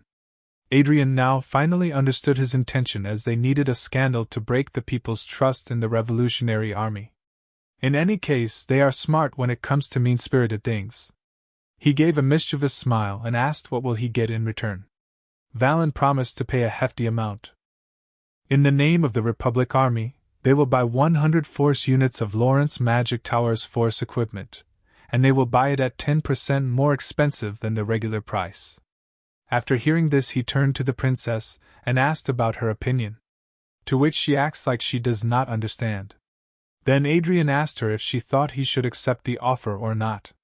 It is right to inflict a blow on the Revolutionary Army for the sake of the politicians of the Republic of Prius. She was troubled by this question, as she couldn't talk against the Republic since they were backing him. And also, as a human being, can't trouble the Revolutionary Army. So she clearly said that she would not dare to interfere in this matter. Hearing this, Valen shouted to her as they were backing her, and how she could not take their side and support them. But the princess continued, saying that as a representative of the country, she made the choices of the government of the Republic. To Adrian, this answer is perfect. Mentioning her position as a representative of the country and taking the side of the Republic, while not expressing her personal opinions until the end. That would be the best choice for a princess who is receiving support from the Prius Republic. It's a bit bittersweet because it reminds Adrian of his past life where they had to keep an eye on the powerful countries around them. Valen smiled and said that there was no need to even ponder over it. If Adrian just agrees, then he will get 50 trillion. Then he asked Adrian to confirm if he would accept the offer, as if he was sure that Adrian would accept. Adrian asked what he meant, sprinkling salt on his wound. He cleared that, as Valen said, there is no need to ponder over it, then he shall refuse that offer. Hearing this, Valen shouts, saying, what does he mean? He was in his delusion and threatened Adrian. So he activates his magic and stops his movement. Then he said that Valen had a misunderstanding about the situation. Because they are in the Defteron continent. Currently, the Brigham Empire and the Prius Republic are at war. And both are on different continents divided by the Sea of Storms. Brigham Empire is on the Defteron continent. On the other hand, the Prius Republic is on the Tetrathon continent. He asks Valen what made him think that he would do something that would put the Brigham Empire in a tough situation when they are on the same continent. He has no intention of helping the Prius Republic and gives the Brigham Empire a disadvantage in the war. His statement shocked Valen to the core. He then laughs like a cunning broker and tells Adrian that he should look after his benefits rather than thinking about the matter between the two countries. In reply, he said that he may gain huge benefits now, but in the long run, getting on the wrong side of the Brigham Empire brings a bigger loss. Then he kept his chin on his hand and asked if they should not solve their domestic problem by themselves. If the public listens to rebellious groups, there must be a good reason. He thinks that is something that can be easily resolved if they step forward and solve it. This embarrassed Valen. He could not hold his anger and stood up, and then left while gritting his teeth. On the back, Adrian teases him. Perplexed, Princess was looking at him, but he just simply continued to eat. Then he turned to Princess Xiaolin and told her that the intruder was out and they should enjoy their meal. The scene shifts somewhere, and we see someone shouting and saying that Marquis Lawrence has a careless side that doesn't think about the consequences. Then he presents a screenshot as evidence. A picture of him, Arcia and Valen was posted on Stargram. The caption was, I made an appointment to meet Princess Xiaolin today, but Chairman Garcia of the Republic appeared out of nowhere. The hashtag false claim request, hashtag this is what a conspiracy is, hashtag Brigham Empire I am scared. His post got 138,547 likes and 8,321 comments. He continued, clearly to post such sensitive information on the online diary at such a sensitive time. In response, the vengeful Prius Republic government even declared economic sanctions. Clearly, the king was annoyed by this situation, and the crown prince was laughing while the second prince sat like an idiot trying to look cool. The man continued shouting that if this situation was ignored, Marquis Lawrence would repeat the same mistake. A high-ranking noble meeting is written as a countermeasures meeting and read as a hearing. His post quickly spread all over the world, causing an uproar not only in the Prius Republic but also in the Reinhardt's kingdom. The man points at him and says that it is his duty as an elder and a senior in the aristocrat society to teach a young child right from wrong through discipline. Perplexed Adrian thought it was Marquis Ali Trotton. He had never exactly made him an enemy, but he did not know why Trotton was being hostile. They are even in the same second prince faction. Meanwhile, Margrave Otis raised his hand and King permitted him to speak. He said that the Prius Republic and their kingdom did not have much trade volume. It was less than their neighboring Geordie kingdom. Even if such a country decides to impose sanctions, the damage does not seem to be significant. They can just ignore it. He was wondering if this was just blowing matters out of proportion. Then both of them started to fight like lawyers with their reasoning in court, and the game of order, objection continued. Not only them, others also joined. At this point, Adrian did not know who was on his side and who was not. Their conversation gave King a headache. Then he saw something. He saw Countess Klein raise her hand and permit her to speak. Adrian was quite surprised by this as she always kept quiet, but what happened to her now? Some are asking if she is going to protect her fiancé. Arcia said that she wanted to ask something because did not understand something. And that is, what Adrian did for him to stand like a criminal in the middle of the court. To which Tetron replied that he carelessly exposed the secrets of the Republic government to the world. In defense, she said, Adrian did not lie but told the truth as it was. Tatron said that was the problem. His post put the Republic government in a difficult situation. But she replied that if it was not their fault, the truth came to light and caused a problem. Why should Adrian be liable for their misdeed? Adrian was shocked to see her defend him like this. Tatron can't argue anymore, and King himself also supports Arcia. But Tatron tried to argue, saying that no matter how dishonest a transaction is, it is against morality to expose it and put another party in trouble. King cleared his misunderstanding that morally wrong and illegal are two different things. And even if he were to punish Adrian, he could only do so if Adrian agreed to the dishonest transaction. Then he gave an example, saying, "If you, Marquis Tatron, were to get money stolen and I tell you who the thief that stole your money is, would you hold me responsible for causing trouble for the thief?" Tatron understood that he was trapped. Meanwhile, Idiot Prince laughs like a maniac. He supports Arcia and said that Marquis Lawrence's post did get the Republican government in trouble, but that's on those who committed the crime. It may be a personal protest, but a national sanction is an excessive form of anger. Adrian was not happy. Rather, he was annoyed that this idiot knew everything and kept silent, knowing that. The idiot leans on his chair and says, "Therefore," but before he can finish, the Crown Prince completes by saying that he didn't see the need to bring a charge against Marquis Lawrence. If the Republic looks down on them and imposes sanctions, they can confront it head-on and cooperate with their allies. The Idiot Prince was angry and frustrated since he wanted to say that. The Crown Prince continued they should start with a statement criticizing the Republic's choice. He continued while Arian thought, never in a million years had he expected Arcia to raise her voice. She looks like she grew a lot to him. While he was thinking, a lady sitting on the panel chair asked a question. She asked what Adrian believed in that made him so relaxed even while talking about punishment. She is the fourth child of the kingdom, the first daughter, third in line for the succession of the throne, Princess Diana. Netizen says that she is also a possible candidate for Adrian's harem. Let's get to the story. Adrian replied by saying that he had his preparation just in case. Diana asked about his preparation.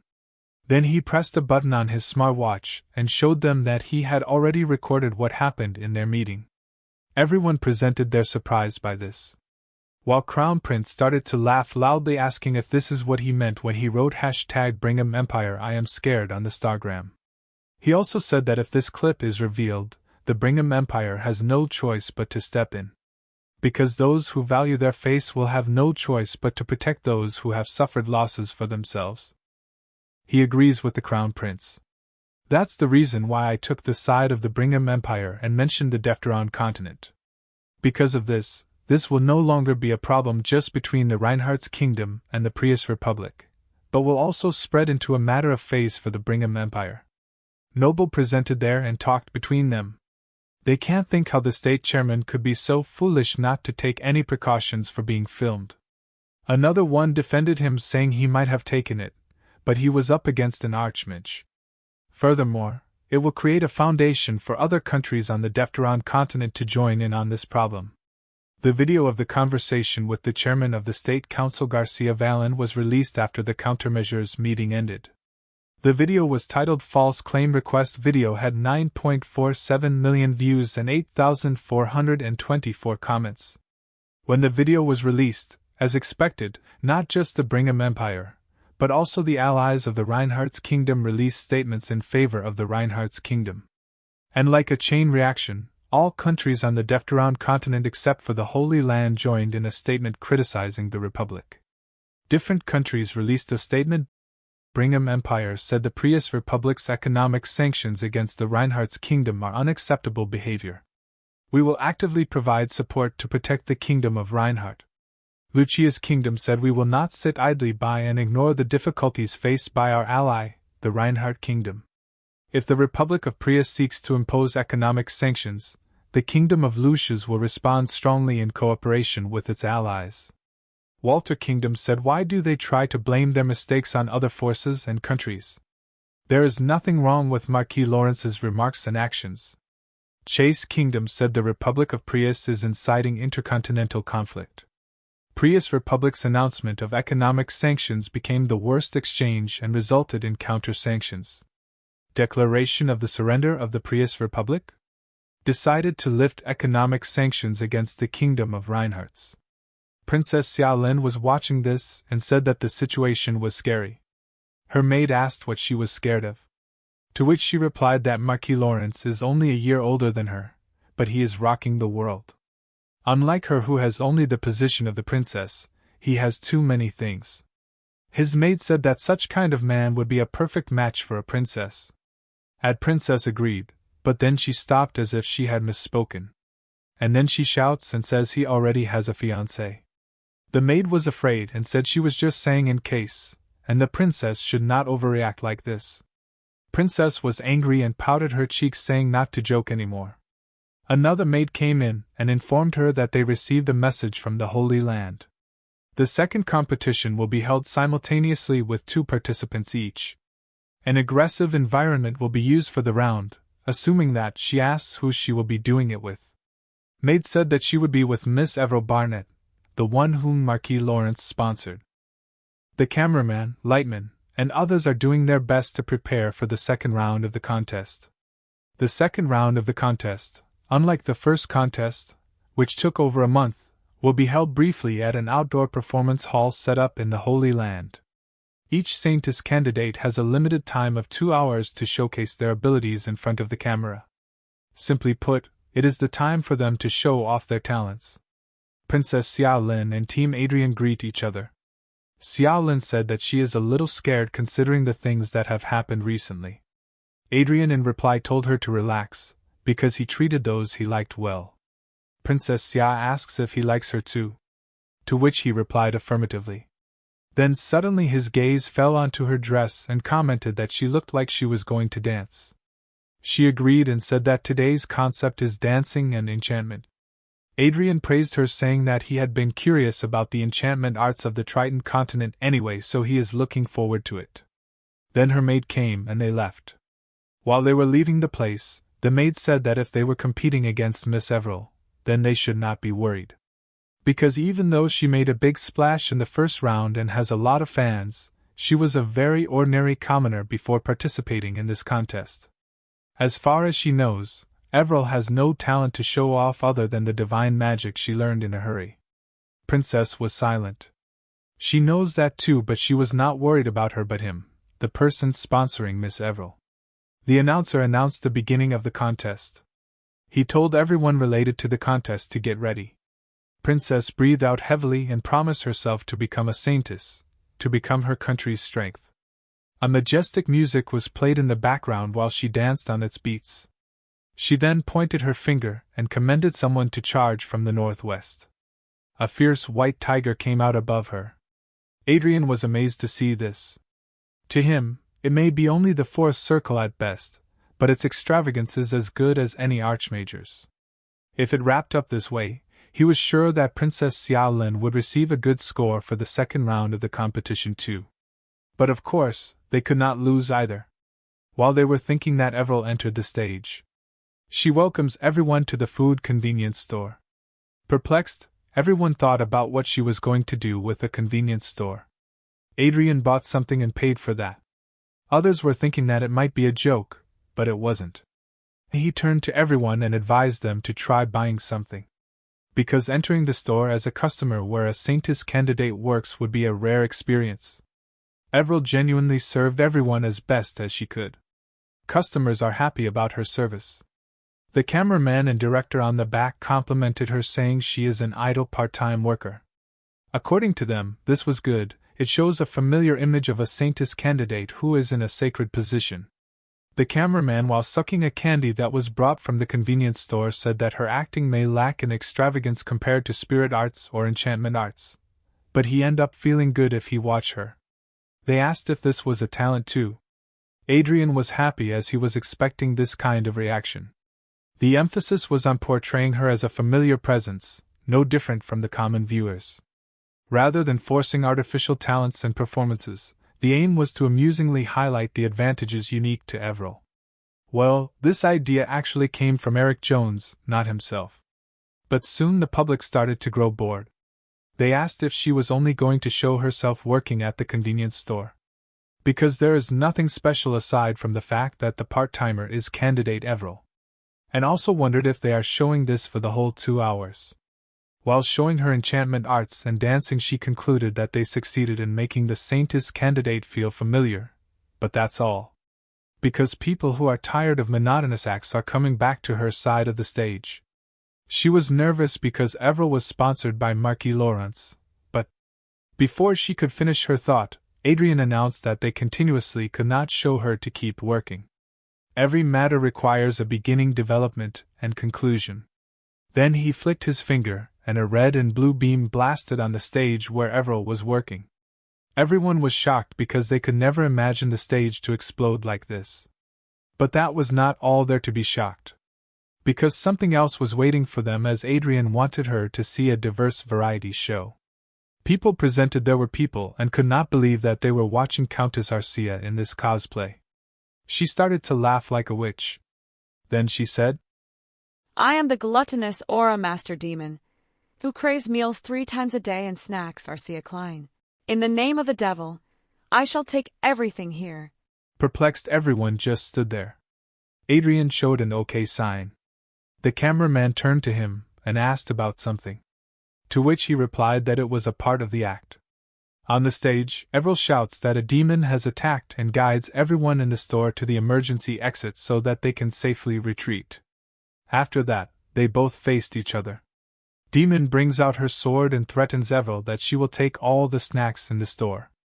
But Everil, as a Saintess candidate, could not back out, and to stop the demon brings out her light saber. The demon charged on Everil and said to talk less and work more. And a fierce battle started. The cameraman was overjoyed to see a real aura blade. Then he asked Adrian if the aura blade was fake and part of the act. To which he replied that the aura blade was real. The perplexed cameraman asked what would happen if Miss Everil got hurt. And he assured that he did not have to worry about that. On the stage, Everil lights her lightsaber. And Adrian commented that she could use her Saintess blade to defend herself. Then both of them charged again, and their swords clashed, making a huge amount of energy wave.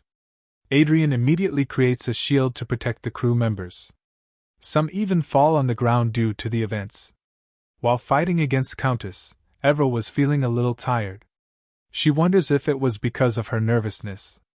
Doing it on stage was more tiring than she thought. But it was doable since Arcia was keeping up with her just as they had practiced in the past. That time Adrian guided them on how to keep pace. He also told Arcia to slow down since she is not fighting against an actual swordsman but a Saintess candidate. Everil, on the stage, was just moving her body as she remembered.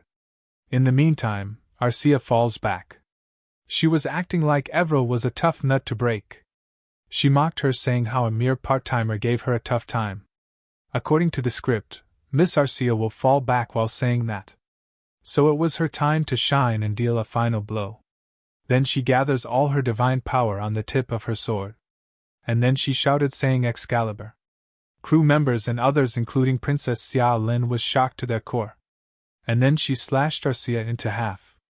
The weather was sunny and energetic outside the studio, but her slash made a huge explosion, throwing Arcia out of the studio. Even though after she was defeated she had no expression on her face, and like a robot said that she would come back and take revenge. In the background, the narrator said, Like that, a convenience store that almost fell into the hands of the snack demon was saved by Everil Barnett. The director asked Adrian what they had just done. He made an innocent face and answered that if there weren't some twists and turns. And asked if they enjoyed or not. The director said that was fun, but what was the story about? To which he said that it's a story about Everil protecting the convenience store from demons. Then he dropped a bomb, saying that they should know the sword that Everil used was a real holy sword. I think that was the most shocking news of all that. On the other hand, Princess Xiao Lin and her tiger aka Wet White Far Cat are also in an indescribable situation. Outside of the studio, Saintess was quite angry with him and his team. But both of them just smiled at each other. She calmly told them that their points had been deducted. And some chameleon reporters took their photo quietly. The next day Adrian was looking at the daily news about the incident that happened in the Saintess candidate selection. The headline was that the Saintess Contest Committee deducted points for candidate Everil Barnett's second round of contest as it could not be viewed as entirely her efforts. The post has 2,316 comments. The Saintess Contest Committee deducted points for candidate Evro Barnett's second round of contest as it could not be viewed as entirely her efforts. Some comments were like, LOLOLOL, so funny. Was a Saintess election contest always this interesting? It seems even more so because the young Marquis participated as a sponsor Lolo. You really can't win against him in ideas. I should be sad since the candidate supported got her points deducted. But why is this so funny, LOL? The image of Marquis Lawrence getting scolded by the Saintess is also funny. Where the hell did he get the holy sword, though? LOLOLOL. Want to watch our Arcia Uni's passionate acting again? LOLOLOLOL. Don't tell anyone, but some say that the last person who commented about Arcia was nowhere to be found. Another person on the next door said that he saw a lady with a sword roaming around his house. So you better be cautious before commenting about her acting. Back to the story, he asked if they were placed in the 6th position in the second round. Everil apologized for the incompetence. Adrian told her not to be as she was in a disadvantageous position in the second round. So considering that she did a pretty good job. Although their points were deducted more than they thought, they again placed first in the viewership rating. So he cheered her, telling her to work hard on the third round. Adrian was somewhat relieved that now the long Saintess contest was about to end. Now he can take rest for some day. However, someone knocked on the door. And it was Pieces. He informed that the Saintess contest that was expected to end last with the third round was put on hold due to an unexpected incident. Because the Republic secured a major victory over the Empire in the war between the Brigham Empire and the Prius Republic. The scene shifted to the throne room of the royal palace in the Brigham Empire. The Emperor ordered the commander to mobilize the main unit. Then he fiercely ordered them to do their best to erase the Prius Republic from the map of the world. Valen was walking in the corridor of his mansion, holding a bottle of alcohol. He looked timid and depressed. Suddenly, someone called him, shocking him. He was drunk. Startled, he asked who the person was. A hooded, strange man replied that as a public official who was supposed to serve the people, Valen had made quite a bit of wealth by plundering them. He stated that under the name of the Revolutionary Army, Valen would be held responsible for his crimes and punished. Valen was stunned to hear the name of the Revolutionary Army. He wondered if they were the rampant assassins of the leading figures. Then he threw the bottle of wine and tried to run away while calling guards to help him. But he had nowhere to run, as another person was waiting for him on the escape route. The first person came behind him and expressed his regret, stating that he would have to kill Valen. And the work was easily done. The scene shifted to the Revolutionary Army headquarters, where the former prince of the Prius Republic was investigating the corrupted government. The looted money from Valen was taken by the prince and 2 assassins who had slain Garcia Valen. The prince commented that they had taken a lot. In reply, one of the assassins remarked that they couldn't steal the buildings, so the scale would be much larger in reality. While marking a cross on Valen's picture, the prince suggested that both assassins would do well even if they set up an assassin group. He continued by saying it was unexpected, noting that he thought they were half joking when they said they favored a revolutionary army, but he had no idea they would actively help by providing information and assassinating key figures. The hooded assassin then removed his hood and revealed his face. It was none other than Marquis Adrian, and beside him was Arcia. A few days ago, when Pieces had mentioned that the Republic secured a major victory over the Empire in the war between the Brigham Empire and the Prius Republic, Adrian got a headache and called them foolish bastards. He thought that the best course of action for the Republic in this war was to take advantage of its home ground and drain the enemy's weapons, manpower, and money to resolve the situation politically. He believed that the great victory of the Prius Republic had deeply hurt the pride of the Brigham Empire, which would soon turn into blind hostility and burn down the Republic. He realized that the possibility of resolving the situation politically had gone down the drain. He asked Pieces about the gap between the forces of the Prius Republic and the Brigham Empire.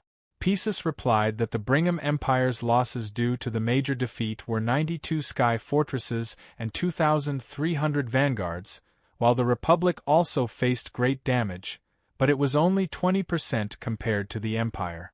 Adrian complimented the Prius Republic army, noting that it was better than he thought, and wondered if Marshal Anson, the commander of the National Guard, was as great a person as his reputation suggested.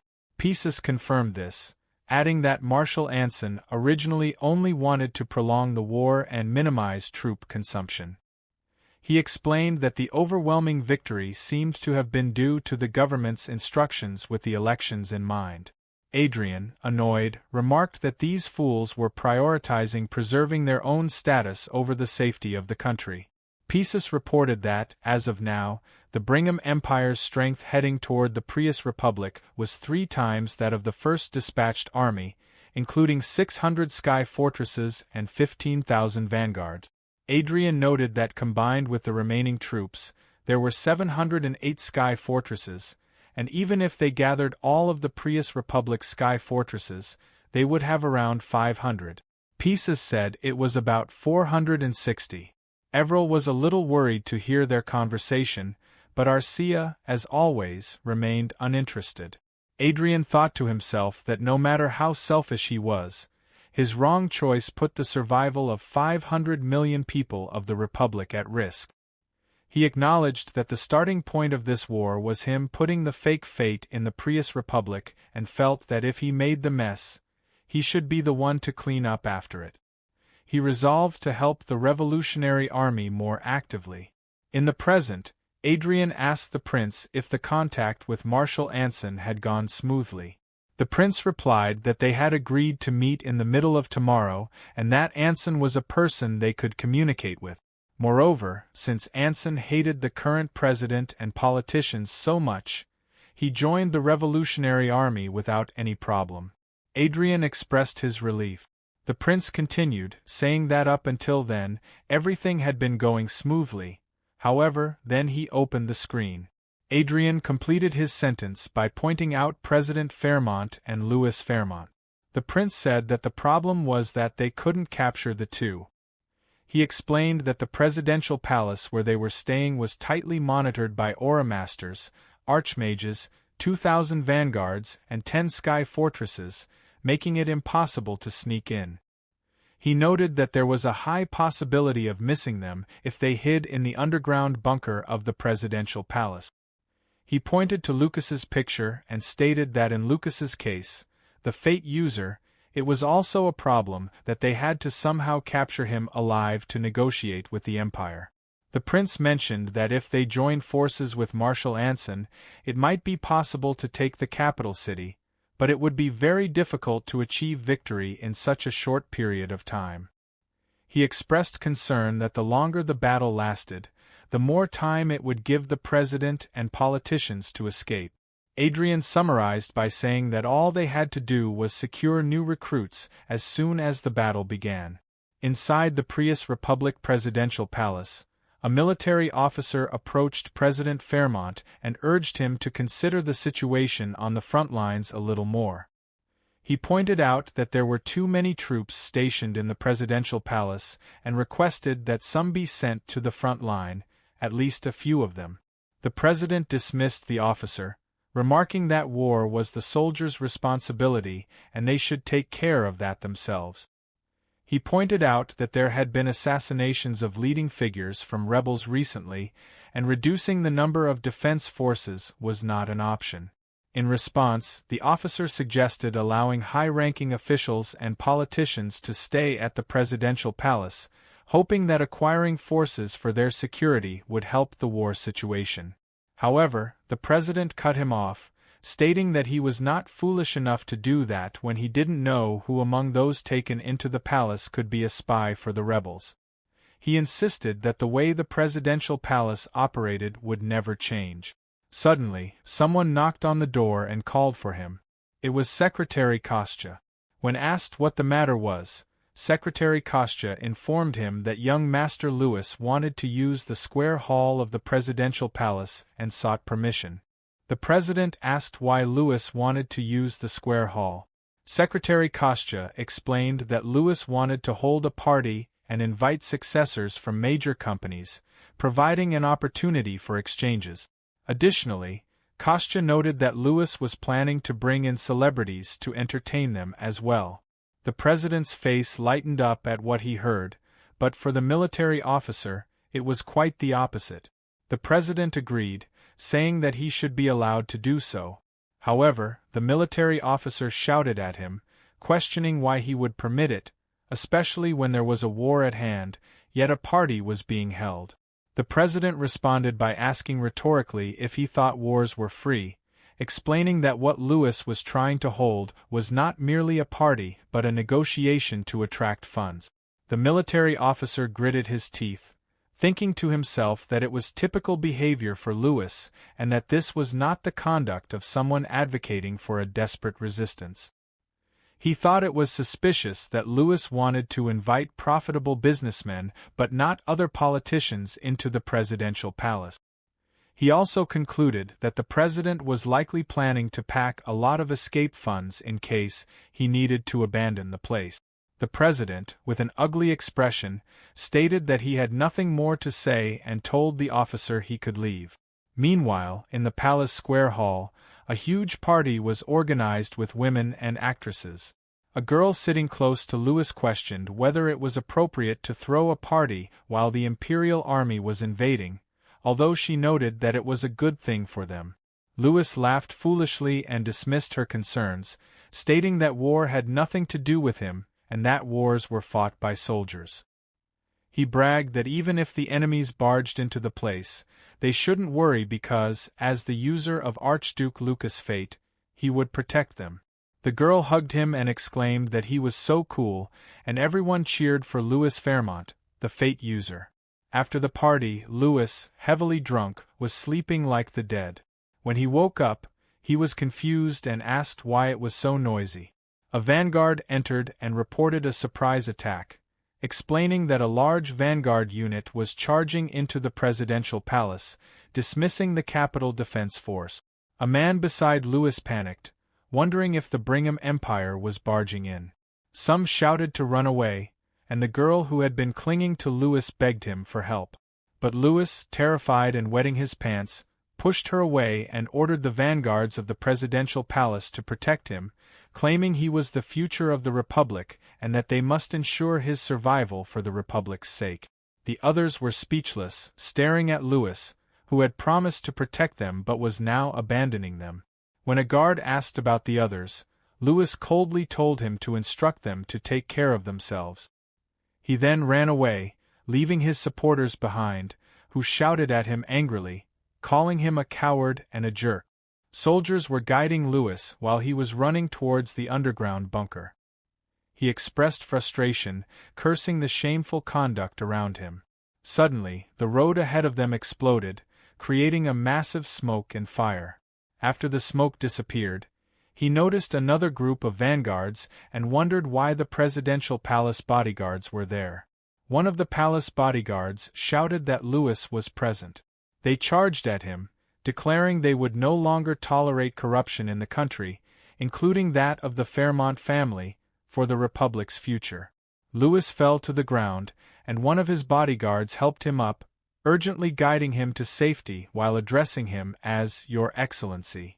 While standing up, Lewis cursed the perceived betrayal of his guards, questioning their loyalty. He inquired about General Laminus, the one responsible for the presidential palace's defense, and demanded his presence. A guard speculated that General Laminus might be near the bunker. Lewis ordered a soldier to quickly summon the general, noting that traitors were hiding among the palace's vanguard. A soldier nervously reported to Lewis that the National Defense Forces, led by Marshal Anson, were marching in alliance with the Revolutionary Army. Lewis, shocked, questioned whether the forces attacking the capital city were actually the Republic's National Defense Forces and not the Brigham Empire Army. The soldier continued, explaining that the situation was escalating as citizens joined the Revolutionary Army's march. In response, Lewis dismissed the idea of these individuals being citizens, as he considered those who pointed guns and knives at him to be enemies, and commanded that they all be swept away. As they fled, the building collapsed around them. After some time, the guards directed him to the underground bunker. Lewis entered the lift with his 2 personal guards, angrily slamming his hand against the wall and lamenting the humiliation he was facing. His guards appeared perplexed by his outburst. Lewis, with a menacing expression, condemned his perceived enemies, vowing that they would not die peacefully. When the lift doors opened, Lewis called for his father, President Fairmont, who was also in an uncomfortable situation. Approaching his father, Lewis questioned whether there were plans to eliminate their enemies. However, a man holding a knife stood behind the president. Lewis, nervously stuttering, began to suggest that if the royal palace were to be destroyed, before he could finish, Adrian interrupted. Adrian remarked that he had previously thought of Lewis as just a low-life scoundrel but now considered him a fool. Lewis asked Adrian who he was, and Adrian introduced himself as Marquis Adrian Lawrence, accompanied by Count Arcia, his fiancée. The Revolutionary Army commander then revealed himself, noting that Adrian was his friend. Lewis, shocked, recognized him as Azriel Oscar, but Azriel corrected him, stating his full name as Azriel Oscar Prius and questioning Lewis's audacity in omitting the name that formed the foundation of the country. Realizing he had been trapped, Lewis asked how they had managed to enter. A few hours earlier, in the presidential office of the Prius Republic, President Fairmont had acknowledged the unusual circumstances of meeting Marquis Adrian Lawrence. Adrian admitted that he hadn't expected to visit the office of his own accord either, but he found it easy to meet President Catro Fairmont due to the many points of mutual interest. The president recalled Adrian's proposal for a deal, expressing hope that it would be a favorable one, given that he had taken the time to engage with a marquis with whom he did not necessarily have a positive relationship. Adrian, while reaching into his pocket, assured the president that he would be pleased with the offer. He then presented 2 hexagonal-shaped plates. The president, recognizing them, asked if they were force cores. Adrian confirmed that one was the force core of Fencer 1.0, developed at his Lawrence Magic Tower, and the other was the force core of the vanguard equipment used by the Revolutionary Army. Shocked, the president questioned whether the Revolutionary Army's core had indeed been created from Adrian's technology. Adrian affirmed this, admitting he had initially thought it was mere rumor, only to discover that the revolutionaries had indeed stolen his technology. The president smiled and requested Adrian to issue a statement condemning the Revolutionary Army. Instead of just a statement, Adrian offered an apology, acknowledging the president's unjust accusations due to his oversight, and presented 2 gifts. He surprised Fairmont by displaying information about companies whose stock prices were expected to surge in the near future, explaining that Fairmont could view this information between 2 to 10 times at most. The president was smiling with joy after receiving a huge reward as compensation. While handing a piece of paper to him, Adrian mentioned that there was a second gift. The president asked what it was, and Adrian explained that it was the location of the headquarters of a rebel group that called itself the Revolutionary Army. This surprised the president even more. The president, in disbelief, questioned how Adrian had obtained such information, but before he could finish, Adrian replied that the source wasn't important. Fairmont's bodyguard came closer and informed him that the Revolutionary Army headquarters had been confirmed to be at that location. Adrian expressed his trust that Fairmont would take action against the thieves who had stolen his technology, suggesting confidently that Fairmont would indeed do so. Fairmont laughed and assured Adrian that he would, emphasizing that they were dealing with a criminal organization that couldn't be ignored. He acknowledged that they had received great help from Adrian. Adrian modestly replied that it was a matter of honor for him as well. Fairmont, amused, remarked that honor was indeed important for nobles. Adrian smiled mischievously, thinking to himself that he had completely erased any suspicions Fairmont might have had about him. He considered himself a blessing that had taken all of Fairmont's worries away. Fairmont then stood up, suggesting that they move somewhere more comfortable, but before he could finish, the whole palace shook. He nervously asked what was happening. One of the on-duty vanguard reported that it was a surprise attack, stating that a large vanguard force was attacking the city as if to siege it. Fairmont, alarmed, suspected that it might be the Brigham Empire and immediately commanded the guard to move to the underground bunker. Adrian stopped him and urgently asked if the teleportation restriction could be lifted. Fairmont replied that he could not do that. While hugging frightened Arcia, Adrian questioned if Fairmont expected him to flee alone by breaking through the Brigham Empire siege. Deep down, Adrian thought that at that moment, he was an important acquaintance to Quattro Fairmont, someone Quattro couldn't abandon. After all, Quattro couldn't pretend not to know him. Fairmont found himself in a dilemma, and the president resigned, suggesting that they all move together. Throughout this, Adrian explains to Lewis that after entering the bunker, everything becomes much easier. He described how they had incited a fight within the presidential palace, splitting the security forces and using the chaos to take the president hostage while inviting his friends. Lewis gritted his teeth upon hearing this.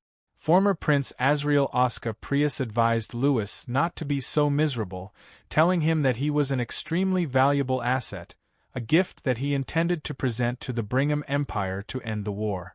Lewis, panicking, tried to run away, calling out for the guards to save him, claiming he was the user of Archduke Lucas Fate and the president's son. Azriel Oscar, leaving the president behind, approached Lewis, grabbed him by the shoulder, and told him he wanted to punch Lewis a few times, commenting that Lewis had been acting up too much simply because he was the president's son. Lewis's expression was one of shock and fear, as if he had witnessed something terrible. A loud noise of shouting then echoed throughout the whole presidential palace. After some time, Prince Azriel Oscar asked Marquis Adrian Lawrence what he thought about becoming the president. This surprised Adrian. Then Azriel asked Adrian if he would like to become a naturalized citizen. In reply, Adrian asked Azriel if he had gone insane and told him that rather than becoming a president for only 5 years, it was better to keep being the lord of a territory, adding that Azriel's jokes were really cruel. Azriel laughed and supported Adrian, saying that he supposed that was true. At that time, Fairmont and his son Lewis were beaten up severely. Adrian asked Azriel if Marshal Anson hadn't said he would appoint him as the interim head of state affairs, and advised him not to think about attracting foreigners like himself, but to just do it well. Azriel replied that, to be honest, he was worried if it was all right for him to rise to the position, as he had been a member of the royal family. He wondered if people would protest, saying it was a return to the system of bankruptcy. Adrian responded that, honestly speaking, it would be a lie to think such protests wouldn't appear at all, but it was also true that there was no suitable person other than Commander Azriel. Adrian added that Marshal Anson had also said he didn't like the idea of a military leader next to the dictatorship. Azriel remarked that he felt like he was being handed over a bomb. As Adrian raised his wand while preparing to leave, he told Azriel that, for him, it would be perfect if Commander Azriel became the president, as it would be easier to get the promised compensation too. Azriel asked if he was leaving. Adrian replied affirmatively, saying that he should because he had a lot of things to do. Azriel called for Marquis Lawrence, and Adrian looked back. Azriel and his guards saluted him, and said they had been very much indebted to him. Adrian felt awkward and said that it was burdensome, but Azriel replied that Adrian deserved at least that much courtesy. Adrian thought to himself that his guilty conscience was bothering him, as he was one of the causes of the mess. However, he couldn't say that directly, so he told Azriel that he was acting for his own benefit too. Azriel smiled and replied that it was true Adrian had helped them. While looking at the public, Adrian thought that even if Azriel held power, it still wouldn't be easy. He believed that citizens who succeeded in the revolution would have excessively high expectations for the future, and there would be fights with President Fairmont's supporters who only saw and heard what they wanted. However, He also thought there was no need to worry too much because Azriel was just as competent of a man.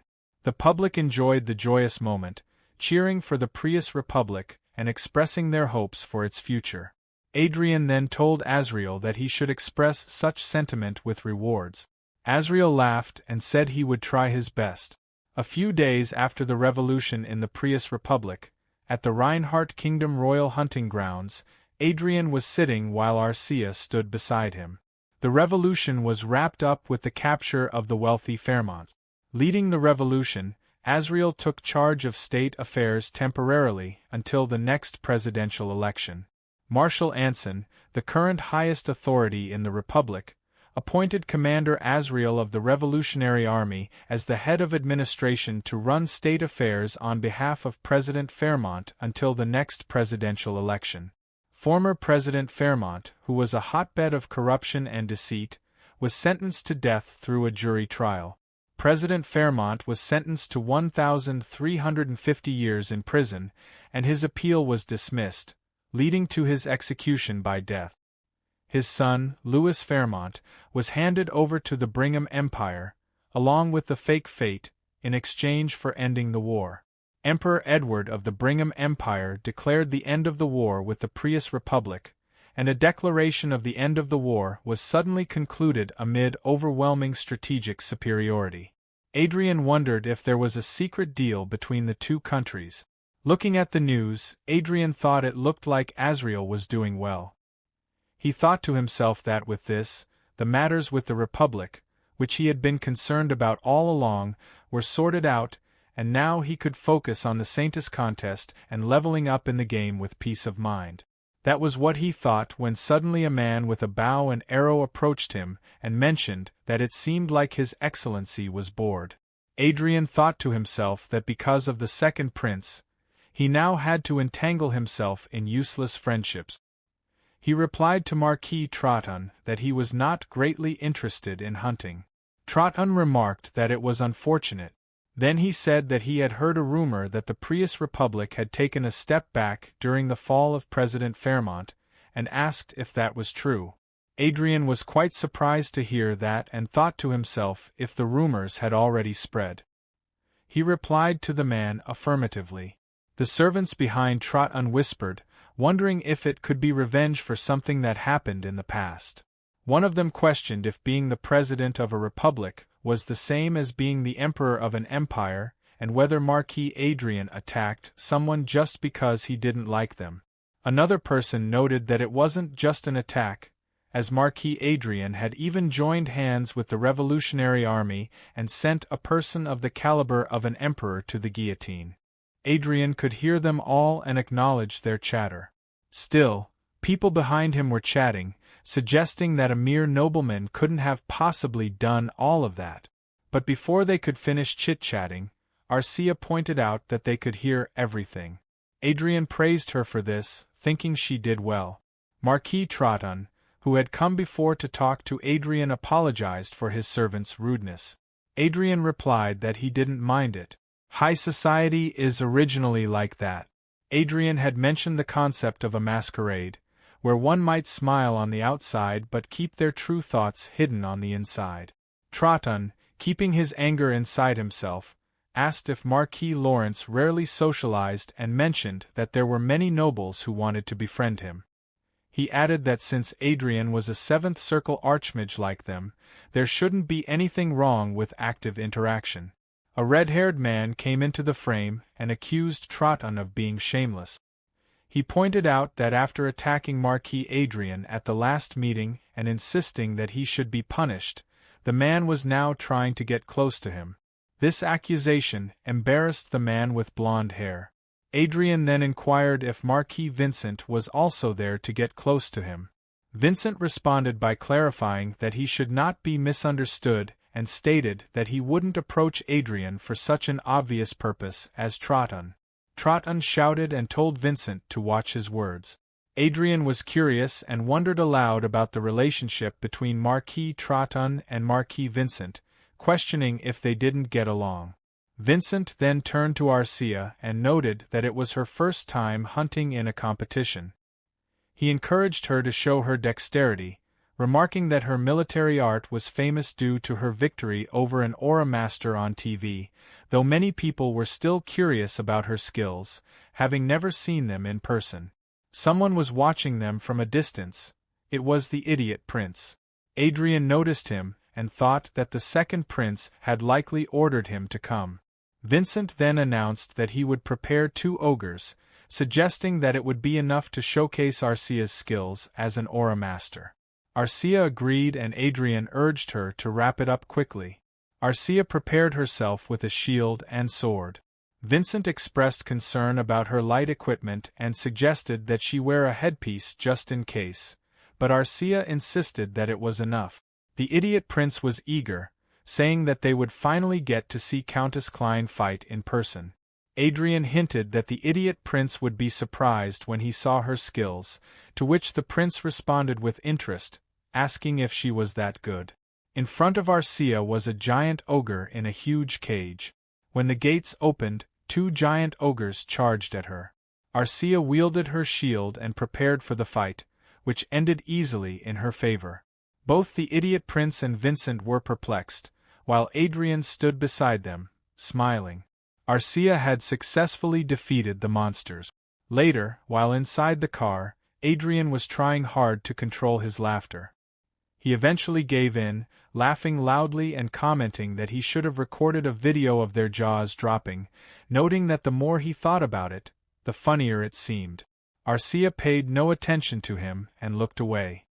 He reflected on how they had subtly looked down on Arcia for being the only female aura master in the country, feeling that this served them right. He thought that he had gone to a place he didn't want to go but unexpectedly had a good laugh. He patted Arcia, complimenting her on a job well done. However, something seemed to bother him, and when he looked at Arcia closely, she suddenly fell as if she had lost her senses. Hearing him calling Arcia, the driver was surprised and looked back. The driver addressed Adrian as Your Excellency, and asked what the matter was. However, before he could say anything further, Adrian commanded him not to come in, to which the driver awkwardly agreed. Adrian lay on the floor of the car while holding Arcia, continuing to call her name. He thought about what was happening, noting that she had lost consciousness all of a sudden, something that had never happened before. He wondered what would happen if she never opened her eyes again. A few moments later, Arcia opened her eyes and got up on Adrian. Still holding her head with her hand, she referred to Adrian as Sir Adrian. He got up and asked her what had happened. Arcia explained that when she took the hit, the connection with the Hollywood system had been forcibly cut off for a moment, causing an error that made the entire system crash for 10 seconds. She added that she did not know the reason for the error. Adrian, worried, asked Arcia if she was okay. She assured him that she had only passed out for a moment because of the shock and that nothing was wrong with her body. Adrian thought to himself that the Hollywood system had never experienced any errors in the 50 years since its development was completed. Due to its high stability, which was considered perfect and flawless, even public institutions, finance, and military sectors were linked to the Hollywood system, making it no exaggeration to say that everything in the world was connected to it. Adrian gritted his teeth, realizing that such a near-perfect system experiencing an error was not a matter to be taken lightly. He then instructed the driver to return quickly to the Lord's castle. On the way back, Adrian considered that even if he did not yet have complete knowledge, the administrator privileges of the Hollywood system were likely one of the rewards for the Fate quest. Although it might not be immediate, the system could eventually become his, so he would need to investigate it in detail. As Adrian was lost in thought, Arcia observed him closely. Then, unexpectedly, Arcia did something that shocked Adrian. She held his hand, trying to calm him down. He smiled at her and reflected that more than anything, he was worried about the potential problems such incidents could pose to Arcia if they happened again.